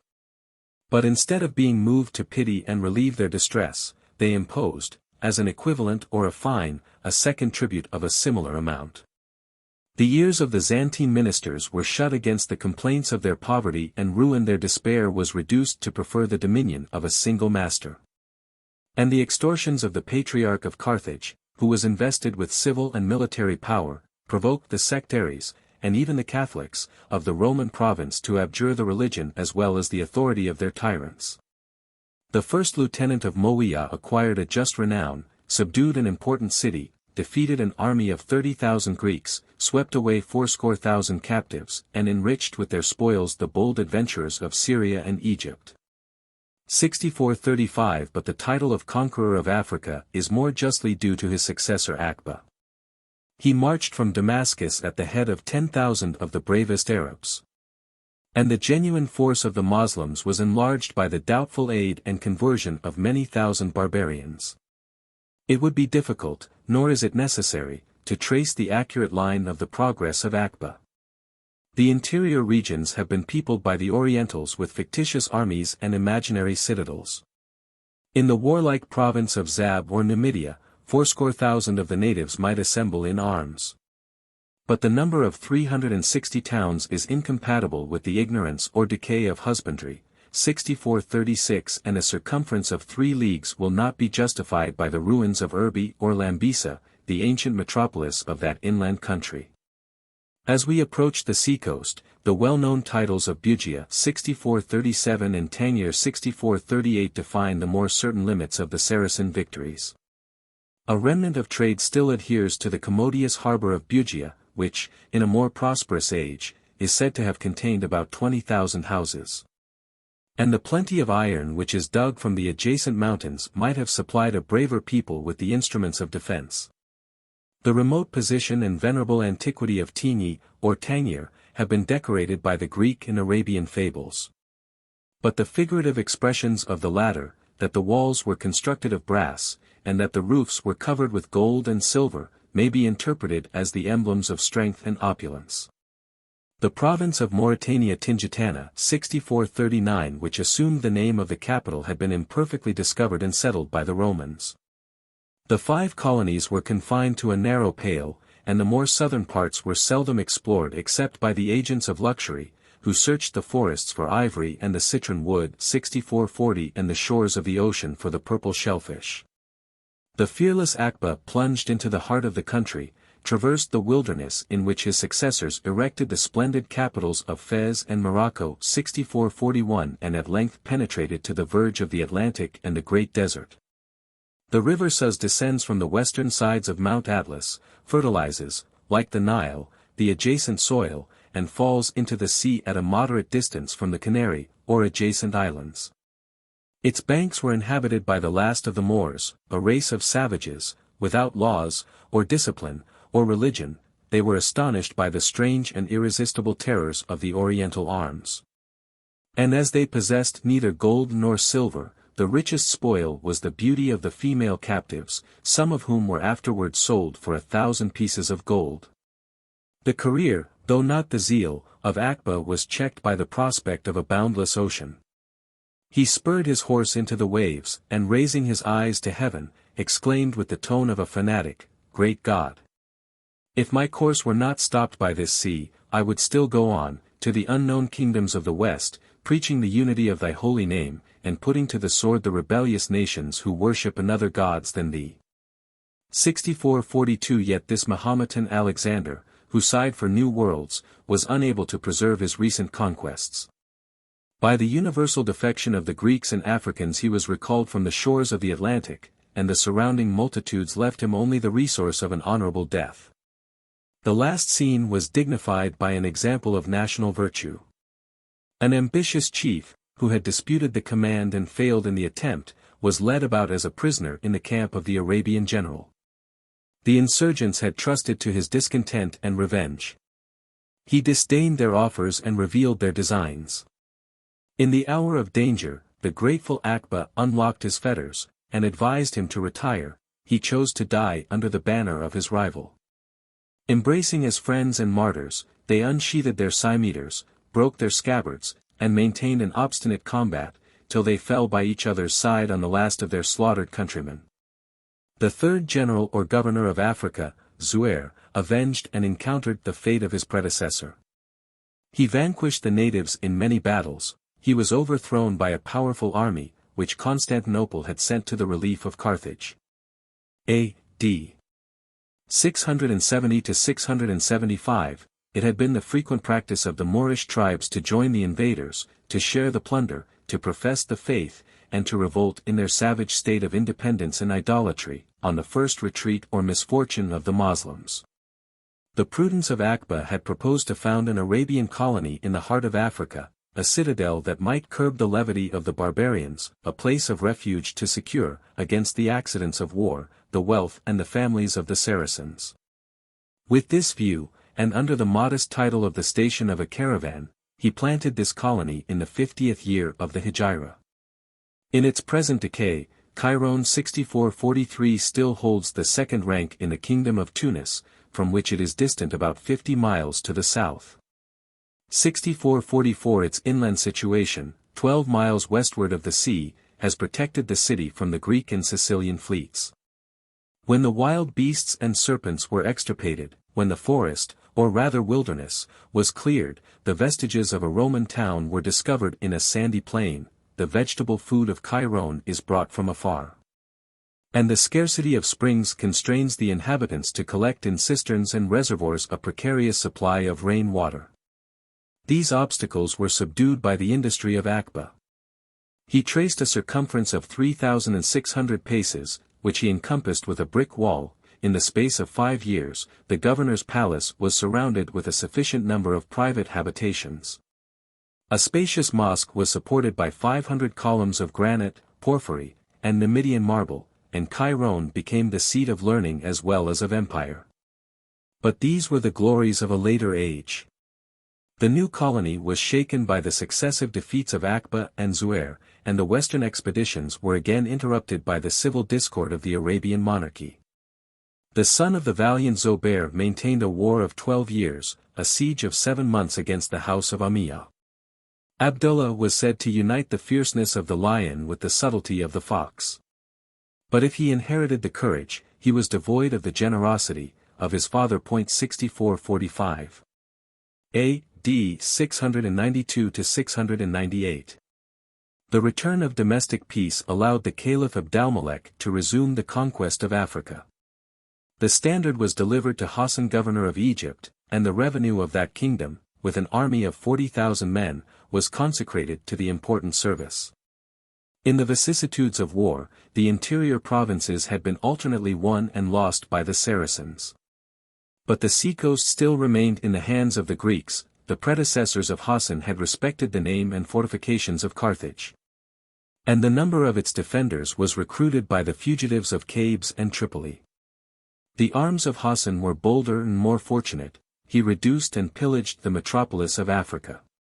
And the mention of scaling ladders may justify the suspicion that he anticipated, by a sudden assault, the more tedious operations of a regular siege. But the joy of the conquerors was soon disturbed by the appearance of the Christian succors. The prefect and patrician John, a general of experience and renown, embarked at Constantinople the forces of the Eastern Empire. 6446 They were joined by the ships and soldiers of Sicily, and a powerful reinforcement of Goths. 6447 was obtained from the fears and religion of the Spanish monarch. The weight of the Confederate navy broke the chain that guarded the entrance of the harbor. The Arabs retired to Cairo, or Tripoli, the Christians landed. The citizens hailed the ensign of the cross, and the winter was idly wasted in the dream of victory or deliverance. But Africa was irrecoverably lost. The zeal and resentment of the commander of the faithful 6448 prepared in the ensuing spring a more numerous armament by sea and land. And the patrician in his turn was compelled to evacuate the post and fortifications of Carthage. A second battle was fought in the neighborhood of Utica, and the Greeks and Goths were again defeated. And their timely embarkation saved them from the sword of Hassan, who had invested the slight and insufficient rampart of their camp. Whatever yet remained of Carthage was delivered to the flames, and the colony of Dido 6449 and Caesar lay desolate above 200 years, till a part, perhaps a 20th, of the old circumference was repeopled by the first of the Fatimite caliphs. In the beginning of the 16th century, the second capital of the West was represented by a mosque, a college without students, 25 or 30 shops, and the huts of 500 peasants, who, in their abject poverty, displayed the arrogance of the Punic senators. Even that paltry village was swept away by the Spaniards whom Charles V had stationed in the fortress of the Goletta. The ruins of Carthage have perished. And the place might be unknown if some broken arches of an aqueduct did not guide the footsteps of the inquisitive traveler. 6450. A.D. 698 to 709. The Greeks were expelled, but the Arabians were not yet masters of the country. In the interior provinces the Moors or Berbers 6451 so feeble under the first Caesars, so formidable to the Byzantine princes, maintained a disorderly resistance to the religion and power of the successors of Muhammad. Under the standard of their queen Kahina, the independent tribes acquired some degree of union and discipline. And as the Moors respected in their females the character of a prophetess, they attacked the invaders with an enthusiasm similar to their own.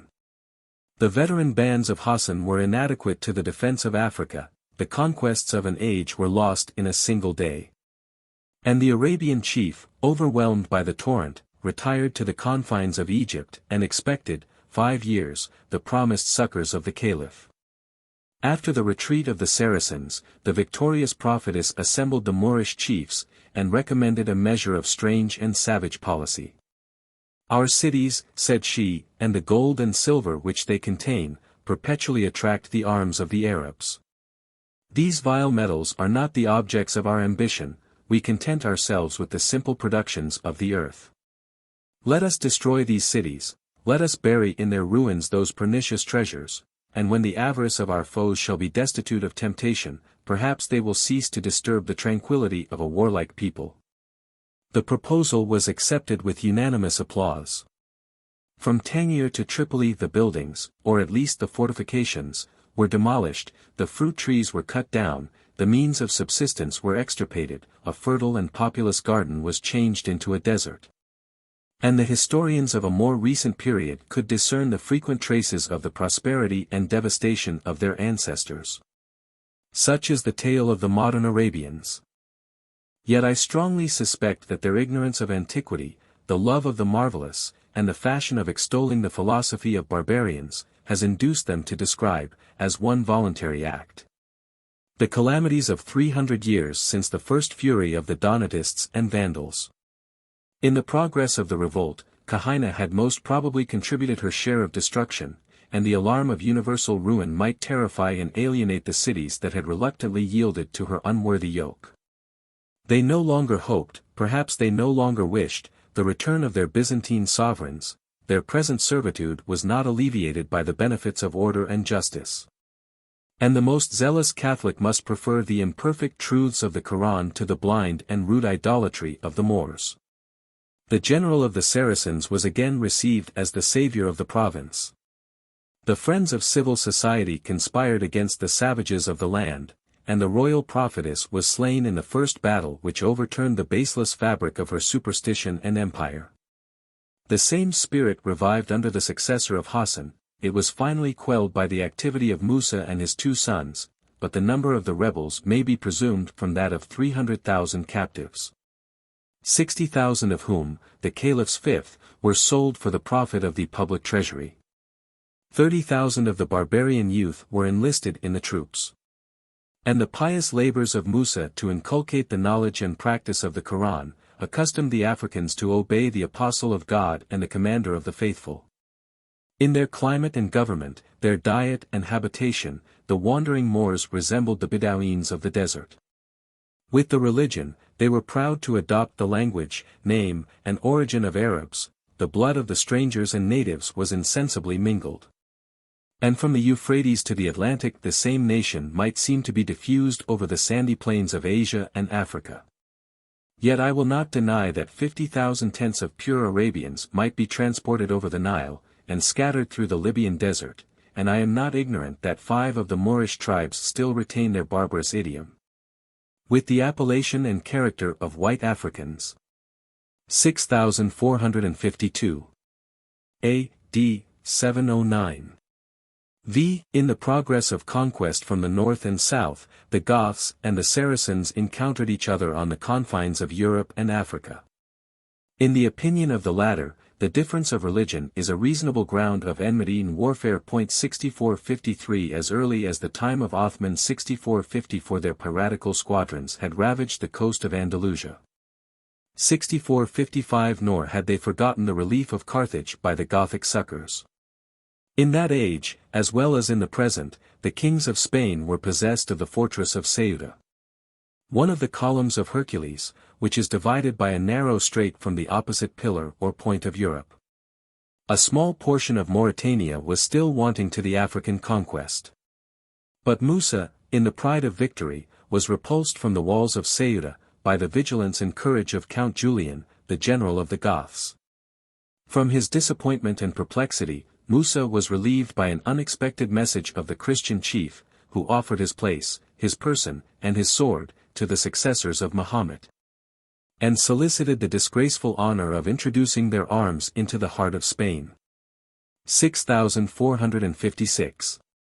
If we inquire into the cause of this treachery, the Spaniards will repeat the popular story of his daughter Cava, 6457, of a virgin who was seduced, or ravished, by her sovereign. Of a father who sacrificed his religion and country to the thirst of revenge. The passions of princes have often been licentious and destructive, but this well-known tale, romantic in itself, is indifferently supported by external evidence. And the history of Spain will suggest some motives of interest and policy more congenial to the breast of a veteran statesman. 6458 After the decease or deposition of Witiza, his two sons were supplanted by the ambition of Roderick, a noble Goth, whose father, the duke or governor of a province, had fallen a victim to the preceding tyranny. The monarchy was still elective. But the sons of Witiza, educated on the steps of the throne, were impatient of a private station. Their resentment was the more dangerous, as it was varnished with the dissimulation of courts. Their followers were excited by the remembrance of favors and the promise of a revolution, and their uncle Appas, Archbishop of Toledo and Seville, was the first person in the church, and the second in the state. It is probable that Julian was involved in the disgrace of the unsuccessful faction, that he had little to hope and much to fear from the new reign. And that the imprudent king could not forget or forgive the injuries which Roderick and his family had sustained. The merit and influence of the count rendered him a useful or formidable subject, his estates were ample, his followers bold and numerous, and it was too fatally shown that, by his Andalusian and Mauritanian commands, he held in his hands the keys of the Spanish monarchy. Too feeble, however, to meet his sovereign in arms, he sought the aid of a foreign power, and his rash invitation of the Moors and Arabs produced the calamities of 800 years. In his epistles, or in a personal interview, he revealed the wealth and nakedness of his country, the weakness of an unpopular prince, the degeneracy of an effeminate people. The Goths were no longer the victorious barbarians, who had humbled the pride of Rome, despoiled the Queen of Nations, and penetrated from the Danube to the Atlantic Ocean. Secluded from the world by the Pyrenean mountains, the successors of Alaric had slumbered in a long peace, the walls of the city were mouldered into dust, the youth had abandoned the exercise of arms. And the presumption of their ancient renown would expose them in a field of battle to the first assault of the invaders. The ambitious Saracen was fired by the ease and importance of the attempt. But the execution was delayed till he had consulted the commander of the faithful, and his messenger returned with the permission of Walid to annex the unknown kingdoms of the west to the religion and throne of the caliphs. In his residence of Tangier, Musa, with secrecy and caution, continued his correspondence and hastened his preparations. But the remorse of the conspirators was soothed by the fallacious assurance that he should content himself with the glory and spoil, without aspiring to establish the Moslems beyond the sea that separates Africa from Europe. 6459. A.D. 710. Before Musa would trust an army of the faithful to the traitors and infidels of a foreign land, he made a less dangerous trial of their strength and veracity. 100 Arabs and 400 Africans passed over, in 4 vessels, from Tangier or Ceuta. The place of their descent on the opposite shore of the strait is marked by the name of Tarif, their chief. And the date of this memorable event 6460 is fixed to the month of Ramadan, of the 91st year of the Hijra, to the month of July, 748 years from the Spanish era of Caesar. 6461 710 after the birth of Christ. From their first station, they marched 18 miles through a hilly country to the castle and town of Julian, 6462, on which, it is still called Aljazair, they bestowed the name of the Green Island, from a verdant cape that advances into the sea. Their hospitable entertainment, the Christians who joined their standard, their inroad into a fertile and unguarded province, the richness of their spoil and the safety of their return, announced to their brethren the most favorable omens of victory. In the ensuing spring, 5,000 veterans and volunteers were embarked under the command of Tariq, a dauntless and skillful soldier, who surpassed the expectation of his chief. And the necessary transports were provided by the industry of their too faithful ally. The Saracens landed 6463 at the Pillar or Point of Europe. The corrupt and familiar appellation of Gibraltar, Gebel el Tariq, describes the mountain of Tariq. And the entrenchments of his camp were the first outline of those fortifications, which, in the hands of our countrymen, have resisted the art and power of the House of Bourbon. The adjacent governors informed the court of Toledo of the descent and progress of the Arabs. And the defeat of his lieutenant Edico, who had been commanded to seize and bind the presumptuous strangers, admonished Roderick of the magnitude of the danger. At the royal summons, the dukes and counts, the bishops and nobles of the Gothic monarchy assembled at the head of their followers. And the title of King of the Romans, which is employed by an Arabic historian, may be excused by the close affinity of language, religion, and manners, between the nations of Spain. His army consisted of 90 or 100,000 men, a formidable power, if their fidelity and discipline had been adequate to their numbers. The troops of Tariq had been augmented to 12,000 Saracens. But the Christian malcontents were attracted by the influence of Julian, and a crowd of Africans most greedily tasted the temporal blessings of the Quran. In the neighborhood of Cadiz, the town of Shiraz 6464 has been illustrated by the encounter which determined the fate of the kingdom. The stream of the Guadalete, which falls into the bay, divided the two camps, and marked the advancing and retreating skirmishes of 3 successive and bloody days. On the 4th day, the two armies joined a more serious and decisive issue. But Alaric would have blushed at the sight of his unworthy successor, sustaining on his head a diadem of pearls, encumbered with a flowing robe of gold and silken embroidery, and reclining on a litter, or car of ivory, drawn by 2 white mules. Notwithstanding the valor of the Saracens, they fainted under the weight of multitudes, and the plain of Shiraz was overspread with 16,000 of their dead bodies. "My brethren," said Tariq to his surviving companions, "the enemy is before you, the sea is behind, whither would ye fly? Follow your general. I am resolved either to lose my life, or to trample on the prostrate king of the Romans." Besides the resource of despair, he confided in the secret correspondence and nocturnal interviews of Count Julian, with the sons and the brother of Witiza. The 2 princes and the Archbishop of Toledo occupied the most important post. Their well-timed defection broke the ranks of the Christians. Each warrior was prompted by fear or suspicion to consult his personal safety. And the remains of the Gothic army were scattered or destroyed to the flight and pursuit of the 3 following days. Amidst the general disorder, Roderick started from his car, and mounted Aurelia, the fleetest of his horses. But he escaped from a soldier's death to perish more ignobly in the waters of the Boetes or Guadalquivir. His diadem, his robes, and his courser, were found on the bank. But as the body of the Gothic prince was lost in the waves, the pride and ignorance of the caliph must have been gratified with some meaner head, which was exposed in triumph before the palace of Damascus.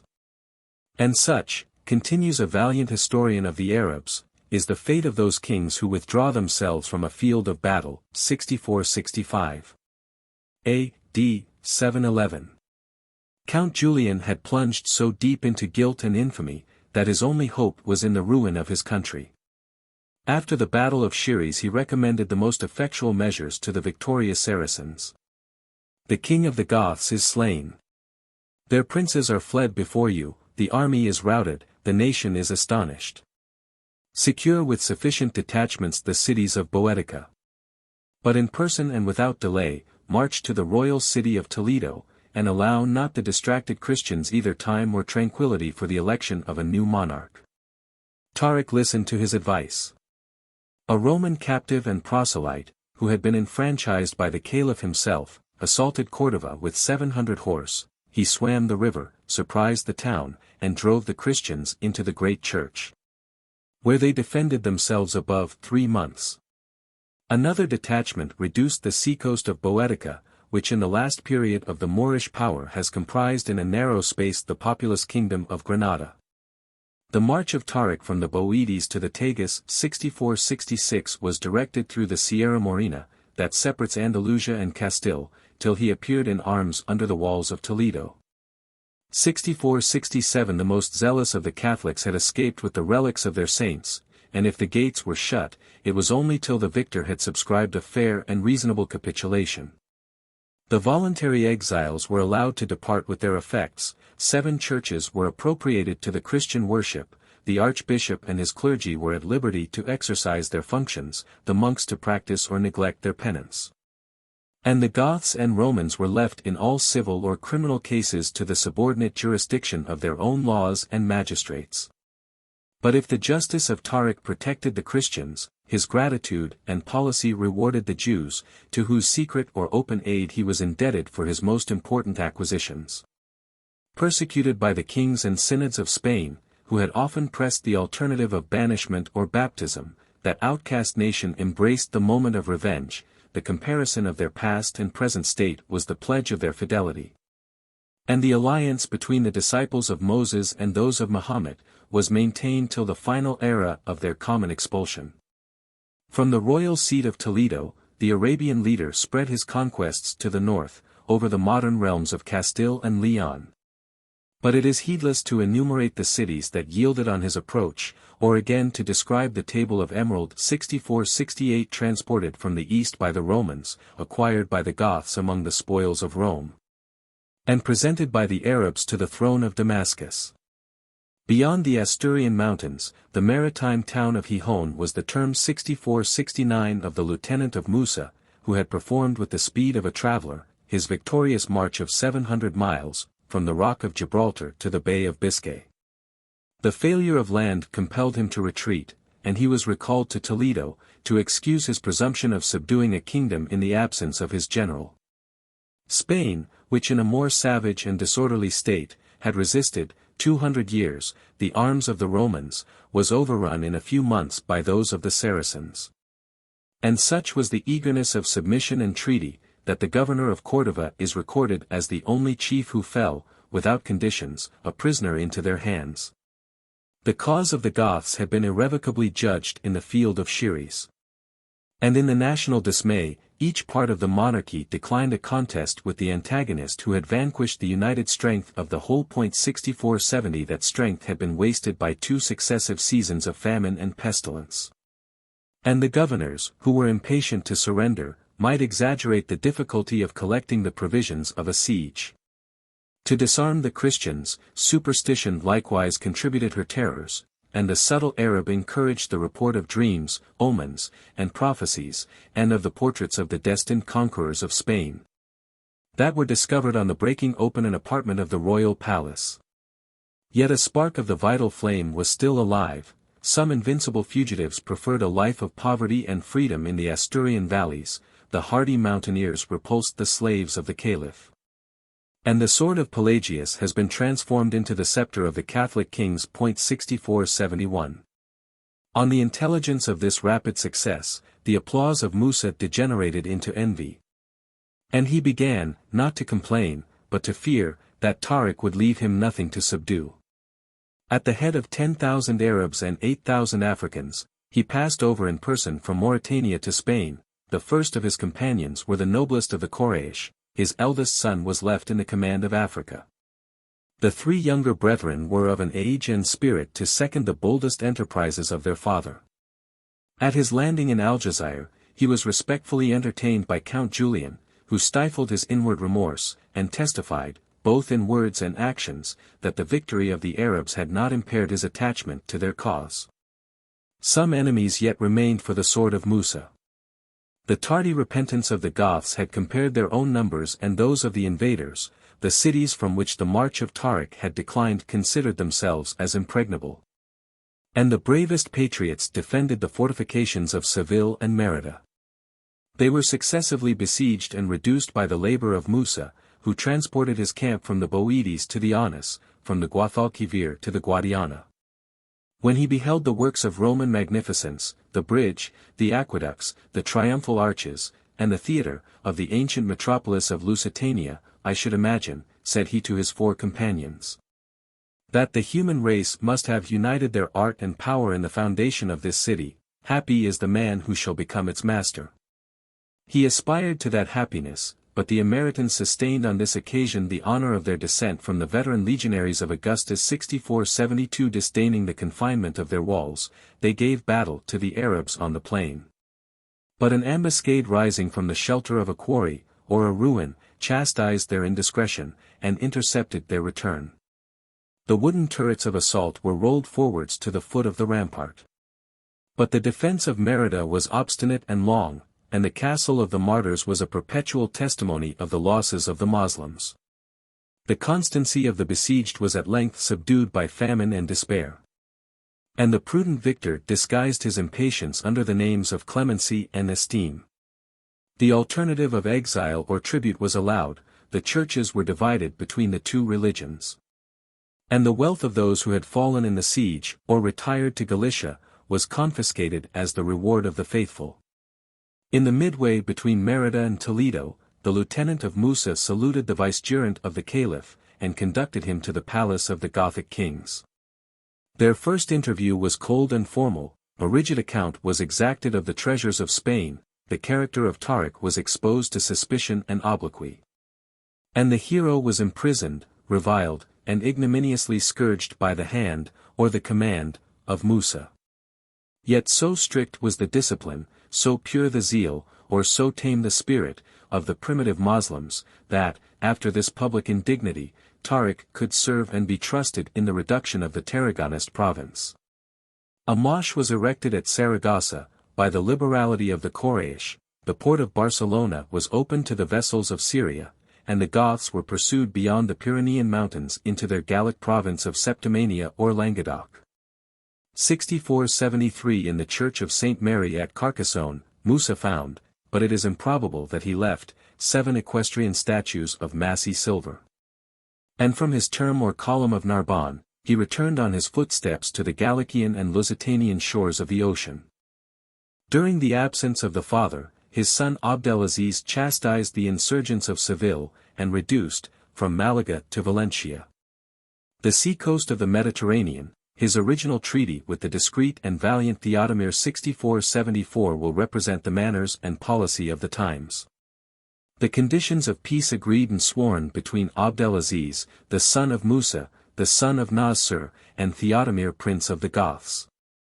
In the name of the most merciful God, Abdelaziz makes peace on these conditions, that Theodomir shall not be disturbed in his principality, nor any injury be offered to the life or property, the wives and children, the religion and temples, of the Christians, that Theodomir shall freely deliver his 764-75 cities, Orihuela, Valentola, Alicante Mola, Bacasora, Baigera, now Behar, Ora, or Opta, and Lorca, that he shall not assist or entertain the enemies of the Caliph, but shall faithfully communicate his knowledge of their hostile designs, that himself, and each of the Gothic nobles, shall annually pay 1 piece of gold for measures of wheat, as many of barley, with a certain proportion of honey, oil, and vinegar.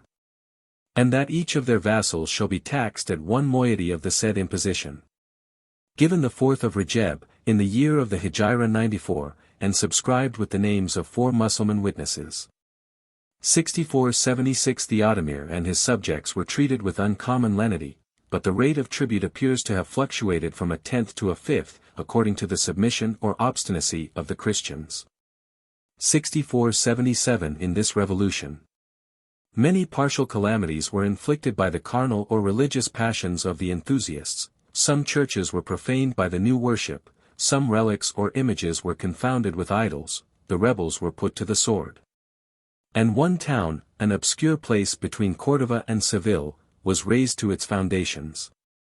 Yet if we compare the invasion of Spain by the Goths, or its recovery by the kings of Castile and Aragon, we must applaud the moderation and discipline of the Arabian conquerors.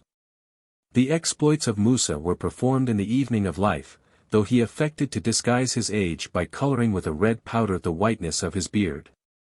But in the love of action and glory, his breast was still fired with the ardor of youth. And the possession of Spain was considered only as the first step to the monarchy of Europe. With a powerful armament by sea and land, he was preparing to repass the Pyrenees, to extinguish in Gaul and Italy the declining kingdoms of the Franks and Lombards, and to preach the unity of God on the altar of the Vatican. From thence, subduing the barbarians of Germany, he proposed to follow the course of the Danube from its source to the Euxine Sea, to overthrow the Greek or Roman Empire of Constantinople, and returning from Europe to Asia, to unite his new acquisitions with Antioch and the provinces of Syria. 6478 But his vast enterprise, perhaps of easy execution, must have seemed extravagant to vulgar minds, and the visionary conqueror was soon reminded of his dependence and servitude. The friends of Tariq had effectually stated his services and wrongs. At the court of Damascus, the proceedings of Musa were blamed, his intentions were suspected. And his delay in complying with the first invitation was chastised by a harsher and more peremptory summons. An intrepid messenger of the Caliph entered his camp at Lugo in Galicia, and in the presence of the Saracens and Christians arrested the bridle of his horse.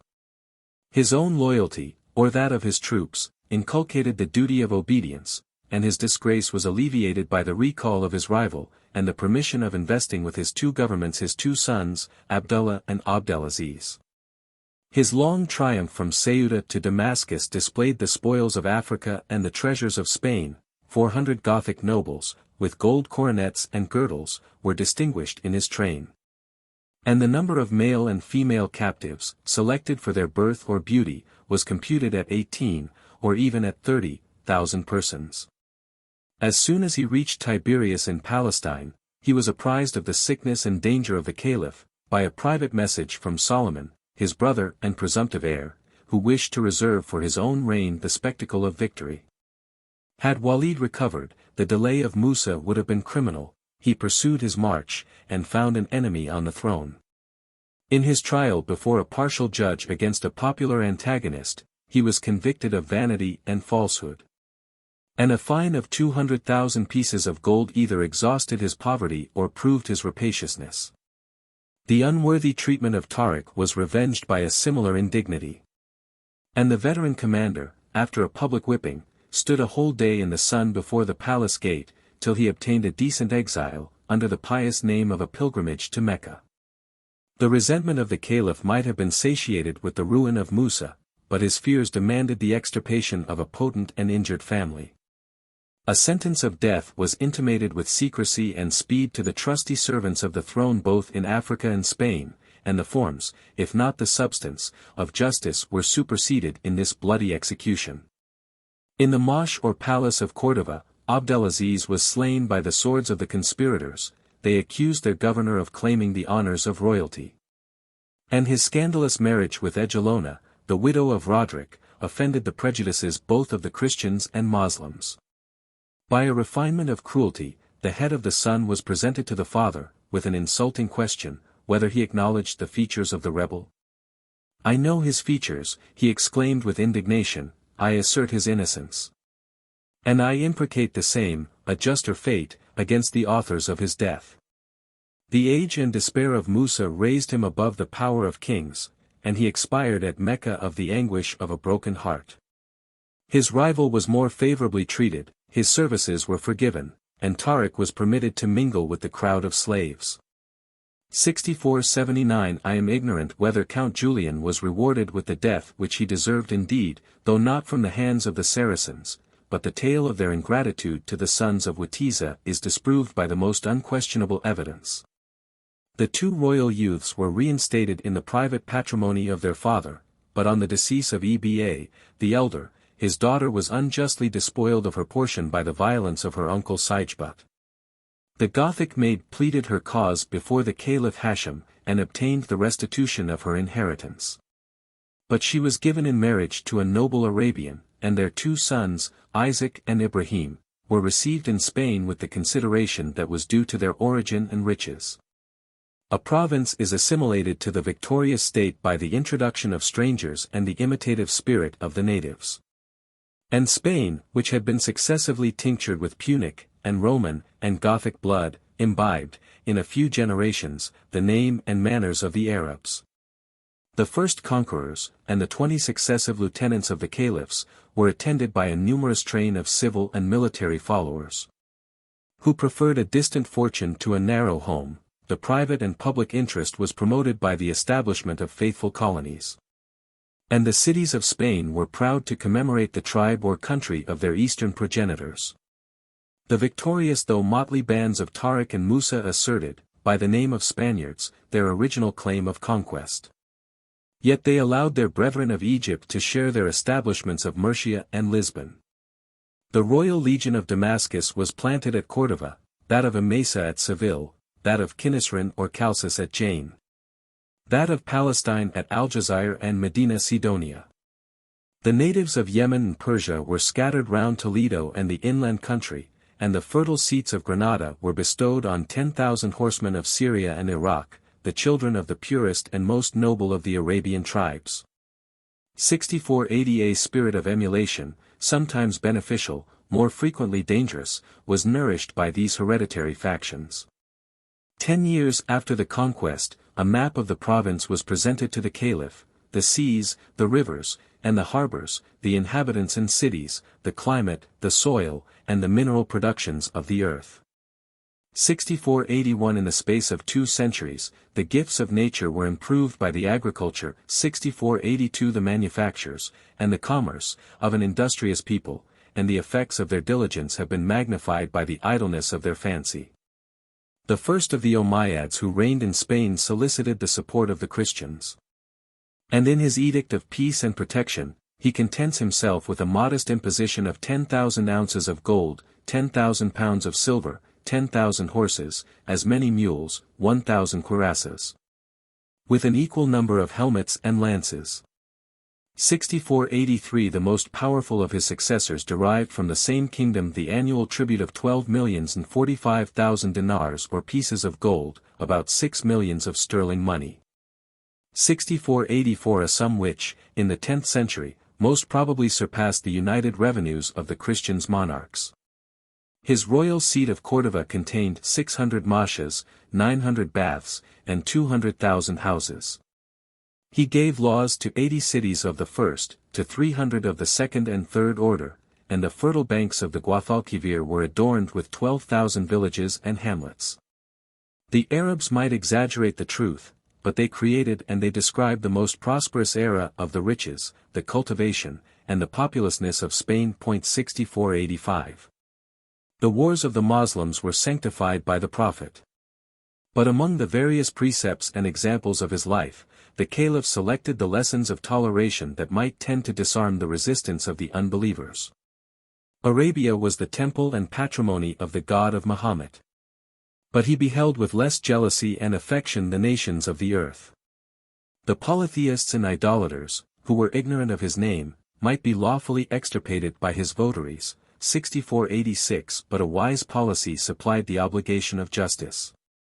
And after some acts of intolerant zeal, the Mahometan conquerors of Hindostan have spared the pagodas of that devout and populous country. The disciples of Abraham, of Moses, and of Jesus, were solemnly invited to accept the more perfect revelation of Muhammad, but if they preferred the payment of a moderate tribute, they were entitled to the freedom of conscience and religious worship. 6487. In a field of battle the forfeit lives of the prisoners were redeemed by the profession of Islam. The females were bound to embrace the religion of their masters, and a race of sincere proselytes was gradually multiplied by the education of the infant captives. But the millions of African and Asiatic converts, who swelled the native band of the faithful Arabs, must have been allured, rather than constrained, to declare their belief in one God and the Apostle of God. By the repetition of a sentence and the loss of a foreskin, the subject or the slave, the captive or the criminal, arose in a moment the free and equal companion of the victorious Moslems. Every sin was expiated, every engagement was dissolved, the vow of celibacy was superseded by the indulgence of nature, the active spirits who slept in the cloister were awakened by the trumpet of the Saracens.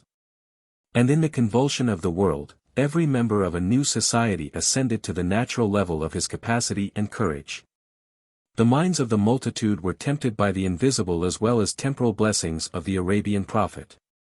And charity will hope that many of his proselytes entertained a serious conviction of the truth and sanctity of his revelation.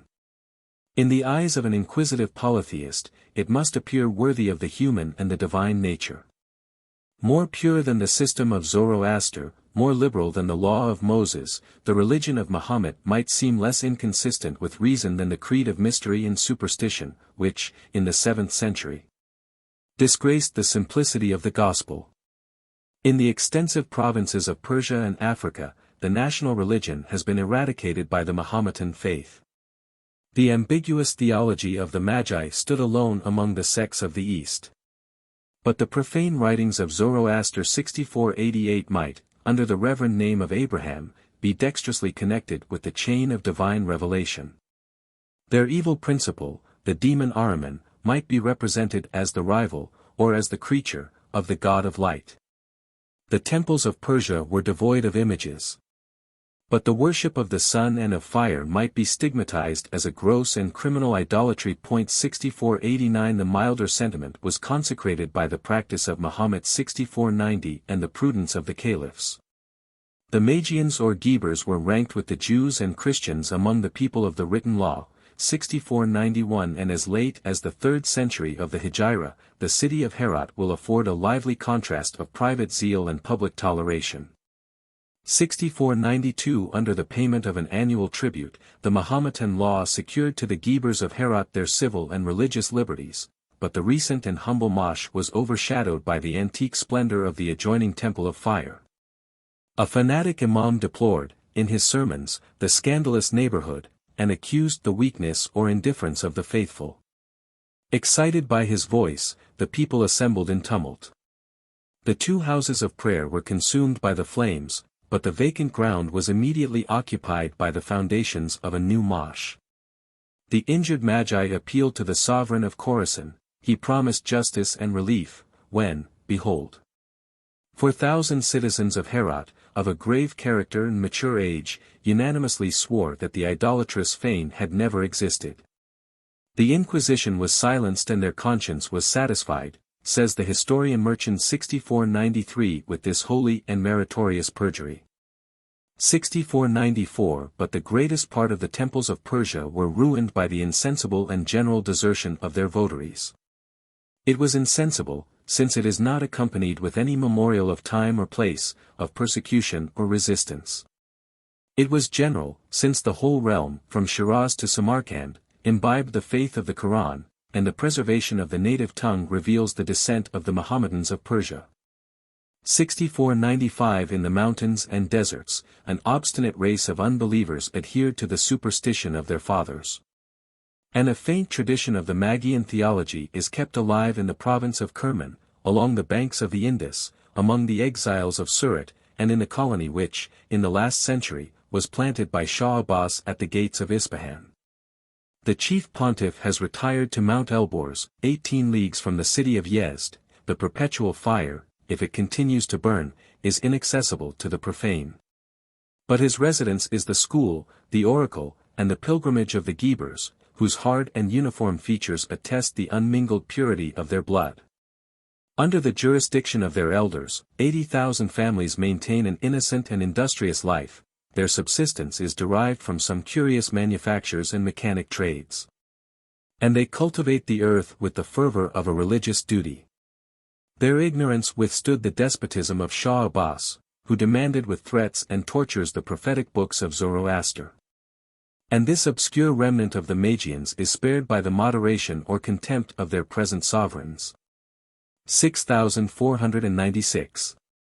The northern coast of Africa is the only land in which the light of the gospel, after a long and perfect establishment, has been totally extinguished. The arts, which had been taught by Carthage and Rome, were involved in a cloud of ignorance. The doctrine of Cyprian and Augustine was no longer studied. 500 episcopal churches were overturned by the hostile fury of the Donatists, the Vandals, and the Moors. The zeal and numbers of the clergy declined. And the people, without discipline, or knowledge, or hope, submissively sunk under the yoke of the Arabian prophet. Within 50 years after the expulsion of the Greeks, a lieutenant of Africa informed the caliph that the tribute of the infidels was abolished by their conversion. 6497 And, though he sought to disguise his fraud and rebellion, his specious pretense was drawn from the rapid and extensive progress of the Mahometan faith. In the next age, an extraordinary mission of 5 bishops was detached from Alexandria to Cairo. They were ordained by the Jacobite patriarch to cherish and revive the dying embers of Christianity 6498 But the interposition of a foreign prelate, a stranger to the Latins, an enemy to the Catholics, supposes the decay and dissolution of the African hierarchy. It was no longer the time when the successor of Saint Cyprian, at the head of a numerous synod, could maintain an equal contest with the ambition of the Roman pontiff. In the 11th century, the unfortunate priest who was seated on the ruins of Carthage implored the arms and the protection of the Vatican. And he bitterly complains that his naked body had been scourged by the Saracens, and that his authority was disputed by the 4 suffragans, the tottering pillars of his throne. 2 epistles of Gregory VII 6499 are destined to soothe the distress of the Catholics and the pride of a Moorish prince. The Pope assures the Sultan that they both worship the same God, and may hope to meet in the bosom of Abraham. But the complaint that 3 bishops could no longer be found to consecrate a brother, announces the speedy and inevitable ruin of the episcopal order. The Christians of Africa and Spain had long since submitted to the practice of circumcision and the legal abstinence from wine and pork, and the name of Mozarabes 6500, adoptive Arabs, was applied to their civil or religious conformity. 6501 About the middle of the 12th century, the worship of Christ and the succession of pastors were abolished along the coast of Barbary, and in the kingdoms of Cordova and Seville, of Valencia and Granada. 6502 The throne of the Almohades, or Unitarians, was founded on the blindest fanaticism, and their extraordinary rigor might be provoked or justified by the recent victories and intolerant zeal of the princes of Sicily and Castile, of Aragon and Portugal. The faith of the Mozarabes was occasionally revived by the papal missionaries, and, on the landing of Charles V, some families of Latin Christians were encouraged to rear their heads at Tunis and Algiers. But the seed of the gospel was quickly eradicated, and the long province from Tripoli to the Atlantic has lost all memory of the language and religion of Rome. 6503 After the revolution of 11 centuries, the Jews and Christians of the Turkish Empire enjoy the liberty of conscience which was granted by the Arabian caliphs. During the first age of the conquest, they suspected the loyalty of the Catholics, whose name of Melchites betrayed their secret attachment to the Greek emperor, while the Nestorians and Jacobites, his inveterate enemies, approved themselves the sincere and voluntary friends of the Mahometan government. 6504 Yet this partial jealousy was healed by time and submission. The churches of Egypt were shared with the Catholics, 6505 and all the Oriental sects were included in the common benefits of toleration. The rank, the immunities, the domestic jurisdiction of the patriarchs, the bishops, and the clergy were protected by the civil magistrate. The learning of individuals recommended them to the employments of secretaries and physicians. They were enriched by the lucrative collection of the revenue, and their merit was sometimes raised to the command of cities and provinces. A caliph of the house of Abbas was heard to declare that the Christians were most worthy of trust in the administration of Persia. The Moslems, said he, will abuse their present fortune, the Magians regret their fallen greatness, and the Jews are impatient for their approaching deliverance. 6506 But the slaves of despotism are exposed to the alternatives of favor and disgrace. The captive churches of the East have been afflicted in every age by the avarice or bigotry of their rulers. And the ordinary and legal restraints must be offensive to the pride, or the zeal, of the Christians. 6507 About 200 years after Muhammad, they were separated from their fellow subjects by a turban or girdle of a less honorable color, instead of horses or mules. They were condemned to ride on asses, in the attitude of women. Their public and private building were measured by a diminutive standard. In the streets or the baths it is their duty to give way or bow down before the meanest of the people, and their testimony is rejected, if it may tend to the prejudice of a true believer. The pomp of processions, the sound of bells or of psalmody, is interdicted in their worship, a decent reverence for the national faith is imposed on their sermons and conversations. And the sacrilegious attempt to enter a mosque, or to seduce a Mussulman, will not be suffered to escape with impunity. In a time, however, of tranquility and justice, the Christians have never been compelled to renounce the gospel, or to embrace the Quran. But the punishment of death is inflicted upon the apostates who have professed and deserted the law of Muhammad. The martyrs of Cordova provoked the sentence of the Qadi, by the public confession of their inconstancy, or their passionate invectives against the person and religion of the Prophet. 6508.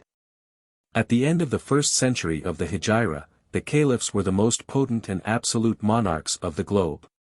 Their prerogative was not circumscribed, either in right or in fact, by the power of the nobles, the freedom of the commons, the privileges of the church, the votes of a senate, or the memory of a free constitution.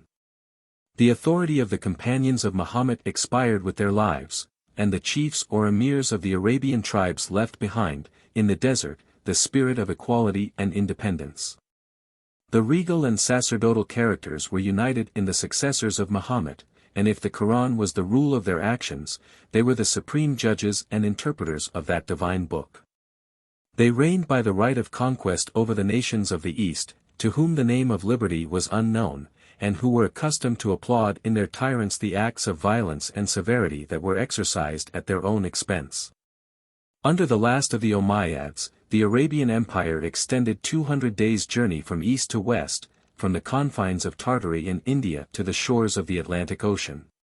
And if we retrench the sleeve of the robe, as it is styled by their writers, the long and narrow province of Africa, the solid and compact dominion from Fargana to Aden, from Tarsus to Surat, will spread on every side to the measure of 4 or 5 months of the march of a caravan. 6509. We should vainly seek the indissoluble union and easy obedience that pervaded the government of Augustus and the Antonines, but the progress of the Mahometan religion diffused over this ample space a general resemblance of manners and opinions. The language and laws of the Quran were studied with equal devotion at Samarkand and Seville, the Moor and the Indian embraced as countrymen and brothers in the pilgrimage of Mecca. And the Arabian language was adopted as the popular idiom in all the provinces to the westward of the Tigris. 6510. LIII, more conquests by the Arabs. The 2 sieges of Constantinople by the Arabs. Their invasion of France, and defeat by Charles Martel. Civil war of the Umayyads and Abbasides. Learning of the Arabs. Luxury of the caliphs. Naval enterprises on Crete, Sicily, and Rome. Decay and division of the empire of the caliphs. Defeats and victories of the Greek emperors. When the Arabs first issued from the desert, they must have been surprised at the ease and rapidity of their own success. But when they advanced in the career of victory to the banks of the Indus and the summit of the Pyrenees, when they had repeatedly tried the edge of their scimitars and the energy of their faith, they might be equally astonished that any nation could resist their invincible arms. That any boundary should confine the dominion of the successor of the Prophet. The confidence of soldiers and fanatics may indeed be excused, since the calm historian of the present hour, who strives to follow the rapid course of the Saracens, must study to explain by what means the Church and State were saved from this impending, and, as it should seem, from this inevitable, danger. The deserts of Scythia and Sarmatia might be guarded by their extent, their climate, their poverty, and the courage of the northern shepherds. China was remote and inaccessible. But the greatest part of the temperate zone was subject to the Mahometan conquerors. The Greeks were exhausted by the calamities of war and the loss of their fairest provinces. And the barbarians of Europe might justly tremble at the precipitate fall of the Gothic monarchy. In this inquiry I shall unfold the events that rescued our ancestors of Britain, and our neighbors of Gaul, from the civil and religious yoke of the Quran, that protected the majesty of Rome, and delayed the servitude of Constantinople. That invigorated the defense of the Christians, and scattered among their enemies the seeds of division and decay. 46 years after the flight of Muhammad from Mecca, his disciples appeared in arms under the walls of Constantinople. 65:11 They were animated by a genuine or fictitious saying of the prophet, that, to the first army which besieged the city of the Caesars, their sins were forgiven, the long series of Roman triumphs would be meritoriously transferred to the conquerors of New Rome. And the wealth of nations was deposited in this well-chosen seat of royalty and commerce. No sooner had the Caliph Muawiyah suppressed his rivals and established his throne, than he aspired to expiate the guilt of civil blood, by the success and glory of this holy expedition. 6,512 His preparations by sea and land were adequate to the importance of the object. His standard was entrusted to Sophian, a veteran warrior, but the troops were encouraged by the example and presence of Yezid, the son and presumptive heir of the commander of the faithful. The Greeks had little to hope, nor had their enemies any reason of fear, from the courage and vigilance of the reigning emperor, who disgraced the name of Constantine, and imitated only the inglorious years of his grandfather Heraclius. Without delay or opposition, the naval forces of the Saracens passed through the unguarded channel of the Hellespont, which even now, under the feeble and disorderly government of the Turks, is maintained as the natural bulwark of the capital. 65:13 The Arabian fleet cast anchor, and the troops were disembarked near the palace of Hebdomon, 7 miles from the city.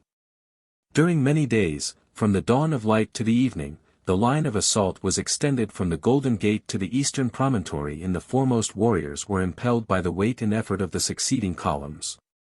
But the besiegers had formed an insufficient estimate of the strength and resources of Constantinople. The solid and lofty walls were guarded by numbers and discipline, the spirit of the Romans was rekindled by the last danger of their religion and empire, the fugitives from the conquered provinces more successfully renewed the defense of Damascus and Alexandria. And the Saracens were dismayed by the strange and prodigious effects of artificial fire. This firm and effectual resistance diverted their arms to the more easy attempt of plundering the European and Asiatic coasts of the Propontis. And, after keeping the sea from the month of April to that of September, on the approach of winter they retreated 80 miles from the capital, to the Isle of Cyzicus, in which they had established their magazine of spoil and provisions. So patient was their perseverance, or so languid were their operations, that they repeated in the 6 following summers the same attack and retreat, with a gradual abatement of hope and vigor, till the mischances of shipwreck and disease, of the sword and of fire, compelled them to relinquish the fruitless enterprise. They might bewail the loss, or commemorate the martyrdom, of 30,000 Moslems, who fell in the siege of Constantinople, and the solemn funeral of Abu Ayyub, or Job, excited the curiosity of the Christians themselves. That venerable Arab, one of the last of the companions of Muhammad, was numbered among the Ansars, or auxiliaries, of Medina, who sheltered the head of the flying prophet. In his youth he fought, at Bedr and Uhud, under the holy standard. In his mature age he was the friend and follower of Ali, and the last remnant of his strength and life was consumed in a distant and dangerous war against the enemies of the Quran. His memory was revered, but the place of his burial was neglected and unknown, during a period of 780 years, till the conquest of Constantinople by Muhammad II. A seasonable vision, for such are the manufacture of every religion, revealed the holy spot at the foot of the walls and the bottom of the harbor. And the Mosque of Ayyub has been deservedly chosen for the simple and martial inauguration of the Turkish sultans. 6514. The event of the siege revived, both in the east and west, the reputation of the Roman arms, and cast a momentary shade over the glories of the Saracens. The Greek ambassador was favorably received at Damascus, a general council of the emirs or Quraysh, a peace, or truce, of 30 years was ratified between the two empires. And the stipulation of an annual tribute, 50 horses of a noble breed, 50 slaves, and 3,000 pieces of gold, degraded the majesty of the commander of the faithful. 6515 The aged caliph was desirous of possessing his dominions, and ending his days in tranquility and repose, while the Moors and Indians trembled at his name. His palace and city of Damascus was insulted by the Mardites, or Maronites, of Mount Libanus, the firmest barrier of the empire, till they were disarmed and transplanted by the suspicious policy of the Greeks. 6516 After the revolt of Arabia and Persia, the house of Umayyah was reduced to the kingdoms of Syria and Egypt. Their distress and fear enforced their compliance with the pressing demands of the Christians. And the tribute was increased to a slave, a horse, and 1,000 pieces of gold, for each of the 365 days of the solar year. But as soon as the empire was again united by the arms and policy of Abdalmalek, he disclaimed a badge of servitude not less injurious to his conscience than to his pride. He discontinued the payment of the tribute. And the resentment of the Greeks was disabled from action by the mad tyranny of the second Justinian, the just rebellion of his subjects, and the frequent change of his antagonists and successors. 6517 Till the reign of Abdalmalek, the Saracens had been content with the free possession of the Persian and Roman treasures, in the coins of Khosroes and Caesar. By the command of that caliph, a national mint was established, both for silver and gold, and the inscription of the dinar, though it might be censured by some timorous casuists, proclaimed the unity of the God of Muhammad. 6518 Under the reign of the Caliph Walid, the Greek language and characters were excluded from the accounts of the public revenue. 6519 If this change was productive of the invention or familiar use of our present numerals, the Arabic or Indian ciphers, as they are commonly styled, a regulation of office has promoted the most important discoveries of arithmetic, algebra, and the mathematical sciences. 6520 Whilst the Caliph Walid sat idle on the throne of Damascus, whilst his lieutenants achieved the conquest of Transoxiana and Spain, a third army of Saracens overspread the provinces of Asia Minor and approached the borders of the Byzantine capital. But the attempt and disgrace of the second siege was reserved for his brother Solomon, whose ambition appears to have been quickened by a more active and martial spirit. In the revolutions of the Greek Empire, after the tyrant Justinian had been punished and avenged, an humble secretary, Anastasius or Artemius, was promoted by chance or merit to the vacant purple. He was alarmed by the sound of war. And his ambassador returned from Damascus with the tremendous news, that the Saracens were preparing an armament by sea and land, such as would transcend the experience of the past, or the belief of the present age. The precautions of Anastasius were not unworthy of his station, or of the impending danger. He issued a peremptory mandate, that all persons who were not provided with the means of subsistence for a 3 years' siege should evacuate the city. The public granaries and arsenals were abundantly replenished. The walls were restored and strengthened, and the engines for casting stones, or darts, or fire, were stationed along the ramparts, or in the brigantines of war, of which an additional number was hastily constructed. To prevent is safer, as well as more honorable, than to repel an attack. And a design was meditated, above the usual spirit of the Greeks, of burning the naval stores of the enemy, the cypress timber that had been hewn in Mount Libanus, and was piled along the seashore of Phoenicia, for the service of the Egyptian fleet. This generous enterprise was defeated by the cowardice or treachery of the troops, who, in the new language of the empire, were styled of the obsequian theme. 6521 They murdered their chief, deserted their standard in the Isle of Rhodes, dispersed themselves over the adjacent continent, and deserved pardon or reward by investing with the purple a simple officer of the revenue.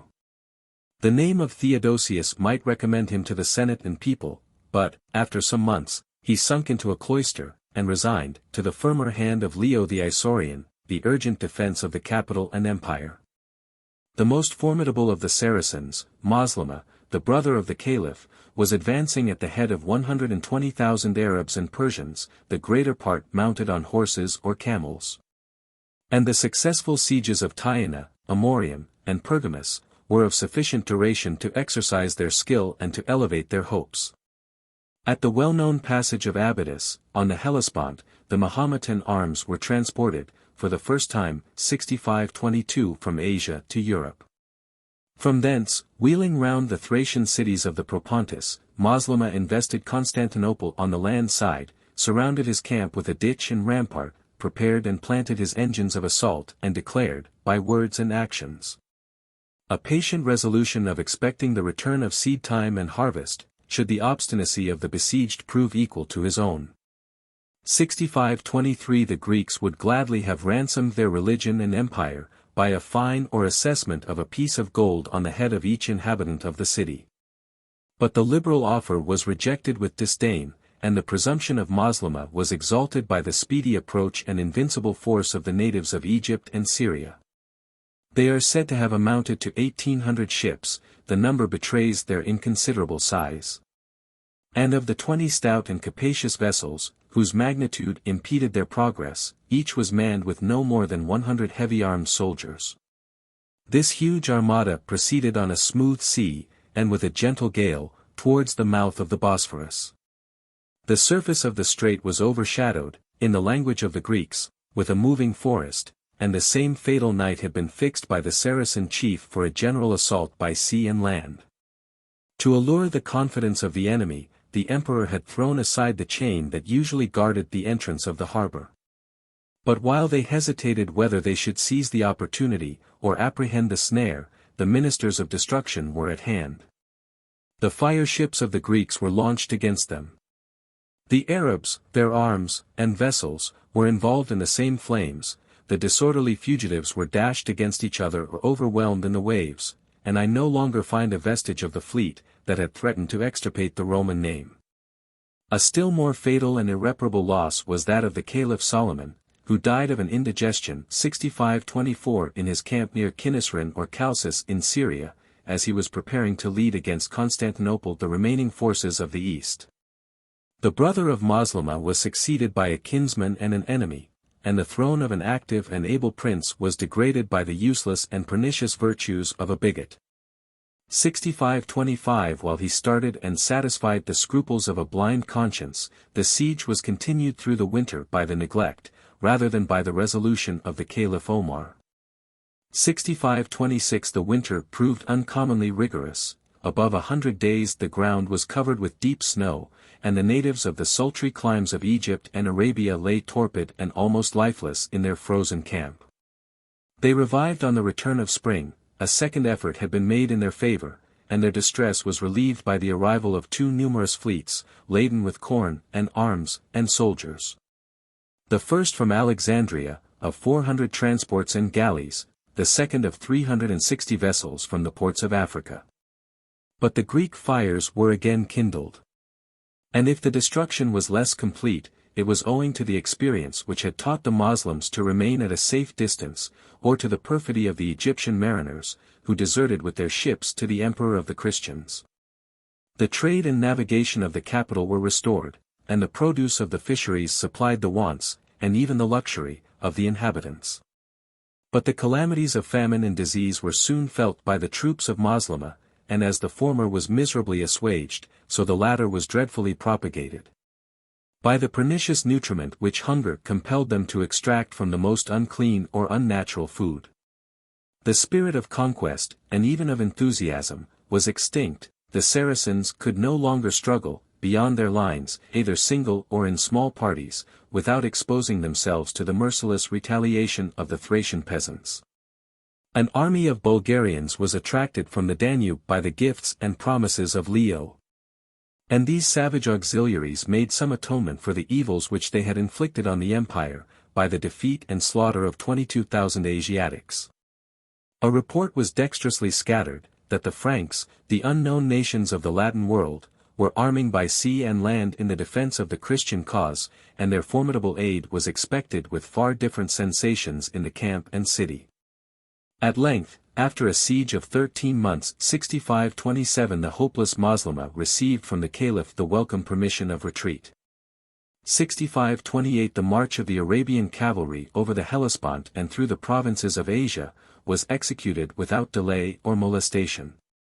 But an army of their brethren had been cut in pieces on the side of Bithynia, and the remains of the fleet were so repeatedly damaged by tempest and fire, that only 5 galleys entered the port of Alexandria to relate the tale of their various and almost incredible disasters. 6529. In the 2 sieges, the deliverance of Constantinople may be chiefly ascribed to the novelty, the terrors, and the real efficacy of the Greek fire. 6530 The important secret of compounding and directing this artificial flame was imparted by Callinicus, a native of Heliopolis in Syria, who deserted from the service of the Caliph to that of the emperor. 6531 The skill of a chemist and engineer was equivalent to the succor of fleets and armies. And this discovery or improvement of the military art was fortunately reserved for the distressful period, when the degenerate Romans of the East were incapable of contending with the warlike enthusiasm and youthful vigor of the Saracens. The historian who presumes to analyze this extraordinary composition should suspect his own ignorance and that of his Byzantine guides, so prone to the marvelous, so careless, and, in this instance, so jealous of the truth.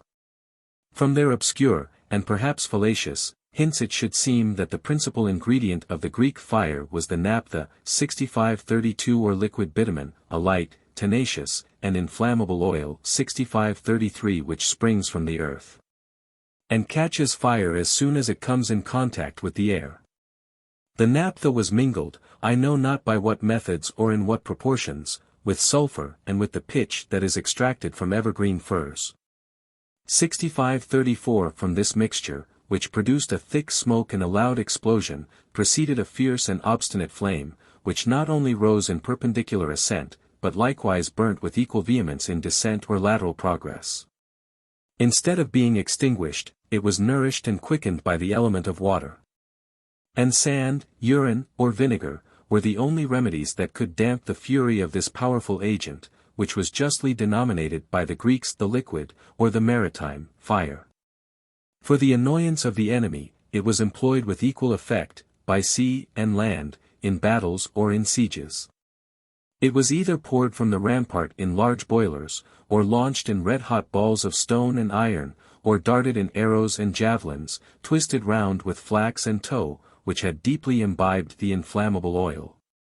Sometimes it was deposited in fire ships, the victims and instruments of a more ample revenge, and was most commonly blown through long tubes of copper which were planted on the prow of a galley, and fancifully shaped into the mouths of savage monsters, that seemed to vomit a stream of liquid and consuming fire. This important art was preserved at Constantinople, as the palladium of the state. The galleys and artillery might occasionally be lent to the allies of Rome. But the composition of the Greek fire was concealed with the most jealous scruple, and the terror of the enemies was increased and prolonged by their ignorance and surprise. In the treatise of the administration of the empire, the royal author 6535 suggests the answers and excuses that might best elude the indiscreet curiosity and importunate demands of the barbarians. They should be told that the mystery of the Greek fire had been revealed by an angel to the first and greatest of the Constantines, with a sacred injunction, that this gift of heaven, this peculiar blessing of the Romans, should never be communicated to any foreign nation. That the prince and the subject were alike bound to religious silence under the temporal and spiritual penalties of treason and sacrilege, and that the impious attempt would provoke the sudden and supernatural vengeance of the God of the Christians. By these precautions, the secret was confined, above 400 years, to the Romans of the East. And at the end of the 11th century, the Pisans, to whom every sea and every art were familiar, suffered the effects, without understanding the composition, of the Greek fire. It was at length either discovered or stolen by the Mahometans. And, in the holy wars of Syria and Egypt, they retorted an invention, contrived against themselves, on the heads of the Christians. A knight, who despised the swords and lances of the Saracens, relates, with heartfelt sincerity, his own fears, and those of his companions, at the sight and sound of the mischievous engine that discharged a torrent of the Greek fire. The feu grigiois, as it is styled by the more early of the French writers. It came flying through the air, says Joinville 6536, like a winged long-tailed dragon, about the thickness of a hogshead, with the report of thunder and the velocity of lightning. And the darkness of the night was dispelled by this deadly illumination. The use of the Greek, or, as it might now be called, of the Saracen fire, was continued to the middle of the 14th century 6537, when the scientific or casual compound of niter, sulfur, and charcoal effected a new revolution in the art of war and the history of mankind. 6538. Constantinople and the Greek fire might exclude the Arabs from the eastern entrance of Europe, but in the west, on the side of the Pyrenees, the provinces of Gaul were threatened and invaded by the conquerors of Spain. 6539 The decline of the French monarchy invited the attack of these insatiate fanatics. The descendants of Clovis had lost the inheritance of his martial and ferocious spirit. And their misfortune or demerit has affixed the epithet of lazy to the last kings of the Merovingian race. 6540 They ascended the throne without power, and sunk into the grave without a name. A country palace, in the neighborhood of Compiègne 6541 was allotted for their residence or prison, but each year, in the month of March or May, they were conducted in a wagon drawn by oxen to the assembly of the Franks. To give audience to foreign ambassadors, and to ratify the acts of the mayor of the palace. That domestic officer was become the minister of the nation and the master of the prince. A public employment was converted into the patrimony of a private family. The elder Pepin left a king of mature years under the guardianship of his own widow and her child. And these feeble regents were forcibly dispossessed by the most active of his bastards. A government, half savage and half corrupt, was almost dissolved. And the tributary dukes, and provincial counts, and the territorial lords, were tempted to despise the weakness of the monarch, and to imitate the ambition of the mayor. Among these independent chiefs, one of the boldest and most successful was Eudes, Duke of Aquitaine, who in the southern provinces of Gaul usurped the authority, and even the title of king.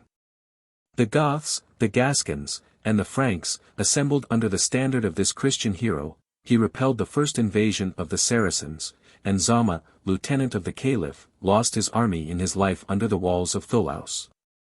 The ambition of his successors was stimulated by revenge. They repassed the Pyrenees with the means and the resolution of conquest.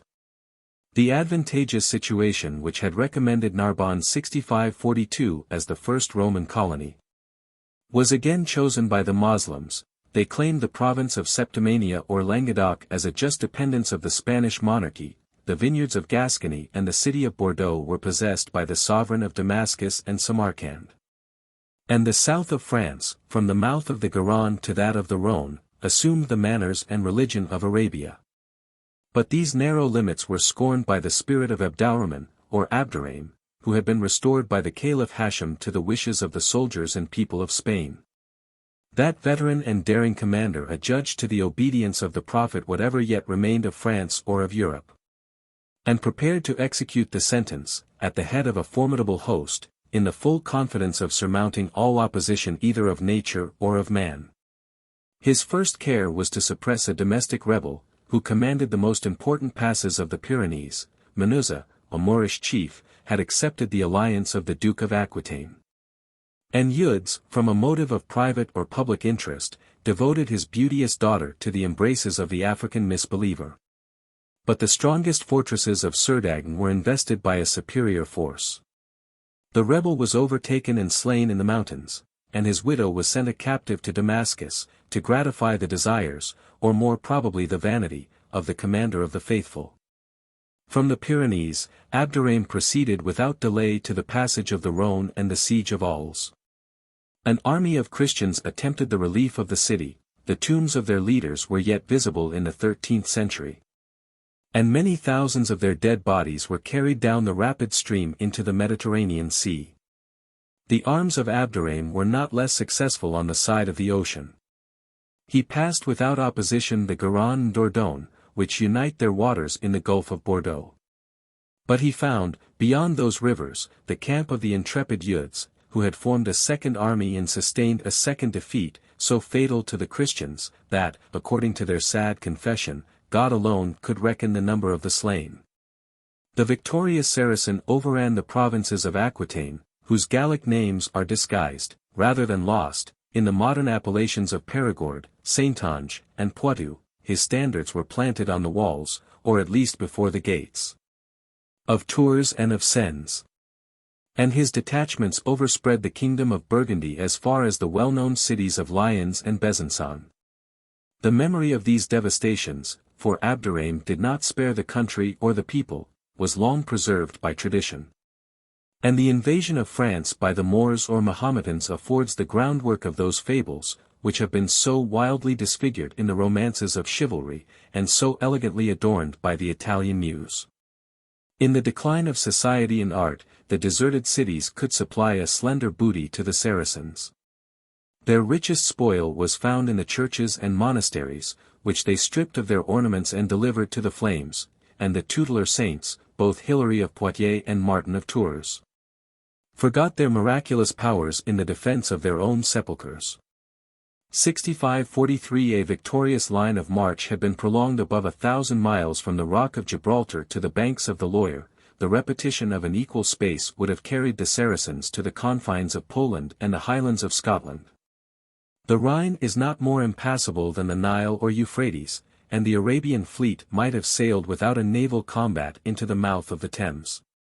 Perhaps the interpretation of the Quran would now be taught in the schools of Oxford, and her pulpits might demonstrate to a circumcised people the sanctity and truth of the revelation of Muhammad. 6544. From such calamities was Christendom delivered by the genius and fortune of one man. Charles, the illegitimate son of the elder Pepin, was content with the titles of Mayor or Duke of the Franks. But he deserved to become the father of a line of kings. In a laborious administration of 24 years, he restored and supported the dignity of the throne, and the rebels of Germany and Gaul were successively crushed by the activity of a warrior, who, in the same campaign, could display his banner on the Elbe, the Rhone, and the shores of the ocean. In the public danger he was summoned by the voice of his country, and his rival, the Duke of Aquitaine, was reduced to appear among the fugitives and suppliants. "Alas," exclaimed the Franks, "what a misfortune! What an indignity! We have long heard of the name and conquests of the Arabs, we were apprehensive of their attack from the east, they have now conquered Spain, and invade our country on the side of the west. Yet their numbers, and, since they have no buckler, their arms, are inferior to our own. If you follow my advice," replied the prudent mayor of the palace, "you will not interrupt their march, nor precipitate your attack. They are like a torrent, which it is dangerous to stem in its career. The thirst of riches, and the consciousness of success, redouble their valor, and valor is of more avail than arms or numbers.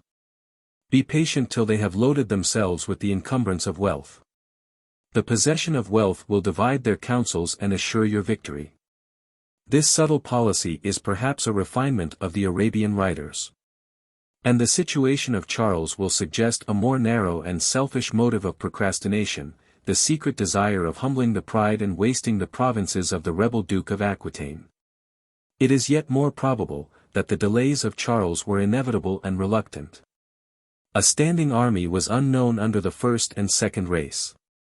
More than half the kingdom was now in the hands of the Saracens. According to their respective situation, the Franks of Neustria and Austrasia were too conscious or too careless of the impending danger.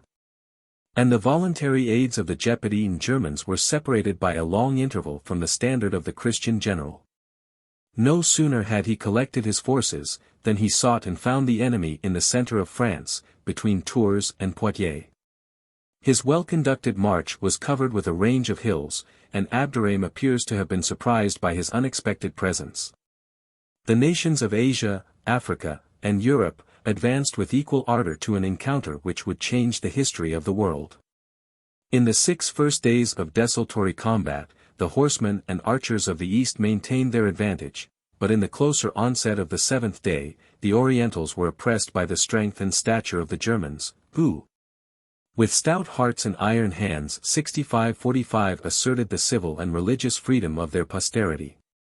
The epithet of Martel, the hammer, which has been added to the name of Charles, is expressive of his weighty and irresistible strokes. The valor of Eudes was excited by resentment and emulation. And their companions, in the eye of history, are the true peers and paladins of French chivalry. After a bloody field, in which Abderrahim was slain, the Saracens, in the close of the evening, retired to their camp. In the disorder and despair of the night, the various tribes of Yemen and Damascus, of Africa and Spain, were provoked to turn their arms against each other. The remains of their host were suddenly dissolved. And each emir consulted his safety by a hasty and separate retreat. At the dawn of the day, the stillness of a hostile camp was suspected by the victorious Christians. On the report of their spies, they ventured to explore the riches of the vacant tents. But if we accept some celebrated relics, a small portion of the spoil was restored to the innocent and lawful owners. The joyful tidings were soon diffused over the Catholic world, and the monks of Italy could affirm and believe that 350, or 375,000 of the Mahometans had been crushed by the hammer of Charles. 6546 while no more than 1,500 Christians were slain in the field of Tours. But this incredible tale is sufficiently disproved by the caution of the French general, who apprehended the snares and accidents of a pursuit, and dismissed his German allies to their native forests. The inactivity of a conqueror betrays the loss of strength and blood, and the most cruel execution is inflicted, not in the ranks of battle, but on the backs of a flying enemy. Yet the victory of the Franks was complete and final. Aquitaine was recovered by the arms of Eudes, the Arabs never resumed the conquest of Gaul, and they were soon driven beyond the Pyrenees by Charles Martel and his valiant race. 6547 It might have been expected that the Saviour of Christendom would have been canonized, or at least applauded, by the gratitude of the clergy, who are indebted to his sword for their present existence. But in the public distress, the mayor of the palace had been compelled to apply the riches, or at least the revenues, of the bishops and abbots, to the relief of the state and the reward of the soldiers. His merits were forgotten, his sacrilege alone was remembered, and, in an epistle to a Carlovingian prince, a Gallic synod presumes to declare that his ancestor was damned. That on the opening of his tomb, the spectators were affrighted by a smell of fire and the aspect of a horrid dragon. And that a saint of the times was indulged with a pleasant vision of the soul and body of Charles Martel, burning, to all eternity, in the abyss of hell. 6548. The loss of an army, or a province, in the Western world, was less painful to the court of Damascus, than the rise and progress of a domestic competitor. Except among the Syrians, the caliphs of the house of Umayyah had never been the objects of the public favor. The life of Muhammad recorded their perseverance in idolatry and rebellion, their conversion had been reluctant, their elevation irregular and factious, and their throne was cemented with the most holy and noble blood of Arabia. The best of their race, the pious Omar, was dissatisfied with his own title, their personal virtues were insufficient to justify a departure from the order of succession. And the eyes and wishes of the faithful were turned towards the line of Hashem, and the kindred of the Apostle of God. Of these the Fatimites were either rash or pusillanimous. But the descendants of Abbas cherished, with courage and discretion, the hopes of their rising fortunes. From an obscure residence in Syria, they secretly dispatched their agents and missionaries, who preached in the eastern provinces their hereditary indefeasible right. And Muhammad, the son of Ali, the son of Abdullah, the son of Abbas, the uncle of the Prophet, gave audience to the deputies of Khorasan, and accepted their free gift of 400,000 pieces of gold. After the death of Muhammad, the oath of allegiance was administered in the name of his son Ibrahim to a numerous band of votaries, who expected only a signal and a leader. And the governor of Khorasan continued to deplore his fruitless admonitions and the deadly slumber of the caliphs of Damascus, till he himself, with all his adherents, was driven from the city and palace of Meru by the rebellious arms of Abu Muslim. 6549 That maker of kings, the author, as he is named, of the call of the Abbasides, was at length rewarded for his presumption of merit with the usual gratitude of courts. A mean, perhaps a foreign, extraction could not repress the aspiring energy of Abu Muslim. Jealous of his wives, liberal of his wealth, prodigal of his own blood and of that of others, he could boast with pleasure, and possibly with truth, that he had destroyed 600,000 of his enemies. And such was the intrepid gravity of his mind and countenance, that he was never seen to smile except on a day of battle. In the visible separation of parties, the green was consecrated to the Fatimites, the Umayyads were distinguished by the white. And the black, as the most adverse, was naturally adopted by the Abbasides. Their turbans and garments were stained with that gloomy color, 2 black standards, on pike staves 9 cubits long, were borne aloft in the van of Abu Muslim. And their allegorical names of the night and the shadow obscurely represented the indissoluble union and perpetual succession of the line of Hashem. From the Indus to the Euphrates, the east was convulsed by the quarrel of the white and the black factions. The Abbasides were most frequently victorious, but their public success was clouded by the personal misfortune of their chief.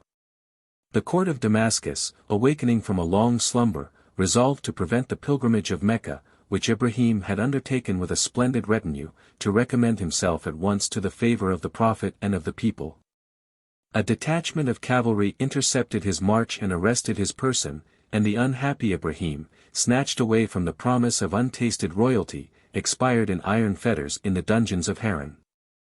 His two younger brothers, Safa 6550 and Al-Mansur, eluded the search of the tyrant, and lay concealed at Kufa, till the zeal of the people and the approach of his eastern friends allowed them to expose their persons to the impatient public.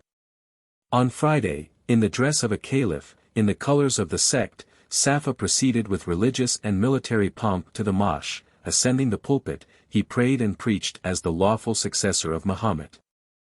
And after his departure, his kinsman bound a willing people by an oath of fidelity.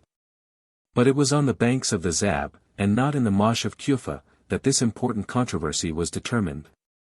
Every advantage appeared to be on the side of the white faction, the authority of established government, an army of 120,000 soldiers, against a sixth part of that number. And the presence and merit of the Caliph Mervan, the 14th and last of the house of Umayyah. Before his accession to the throne, he had deserved, by his Georgian warfare, the honorable epithet of the ass of Mesopotamia. 6551 and he might have been ranked amongst the greatest princes, had not, says Abulfeda, the eternal order decreed that moment for the ruin of his family, a decree against which all human fortitude and prudence must struggle in vain. The orders of Mervan were mistaken, or disobeyed. The return of his horse, from which he had dismounted on a necessary occasion, impressed the belief of his death. And the enthusiasm of the black squadrons was ably conducted by Abdullah, the uncle of his competitor. After an irretrievable defeat, the caliph escaped to Mosul, but the colors of the Abbasides were displayed from the rampart. He suddenly repassed the Tigris, cast a melancholy look on his palace of Haran, crossed the Euphrates, abandoned the fortifications of Damascus, and, without halting in Palestine, pitched his last and fatal camp at Bizur, on the banks of the Nile. 6552 His speed was urged by the incessant diligence of Abdullah, who in every step of the pursuit acquired strength and reputation. The remains of the white faction were finally vanquished in Egypt. And the lance, which terminated the life and anxiety of Mervan, was not less welcome perhaps to the unfortunate than to the victorious chief. The merciless inquisition of the conqueror eradicated the most distant branches of the hostile race, their bones were scattered, their memory was accursed, and the martyrdom of Hossein was abundantly revenged on the posterity of his tyrants. Fourscore of the Umayyads, who had yielded to the faith or clemency of their foes, were invited to a banquet at Damascus. The laws of hospitality were violated by a promiscuous massacre, the board was spread over their fallen bodies. And the festivity of the guests was enlivened by the music of their dying groans. By the event of the civil war, the dynasty of the Abbasides was firmly established. But the Christians only could triumph in the mutual hatred and common loss of the disciples of Muhammad. 6553. Yet the thousands who were swept away by the sword of war might have been speedily retrieved in the succeeding generation, if the consequences of the revolution had not tended to dissolve the power and unity of the empire of the Saracens.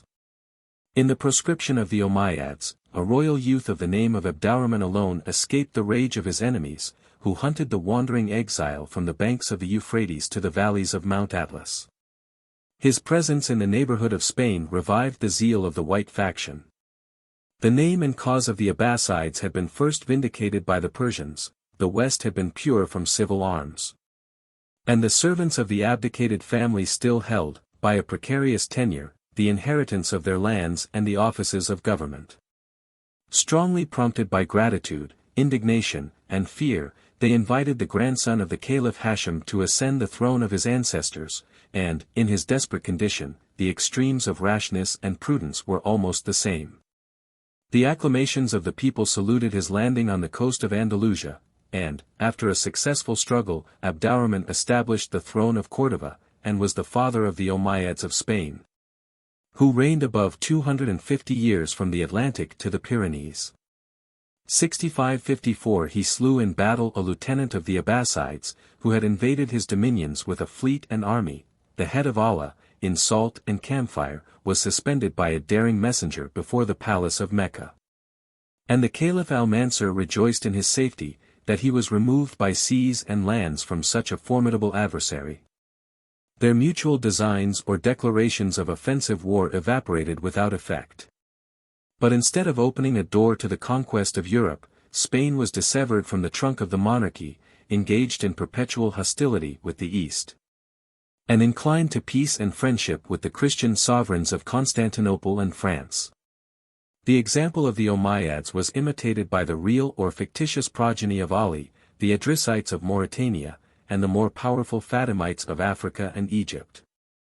In the 10th century, the chair of Muhammad was disputed by 3 caliphs or commanders of the faithful, who reigned at Baghdad, Cairo, and Cordova, excommunicating each other, and agreed only in a principle of discord: that a sectary is more odious and criminal than an unbeliever.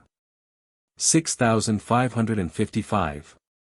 Mecca was the patrimony of the line of Hashim, yet the Abbasides were never tempted to reside either in the birthplace or the city of the Prophet. Damascus was disgraced by the choice, and polluted with the blood, of the Umayyads. And, after some hesitation, Al-Mansur, the brother and successor of Safa, laid the foundations of Baghdad 6556, the imperial seat of his posterity during a reign of 500 years. 6557. The chosen spot is on the eastern bank of the Tigris, about 15 miles above the ruins of Madain. The double wall was of a circular form. And such was the rapid increase of a capital, now dwindled to a provincial town, that the funeral of a popular saint might be attended by 800,000 men and 60,000 women of Baghdad and the adjacent villages. In this city of peace 6558, amidst the riches of the East, the Abbasides soon disdained the abstinence and frugality of the first caliphs, and aspired to emulate the magnificence of the Persian kings. After his wars and buildings, Al-Mansur left behind him in gold and silver about 30 million sterling, 6559, and this treasure was exhausted in a few years by the vices or virtues of his children. His son Mahdi, in a single pilgrimage to Mecca, expended 6 millions of dinars of gold. A pious and charitable motive may sanctify the foundation of cisterns and caravanseras, which he distributed along a measured road of 700 miles. But his train of camels, laden with snow, could serve only to astonish the natives of Arabia, and to refresh the fruits and liquors of the royal banquet. 6560. The courtiers would surely praise the liberality of his grandson Al-Mamun, who gave away 4/5 of the income of a province, a sum of 2,400,000 gold dinars, before he drew his foot from the stirrup. At the nuptials of the same prince, 1,000 pearls of the largest size were showered on the head of the bride. 6561. And a lottery of lands and houses displayed the capricious bounty of fortune. The glories of the court were brightened, rather than impaired, in the decline of the empire, and a Greek ambassador might admire, or pity, the magnificence of the feeble Muqtadir. The caliph's whole army, says the historian Abulfida, both horse and foot, was under arms, which together made a body of 160,000 men. His state officers, the favorite slaves, stood near him in splendid apparel, their belts glittering with gold and gems. Near them were 7,000 eunuchs, 4,000 of them white, the remainder black. The porters or doorkeepers were in number 700. Barges and boats, with the most superb decorations, were seen swimming upon the Tigris. Nor was the palace itself less splendid, in which were hung up 38,000 pieces of tapestry, 12,500 of which were of silk embroidered with gold. The carpets on the floor were 22,000. 100 lions were brought out, with a keeper to each lion. 6562. Among the other spectacles of rare and stupendous luxury was a tree of gold and silver spreading into 18 large branches, on which, and on the lesser boughs, sat a variety of birds made of the same precious metals, as well as the leaves of the tree. While the machinery affected spontaneous motions, the several birds warbled their natural harmony. Through this scene of magnificence, the Greek ambassador was led by the vizier to the foot of the caliph's throne. 6563. In the west, the Umayyads of Spain supported, with equal pomp, the title of Commander of the Faithful. 3 miles from Cordova, in honor of his favorite sultana, the third and greatest of the Abdurrahmans, constructed the city, palace, and gardens of Zara. 25 years, and above 3 million sterling, were employed by the founder. His liberal taste invited the artists of Constantinople, the most skillful sculptors and architects of the age. And the buildings were sustained or adorned by 1,200 columns of Spanish and African, of Greek and Italian marble. The hall of audience was encrusted with gold and pearls, and a great basin in the center was surrounded with the curious and costly figures of birds and quadrupeds. In a lofty pavilion of the gardens, one of these basins and fountains, so delightful in a sultry climate, was replenished not with water, but with the purest quicksilver. The seraglio of Abdurrahman, his wives, concubines, and black eunuchs, amounted to 6,300 persons, and he was attended to the field by a guard of 12,000 horse, whose belts and scimitars were studded with gold. 6,564. In a private condition, our desires are perpetually repressed by poverty and subordination. But the lives and labors of millions are devoted to the service of a despotic prince, whose laws are blindly obeyed, and whose wishes are instantly gratified. Our imagination is dazzled by the splendid picture. And whatever may be the cool dictates of reason, there are few among us who would obstinately refuse a trial of the comforts and the cares of royalty. It may therefore be of some use to borrow the experience of the same Abdurrahman, whose magnificence has perhaps excited our admiration and envy, and to transcribe an authentic memorial which was found in the closet of the deceased caliph. I have now reigned above 50 years in victory or peace, beloved by my subjects, dreaded by my enemies, and respected by my allies. Riches and honors, power and pleasure, have waited on my call, nor does any earthly blessing appear to have been wanting to my felicity. In this situation, I have diligently numbered the days of pure and genuine happiness which have fallen to my lot. They amount to 14, O man. Place not thy confidence in this present world. 65. The luxury of the caliphs, so useless to their private happiness, relaxed the nerves, and terminated the progress, of the Arabian Empire.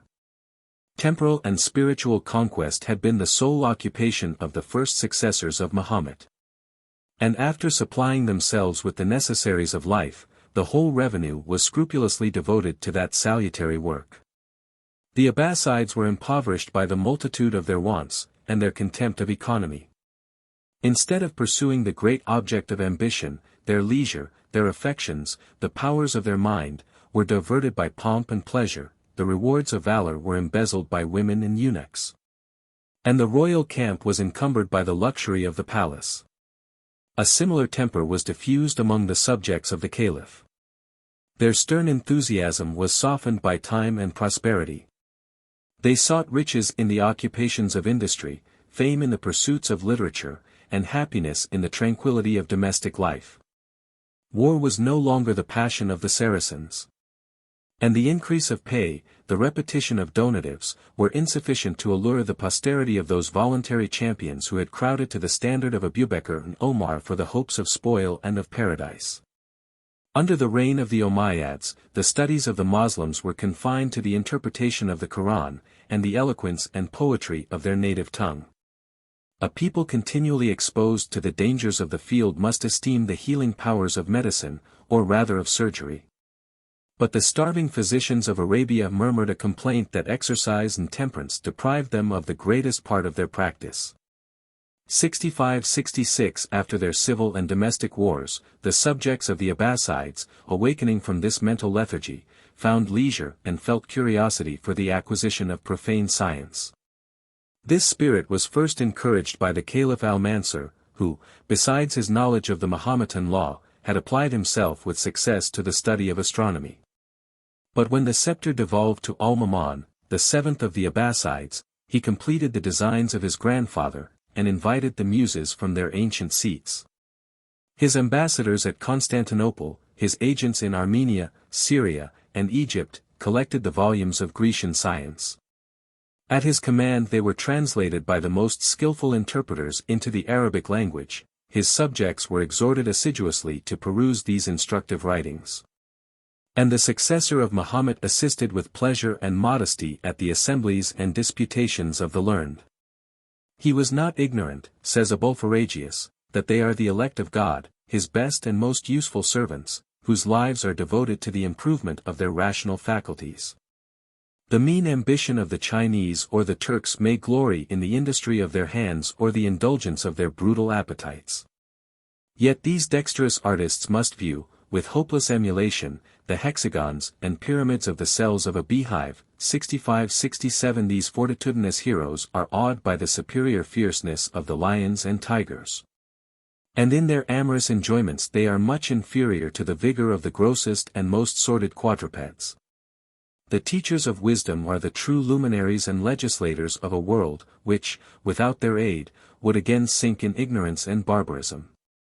65-68 The zeal and curiosity of Al-Mamun were imitated by succeeding princes of the line of Abbas. Their rivals, the Fatimites of Africa and the Umayyads of Spain, were the patrons of the learned, as well as the commanders of the faithful. The same royal prerogative was claimed by their independent emirs of the provinces, and their emulation diffused the taste and the rewards of science from Samarkand and Bokhara to Fez and Cordova. The vizier of a sultan consecrated a sum of 200,000 pieces of gold to the foundation of a college at Baghdad, which he endowed with an annual revenue of 15,000 dinars. The fruits of instruction were communicated, perhaps at different times, to 6,000 disciples of every degree, from the son of the noble to that of the mechanic. A sufficient allowance was provided for the indigent scholars. And the merit or industry of the professors was repaid with adequate stipends. In every city the productions of Arabic literature were copied and collected by the curiosity of the studious and the vanity of the rich. A private doctor refused the invitation of the Sultan of Bokhara, because the carriage of his books would have required 400 camels. The royal library of the Fatimites consisted of 100,000 manuscripts, elegantly transcribed and splendidly bound, which were lent, without jealousy or avarice, to the students of Cairo. Yet this collection must appear moderate, if we can believe that the Umayyads of Spain had formed a library of 600,000 volumes, 44 of which were employed in the mere catalogue. Their capital, Cordova, with the adjacent towns of Malaga, Almeria, and Murcia, had given birth to more than 300 writers, and above 70 public libraries were opened in the cities of the Andalusian kingdom. The age of Arabian learning continued about 500 years, till the great eruption of the Moguls, and was coeval with the darkest and most slothful period of European annals. But since the sun of science has arisen in the West, it should seem that the Oriental studies have languished and declined. 6569. In the libraries of the Arabians, as in those of Europe, the far greater part of the innumerable volumes were possessed only of local value or imaginary merit. 6570 The shelves were crowded with orators and poets, whose style was adapted to the taste and manners of their countrymen, with general and partial histories, which each revolving generation supplied with a new harvest of persons and events. With codes and commentaries of jurisprudence, which derived their authority from the law of the Prophet, with the interpreters of the Quran and orthodox tradition. And with the whole theological tribe, polemics, mystics, scholastics, and moralists, the first or the last of writers, according to the different estimates of skeptics or believers. The works of speculation or science may be reduced to the four classes of philosophy, mathematics, astronomy, and physic. The sages of Greece were translated and illustrated in the Arabic language, and some treatises, now lost in the original, have been recovered in the versions of the East. 6571 which possessed and studied the writings of Aristotle and Plato, of Euclid and Apollonius, of Ptolemy, Hippocrates, and Galen. 6572 Among the ideal systems which have varied with the fashion of the times, the Arabians adopted the philosophy of the Stagirite, alike intelligible or alike obscure for the readers of every age. Plato wrote for the Athenians, and his allegorical genius is too closely blended with the language and religion of Greece. After the fall of that religion, the Peripatetics, emerging from their obscurity, prevailed in the controversies of the Oriental sects, and their founder was long afterwards restored by the Mahometans of Spain to the Latin schools. 6573 The physics, both of the Academy in the Lyceum, as they are built, not on observation, but on argument, have retarded the progress of real knowledge. The metaphysics of infinite, or finite, spirit, have too often been enlisted in the service of superstition. But the human faculties are fortified by the art and practice of dialectics. The 10 predicaments of Aristotle collect and methodize our ideas 6574, and his syllogism is the keenest weapon of dispute. It was dexterously wielded in the schools of the Saracens, but as it is more effectual for the detection of error than for the investigation of truth. It is not surprising that new generations of masters and disciples should still revolve in the same circle of logical argument. The mathematics are distinguished by a peculiar privilege, that, in the course of ages, they may always advance, and can never recede. But the ancient geometry, if I am not misinformed, was resumed in the same state by the Italians of the 15th century. And whatever may be the origin of the name, the science of algebra is ascribed to the Grecian Diophantus by the modest testimony of the Arabs themselves. 6575 They cultivated with more success the sublime science of astronomy, which elevates the mind of man to disdain his diminutive planet and momentary existence. The costly instruments of observation were supplied by the Caliph Al-Mamun, and the land of the Chaldeans still afforded the same spacious level, the same unclouded horizon. In the plains of Sinar, and a second time in those of Kufa, his mathematicians accurately measured a degree of the great circle of the earth, and determined at 24,000 miles the entire circumference of our globe. 6576 From the reign of the Abbasides to that of the grandchildren of Tamerlane, the stars, without the aid of glasses, were diligently observed. And the astronomical tables of Baghdad, Spain, and Samarkand 6577 correct some minute errors, without daring to renounce the hypothesis of Ptolemy, without advancing a step towards the discovery of the solar system. In the Eastern courts, the truths of science could be recommended only by ignorance and folly, and the astronomer would have been disregarded, had he not debased his wisdom or honesty by the vain predictions of astrology. 6578 But in the science of medicine, the Arabians have been deservedly applauded. The names of Mesua and Geber, of Rhasis and Avicenna, are ranked with the Grecian masters. In the city of Baghdad, 860 physicians were licensed to exercise their lucrative profession. 6579 In Spain, the life of the Catholic princes was entrusted to the skill of the Saracens. 6580 In the school of Salerno, their legitimate offspring, revived in Italy and Europe the precepts of the healing art. 6581 The success of each professor must have been influenced by personal and accidental causes. But we may form a less fanciful estimate of their general knowledge of anatomy. 6582 Botany, 6583 In chemistry, 6580 For the threefold basis of their theory and practice. A superstitious reverence for the dead confined both the Greeks and the Arabians to the dissection of apes and quadrupeds. The more solid and visible parts were known in the time of Galen, and the finer scrutiny of the human frame was reserved for the microscope and the injections of modern artists. Botany is an active science, and the discoveries of the torrid zone might enrich the herbal of Dioscorides with 2,000 plants. Some traditionary knowledge might be secreted in the temples and monasteries of Egypt. Much useful experience had been acquired in the practice of arts and manufactures, but the science of chemistry owes its origin and improvement to the industry of the Saracens. They first invented and named the alembic for the purposes of distillation, analyzed the substances of the three kingdoms of nature, tried the distinction and affinities of alkalis and acids, and converted the poisonous minerals into soft and salutary medicines. But the most eager search of Arabian chemistry was the transmutation of metals, and the elixir of immortal health. The reason and the fortunes of thousands were evaporated in the crucibles of alchemy. And the consummation of the great work was promoted by the worthy aid of mystery, fable, and superstition. But the Moslems deprived themselves of the principal benefits of a familiar intercourse with Greece and Rome, the knowledge of antiquity, the purity of taste, and the freedom of thought.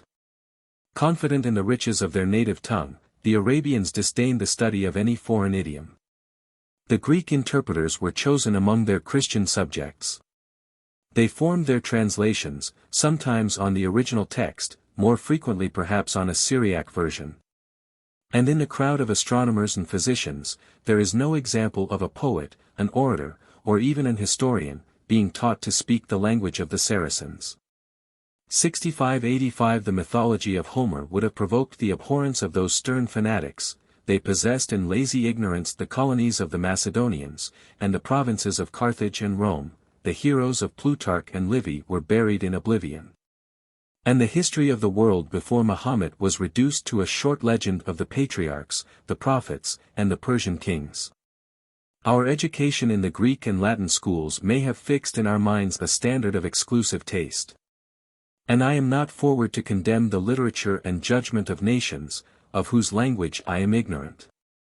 Yet I know that the classics have much to teach, and I believe that the Orientals have much to learn. The temperate dignity of style, the graceful proportions of art, the forms of visible and intellectual beauty, the just delineation of character and passion, the rhetoric of narrative and argument, the regular fabric of epic and dramatic poetry. 6586 The influence of truth and reason is of a less ambiguous complexion. The philosophers of Athens and Rome enjoyed the blessings, and asserted the rights, of civil and religious freedom. Their moral and political writings might have gradually unlocked the fetters of Eastern despotism, diffused a liberal spirit of inquiry and toleration, and encouraged the Arabian sages to suspect that their caliph was a tyrant, and their prophet an impostor. 6587 The instinct of superstition was alarmed by the introduction even of the abstract sciences, and the more rigid doctors of the law condemned the rash and pernicious curiosity of Almamon. 6588 To the thirst of martyrdom, the vision of paradise, and the belief of predestination, we must ascribe the invincible enthusiasm of the prince and people. And the sword of the Saracens became less formidable when their youth was drawn away from the camp to the college, when the armies of the faithful presumed to read and to reflect. Yet the foolish vanity of the Greeks was jealous of their studies, and reluctantly imparted the sacred fire to the barbarians of the East. 6589 In the bloody conflict of the Umayyads and Abbasides, the Greeks had stolen the opportunity of avenging their wrongs and enlarging their limits. But a severe retribution was exacted by Mohadi, the third caliph of the new dynasty, who seized, in his turn, the favorable opportunity, while a woman and a child, Irene and Constantine, were seated on the Byzantine throne. An army of 95,000 Persians and Arabs was sent from the Tigris to the Thracian Bosphorus, under the command of Harun 6590 or Aaron, the second son of the commander of the faithful. His encampment on the opposite heights of Chrysopolis, or Scutari, informed Irene, in her palace of Constantinople, of the loss of her troops and provinces.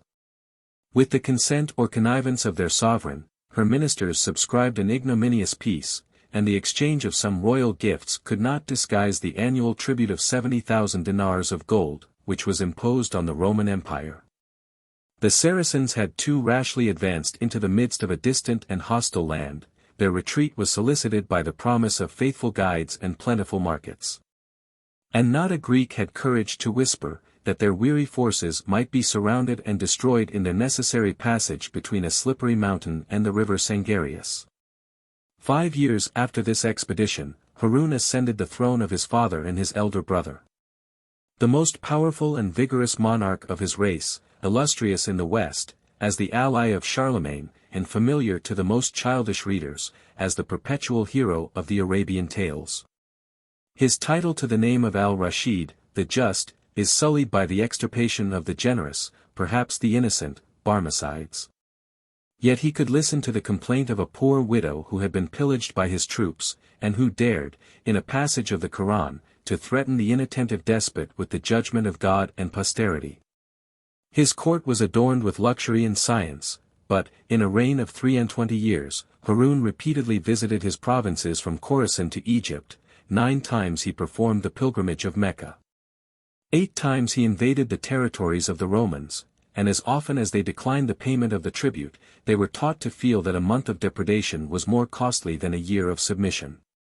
But when the unnatural mother of Constantine was deposed and banished, her successor, Nicephorus, resolved to obliterate this badge of servitude and disgrace. The epistle of the emperor to the caliph was pointed with an allusion to the game of chess, which had already spread from Persia to Greece. The queen, he spoke of Irene, considered you as a rook, and herself as a pawn. That pusillanimous female submitted to pay a tribute, the double of which she ought to have exacted from the barbarians. Restore therefore the fruits of your injustice, or abide the determination of the sword. At these words the ambassadors cast a bundle of swords before the foot of the throne. The caliph smiled at the menace, and drawing his scimitar, Samsuma, a weapon of historic or fabulous renown, he cut asunder the feeble arms of the Greeks, without turning the edge, or endangering the temper, of his blade.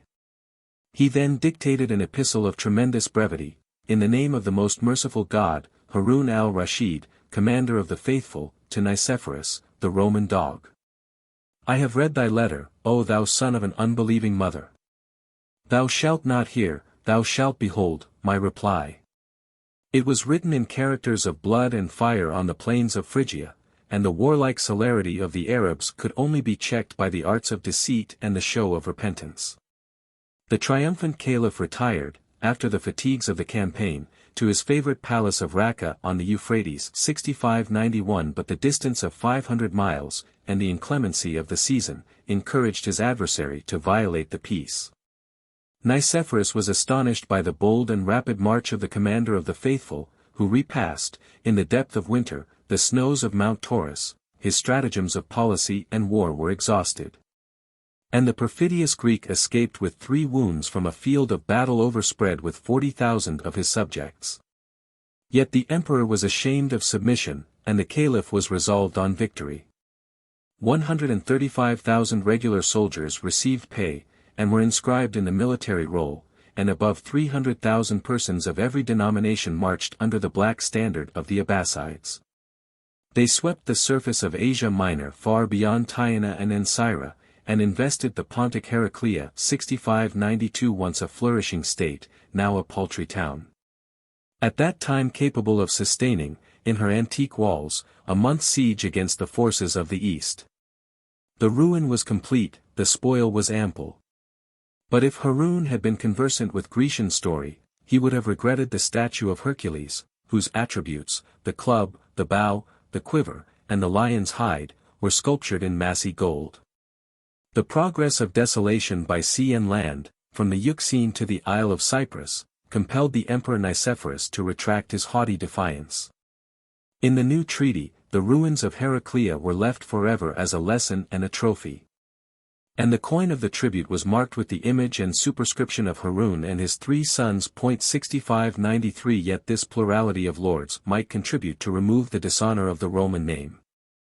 After the death of their father, the heirs of the caliph were involved in civil discord, and the conqueror, the liberal Almamon, was sufficiently engaged in the restoration of domestic peace and the introduction of foreign science. Under the reign of Almamon at Baghdad, of Michael the Stammerer at Constantinople, the islands of Crete 6594 and Sicily were subdued by the Arabs. The former of these conquests is disdained by their own writers, who were ignorant of the fame of Jupiter and Minos, but it has not been overlooked by the Byzantine historians, who now begin to cast a clearer light on the affairs of their own times. 6595 A band of Andalusian volunteers, discontented with the climate or government of Spain, explored the adventures of the sea, but as they sailed in no more than 10 or 20 galleys, their warfare must be branded with the name of piracy. As the subjects and sectaries of the White Party, they might lawfully invade the dominions of the Black Caliphs. A rebellious faction introduced them into Alexandria. 6596 They cut in pieces both friends and foes, pillaged the churches and the mosques, sold above 6,000 Christian captives, and maintained their station in the capital of Egypt, till they were oppressed by the forces and the presence of Almamon himself. From the mouth of the Nile to the Hellespont, the islands and sea coasts both of the Greeks and Moslems were exposed to their depredations. They saw, they envied, they tasted the fertility of Crete, and soon returned with 40 galleys to a more serious attack. The Andalusians wandered over the land fearless and unmolested. But when they descended with their plunder to the seashore, their vessels were in flames, and their chief, Abu Kab, confessed himself the author of the mischief. Their clamors accused his madness or treachery. "Of what do you complain?" replied the crafty emir. "I have brought you to a land flowing with milk and honey. Here is your true country, repose from your toils, and forget the barren place of your nativity. And our wives and children? Your beauteous captives will supply the place of your wives, and in their embraces you will soon become the fathers of a new progeny." The first habitation was their camp, with a ditch and rampart, in the Bay of Suda. But an apostate monk led them to a more desirable position in the eastern parts, and the name of Kandax, their fortress and colony, has been extended to the whole island, under the corrupt and modern appellation of Candia. The 100 cities of the age of Minos were diminished to 30, and of these, only one, most probably Cydonia, had courage to retain the substance of freedom and the profession of Christianity. The Saracens of Crete soon repaired the loss of their navy, and the timbers of Mount Ida were launched into the main. During a hostile period of 138 years, the princes of Constantinople attacked these licentious corsairs with fruitless curses and ineffectual arms. The loss of Sicily 6597 was occasioned by an act of superstitious rigor. An amorous youth, who had stolen a nun from her cloister, was sentenced by the emperor to the amputation of his tongue. Euphemius appealed to the reason and policy of the Saracens of Africa. And soon returned with the imperial purple, a fleet of 100 ships, and an army of 700 horse and 10,000 foot. They landed at Mazara near the ruins of the ancient Selinus.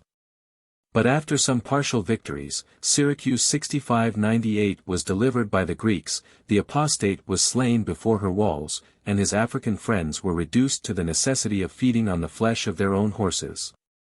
In their turn they were relieved by a powerful reinforcement of their brethren of Andalusia. The largest and western part of the island was gradually reduced, and the commodious harbor of Palermo was chosen for the seat of the naval and military power of the Saracens. Syracuse preserved about 50 years the faith which she had sworn to Christ and to Caesar. In the last and fatal siege, her citizens displayed some remnant of the spirit which had formerly resisted the powers of Athens and Carthage. They stood above 20 days against the battering rams and catapulto, the mines and tortoises of the besiegers. And the place might have been relieved, if the mariners of the imperial fleet had not been detained at Constantinople in building a church to the Virgin Mary. The deacon Theodosius, with the bishop and clergy, was dragged in chains from the altar to Palermo, cast into a subterraneous dungeon, and exposed to the hourly peril of death or apostasy. His pathetic, and not inelegant, complaint may be read as the epitaph of his country. 6599 From the Roman conquest to this final calamity, Syracuse, now dwindled to the primitive isle of Ortygia, had insensibly declined. Yet the relics were still precious. The plate of the cathedral weighed 5,000 pounds of silver. The entire spoil was computed at 1,000,000 of pieces of gold, about 400,000 pounds sterling, and the captives must outnumber the 17,000 Christians, who were transported from the sack of Tauromenium into African servitude. In Sicily, the religion and language of the Greeks were eradicated, and such was the docility of the rising generation, that 15,000 boys were circumcised and clothed on the same day with the son of the Fatimite caliph. The Arabian squadrons issued from the harbors of Palermo, Biserta, and Tunis. 150 towns of Calabria and Campania were attacked and pillaged, nor could the suburbs of Rome be defended by the name of the Caesars and Apostles.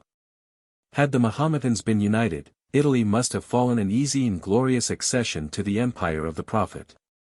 But the caliphs of Baghdad had lost their authority in the west. The Aglabites and Fatimites usurped the provinces of Africa, their emirs of Sicily aspired to independence, and the design of conquest and dominion was degraded to a repetition of predatory inroads. 6600. In the sufferings of prostrate Italy, the name of Rome awakens a solemn and mournful recollection. A fleet of Saracens from the African coast presumed to enter the mouth of the Tiber, and to approach a city which even yet, in her fallen state, was revered as the metropolis of the Christian world. The gates and ramparts were guarded by a trembling people, but the tombs and temples of St. Peter and St. Paul were left exposed in the suburbs of the Vatican and of the Ostian Way. Their invisible sanctity had protected them against the Goths, the Vandals, and the Lombards, but the Arabs disdained both the gospel and the legend, and their rapacious spirit was approved and animated by the precepts of the Quran. The Christian idols were stripped of their costly offerings, a silver altar was torn away from the shrine of St. Peter. And if the bodies or the buildings were left entire, their deliverance must be imputed to the haste, rather than the scruples, of the Saracens. In their course along the Appian Way, they pillaged Fundi and besieged Gaeta. But they had turned aside from the walls of Rome, and by their divisions, the capital was saved from the yoke of the prophet of Mecca. The same danger still impended on the heads of the Roman people. And their domestic force was unequal to the assault of an African emir. They claimed the protection of their Latin sovereign. But the Carlovingian standard was overthrown by a detachment of the barbarians. They meditated the restoration of the Greek emperors, but the attempt was treasonable, and the succor remote and precarious. 6601 Their distress appeared to receive some aggravation from the death of their spiritual and temporal chief, but the pressing emergency superseded the forms and intrigues of an election. And the unanimous choice of Pope Leo IV 6602 was the safety of the church and city. This pontiff was born a Roman, the courage of the first ages of the Republic glowed in his breast. And, amidst the ruins of his country, he stood erect, like one of the firm and lofty columns that rear their heads above the fragments of the Roman Forum. The first days of his reign were consecrated to the purification and removal of relics, to prayers and processions, and to all the solemn offices of religion, which served at least to heal the imagination, and restore the hopes, of the multitude. The public defense had been long neglected, not from the presumption of peace, but from the distress and poverty of the times. As far as the scantiness of his means and the shortness of his leisure would allow, the ancient walls were repaired by the command of Leo. 15 towers, in the most accessible stations, were built or renewed. 2 of these commanded on either side of the Tiber, and an iron chain was drawn across the stream to impede the ascent of a hostile navy. The Romans were assured of a short respite by the welcome news, that the siege of Gaeta had been raised, and that a part of the enemy, with their sacrilegious plunder, had perished in the waves. But the storm, which had been delayed, soon burst upon them with redoubled violence. The Aglabite, 6603 who reigned in Africa, had inherited from his father a treasure and an army, a fleet of Arabs and Moors, after a short refreshment in the harbors of Sardinia, cast anchor before the mouth of the Tiber. 16 miles from the city, and their discipline and numbers appeared to threaten, not a transient inroad, but a serious design of conquest and dominion. But the vigilance of Leo had formed an alliance with the vassals of the Greek Empire, the free and maritime states of Gaeta, Naples, and Amalfi. And in the hour of danger, their galleys appeared in the port of Ostia under the command of Caesarius, the son of the Neapolitan duke, a noble and valiant youth, who had already vanquished the fleets of the Saracens.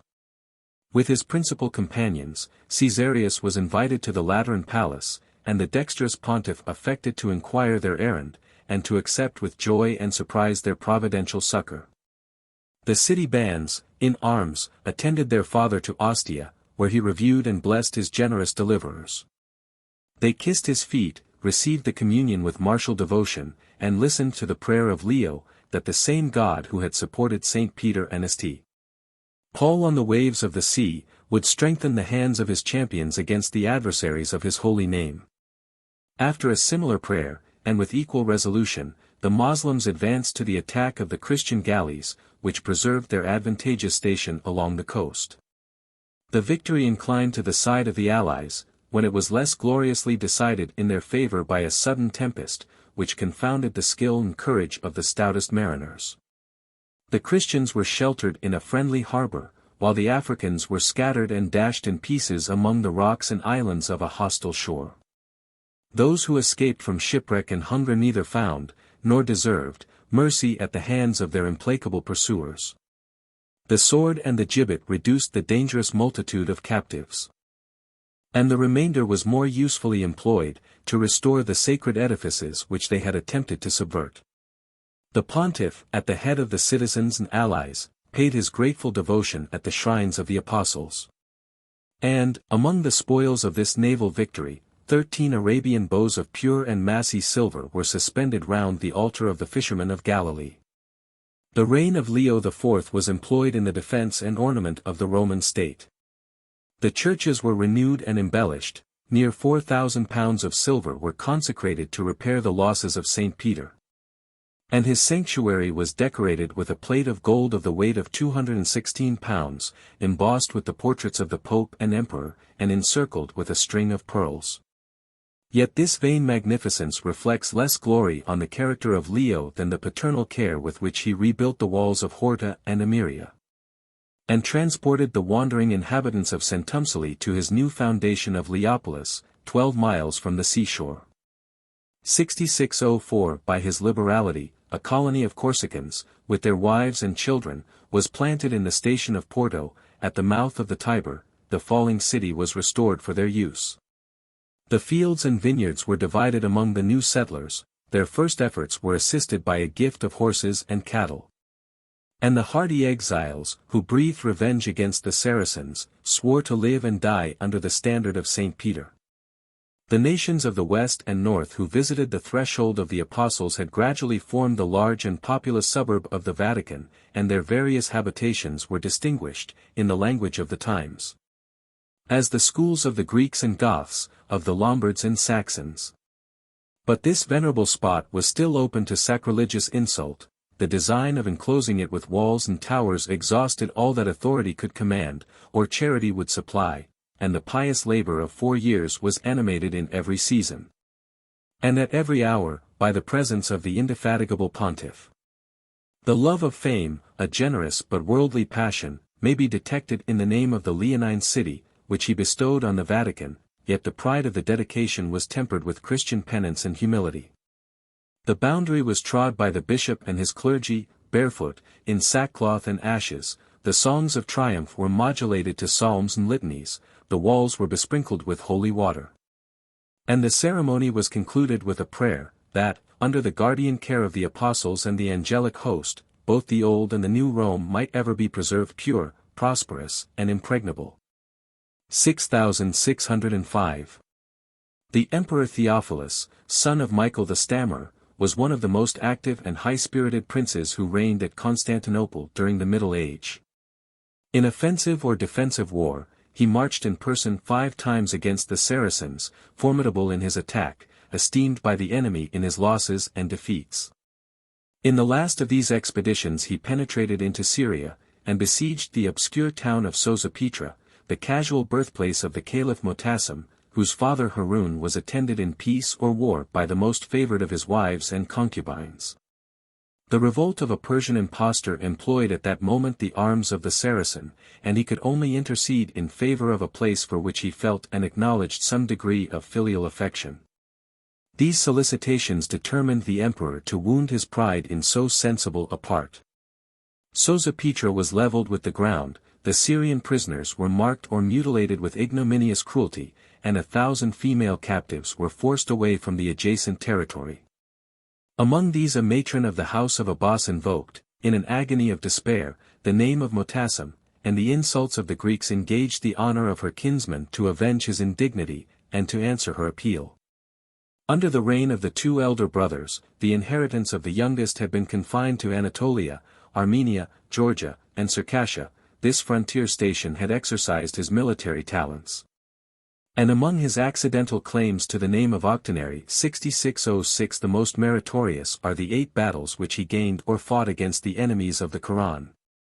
In this personal quarrel, the troops of Iraq, Syria, and Egypt, were recruited from the tribes of Arabia and the Turkish hordes. His cavalry might be numerous, though we should deduct some myriads from the 130,000 horses of the royal stables, and the expense of the armament was computed at 4 millions sterling, or 100,000 pounds of gold. From Tarsus, the place of assembly, the Saracens advanced in 3 divisions along the high road of Constantinople. Motassem himself commanded the center, and the vanguard was given to his son Abbas, who, in the trial of the first adventures, might succeed with the more glory, or fail with the least reproach. In the revenge of his injury, the Caliph prepared to retaliate a similar affront. The father of Theophilus was a native of Amorium 6607 in Phrygia. The original seat of the imperial house had been adorned with privileges and monuments. And, whatever might be the indifference of the people, Constantinople itself was scarcely of more value in the eyes of the sovereign and his court. The name of Amorium was inscribed on the shields of the Saracens. And their 3 armies were again united under the walls of the devoted city. It had been proposed by the wisest counselors, to evacuate Amorium, to remove the inhabitants, and to abandon the empty structures to the vain resentment of the barbarians. The emperor embraced the more generous resolution of defending, in a siege and battle, the country of his ancestors. When the armies drew near, the front of the Mahometan line appeared to a Roman eye more closely planted with spears and javelins. But the event of the action was not glorious on either side to the national troops. The Arabs were broken, but it was by the swords of 30,000 Persians, who had obtained service and settlement in the Byzantine Empire. The Greeks were repulsed and vanquished, but it was by the arrows of the Turkish cavalry. And had not their bowstrings been damped and relaxed by the evening rain, very few of the Christians could have escaped with the emperor from the field of battle. They breathed at Dorylaeum, at the distance of 3 days. And Theophilus, reviewing his trembling squadrons, forgave the common flight both of the prince and people. After this discovery of his weakness, he vainly hoped to deprecate the fate of Amorium. The inexorable caliph rejected with contempt his prayers and promises, and detained the Roman ambassadors to be the witnesses of his great revenge. They had nearly been the witnesses of his shame.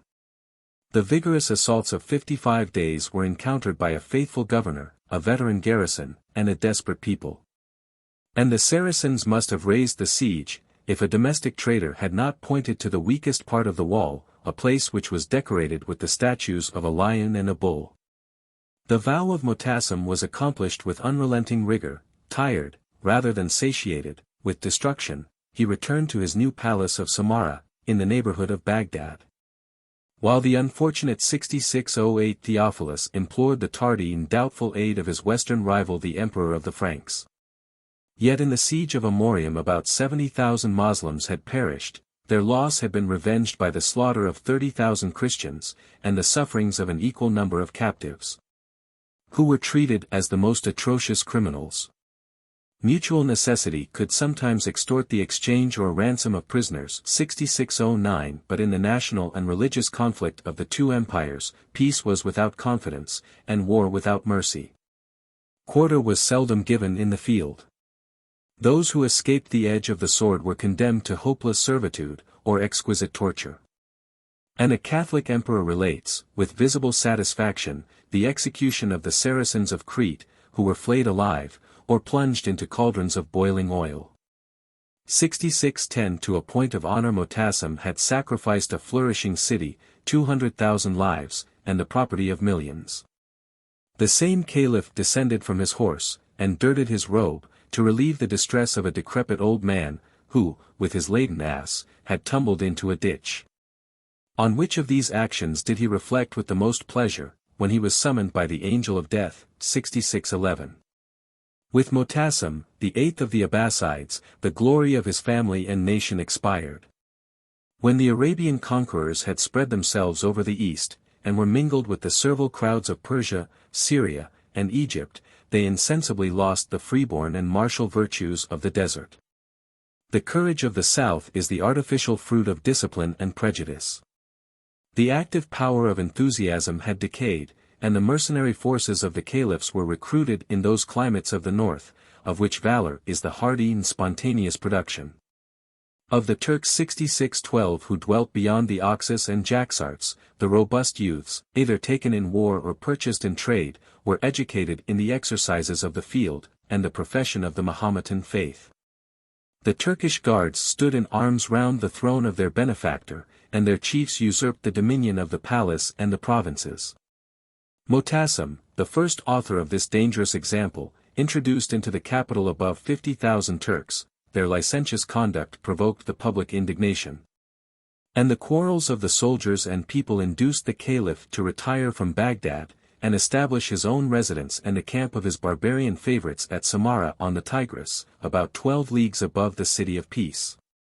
6613 His son Motawakkil was a jealous and cruel tyrant, odious to his subjects. He cast himself on the fidelity of the strangers, and these strangers, ambitious and apprehensive, were tempted by the rich promise of a revolution. At the instigation, or at least in the cause of his son, they burst into his apartment at the hour of supper, and the caliph was cut into 7 pieces by the same swords which he had recently distributed among the guards of his life and throne. To this throne, yet streaming with a father's blood, Montasser was triumphantly led, but in a reign of 6 months, he found only the pangs of a guilty conscience. If he wept at the sight of an old tapestry which represented the crime and punishment of the son of Khosrows, if his days were abridged by grief and remorse, we may allow some pity to a parricide, who exclaimed, in the bitterness of death, that he had lost both this world and the world to come. After this act of treason, the ensigns of royalty, the garment and walking staff of Mahomet, were given and torn away by the foreign mercenaries, who in 4 years created, deposed, and murdered 3 commanders of the faithful. As often as the Turks were inflamed by fear, or rage, or avarice, these caliphs were dragged by the feet, exposed naked to the scorching sun, beaten with iron clubs, and compelled to purchase, by the abdication of their dignity, a short reprieve of inevitable fate. 6614 At length, however, the fury of the tempest was spent or diverted, the Abbasides returned to the less turbulent residence of Baghdad. The insolence of the Turks was curbed with a firmer and more skillful hand, and their numbers were divided and destroyed in foreign warfare. But the nations of the East had been taught to trample on the successors of the Prophet. And the blessings of domestic peace were obtained by the relaxation of strength and discipline. So uniform are the mischiefs of military despotism, that I seem to repeat the story of the Praetorians of Rome. 6615. While the flame of enthusiasm was damped by the business, the pleasure, and the knowledge of the age, it burnt with concentrated heat in the breasts of the chosen few, the congenial spirits, who were ambitious of reigning either in this world or in the next. How carefully soever the book of prophecy had been sealed by the apostle of Mecca, the wishes, and, if we may profane the word, even the reason, of fanaticism might believe that, after the successive missions of Adam, Noah, Abraham, Moses, Jesus, and Muhammad, the same God, in the fullness of time, would reveal a still more perfect and permanent law. In the 277th year of the Hijrah, and in the neighborhood of Kufa, an Arabian preacher, of the name of Karmath, assumed the lofty and incomprehensible style of the guide, the director, the demonstration, the word, the Holy Ghost, the camel, the herald of the Messiah, who had conversed with him in a human shape, and the representative of Muhammad the son of Ali, of St. John the Baptist, and of the angel Gabriel. In his mystic volume, the precepts of the Quran were refined to a more spiritual sense. He relaxed the duties of ablution, fasting, and pilgrimage, allowed the indiscriminate use of wine and forbidden food, and nourished the fervor of his disciples by the daily repetition of 50 prayers. The idleness and ferment of the rustic crowd awakened the attention of the magistrates of Kufa. A timid persecution assisted the progress of the new sect, and the name of the Prophet became more revered after his person had been withdrawn from the world. His 12 apostles dispersed themselves among the Bedouins, a race of men, says Abulfeda, equally devoid of reason and of religion, and the success of their preaching seemed to threaten Arabia with a new revolution. The Carmathians were ripe for rebellion, since they disclaimed the title of the House of Abbas, and abhorred the worldly pomp of the caliphs of Baghdad. They were susceptible of discipline, since they vowed a blind and absolute submission to their imam, who was called to the prophetic office by the voice of God and the people. Instead of the legal tithes, he claimed the fifth of their substance and spoil. The most flagitious sins were no more than the type of disobedience, and the brethren were united and concealed by an oath of secrecy. After a bloody conflict, they prevailed in the province of Bahrain, along the Persian Gulf. Far and wide, the tribes of the desert were subject to the scepter, or rather to the sword of Abu Said and his son Abu Tahir. And these rebellious imams could muster in the field 107,000 fanatics. The mercenaries of the caliph were dismayed at the approach of an enemy who neither asked nor accepted quarter. And the difference between them in fortitude and patience is expressive of the change which 3 centuries of prosperity had effected in the character of the Arabians. Such troops were discomfited in every action. The cities of Raqqa and Baalbek, of Kufa and Basora, were taken and pillaged. Baghdad was filled with consternation, and the caliph trembled behind the veils of his palace. In a daring inroad beyond the Tigris, Abu Tahir advanced to the gates of the capital with no more than 500 horse. By the special order of Muqtadir, the bridges had been broken down, and the person or head of the rebel was expected every hour by the commander of the faithful. His lieutenant, from a motive of fear or pity, apprised Abu Tahir of his danger, and recommended a speedy escape. "Your master," said the intrepid Carmathian to the messenger, "is at the head of 30,000 soldiers. 3 such men as these are wanting in his host." At the same instant, turning to 3 of his companions, he commanded the first to plunge a dagger into his breast, the second to leap into the Tigris, and the third to cast himself headlong down a precipice. They obeyed without a murmur. "Relate," continued the Imam, "what you have seen. Before the evening your general shall be chained among my dogs." Before the evening, the camp was surprised, and the menace was executed. The rapine of the Carmathians was sanctified by their aversion to the worship of Mecca. They robbed a caravan of pilgrims, and 20,000 devout Moslems were abandoned on the burning sands to a death of hunger and thirst. Another year they suffered the pilgrims to proceed without interruption, but, in the festival of devotion, Abu Tahir stormed the holy city, and trampled on the most venerable relics of the Mahometan faith. 30,000 citizens and strangers were put to the sword, the sacred precincts were polluted by the burial of 3,000 dead bodies, the well of Zemzem overflowed with blood, the golden spout was forced from its place. The veil of the Kaaba was divided among these impious sectaries, and the black stone, the first monument of the nation, was borne away in triumph to their capital. After this deed of sacrilege and cruelty, they continued to infest the confines of Iraq, Syria, and Egypt, but the vital principle of enthusiasm had withered at the root. Their scruples, or their avarice, again opened the pilgrimage of Mecca, and restored the black stone of the Kaaba, and it is needless to inquire into what factions they were broken, or by whose swords they were finally extirpated. The sect of the Carmathians may be considered as the second visible cause of the decline and fall of the empire of the caliphs. 66-16. The third and most obvious cause was the weight and magnitude of the empire itself.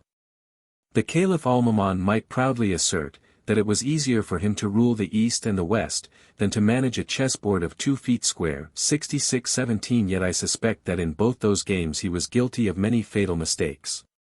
And I perceive that in the distant provinces the authority of the first and most powerful of the Abbasides was already impaired. The analogy of despotism invests the representative with the full majesty of the prince. The division and balance of powers might relax the habits of obedience, might encourage the passive subject to inquire into the origin and administration of civil government. He who is born in the purple is seldom worthy to reign. But the elevation of a private man, of a peasant, perhaps, or a slave, affords a strong presumption of his courage and capacity. The viceroy of a remote kingdom aspires to secure the property and inheritance of his precarious trust. The nations must rejoice in the presence of their sovereign, and the command of armies and treasures are at once the object and the instrument of his ambition. A change was scarcely visible as long as the lieutenants of the caliph were content with their vicarious title. While they solicited for themselves or their sons a renewal of the imperial grant, and still maintained on the coin and in the public prayers the name and prerogative of the commander of the faithful. But in the long and hereditary exercise of power, they assumed the pride and attributes of royalty. The alternative of peace or war, of reward or punishment, depended solely on their will. And the revenues of their government were reserved for local services or private magnificence. Instead of a regular supply of men and money, the successors of the Prophet were flattered with the ostentatious gift of an elephant, or a cast of hawks, a suit of silk hangings, or some pounds of musk and amber. 6618. After the revolt of Spain from the temporal and spiritual supremacy of the Abbasides, the first symptoms of disobedience broke forth in the province of Africa. Ibrahim, the son of Aglab, the lieutenant of the vigilant and rigid Harun, bequeathed to the dynasty of the Aglabites the inheritance of his name and power.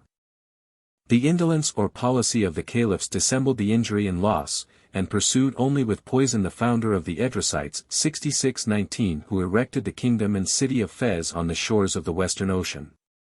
6620 in the east, the first dynasty was that of the Tahirites, 6621 the posterity of the valiant Tahir, who, in the civil wars of the sons of Harun, had served with too much zeal and success the cause of Al-Mamun, the younger brother. He was sent into honorable exile, to command on the banks of the Oxus. And the independence of his successors, who reigned in Khorasan till the fourth generation, was palliated by their modest and respectful demeanor, the happiness of their subjects and the security of their frontier. They were supplanted by one of those adventures so frequent in the annals of the East, who left his trade of a brazier, from whence the name of Sophorides, for the profession of a robber.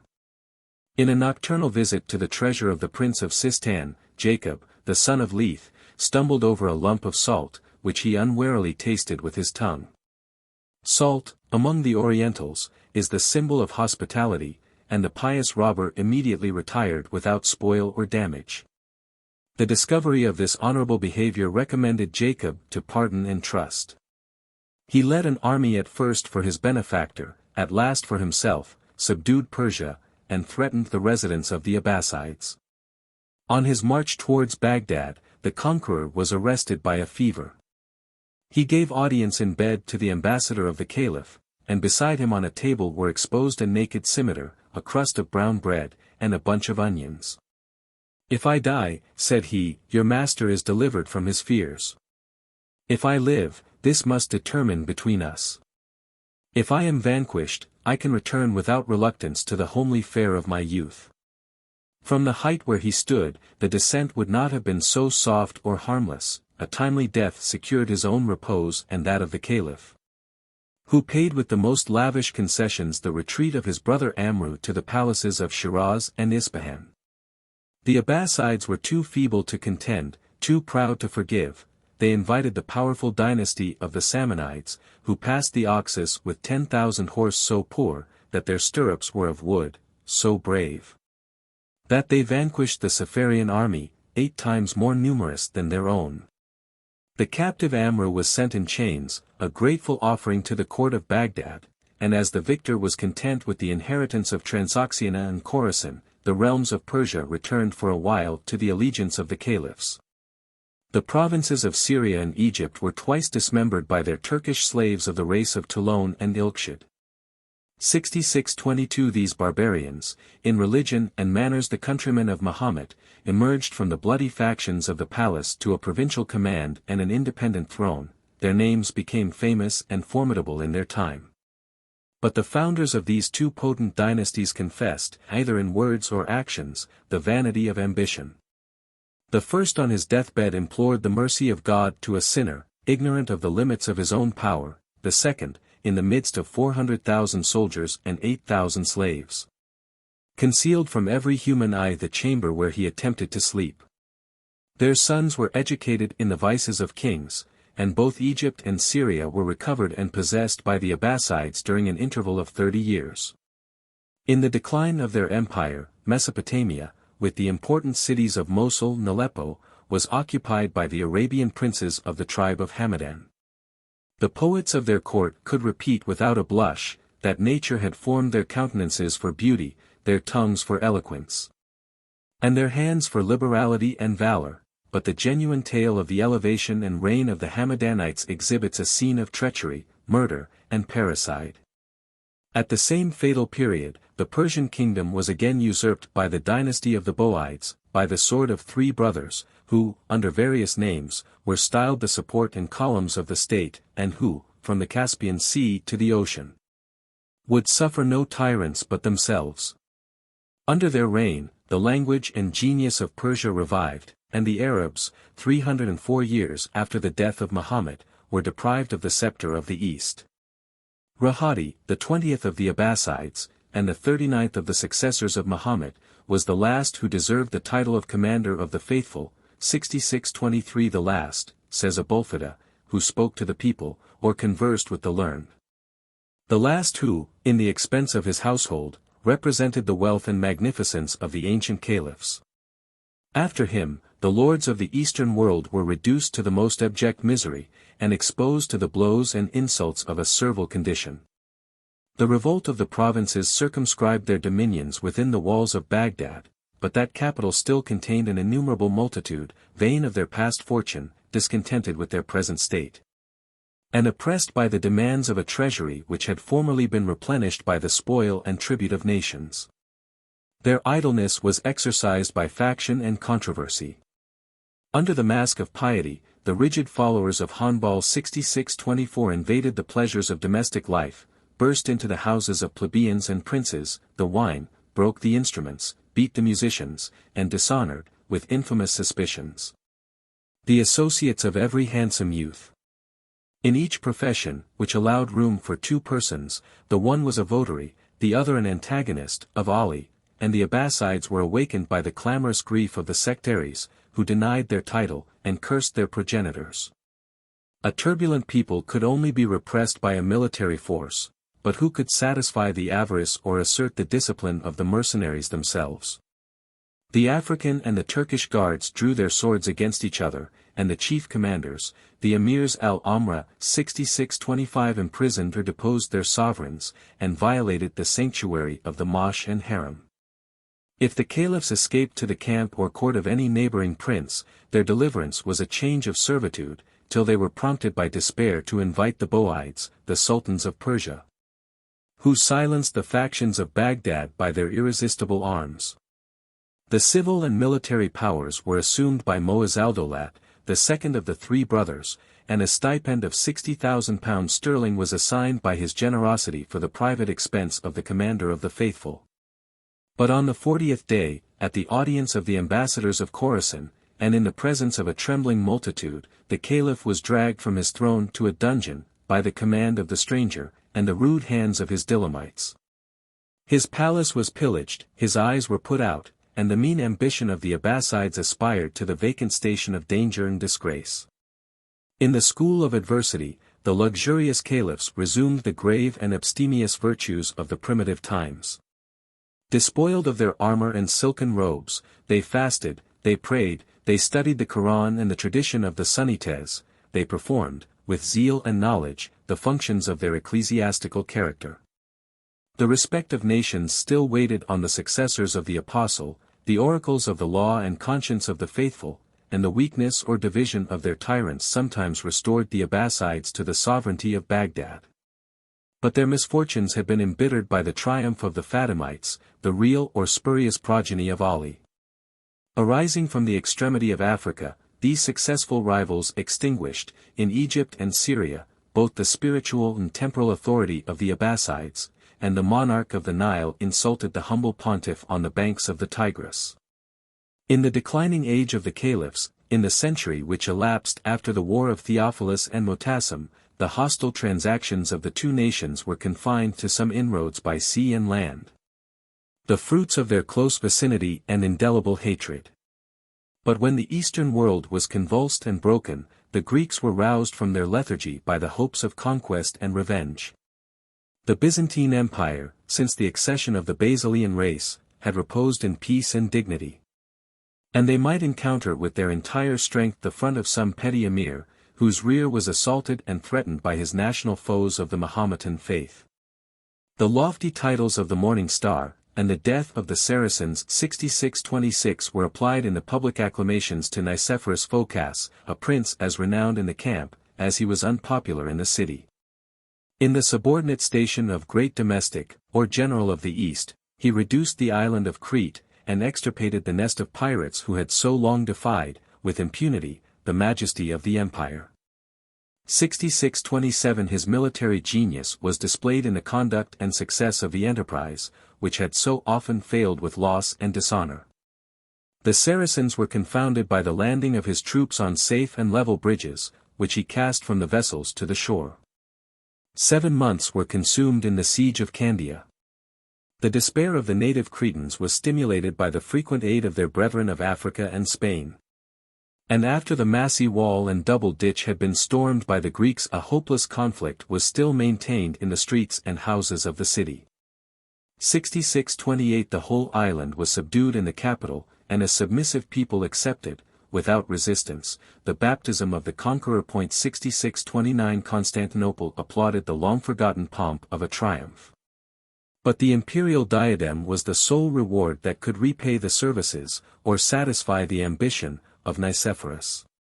After the death of the younger Romanus, the fourth in lineal descent of the Basilian race, his widow Theophania successively married Nicephorus Phocas and his assassin John Zymices, the two heroes of the age.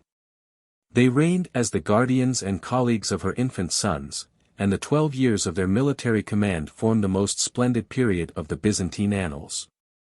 The subjects and confederates, whom they led to war, appeared, at least in the eyes of an enemy, 200,000 strong, and of these about 30,000 were armed with cuirasses. 6630 A train of 4,000 mules attended their march.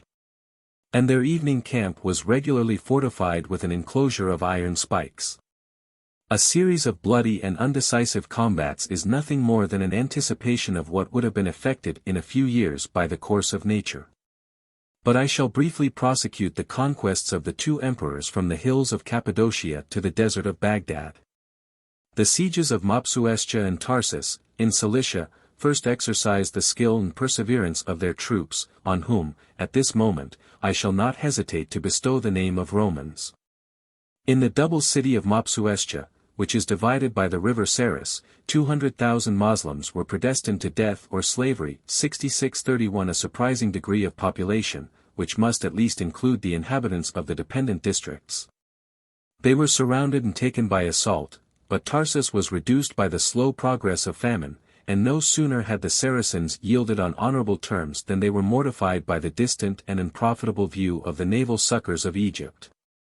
They were dismissed with a safe conduct to the confines of Syria. A part of the old Christians had quietly lived under their dominion, and the vacant habitations were replenished by a new colony. But the mosh was converted into a stable. The pulpit was delivered to the flames, many rich crosses of gold and gems, the spoils of Asiatic churches, were made a grateful offering to the piety or avarice of the emperor. And he transported the gates of Mopsuestia and Tarsus, which were fixed in the walls of Constantinople, an eternal monument of his victory. After they had forced and secured the narrow passes of Mount Amanus, the two Roman princes repeatedly carried their arms into the heart of Syria. Yet, instead of assaulting the walls of Antioch, the humanity or superstition of Nicephorus appeared to respect the ancient metropolis of the East. He contented himself with drawing round the city a line of circumvallation, left a stationary army, and instructed his lieutenant to expect, without impatience, the return of spring. But in the depth of winter, in a dark and rainy night, an adventurous subaltern, with 300 soldiers, approached the rampart, applied his scaling ladders, occupied two adjacent towers, stood firm against the pressure of multitudes, and bravely maintained his post till he was relieved by the tardy, though effectual, support of his reluctant chief. The first tumult of slaughter and rapine subsided, the reign of Caesar and of Christ was restored. And the efforts of 100,000 Saracens, of the armies of Syria and the fleets of Africa, were consumed without effect before the walls of Antioch. The royal city of Aleppo was subject to Sefdowlat, of the dynasty of Hamadan, who clouded his past glory by the precipitate retreat which abandoned his kingdom and capital to the Roman invaders. In his stately palace, that stood without the walls of Aleppo, they joyfully seized a well-furnished magazine of arms, a stable of 1,400 mules, and 300 bags of silver and gold. But the walls of the city withstood the strokes of their battering rams, and the besiegers pitched their tents on the neighboring mountain of Joshan. Their retreat exasperated the quarrel of the townsmen and mercenaries. The guard of the gates and ramparts was deserted, and while they furiously charged each other in the marketplace, they were surprised and destroyed by the sword of a common enemy. The male sex was exterminated by the sword.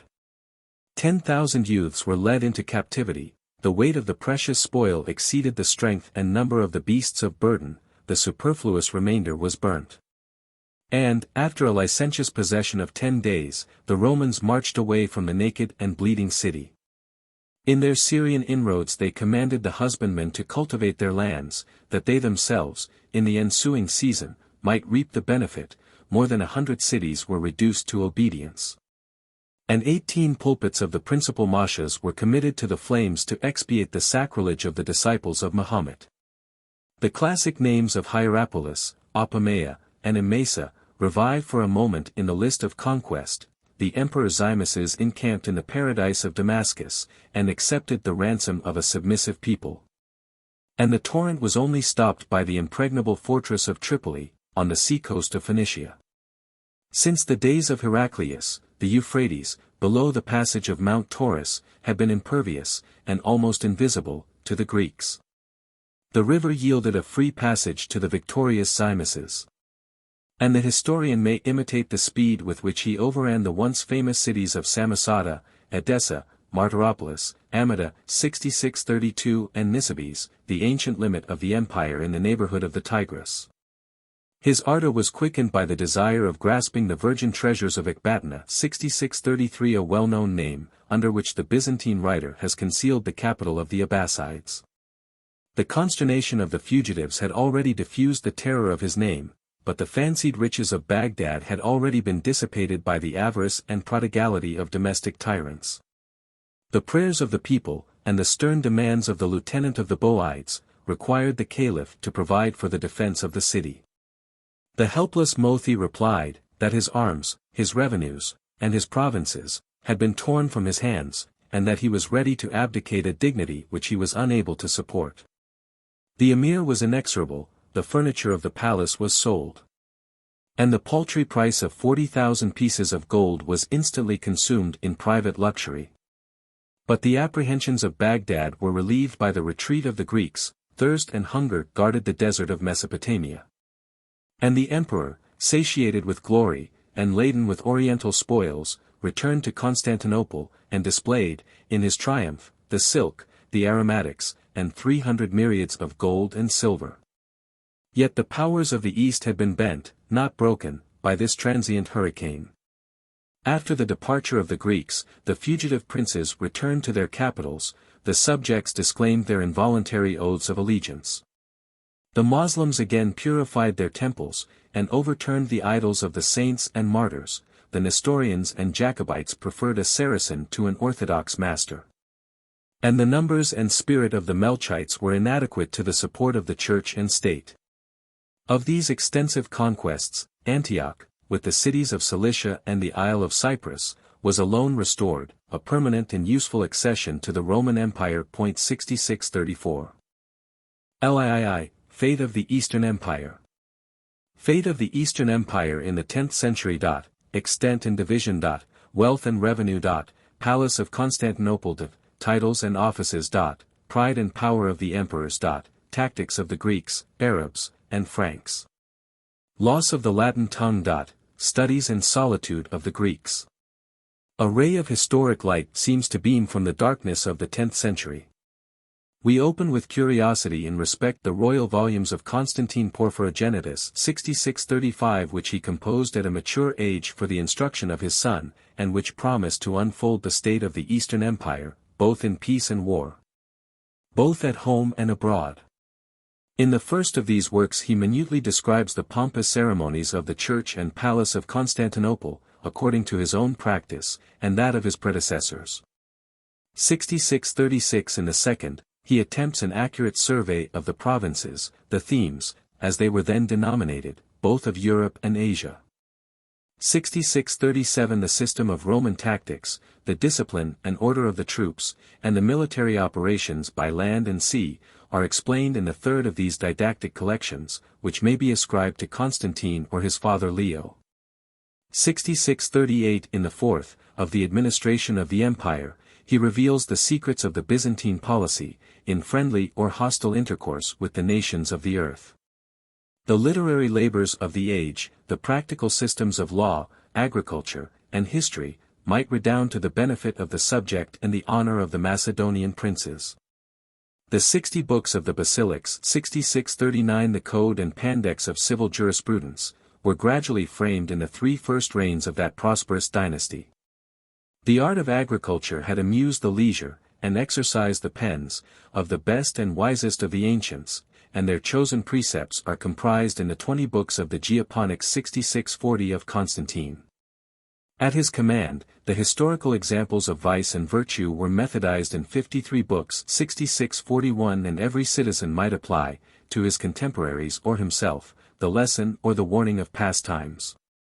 From the august character of a legislator, the sovereign of the East descends to the more humble office of a teacher and a scribe. And if his successors and subjects were regardless of his paternal cares, we may inherit and enjoy the everlasting legacy. A closer survey will indeed reduce the value of the gift, and the gratitude of posterity. In the possession of these imperial treasures we may still deplore our poverty and ignorance. And the fading glories of their authors will be obliterated by indifference or contempt. The basilics will sink to a broken copy, a partial and mutilated version, in the Greek language, of the laws of Justinian. But the sense of the old civilians is often superseded by the influence of bigotry, and the absolute prohibition of divorce, concubinage, and interest for money, enslaves the freedom of trade and the happiness of private life. In the historical book, a subject of Constantine might admire the inimitable virtues of Greece and Rome. He might learn to what a pitch of energy and elevation the human character had formerly aspired. But a contrary effect must have been produced by a new edition of the Lives of the Saints, which the great logothete, or chancellor of the empire, was directed to prepare. And the dark fund of superstition was enriched by the fabulous and florid legends of Simon the Metaphrast. 6642. The merits and miracles of the whole calendar are of less account in the eyes of a sage, than the toil of a single husbandman, who multiplies the gifts of the Creator, and supplies the food of his brethren. Yet the royal authors of the Geoponics were more seriously employed in expounding the precepts of the destroying art, which had been taught since the days of Xenophon 6643 as the art of heroes and kings. But the tactics of Leo and Constantine are mingled with the baser alloy of the age in which they lived. It was destitute of original genius. They implicitly transcribed the rules and maxims which had been confirmed by victories. It was unskilled in the propriety of style and method. They blindly confound the most distant and discordant institutions, the phalanx of Sparta and that of Macedon, the legions of Cato and Trajan, of Augustus and Theodosius. Even the use, or at least the importance, of these military rudiments may be fairly questioned. Their general theory is dictated by reason, but the merit, as well as difficulty, consists in the application. The discipline of a soldier is formed by exercise rather than by study. The talents of a commander are appropriated to those calm, though rapid, minds, which nature produces to decide the fate of armies and nations. The former is the habit of a life, the latter the glance of a moment. And the battles won by lessons of tactics may be numbered with the epic poems created from the rules of criticism. The Book of Ceremonies is a recital, tedious yet imperfect, of the despicable pageantry which had infected the church and state since the gradual decay of the purity of the one and the power of the other. A review of the themes or provinces might promise such authentic and useful information, as the curiosity of government only can obtain, instead of traditionary fables on the origin of the cities, and malicious epigrams on the vices of their inhabitants. 6644. Such information the historian would have been pleased to record. Nor should his silence be condemned if the most interesting objects, the population of the capital and provinces, the amount of the taxes and revenues, the numbers of subjects and strangers who served under the imperial standard, have been unnoticed by Leo the philosopher, and his son Constantine. His treatise of the public administration is stained with the same blemishes, yet it is discriminated by peculiar merit. The antiquities of the nations may be doubtful or fabulous, but the geography and manners of the barbaric world are delineated with curious accuracy. Of these nations, the Franks alone were qualified to observe in their turn, and to describe, the metropolis of the East. The ambassador of the great Otho, a bishop of Cremona, has painted the state of Constantinople about the middle of the 10th century. His style is glowing, his narrative lively, his observation keen. And even the prejudices and passions of Liutprand are stamped with an original character of freedom and genius. 6645 From this scanty fund of foreign and domestic materials, I shall investigate the form and substance of the Byzantine Empire. The provinces and wealth, the civil government and military force, the character and literature, of the Greeks in a period of 600 years, from the reign of Heraclius to his successful invasion of the Franks or Latins. After the final division between the sons of Theodosius, the swarms of barbarians from Scythia and Germany overspread the provinces and extinguished the empire of ancient Rome. The weakness of Constantinople was concealed by extent of dominion, her limits were inviolate, or at least entire, and the kingdom of Justinian was enlarged by the splendid acquisition of Africa and Italy.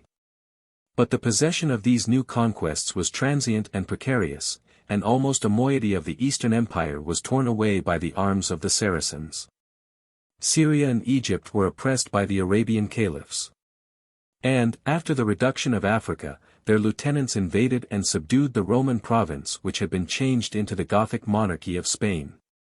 The islands of the Mediterranean were not inaccessible to their naval powers. And it was from their extreme stations, the harbors of Crete and the fortresses of Cilicia, that the faithful or rebel emirs insulted the majesty of the throne and capital. The remaining provinces, under the obedience of the emperors, were cast into a new mold. And the jurisdiction of the presidents, the consulars, and the counts were superseded by the institution of the themes 6646 or military governments, which prevailed under the successors of Heraclius, and are described by the pen of the royal author. Of the 29 themes, 12 in Europe and 17 in Asia, the origin is obscure, the etymology doubtful or capricious, the limits were arbitrary and fluctuating. But some particular names, that sound the most strangely to our ear, were derived from the character and attributes of the troops that were maintained at the expense, and for the guard, of the respective divisions. The vanity of the Greek princes most eagerly grasped the shadow of conquest and the memory of lost dominion.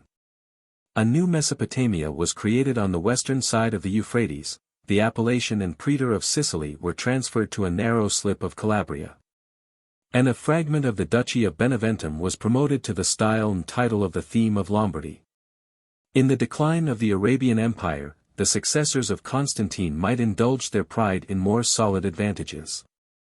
The victories of Nicephorus, John Zimisces, and Basil II, revived the fame, and enlarged the boundaries, of the Roman name, the province of Cilicia, the metropolis of Antioch, the islands of Crete and Cyprus were restored to the allegiance of Christ and Caesar, 1/3 of Italy was annexed to the throne of Constantinople, the kingdom of Bulgaria was destroyed. And the last sovereigns of the Macedonian dynasty extended their sway from the sources of the Tigris to the neighborhood of Rome.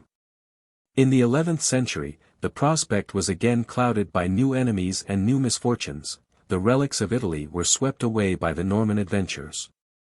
And almost all the Asiatic branches were dissevered from the Roman trunk by the Turkish conquerors. After these losses, the emperors of the Comnenian family continued to reign from the Danube to Peloponnesus, and from Belgrade to Nice, Trebizond, and the winding stream of the Meander. The spacious provinces of Thrace, Macedonia, and Greece, were obedient to their scepter, the possession of Cyprus, Rhodes, and Crete, was accompanied by the 50 islands of the Aegean or Holy See. 6647 and the remnant of their empire transcends the measure of the largest of the European kingdoms. The same princes might assert, with dignity and truth, that of all the monarchs of Christendom they possessed the greatest city, 6648 the most ample revenue, the most flourishing and populous state. With the decline and fall of the empire, the cities of the West had decayed and fallen. Nor could the ruins of Rome, or the mud walls, wooden hovels, and narrow precincts of Paris and London, prepare the Latin stranger to contemplate the situation and extent of Constantinople, her stately palaces and churches, and the arts and luxury of an innumerable people. Her treasures might attract, but her virgin strength had repelled, and still promised to repel, the audacious invasion of the Persian and Bulgarian, the Arab and the Russian. The provinces were less fortunate and impregnable. And few districts, few cities, could be discovered which had not been violated by some fierce barbarian, impatient to despoil, because he was hopeless to possess. From the age of Justinian the Eastern Empire was sinking below its former level. The powers of destruction were more active than those of improvement, and the calamities of war were embittered by the more permanent evils of civil and ecclesiastical tyranny. The captive who had escaped from the barbarians was often stripped and imprisoned by the ministers of his sovereign. The Greek superstition relaxed the mind by prayer, and emaciated the body by fasting. And the multitude of convents and festivals diverted many hands and many days from the temporal service of mankind. Yet the subjects of the Byzantine Empire were still the most dexterous and diligent of nations. Their country was blessed by nature with every advantage of soil, climate, and situation, and, in the support and restoration of the arts, their patient and peaceful temper was more useful than the warlike spirit and feudal anarchy of Europe. The provinces that still adhered to the empire were repeopled and enriched by the misfortunes of those which were irrecoverably lost. From the yoke of the caliphs, the Catholics of Syria, Egypt, and Africa retired to the allegiance of their prince, to the society of their brethren. The movable wealth, which eludes the search of oppression, accompanied and alleviated their exile. And Constantinople received into her bosom the fugitive trade of Alexandria and Tyre. The chiefs of Armenia and Scythia, who fled from hostile or religious persecution, were hospitably entertained. Their followers were encouraged to build new cities and to cultivate waste lands. And many spots, both in Europe and Asia, preserved the name, the manners, or at least the memory, of these national colonies. Even the tribes of barbarians, who had seated themselves in arms on the territory of the empire, were gradually reclaimed to the laws of the church and state. And as long as they were separated from the Greeks, their posterity supplied a race of faithful and obedient soldiers. Did we possess sufficient materials to survey the 29 themes of the Byzantine monarchy, our curiosity might be satisfied with a chosen example. It is fortunate enough that the clearest light should be thrown on the most interesting province. And the name of Peloponnesus will awaken the attention of the classic reader.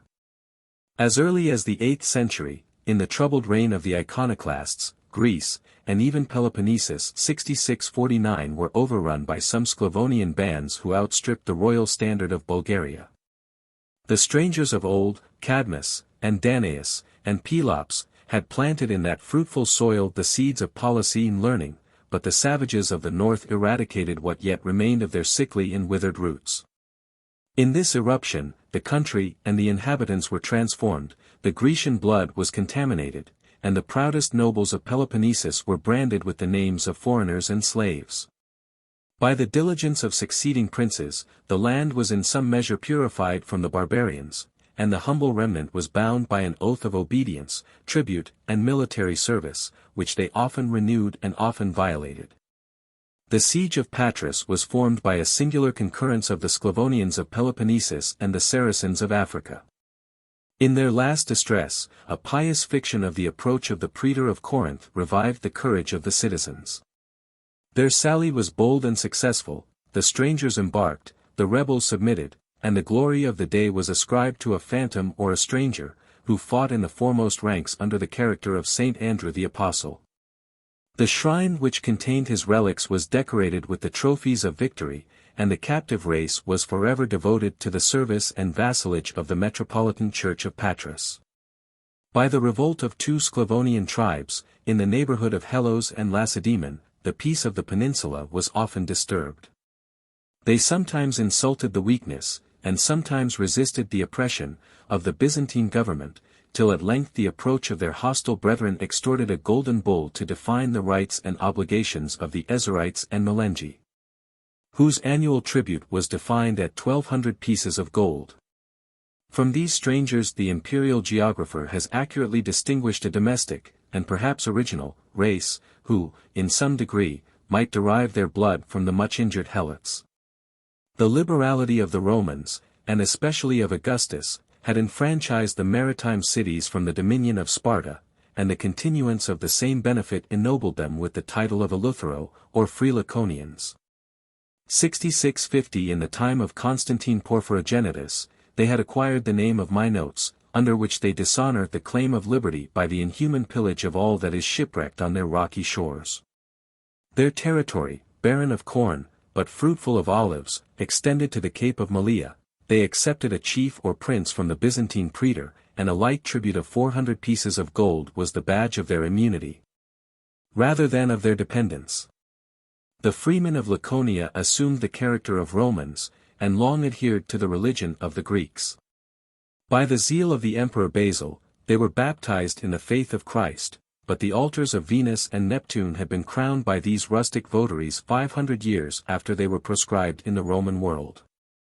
In the theme of Peloponnesus 66-51-40 cities were still numbered, and the declining state of Sparta, Argos, and Corinth, may be suspended in the 10th century, at an equal distance, perhaps, between their antique splendor and their present desolation. The duty of military service, either in person or by substitute, was imposed on the lands or benefices of the province. A sum of 5 pieces of gold was assessed on each of the substantial tenants. And the same capitation was shared among several heads of inferior value. On the proclamation of an Italian war, the Peloponnesians excused themselves by a voluntary oblation of 100 pounds of gold, 4,000 pounds sterling, and 1,000 horses with their arms and trappings.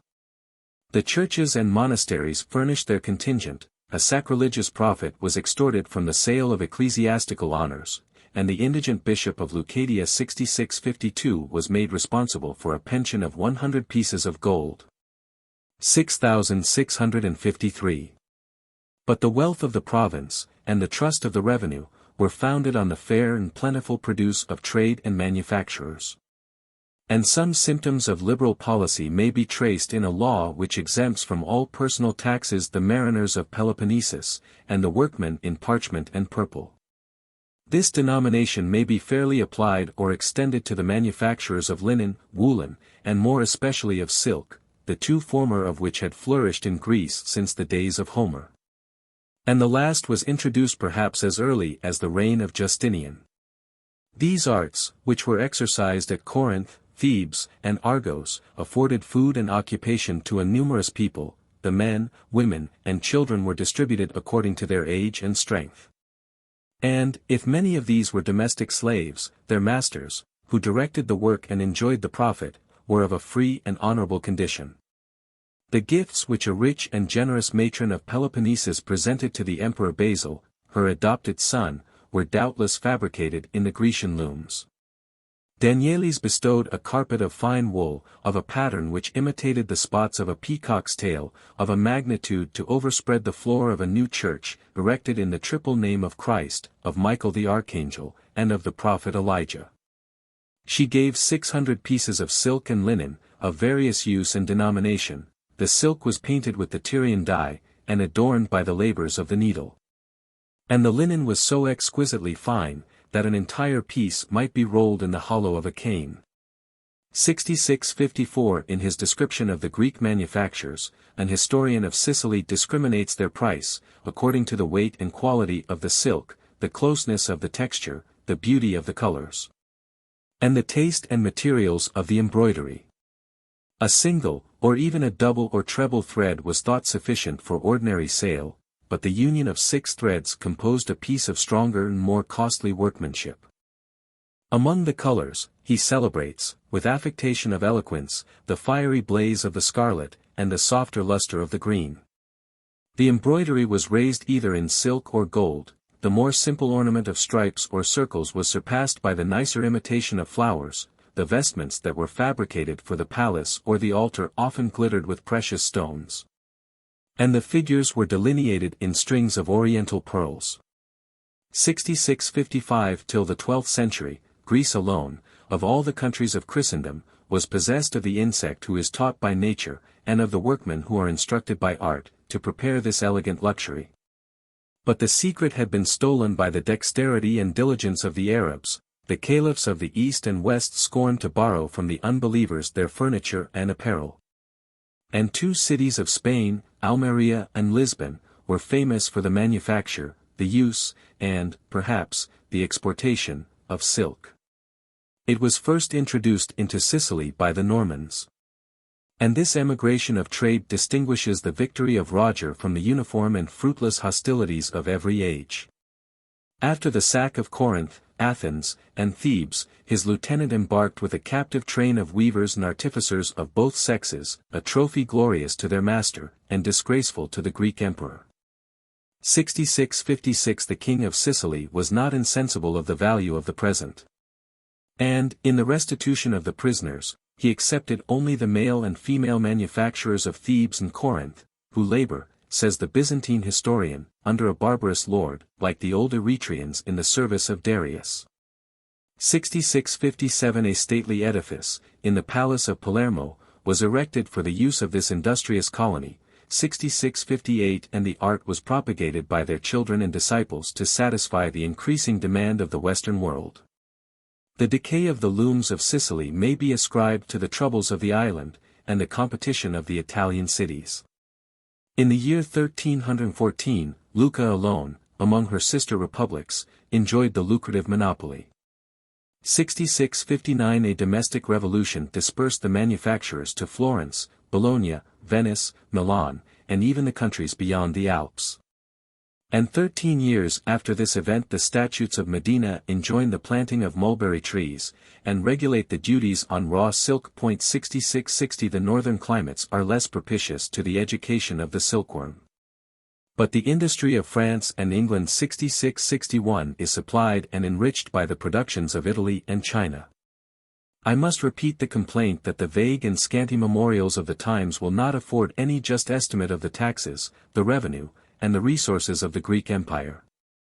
From every province of Europe and Asia the rivulets of gold and silver discharged into the imperial reservoir a copious and perennial stream. The separation of the branches from the trunk increased the relative magnitude of Constantinople. And the maxims of despotism contracted the state to the capital to the palace, and the palace to the royal person. A Jewish traveler, who visited the East in the 12th century, is lost in his admiration of the Byzantine riches.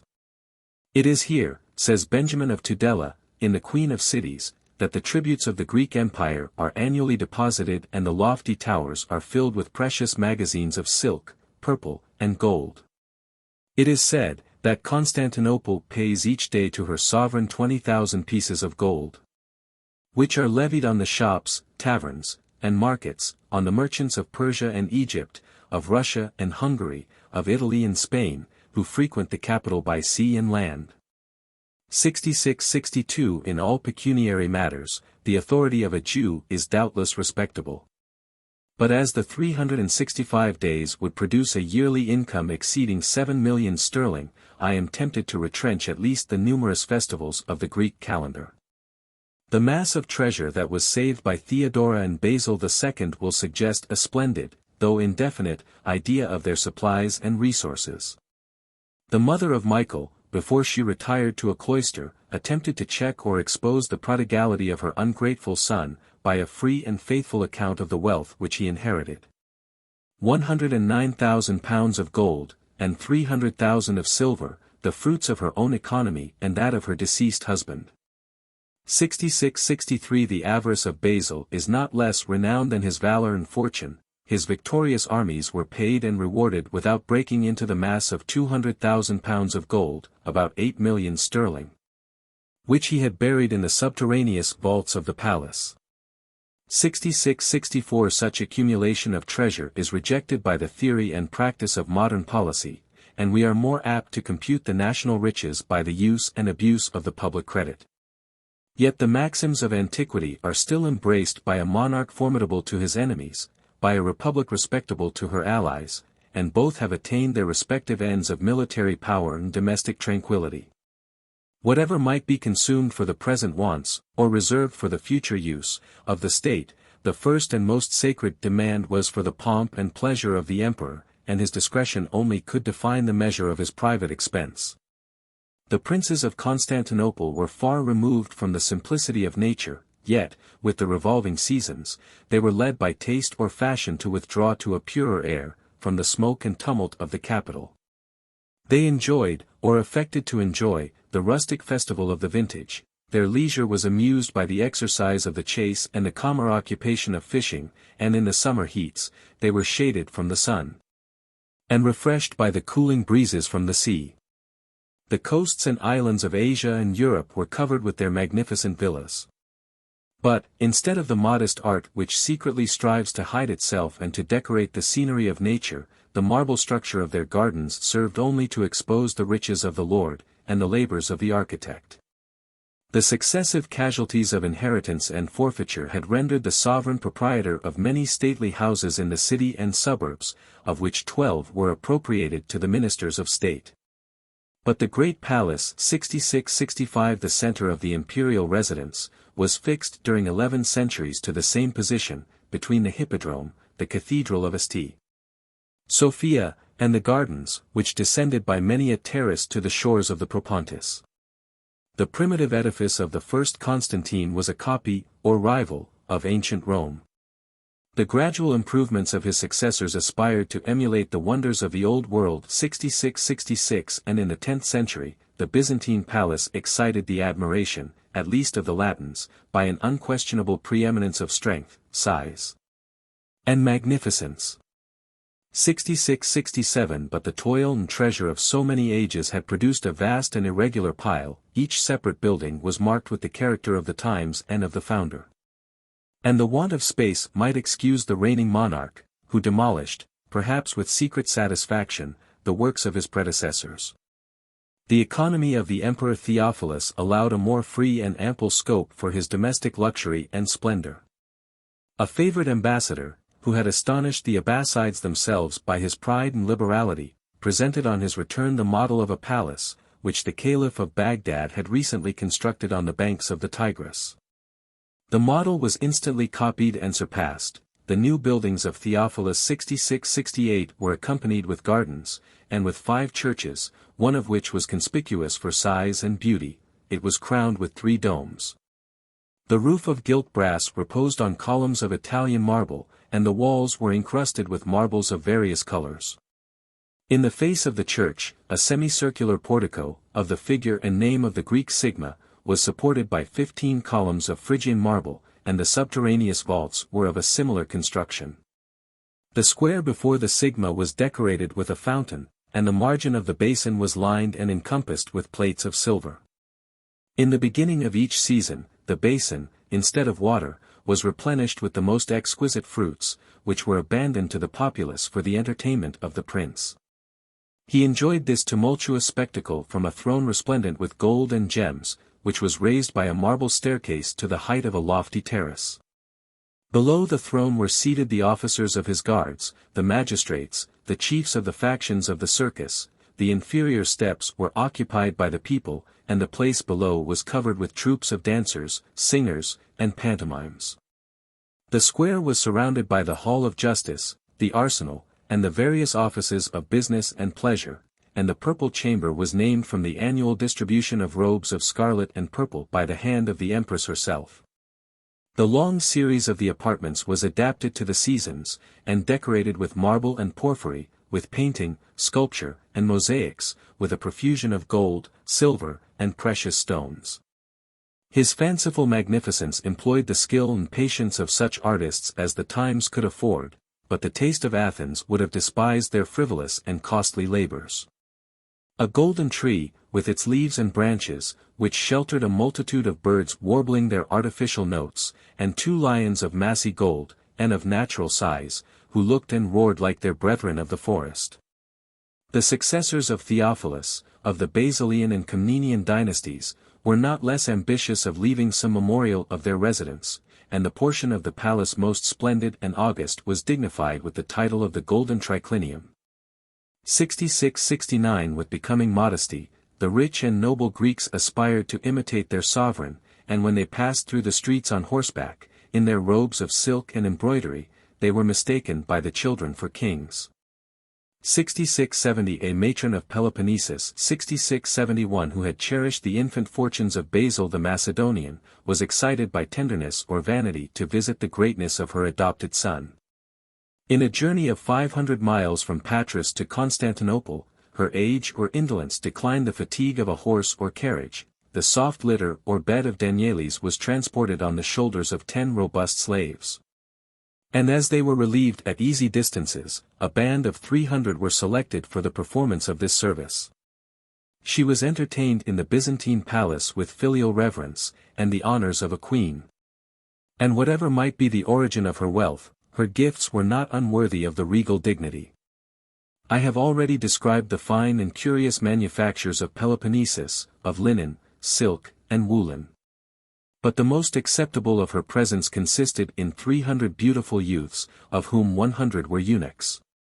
6672, for she was not ignorant, says the historian, that the air of the palace is more congenial to such insects, than a shepherd's dairy to the flies of the summer. During her lifetime, she bestowed the greater part of her estates in Peloponnesus, and her testament instituted Leo, the son of Basil, her universal heir. After the payment of the legacies, 80 villas or farms were added to the imperial domain, and 3,000 slaves of Danieli's were enfranchised by their new lord, and transplanted as a colony to the Italian coast. From this example of a private matron, we may estimate the wealth and magnificence of the emperors. Yet our enjoyments are confined by a narrow circle. And, whatsoever may be its value, the luxury of life is possessed with more innocence and safety by the master of his own, than by the steward of the public, fortune. In an absolute government, which levels the distinctions of noble and plebeian birth, the sovereign is the sole fountain of honor. And the rank, both in the palace and the empire, depends on the titles and offices which are bestowed and resumed by his arbitrary will. Above 1,000 years, from Vespasian to Alexius Comnenus 6673, the Caesar was the second person, or at least the second degree, after the supreme title of Augustus was more freely communicated to the sons and brothers of the reigning monarch. To elude without violating his promise to a powerful associate, the husband of his sister, and, without giving himself an equal, to reward the piety of his brother Isaac, the crafty Alexius interposed a new and supereminent dignity. The happy flexibility of the Greek tongue allowed him to compound the names of Augustus and Emperor, Sebastos and Autocrator, and the union produces the sonorous title of Sebastocrator. He was exalted above the Caesar on the first step of the throne, the public acclamations repeated his name, and he was only distinguished from the sovereign by some peculiar ornaments of the head and feet. The emperor alone could assume the purple or red buskins, and the close diadem or tiara, which imitated the fashion of the Persian kings. 6674 It was a high pyramidal cap of cloth or silk, almost concealed by a profusion of pearls and jewels. The crown was formed by a horizontal circle and 2 arches of gold. At the summit, the point of their intersection, was placed a globe or cross. And 2 strings or lappets of pearl depended on either cheek. Instead of red, the buskins of the Sebastocrator and Caesar were green, and on their open coronets or crowns, the precious gems were more sparingly distributed. Beside and below the Caesar, the fancy of Alexius created the Panhypersebastos and the Protosebastos, whose sound and signification will satisfy a Grecian ear. They imply a superiority and a priority above the simple name of Augustus. And this sacred and primitive title of the Roman prince was degraded to the kinsmen and servants of the Byzantine court. The daughter of Alexius applauds, with fond complacency, this artful gradation of hopes and honors. But the science of words is accessible to the meanest capacity, and this vain dictionary was easily enriched by the pride of his successors. To their favorite sons or brothers, they imparted the more lofty appellation of lord or despot, which was illustrated with new ornaments, and prerogatives, and placed immediately after the person of the emperor himself. The 5 titles of 1. Despot, 2. Sebastocrator, 3. Caesar, 4. Panhypersebastos, and 5. Protosebastos, were usually confined to the princes of his blood. They were the emanations of his majesty. But as they exercised no regular functions, their existence was useless, and their authority precarious. But in every monarchy the substantial powers of government must be divided and exercised by the ministers of the palace and treasury, the fleet and army. The titles alone can differ. And in the revolution of ages, the counts and prefects, the praetor and quaestor, insensibly descended, while their servants rose above their heads to the first honors of the state. 1. In a monarchy, which refers every object to the person of the prince, the care and ceremonies of the palace form the most respectable department. The cura pallida 6675, so illustrious in the age of Justinian, was supplanted by the protovestiaire, whose primitive functions were limited to the custody of the wardrobe. From thence his jurisdiction was extended over the numerous menials of pomp and luxury, and he presided with his silver wand at the public and private audience. 2. In the ancient system of Constantine, the name of logothete, or accountant, was applied to the receivers of the finances. The principal officers were distinguished as the logothetes of the domain, of the posts, the army, the private and public treasure. And the great logothete, the supreme guardian of the laws and revenues, is compared with the chancellor of the Latin monarchies. 6676 His discerning eye pervaded the civil administration. And he was assisted, in due subordination, by the eparch or prefect of the city, the first secretary, and the keepers of the privy seal, the archives, and the red or purple ink which was reserved for the sacred signature of the emperor alone. 6677 The introductor and interpreter of foreign ambassadors were the great Chow 6678 and the dragoman 6679, two names of Turkish origin, and which are still familiar to the Sublime Porte. 3. From the humble style and service of guards, the domestics insensibly rose to the station of generals. The military themes of the East and West, the legions of Europe and Asia, were often divided, till the great domestic was finally invested with the universal and absolute command of the land forces. The protostrator, in his original functions, was the assistant of the emperor when he mounted on horseback. He gradually became the lieutenant of the great domestic in the field. And his jurisdiction extended over the stables, the cavalry, and the royal train of hunting and hawking. The stratopodarch was the great judge of the camp, the protospather commanded the guards. The constable 6680, the great eteriarch, and the acolyth, were the separate chiefs of the Franks, the barbarians, and the Varangi, or English, the mercenary strangers, who, at the decay of the national spirit, formed the nerve of the Byzantine armies. 4. The naval powers were under the command of the great duke. In his absence they obeyed the great drungaire of the fleet. And, in his place, the emir, or admiral, a name of Saracen extraction 6681 but which has been naturalized in all the modern languages of Europe. Of these officers, and of many more whom it would be useless to enumerate, the civil and military hierarchy was framed. Their honors and emoluments, their dress and titles, their mutual salutations and respective preeminence, were balanced with more exquisite labor than would have fixed the constitution of a free people. And the code was almost perfect, and this baseless fabric, the monument of pride and servitude, was forever buried in the ruins of the empire. 6682. The most lofty titles, and the most humble postures, which devotion has applied to the Supreme Being, have been prostituted by flattery and fear to creatures of the same nature with ourselves. The mode of adoration 6683 of falling prostrate on the ground, and kissing the feet of the emperor, was borrowed by Diocletian from Persian servitude, but it was continued and aggravated till the last age of the Greek monarchy.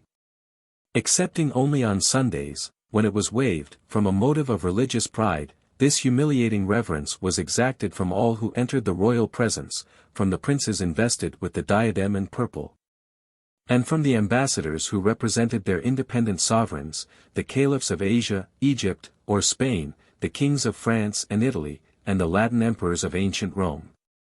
In his Transactions of Business, Liutprand, Bishop of Cremona 6684 asserted the free spirit of a Frank and the dignity of his master Otho. Yet his sincerity cannot disguise the abasement of his first audience. When he approached the throne, the birds of the golden tree began to warble their notes, which were accompanied by the roarings of the two lions of gold.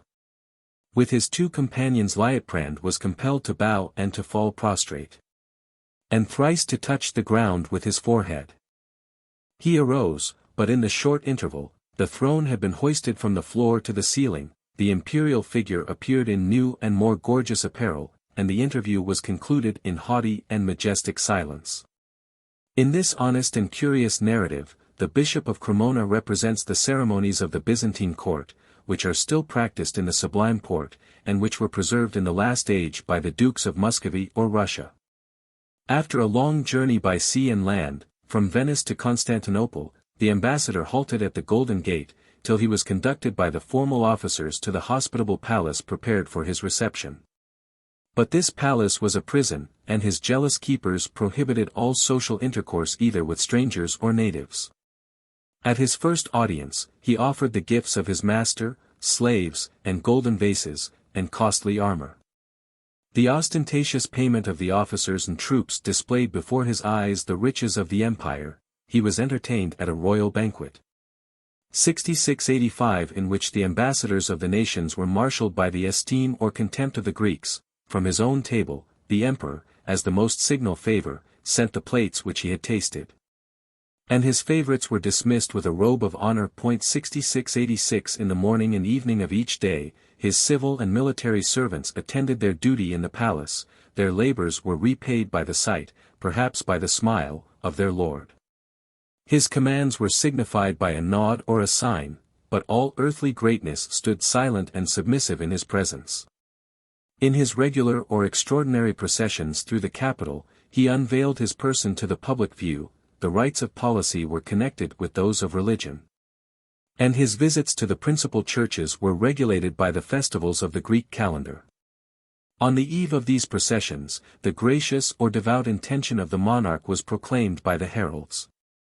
The streets were cleared and purified, the pavement was strewed with flowers. The most precious furniture, the gold and silver plate, and silken hangings, were displayed from the windows and balconies, and a severe discipline restrained and silenced the tumult of the populace. The march was opened by the military officers at the head of their troops, they were followed in long order by the magistrates and ministers of the civil government, the person of the emperor was guarded by his eunuchs and domestics. And at the church door he was solemnly received by the patriarch and his clergy. The task of applause was not abandoned to the rude and spontaneous voices of the crowd. The most convenient stations were occupied by the bands of the blue and green factions of the circus. And their furious conflicts, which had shaken the capital, were insensibly sunk to an emulation of servitude. From either side they echoed in responsive melody the praises of the emperor. Their poets and musicians directed the choir, and long life 6687 and victory were the burden of every song. The same acclamations were performed at the audience, the banquet, and the church. And as an evidence of boundless sway, they were repeated in the Latin 6688 Gothic, Persian, French, and even English language 6689 by the mercenaries who sustained the real or fictitious character of those nations. By the pen of Constantine Porphyrogenitus, this science of form and flattery has been reduced into a pompous and trifling volume 6690 which the vanity of succeeding times might enrich with an ample supplement.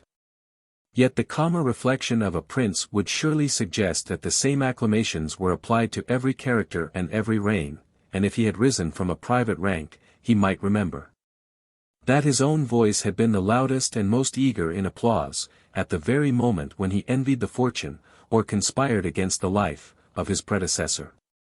6691. The princes of the north, of the nations, says Constantine, without faith or fame, were ambitious of mingling their blood with the blood of the Caesars, by their marriage with a royal virgin, or by the nuptials of their daughters with a Roman prince. 6692. The aged monarch, in his instructions to his son, reveals the secret maxims of policy and pride, and suggests the most decent reasons for refusing these insolent and unreasonable demands. Every animal, says the discreet emperor, is prompted by the distinction of language, religion, and manners. A just regard to the purity of descent preserves the harmony of public and private life. But the mixture of foreign blood is the fruitful source of disorder and discord. Such had ever been the opinion and practice of the sage Romans. Their jurisprudence proscribed the marriage of a citizen and a stranger, in the days of freedom and virtue. A senator would have scorned to match his daughter with a king. The glory of Mark Antony was sullied by an Egyptian wife 6693 and the Emperor Titus was compelled, by popular censure, to dismiss with reluctance the reluctant Berenice. 6694. This perpetual interdict was ratified by the fabulous sanction of the great Constantine.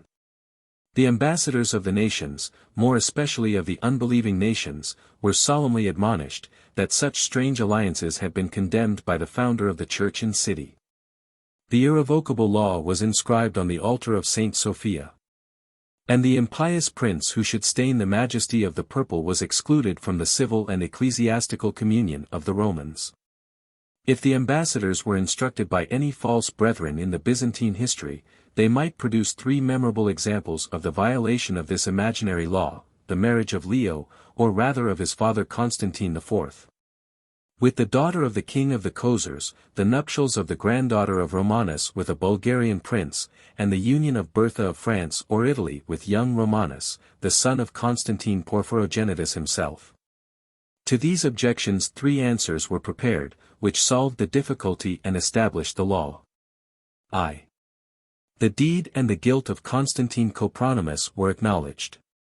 The Isaurian heretic, who sullied the baptismal font, and declared war against the holy images, had indeed embraced a barbarian wife. By this impious alliance he accomplished the measure of his crimes, and was devoted to the just censure of the Church and of posterity. 2. Romanus could not be alleged as a legitimate emperor. He was a plebeian usurper, ignorant of the laws, and regardless of the honor, of the monarchy. His son Christopher, the father of the bride, was the third in rank in the college of princes, at once the subject and the accomplice of a rebellious parent. The Bulgarians were sincere and devout Christians.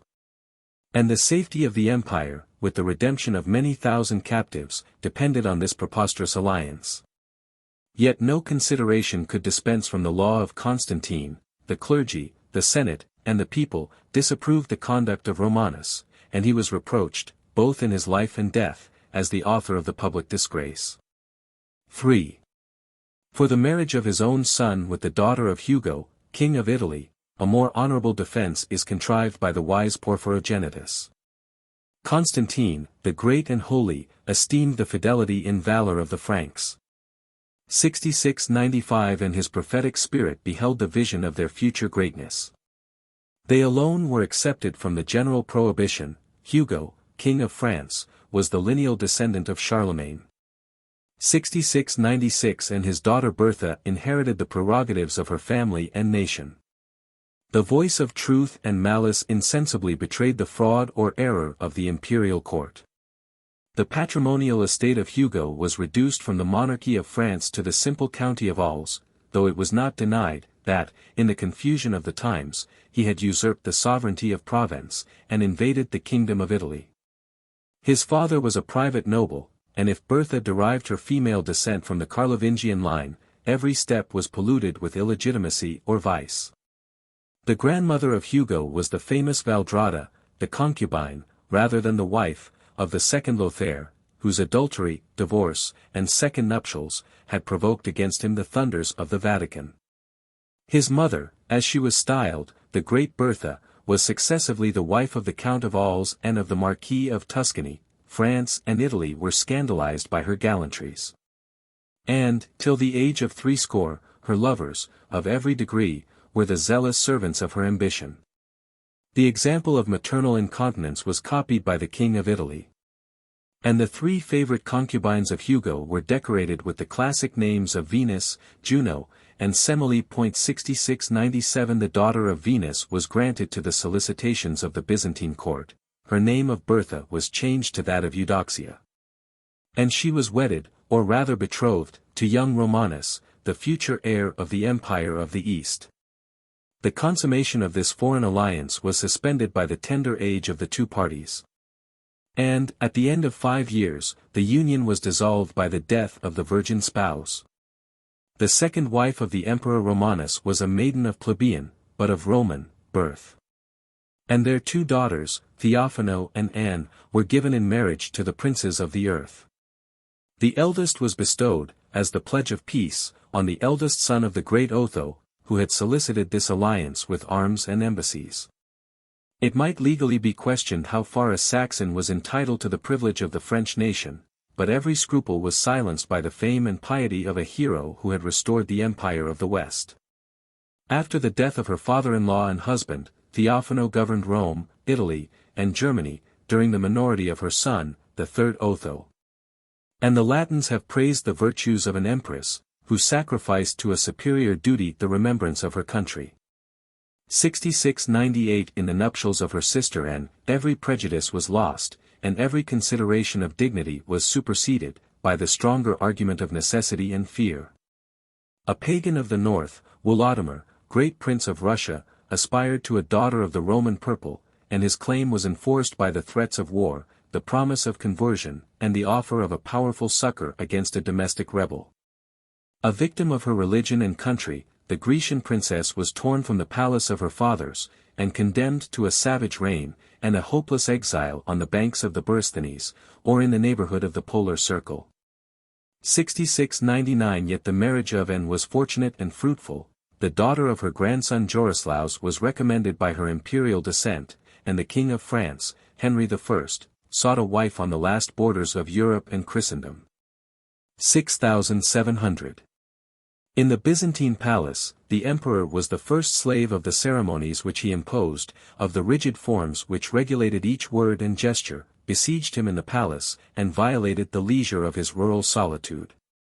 But the lives and fortunes of millions hung on his arbitrary will, and the firmest minds, superior to the allurements of pomp and luxury, may be seduced by the more active pleasure of commanding their equals.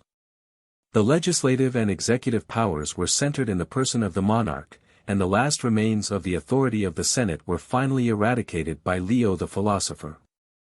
6701 A lethargy of servitude had benumbed the minds of the Greeks. In the wildest tumults of rebellion they never aspired to the idea of a free constitution.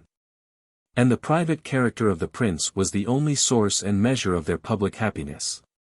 Superstition revet their chains. In the church of Saint Sophia he was solemnly crowned by the patriarch. At the foot of the altar, they pledged their passive and unconditional obedience to his government and family. On his side he engaged to abstain as much as possible from the capital punishments of death and mutilation. His orthodox creed was subscribed with his own hand, and he promised to obey the decrees of the 7 synods, and the canons of the Holy Church. 6702 But the assurance of mercy was loose and indefinite. He swore, not to his people, but to an invisible judge.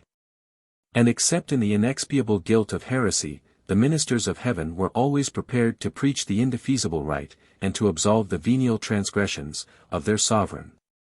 The Greek ecclesiastics were themselves the subjects of the civil magistrate. At the nod of a tyrant, the bishops were created, or transferred, or deposed, or punished with an ignominious death, whatever might be their wealth or influence. They could never succeed like the Latin clergy in the establishment of an independent republic. And the Patriarch of Constantinople condemned, what he secretly envied, the temporal greatness of his Roman brother. Yet the exercise of boundless despotism is happily checked by the laws of nature and necessity. In proportion to his wisdom and virtue, the master of an empire is confined to the path of his sacred and laborious duty. In proportion to his vice and folly, he drops the scepter too weighty for his hands. And the motions of the royal image are ruled by the imperceptible thread of some minister or favorite, who undertakes for his private interest to exercise the task of the public oppression. In some fatal moment, the most absolute monarch may dread the reason or the caprice of a nation of slaves, and experience has proved, that whatever is gained in the extent, is lost in the safety and solidity, of regal power. Whatever titles a despot may assume, whatever claims he may assert, it is on the sword that he must ultimately depend to guard him against his foreign and domestic enemies. From the age of Charlemagne to that of the Crusades, the world, for I overlook the remote monarchy of China, was occupied and disputed by the 3 great empires or nations of the Greeks, the Saracens, and the Franks. Their military strength may be ascertained by a comparison of their courage, their arts and riches, and their obedience to a supreme head, who might call into action all the energies of the state. The Greeks, far inferior to their rivals in the first, were superior to the Franks, and at least equal to the Saracens, in the second and third of these warlike qualifications.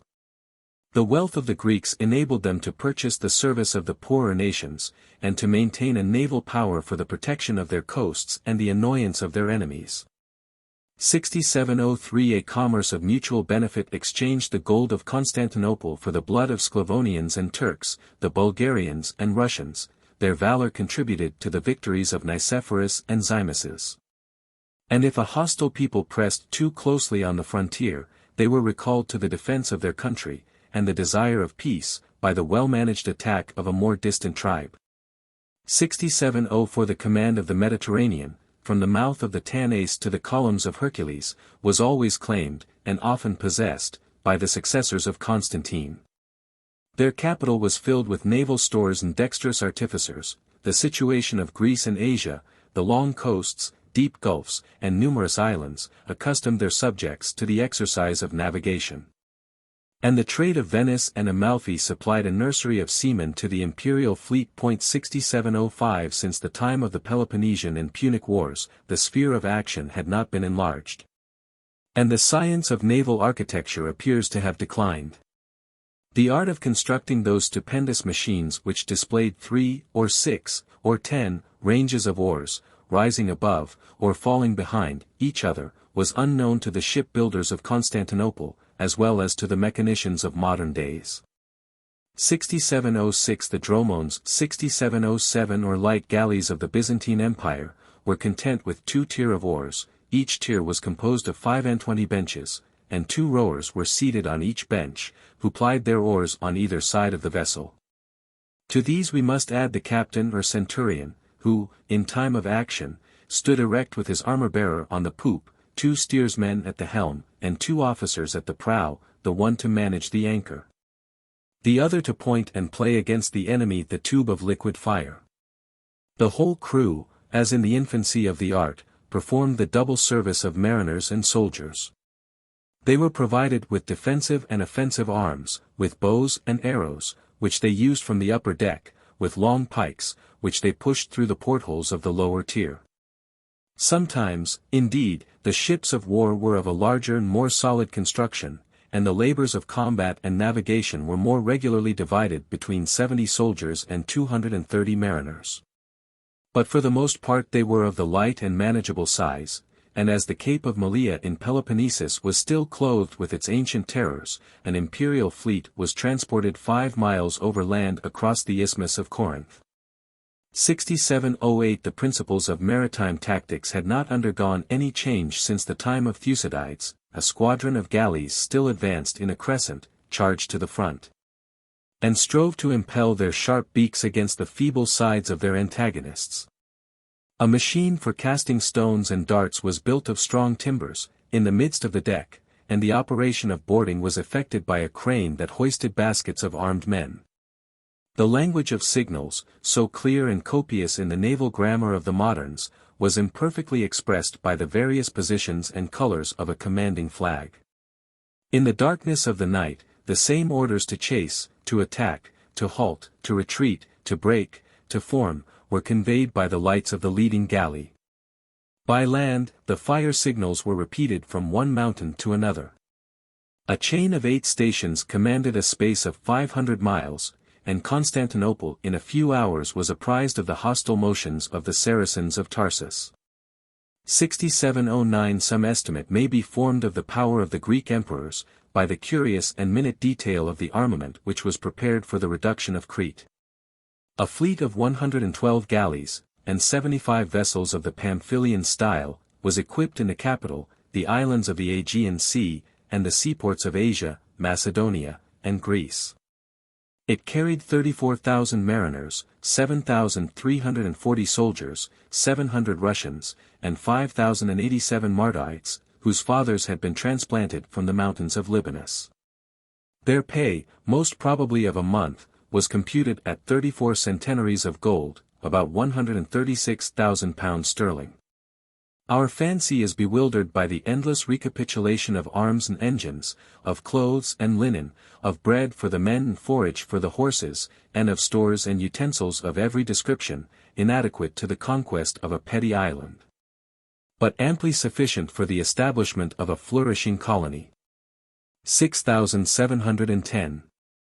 The invention of the Greek fire did not, like that of gunpowder, produce a total revolution in the art of war.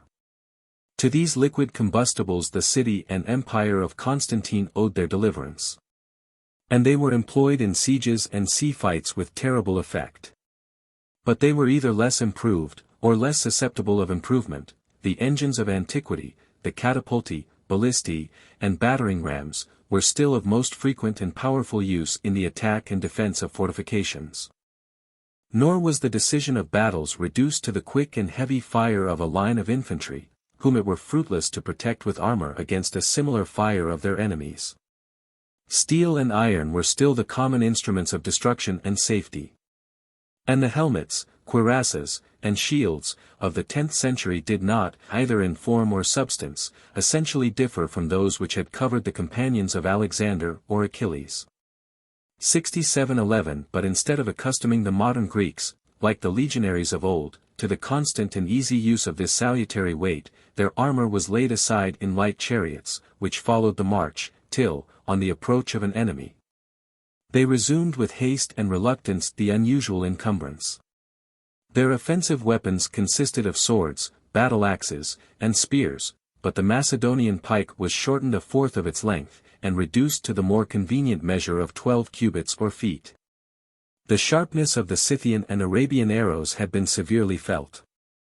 And the emperors lament the decay of archery as a cause of the public misfortunes, and recommend, as an advice and a command, that the military youth, till the age of 40, should assiduously practice the exercise of the bow. 6712 The bands, or regiments, were usually 300 strong, and, as a medium between the extremes of 4 and 16, the foot soldiers of Leo and Constantine were formed 8 deep. But the cavalry charged in 4 ranks, from the reasonable consideration, that the weight of the front could not be increased by any pressure of the hindmost horses. If the ranks of the infantry or cavalry were sometimes doubled, this cautious array betrayed a secret distrust of the courage of the troops, whose numbers might swell the appearance of the line, but of whom only a chosen band would dare to encounter the spears and swords of the barbarians. The order of battle must have varied according to the ground, the object, and the adversary. But their ordinary disposition, in 2 lines and a reserve, presented a succession of hopes and resources most agreeable to the temper as well as the judgment of the Greeks. 6713 In case of a repulse, the first line fell back into the intervals of the second, and the reserve, breaking into 2 divisions, wheeled round the flanks to improve the victory or cover the retreat.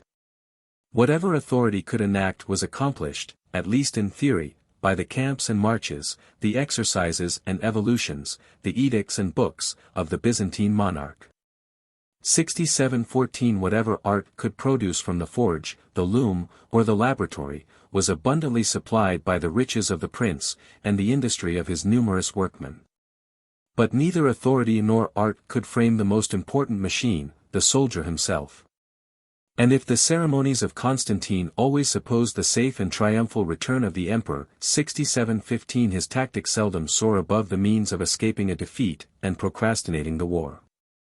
6716 Notwithstanding some transient success, the Greeks were sunk in their own esteem and that of their neighbors.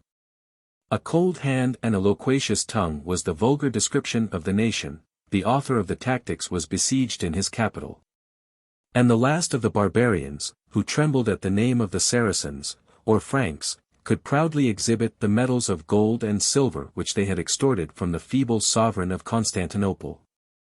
What spirit their government and character denied, might have been inspired in some degree by the influence of religion, but the religion of the Greeks could only teach them to suffer and to yield. The Emperor Nicephorus, who restored for a moment the discipline and glory of the Roman name, was desirous of bestowing the honors of martyrdom on the Christians who lost their lives in a holy war against the infidels. But this political law was defeated by the opposition of the Patriarch, the bishops, and the principal senators, and they strenuously urged the canons of St. Basil, that all who were polluted by the bloody trade of a soldier should be separated, during 3 years, from the communion of the faithful. 6717. These scruples of the Greeks have been compared with the tears of the primitive Moslems when they were held back from battle. And this contrast of base superstition and high-spirited enthusiasm, unfolds to a philosophic eye the history of the rival nations. The subjects of the last Caliph 6718 had undoubtedly degenerated from the zeal and faith of the companions of the Prophet. Yet their martial creed still represented the deity as the author of war. 6719 The vital though latent spark of fanaticism still glowed in the heart of their religion, and among the Saracens, who dwelt on the Christian borders. It was frequently rekindled to a lively and active flame. Their regular force was formed of the valiant slaves who had been educated to guard the person and accompany the standard of their lord, but the Mussulman people of Syria and Cilicia, of Africa and Spain, was awakened by the trumpet which proclaimed a holy war against the infidels. The rich were ambitious of death or victory in the cause of God, the poor were allured by the hopes of plunder. And the old, the infirm, and the women, assumed their share of meritorious service by sending their substitutes, with arms and horses, into the field. These offensive and defensive arms were similar in strength and temper to those of the Romans, whom they far excelled in the management of the horse and the bow, the massy silver of their belts, their bridles, and their swords displayed the magnificence of a prosperous nation. And except some black archers of the south, the Arabs disdained the naked bravery of their ancestors. Instead of wagons, they were attended by a long train of camels, mules, and asses. The multitude of these animals, whom they bedecked with flags and streamers, appeared to swell the pomp and magnitude of their host. And the horses of the enemy were often disordered by the uncouth figure and odious smell of the camels of the east. Invincible by their patience of thirst and heat, their spirits were frozen by a winter's cold, and the consciousness of their propensity to sleep exacted the most rigorous precautions against the surprises of the night. Their order of battle was a long square of 2 deep and solid lines, the first of archers, the second of cavalry. In their engagements by sea and land, they sustained with patient firmness the fury of the attack, and seldom advanced to the charge till they could discern and oppress the lassitude of their foes. But if they were repulsed and broken, they knew not how to rally or renew the combat, and their dismay was heightened by the superstitious prejudice, that God had declared himself on the side of their enemies. The decline and fall of the caliphs countenanced this fearful opinion, nor were there wanting, among the Mohammedans and Christians, some obscure prophecies 6720 which prognosticated their alternate defeats. The unity of the Arabian Empire was dissolved, but the independent fragments were equal to populous and powerful kingdoms. And in their naval and military armaments, an emir of Aleppo or Tunis might command no despicable fund of skill, and industry, and treasure. In their transactions of peace and war with the Saracens, the princes of Constantinople too often felt that these barbarians had nothing barbarous in their discipline. And that if they were destitute of original genius, they had been endowed with a quick spirit of curiosity and imitation. The model was indeed more perfect than the copy. Their ships, and engines, and fortifications, were of a less skillful construction. And they confess, without shame, that the same God who has given a tongue to the Arabians, had more nicely fashioned the hands of the Chinese, and the heads of the Greeks. 6721. A name of some German tribes between the Rhine and the Weser had spread its victorious influence over the greatest part of Gaul, Germany, and Italy. And the common appellation of Franks 6722 was applied by the Greeks and Arabians to the Christians of the Latin Church, the nations of the West, who stretched beyond their knowledge to the shores of the Atlantic Ocean. The vast body had been inspired and united by the soul of Charlemagne. But the division and degeneracy of his race soon annihilated the imperial power, which would have rivaled the Caesars of Byzantium, and revenged the indignities of the Christian name. The enemies no longer feared, nor could the subjects any longer trust, the application of a public revenue, the labors of trade and manufactures in the military service, the mutual aid of provinces and armies, and the naval squadrons which were regularly stationed from the mouth of the Elbe to that of the Tiber. In the beginning of the 10th century, the family of Charlemagne had almost disappeared, his monarchy was broken into many hostile and independent states, the regal title was assumed by the most ambitious chiefs. Their revolt was imitated in a long subordination of anarchy and discord, and the nobles of every province disobeyed their sovereign, oppressed their vassals, and exercised perpetual hostilities against their equals and neighbors. Their private wars, which overturned the fabric of government, fomented the martial spirit of the nation. In the system of modern Europe, the power of the sword is possessed, at least in fact, by 5 or 6 mighty potentates. Their operations are conducted on a distant frontier, by an order of men who devote their lives to the study and practice of the military art. The rest of the country and community enjoys in the midst of war the tranquility of peace, and is only made sensible of the change by the aggravation or decrease of the public taxes. In the disorders of the 10th and 11th centuries, every peasant was a soldier, and every village a fortification, each wood or valley was a scene of murder and rapine. And the lords of each castle were compelled to assume the character of princes and warriors. To their own courage and policy they boldly trusted for the safety of their family, the protection of their lands, and the revenge of their injuries. And, like the conquerors of a larger size, they were too apt to transgress the privilege of defensive war. The powers of the mind and body were hardened by the presence of danger and necessity of resolution. The same spirit refused to desert a friend and to forgive an enemy. And, instead of sleeping under the guardian care of a magistrate, they proudly disdained the authority of the laws.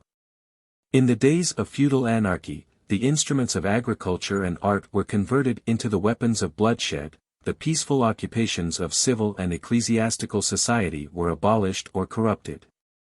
And the bishop who exchanged his mitre for a helmet, was more forcibly urged by the manners of the times than by the obligation of his tenure.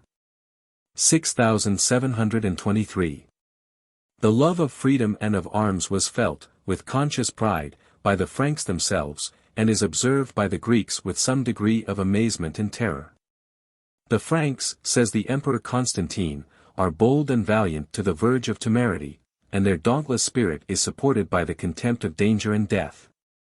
In the field and in close onset, they press to the front, and rush headlong against the enemy, without deigning to compute either his numbers or their own.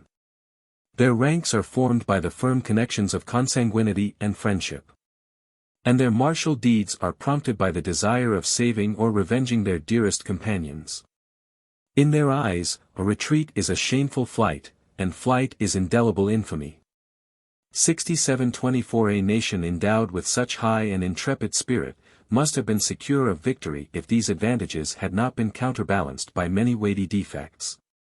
The decay of their naval power left the Greeks and Saracens in possession of the sea, for every purpose of annoyance and supply. In the age which preceded the institution of knighthood, the Franks were rude and unskilful in the service of cavalry. 6725. And in all perilous emergencies, their warriors were so conscious of their ignorance, that they chose to dismount from their horses and fight on foot. Unpracticed in the use of pikes, or of missile weapons, they were encumbered by the length of their swords, the weight of their armor, the magnitude of their shields, and, if I may repeat the satire of the meager Greeks, by their unwieldy intemperance. Their independent spirit disdained the yoke of subordination, and abandoned the standard of their chief, if he attempted to keep the field beyond the term of their stipulation or service. On all sides they were open to the snares of an enemy less brave but more artful than themselves. They might be bribed, for the barbarians were venal. Or surprised in the night, for they neglected the precautions of a close encampment or vigilant sentinels. The fatigues of a summer's campaign exhausted their strength and patience, and they sunk in despair if their voracious appetite was disappointed of a plentiful supply of wine and of food. This general character of the Franks was marked with some national and local shades, which I should ascribe to accident rather than to climate, but which were visible both to natives and to foreigners. An ambassador of the great Otho declared, in the palace of Constantinople, that the Saxons could dispute with swords better than with pens, and that they preferred inevitable death to the dishonor of turning their backs to an enemy. 6726. It was the glory of the nobles of France, that, in their humble dwellings, war and rapine were the only pleasure, the sole occupation, of their lives. They affected to deride the palaces, the banquets, the polished manner of the Italians, who in the estimate of the Greeks themselves had degenerated from the liberty and valor of the ancient Lombards. 6727. By the well-known edict of Caracalla, his subjects, from Britain to Egypt, were entitled to the name and privileges of Romans. And their national sovereign might fix his occasional or permanent residence in any province of their common country. In the division of the East and West, an ideal unity was scrupulously observed, and in their titles, laws, and statutes, the successors of Arcadius and Honorius announced themselves as the inseparable colleagues of the same office. As the joint sovereigns of the Roman world and city, which were bounded by the same limits. After the fall of the Western monarchy, the majesty of the purple resided solely in the princes of Constantinople.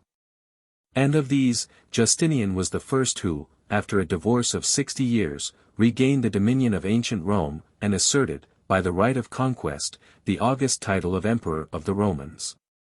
6728 A motive of vanity or discontent solicited one of his successors, Constans II, to abandon the Thracian Bosphorus, and to restore the pristine honors of the Tiber, an extravagant project, exclaims the malicious Byzantine. As if he had despoiled a beautiful and blooming virgin, to enrich, or rather to expose, the deformity of a wrinkled and decrepit matron. 6729 But the sword of the Lombards opposed his settlement in Italy. He entered Rome not as a conqueror, but as a fugitive, and, after a visit of 12 days, he pillaged, and forever deserted, the ancient capital of the world. 6730 The final revolt and separation of Italy was accomplished about 2 centuries after the conquests of Justinian, and from his reign we may date the gradual oblivion of the Latin tongue.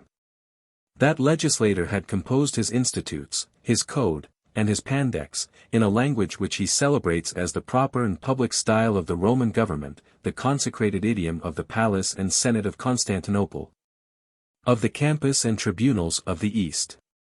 6731 But this foreign dialect was unknown to the people and soldiers of the Asiatic provinces, it was imperfectly understood by the greater part of the interpreters of the laws and the ministers of the state.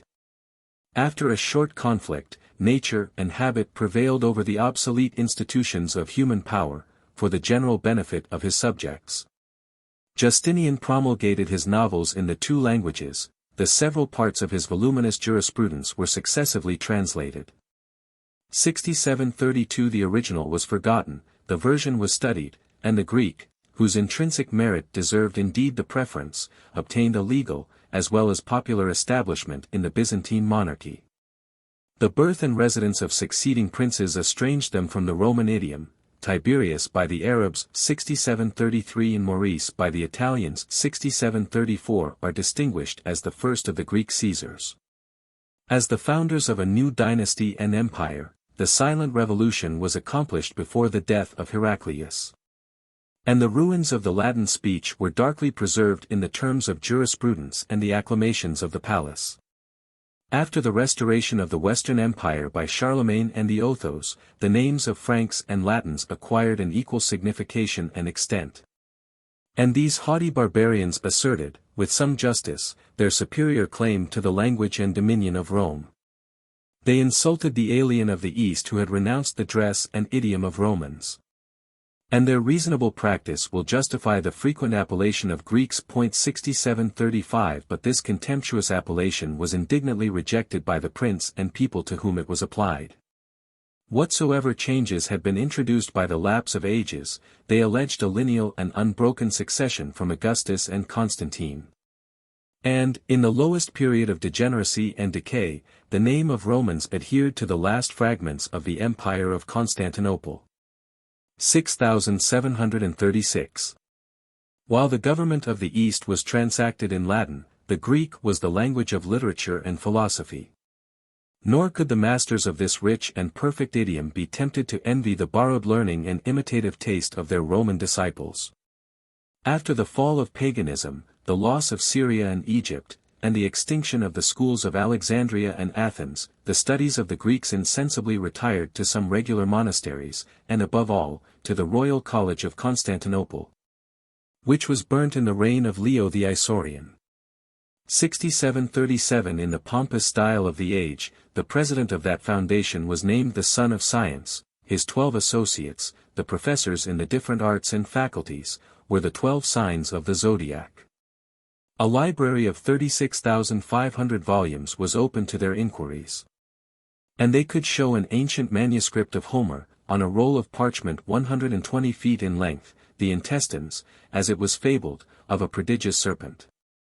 6738 But the 7th and 8th centuries were a period of discord and darkness. The library was burnt, the college was abolished, the iconoclasts are represented as the foes of antiquity. And a savage ignorance and contempt of letters has disgraced the princes of the Heraclean and Isaurian dynasties. 6739. In the 9th century we trace the first dawnings of the restoration of science. 6740 After the fanaticism of the Arabs had subsided, the caliphs aspired to conquer the arts, rather than the provinces, of the empire. Their liberal curiosity rekindled the emulation of the Greeks, brushed away the dust from their ancient libraries, and taught them to know and reward the philosophers, whose labors had been hitherto repaid by the pleasure of study and the pursuit of truth. The Caesar Bardas, the uncle of Michael III, was the generous protector of letters, a title which alone has preserved his memory and excused his ambition. A particle of the treasures of his nephew was sometimes diverted from the indulgence of vice and folly. A school was opened in the palace of Magnora, and the presence of Bardas excited the emulation of the masters and students. At their head was the philosopher Leo, Archbishop of Thessalonica. His profound skill in astronomy and the mathematics was admired by the strangers of the East. And this occult science was magnified by vulgar credulity, which modestly supposes that all knowledge superior to its own must be the effect of inspiration or magic. At the pressing entreaty of the Caesar, his friend, the celebrated Photius 6741 renounced the freedom of a secular and studious life, ascended the patriarchal throne, and was alternately excommunicated and absolved by the synods of the East and West. By the confession even of priestly hatred, no art or science, except poetry, was foreign to this universal scholar, who was deep in thought, indefatigable in reading, and eloquent in diction. Whilst he exercised the office of protospathor or captain of the guards, Photius was sent ambassador to the Caliph of Baghdad. 6742 The tedious hours of exile, perhaps of confinement, were beguiled by the hasty composition of his library, a living monument of erudition and criticism. 240 writers, historians, orators, philosophers, theologians, are reviewed without any regular method. He abridges their narrative or doctrine, appreciates their style and character, and judges even the fathers of the Church with a discreet freedom, which often breaks through the superstition of the times. The Emperor Basil, who lamented the defects of his own education, entrusted to the care of Photius his son and successor, Leo the philosopher. And the reign of that prince and of his son Constantine Porphyrogenitus forms one of the most prosperous eras of the Byzantine literature. By their munificence the treasures of antiquity were deposited in the imperial library. By their pens, or those of their associates, they were imparted in such extracts and abridgments as might amuse the curiosity, without oppressing the indolence, of the public. Besides the XLIX, or code of laws, the arts of husbandry and war, of feeding or destroying the human species, were propagated with equal diligence. And the history of Greece and Rome was digested into 53 heads or titles, of which 2 only, of embassies, and of virtues and vices, have escaped the injuries of time. In every station, the reader might contemplate the image of the past world, apply the lesson or warning of each page, and learn to admire, perhaps to imitate, the examples of a brighter period. I shall not expatiate on the works of the Byzantine Greeks, who, by the assiduous study of the ancients, have deserved, in some measure, the remembrance and gratitude of the moderns. The scholars of the present age may still enjoy the benefit of the philosophical commonplace book of Stobaeus, the grammatical and historical lexicon of Suidas, the Chiliads of Tzetzes, which comprise 600 narratives in 12,000 verses, and the commentaries on Homer of Eustathius, Archbishop of Thessalonica, who, from his horn of plenty, has poured the names and authorities of 400 writers. From these originals, and from the numerous tribe of scholiasts and critics, 6743 some estimate may be formed of the literary wealth of the 12th century. Constantinople was enlightened by the genius of Homer and Demosthenes, of Aristotle and Plato, and in the enjoyment or neglect of our present riches, we must envy the generation that could still peruse the history of Theopompus, the orations of Hyperides, the comedies of Menander. 6744 and the odes of Alcaeus and Sappho. The frequent labor of illustration attests not only the existence, but the popularity, of the Grecian classics. The general knowledge of the age may be deduced from the example of two learned females, the Empress Eudocia and the Princess Anna Komnena, who cultivated, in the purple, the arts of rhetoric and philosophy. 6745 The vulgar dialect of the city was gross and barbarous, a more correct and elaborate style distinguished the discourse, or at least the compositions, of the church and palace, which sometimes affected to copy the purity of the Attic models. In our modern education, the painful though necessary attainment of two languages, which are no longer living, may consume the time and damp the ardor of the youthful student. The poets and orators were long imprisoned in the barbarous dialects of our Western ancestors, devoid of harmony or grace, and their genius, without precept or example, was abandoned to the rule and native powers of their judgment and fancy.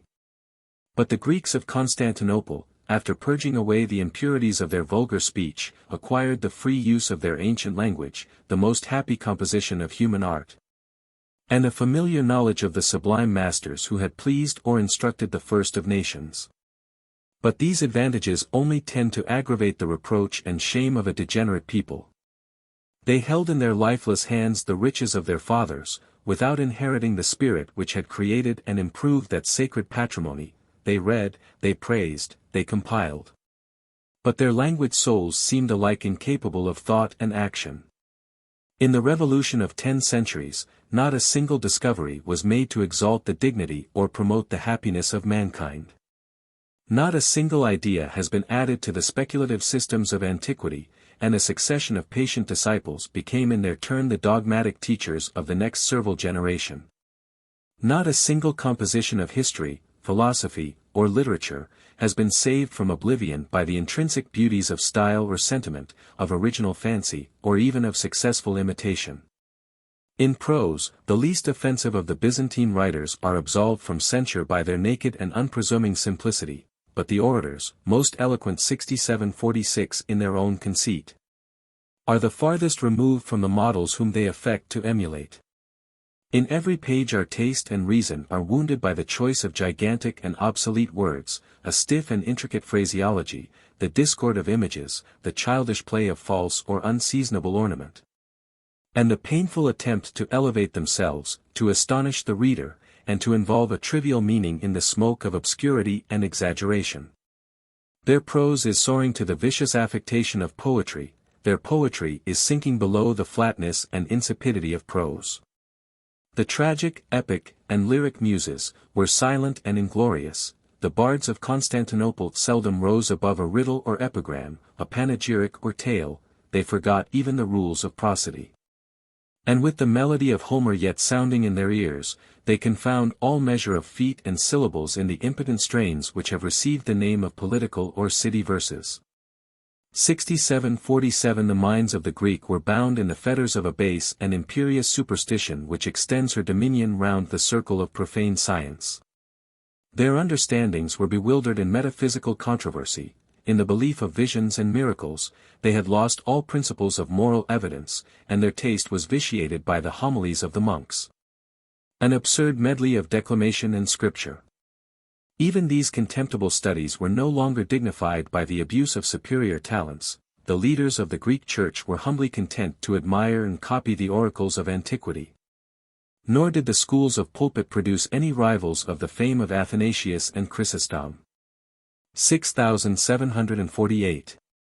In all the pursuits of active and speculative life, the emulation of states and individuals is the most powerful spring of the efforts and improvements of mankind. The cities of ancient Greece were cast in the happy mixture of union and independence, which is repeated on a larger scale, but in a looser form, by the nations of modern Europe. The union of language, religion, and manners, which renders them the spectators and judges of each other's merit. 6749 The independence of government and interest, which asserts their separate freedom, and excites them to strive for preeminence in the career of glory. The situation of the Romans was less favorable. Yet in the early ages of the Republic, which fixed the national character, a similar emulation was kindled among the states of Latium and Italy, and in the arts and sciences, they aspired to equal or surpass their Grecian masters. The empire of the Caesars undoubtedly checked the activity and progress of the human mind. Its magnitude might indeed allow some scope for domestic competition. But when it was gradually reduced, at first to the east and at last to Greece and Constantinople, the Byzantine subjects were degraded to an abject and languid temper, the natural effect of their solitary and insulated state. From the north they were oppressed by nameless tribes of barbarians, to whom they scarcely imparted the appellation of men. The language and religion of the more polished Arabs were an insurmountable bar to all social intercourse. The conquerors of Europe were their brethren in the Christian faith, but the speech of the Franks or Latins was unknown, their manners were rude, and they were rarely connected, in peace or war, with the successors of Heraclius. Alone in the universe, the self-satisfied pride of the Greeks was not disturbed by the comparison of foreign merit. And it is no wonder if they fainted in the race, since they had neither competitors to urge their speed, nor judges to crown their victory. The nations of Europe and Asia were mingled by the expeditions to the Holy Land. And it is under the Comnenian dynasty that a faint emulation of knowledge and military virtue was rekindled in the Byzantine Empire.